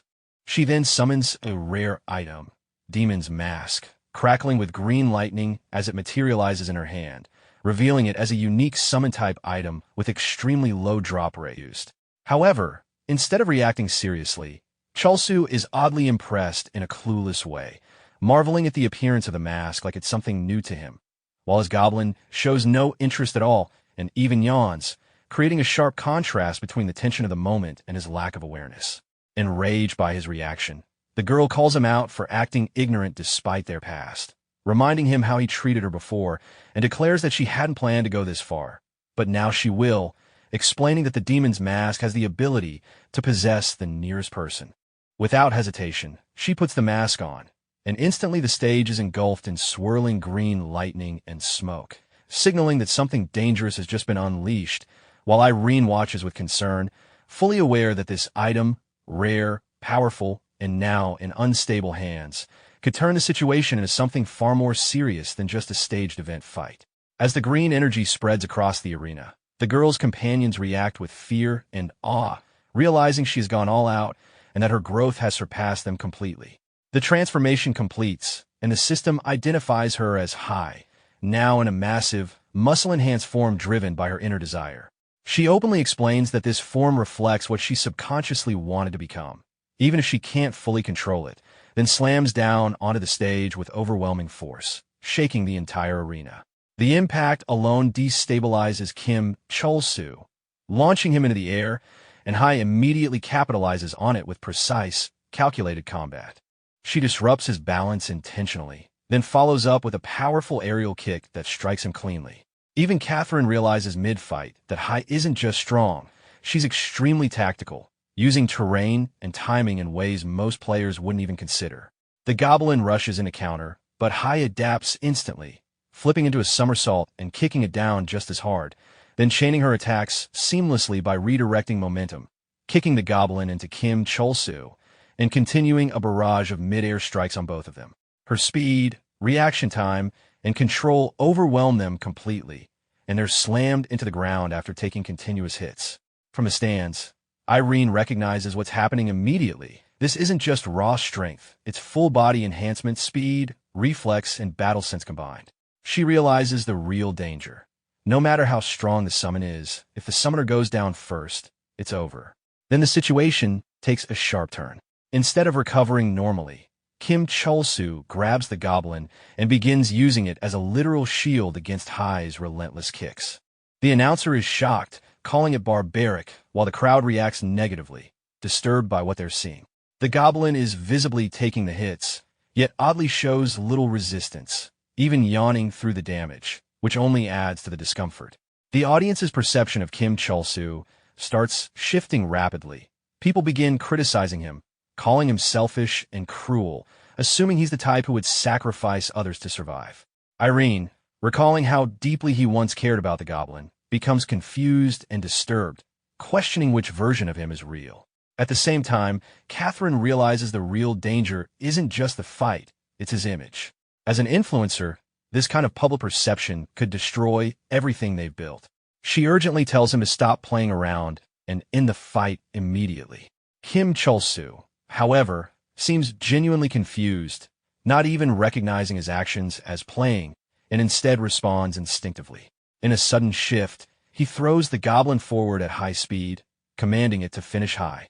The Goblin rockets toward her with overwhelming momentum, catching Hai off guard. For the first time in the fight, she realizes she can't dodge in time, and the balance of the battle is about to flip again. After being pushed to her limit, Hai suddenly removes the demon's mask mid-fight and declares that she only intended to greet Kim Chol-soo, but since things escalated because of him, whatever happens next settles the score between them. In that instant, the Goblin's punch lands cleanly, launching her out of the arena. The host immediately declares her out of bounds and announces Kim Chol-soo's victory, but instead of celebration, the crowd erupts into boos. Kim Chol-soo is completely caught off guard. He can't understand why the audience is reacting negatively, even struggling to hear anything over the noise. When Catherine finally gets close enough to shout, she points out the real issue. He uses Goblin as a shield. To him, that doesn't seem wrong at all, which only deepens the disconnect. Watching him, Catherine begins to question whether the version of Kim Chol-soo she believed in is actually the one standing here now. Then everything changes. The demon's mask, now free, suddenly shoots through the air and attaches itself to Kim Chol-soo's face. He recalls its ability, possession of the nearest person, and a violent surge of green energy explodes outward. The announcer panics and loudly exaggerates the situation, calling him subhuman, until Catherine angrily shuts him down, forcing him to retreat. From the stands, Irene watches with growing concern, recognizing how dangerous the item is. Nearby, Hai regains consciousness far faster than expected, shocking her companions. When they explain what happened, she initially mocks the situation, assuming Kim Chol-soo would turn into something ugly or goblin-like as punishment. But when she looks at the stage, her expression freezes. What she expected is completely wrong. Instead of becoming something monstrous, Kim Chol-soo rises into the air, transformed into a radiant being with massive white wings and golden light surrounding him, an appearance closer to a divine figure than anything demonic. The announcer, now overwhelmed, declares it as the descent of an angel within heaven's door. The crowd, which had just been booing him moments ago, instantly flips, cheers explode across the stadium as the spectacle captivates everyone. And Hai, who believes she understood him, can only stare in stunned silence, realizing that the demon's mask didn't reveal something ugly. The crowd completely turns after witnessing Kim Chol-soo's angelic transformation. People who were insulting him moments earlier begin crying and apologizing, convinced they misunderstood him, while others bow respectfully and declare that someone with such a divine aura could never be evil. The entire stadium starts treating him like a holy figure rather than a controversial player. Watching everything unfold, Irene realizes the terrifying truth behind the demon's mask. The mask does not create a random form. It manifests the user's deepest desire, the thing they subconsciously wish to become. Most people desire beauty, status, admiration, or power because humans naturally try to fill what they lack. But as she looks at Kim Chol-soo's radiant form, she understands that his deepest wish was not for himself at all. Overcome with emotion, Irene breaks into tears as she realizes he is someone who instinctively thinks of others before himself, something she feels she herself could never do. Meanwhile, Hai's companions completely lose composure and even kneel in regret, believing they deserve to be beaten by someone so pure, but Hai angrily snaps at them to regain their dignity. She refuses to accept what she is seeing. In her mind, Kim Chol-soo was supposed to become some twisted, goblin-like creature because of how he acted earlier. She becomes furious that the mask revealed an angel instead, shouting at the crowd that it must be a trick and insisting there's no way the Kim Chol-soo she knows could genuinely desire something so noble. However, when Kim Chol-soo says something to her during the transformation, Hai cannot even properly understand his words. Yet strangely, she feels no hostility from him at all. Whether he was apologizing, forgiving her, greeting her warmly, or thanking her, she cannot tell, but the divine aura surrounding him makes her feel that whatever came from him could not possibly be negative. Despite herself, she becomes captivated by him. Then the demon's mask reaches its time limit and disappears. Kim Chol-soo returns to normal, though traces of golden energy still radiate from him. He awkwardly apologizes to the crowd for startling them, but instead of calming down, the audience becomes even more obsessed, loudly cheering his name and praising the fact that even his inner self appeared angelic. His popularity skyrockets instantly. But while everyone is distracted, Catherine notices something alarming. The goblin has been severely burned simply from exposure to Kim Chol-soo's holy energy. The goblin is barely standing, its body charred from the overwhelming purity radiating from him. Catherine urgently tells him to bring the goblin away immediately while the crowd is distracted, and the two quickly slip away from the arena, carrying it. From the audience, a suspicious red-haired man notices them leaving and decides to follow, while elsewhere a hooded figure wearing a silver half-mask silently observes the entire situation from the shadows. The scene then shifts to a restroom, where Kim Chol-soo lays the badly burned goblin on the floor and panics over its condition, comparing it to burnt bacon. Catherine explains the reason bluntly. Goblins cannot withstand pure-hearted energy, meaning the goblin was injured specifically because of Kim Chol-soo's overwhelming angelic power. This frustrates him greatly, while Catherine privately realizes just how monstrous his hidden power truly is if merely existing near him in that form almost destroyed the goblin.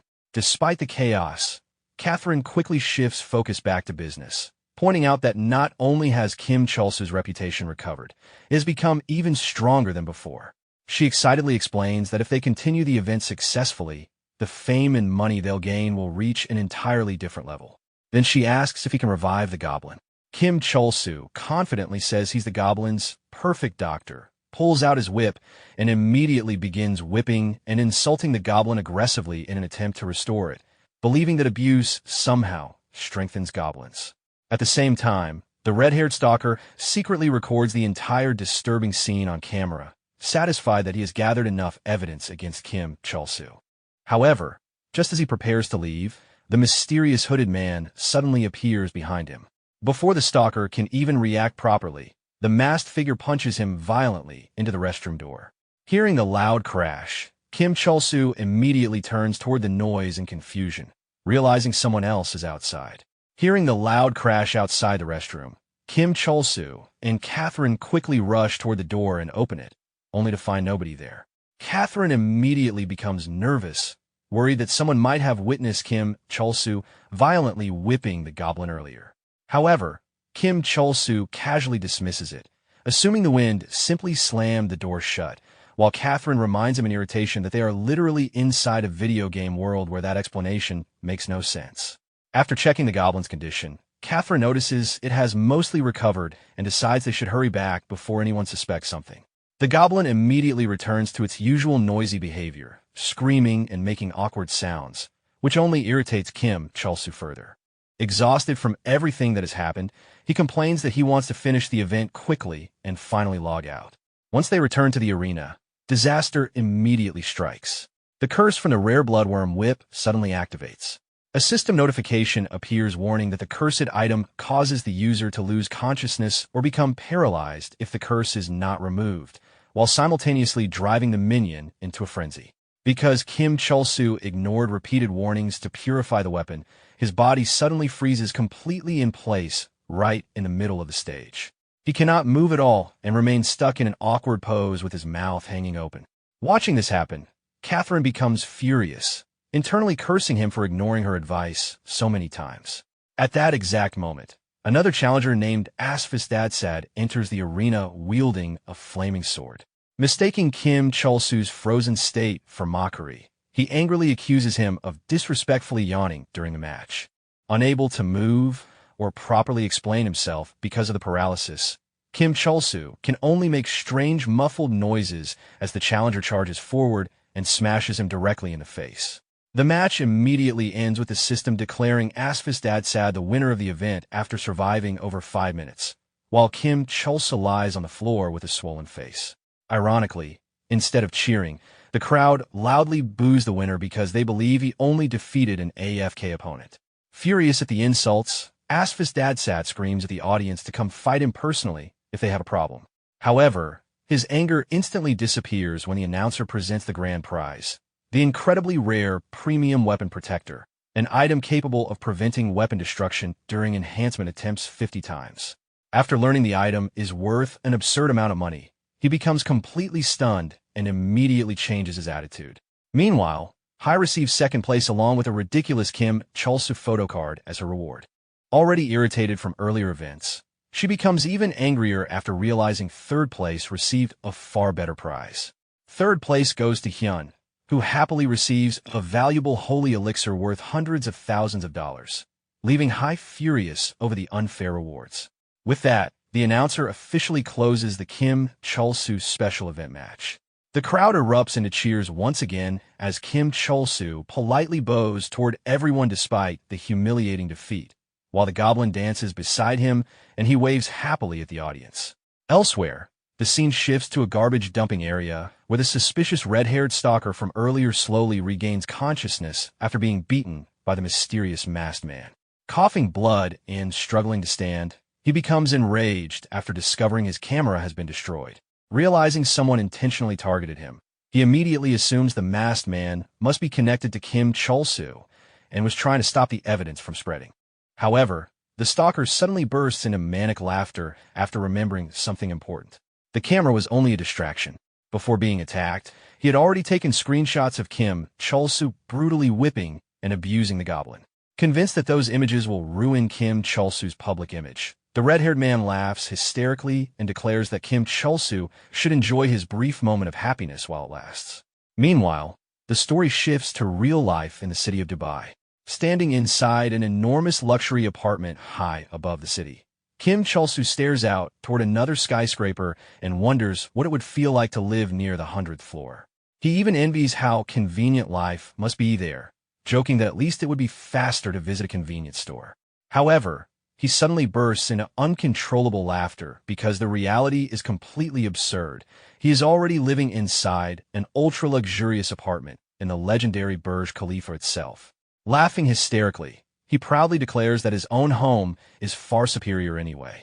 Surrounded by wealth beyond imagination, he enjoys the fact that he can now casually buy outrageously expensive Dubai chocolates, luxury clothing, and $1,000 drinks without even thinking about money anymore. Even so, despite all his fame and wealth, Kim Chul-soo begins feeling strangely empty. While wandering through the gigantic mansion-like apartment with over 30 rooms, he even gets lost trying to find the room containing his Heaven's Door capsule and compares the place to a dungeon.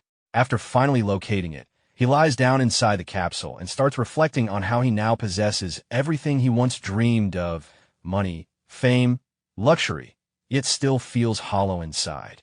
Then, unexpectedly, Irene suddenly wakes up from another capsule nearby and is shocked to see him there in real life, immediately questioning why he is present. The story then shifts back inside the game after the event competition ends. While walking away from the venue, Catherine happily tells Kim Chul-soo that the event was a massive success. However, Kim Chul-soo remains annoyed about the guild master who attacked him while he was paralyzed for 5 entire minutes during the competition. At that moment, he suddenly notices Irene waiting nearby and becomes completely confused. Irene calmly greets him and says she has been waiting to see him again. Since Kim Chul-soo still suffers from memory loss and has no idea who she truly is, he panics internally. Believing it would cause less trouble to pretend he remembers her instead of admitting the truth, he awkwardly overcompensates by loudly greeting her, mentioning her exact level in class, and even complimenting her appearance in an extremely forced way. This bizarre behavior completely shocks Irene, who becomes embarrassed and irritated at the same time, especially because he somehow memorized her level and class information.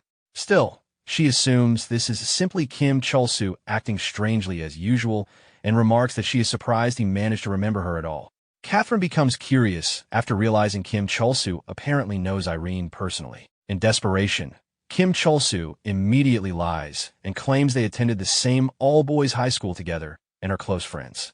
Catherine instantly becomes suspicious and sarcastically points out that someone as famous as Irene could never realistically be friends with him. When Kim Chul-soo reacts in shock after learning Irene is actually a celebrity, Catherine explains that Irene used to work as a singer before becoming even more famous through Heaven's Door due to her incredible summoner abilities.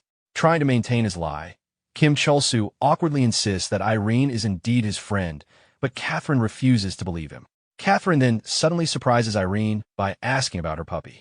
Irene becomes shocked because almost nobody knows about it anymore. Catherine explains that she used to secretly follow Irene online years ago.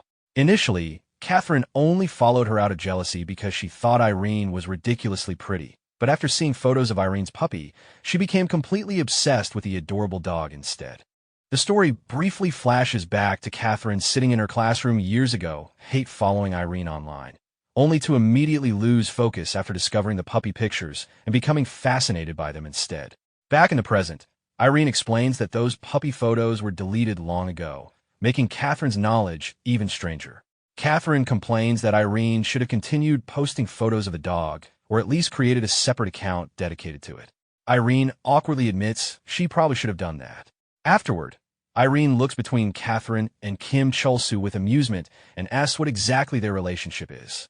Watching how close they act together, she teasingly remarks that despite their chemistry, they surprisingly do not seem like a couple at all. After Irene teasingly asks about the relationship between Kim Chul-soo and Catherine, Catherine immediately becomes irritated internally. She starts suspecting that Irene is only suddenly interested in Kim Chul-soo because he's become rich and famous.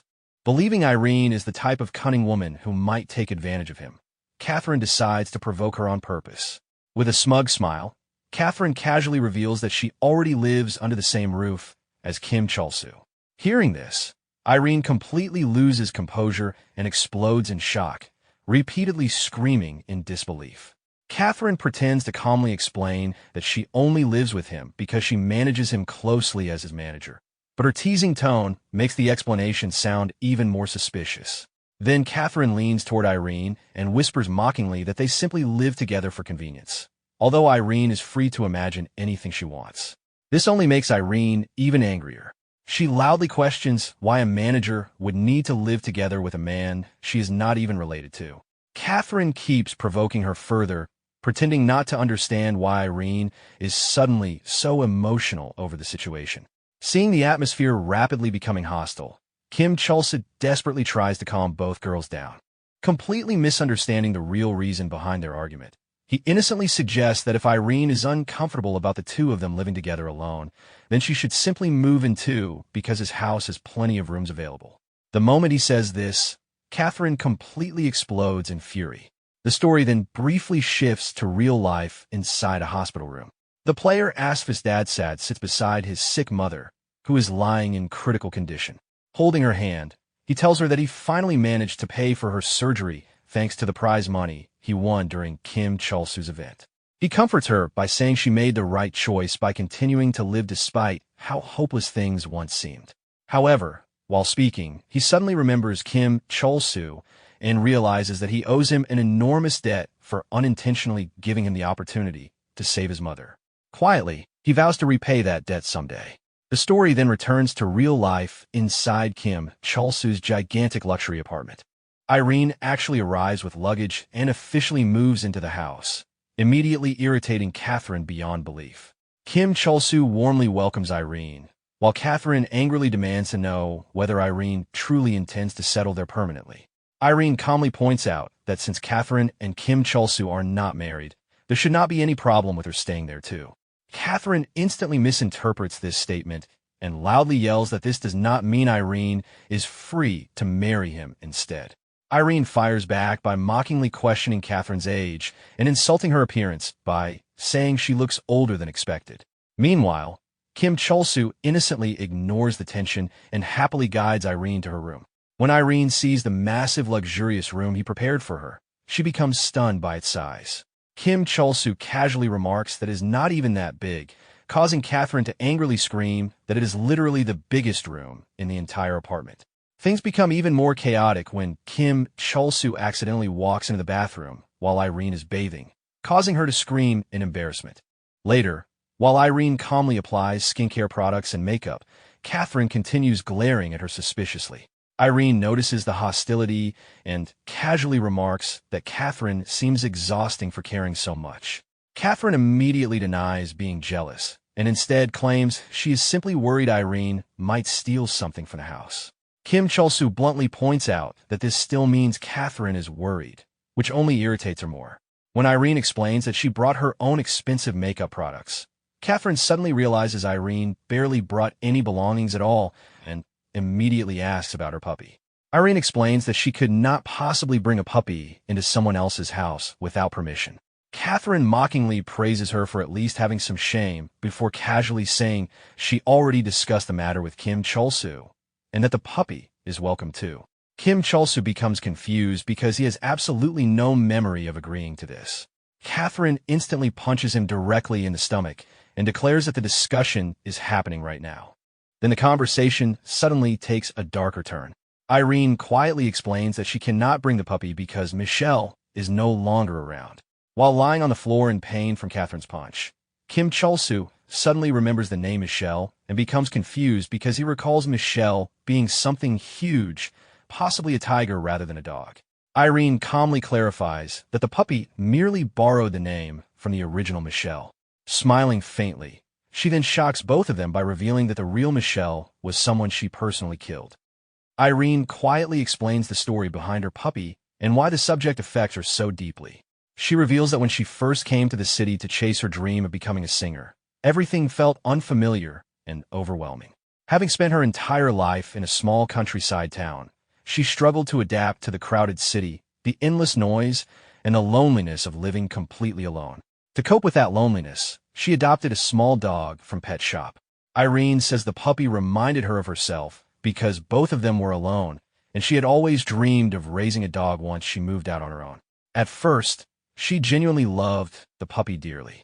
She spent nearly all her free time playing with it, taking pictures together and posting photos online. Ironically, those puppy photos became more popular than her own selfies, making her friends jealous and making Irene feel proud and happy about her choice. At the same time, her life was finally improving. After failing twice, she eventually passed an audition and became a trainee under a major entertainment company.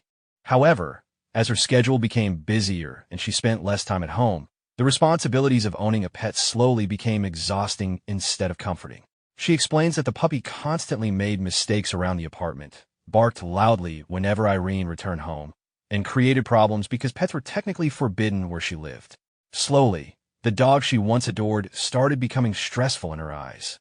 Although she insists she never truly hated the puppy, she began thinking it might be happier living with someone who could properly care for it instead. Then one evening, while leaving home to meet friends, the puppy suddenly ran outside. Irene tried calling for it, but the dog disappeared and never returned. Even after eventually debuting as a singer and achieving her dream, Irene says she could never forget that final moment. The guilt continued haunting her to the point that she could no longer continue promotions properly. As she grew older, she increasingly realized how immature and selfish her actions had been back then. After hearing the story, Catherine reacts with disgust rather than sympathy. She harshly calls Irene a terrible person and says the story makes her sick. In Catherine's eyes, abandoning a helpless pet is unforgivable. Catherine then turns to Kim Chul-soo and demands that he choose between them.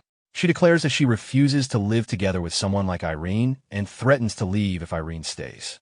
Kim Chul-soo, however, completely fails to understand why Catherine is reacting so emotionally. He dismisses the issue as an overreaction and bluntly points out that Catherine already disliked Irene before even hearing the story. His response immediately enrages Catherine even more because, to her, he is treating something serious as if it were meaningless.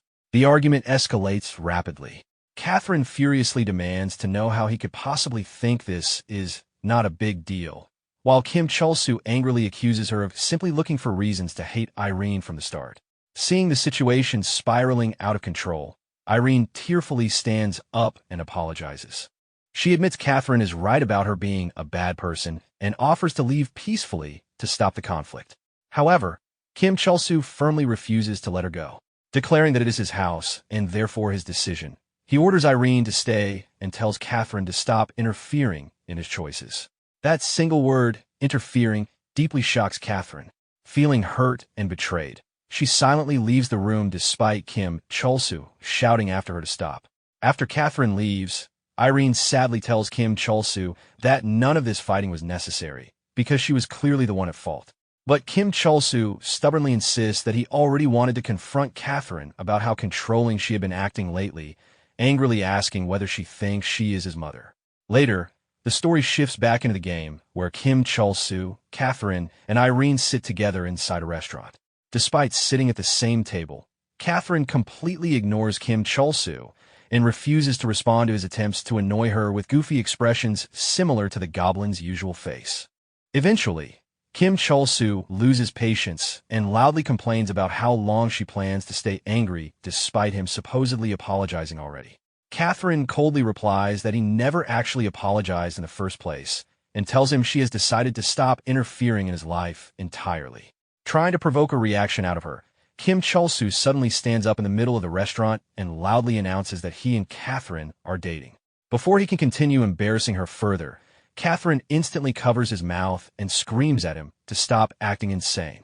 After finally calming herself down, Catherine changes the subject and explains that they received a request for aid from a dangerous dungeon near the Everfrost region. Since the area is extremely high-level and dangerous, incidents occur there frequently. Irene immediately recognizes the location and explains that she has visited Everfrost before. According to her, expeditions there are so difficult that a single trip can take an entire month. Meanwhile, instead of listening seriously, Kim Chul-soo becomes distracted taking selfies with one of his fans nearby. This irritates Catherine yet again because she realizes he has not been paying attention at all. Only after returning to the table does Kim Chul-soo finally ask whether they truly need to go to such a dangerous region. Catherine then explains the true reason. The monster materials, viewer donations, and special missions tied to Everfrost would earn them around 20 million won, making the expedition far too profitable to ignore. After hearing that the Everfrost expedition could earn them around 20 million won, Kim Chul-soo pauses for a moment before unexpectedly deciding that the amount is not impressive enough anymore.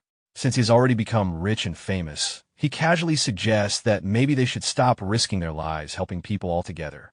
In his mind, the event match already succeeded in giving him a perfect public image, and because almost nobody hates him anymore, he feels there is no reason to keep struggling so hard.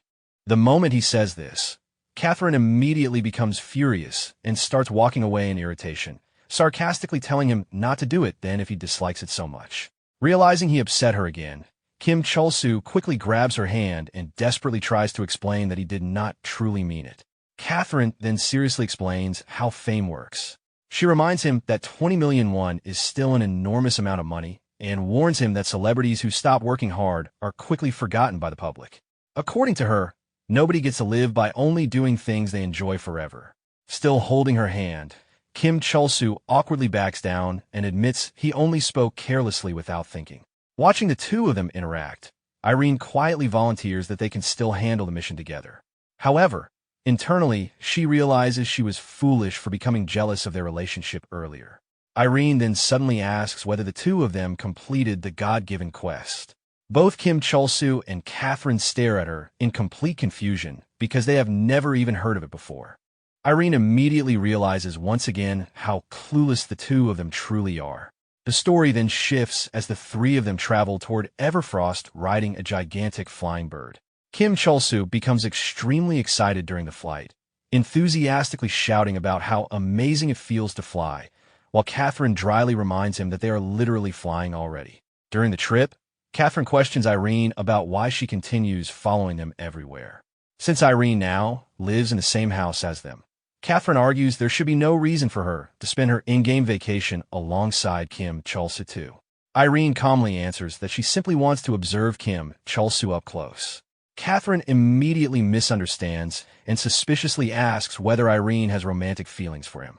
However, Irene explains that it is not love in that sense.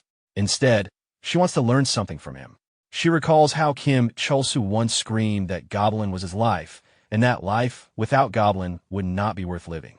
Watching him act with such overwhelming attachment made Irene realize that everything she felt toward Michelle in the past was only a shallow imitation of genuine affection. According to Irene, the one thing she lacked most in her life was true love toward another living being. She believes Kim Chulsu possesses something she never understood herself. By staying close to him, she hopes she can someday learn what genuine love actually means, so that when she finally meets Michelle again in the future, she can truly earn forgiveness rather than merely asking for it with empty words. Hearing this completely shocks Catherine.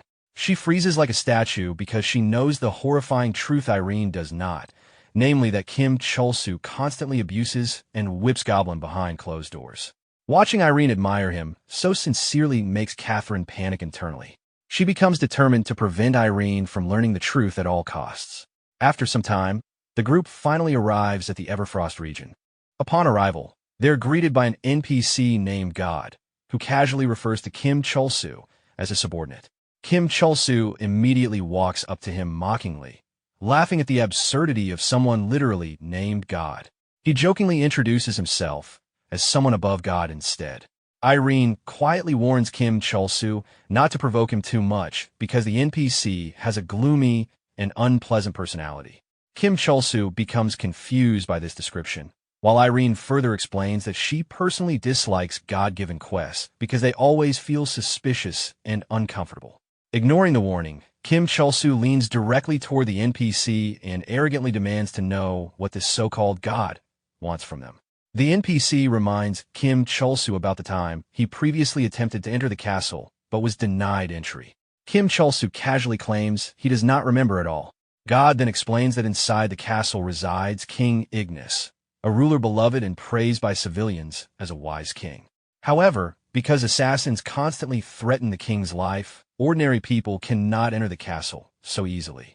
Then, unexpectedly, God places a hand on Kim Chulsu's shoulder and reveals that he is willing to help them enter because he supposedly has a friend inside the castle.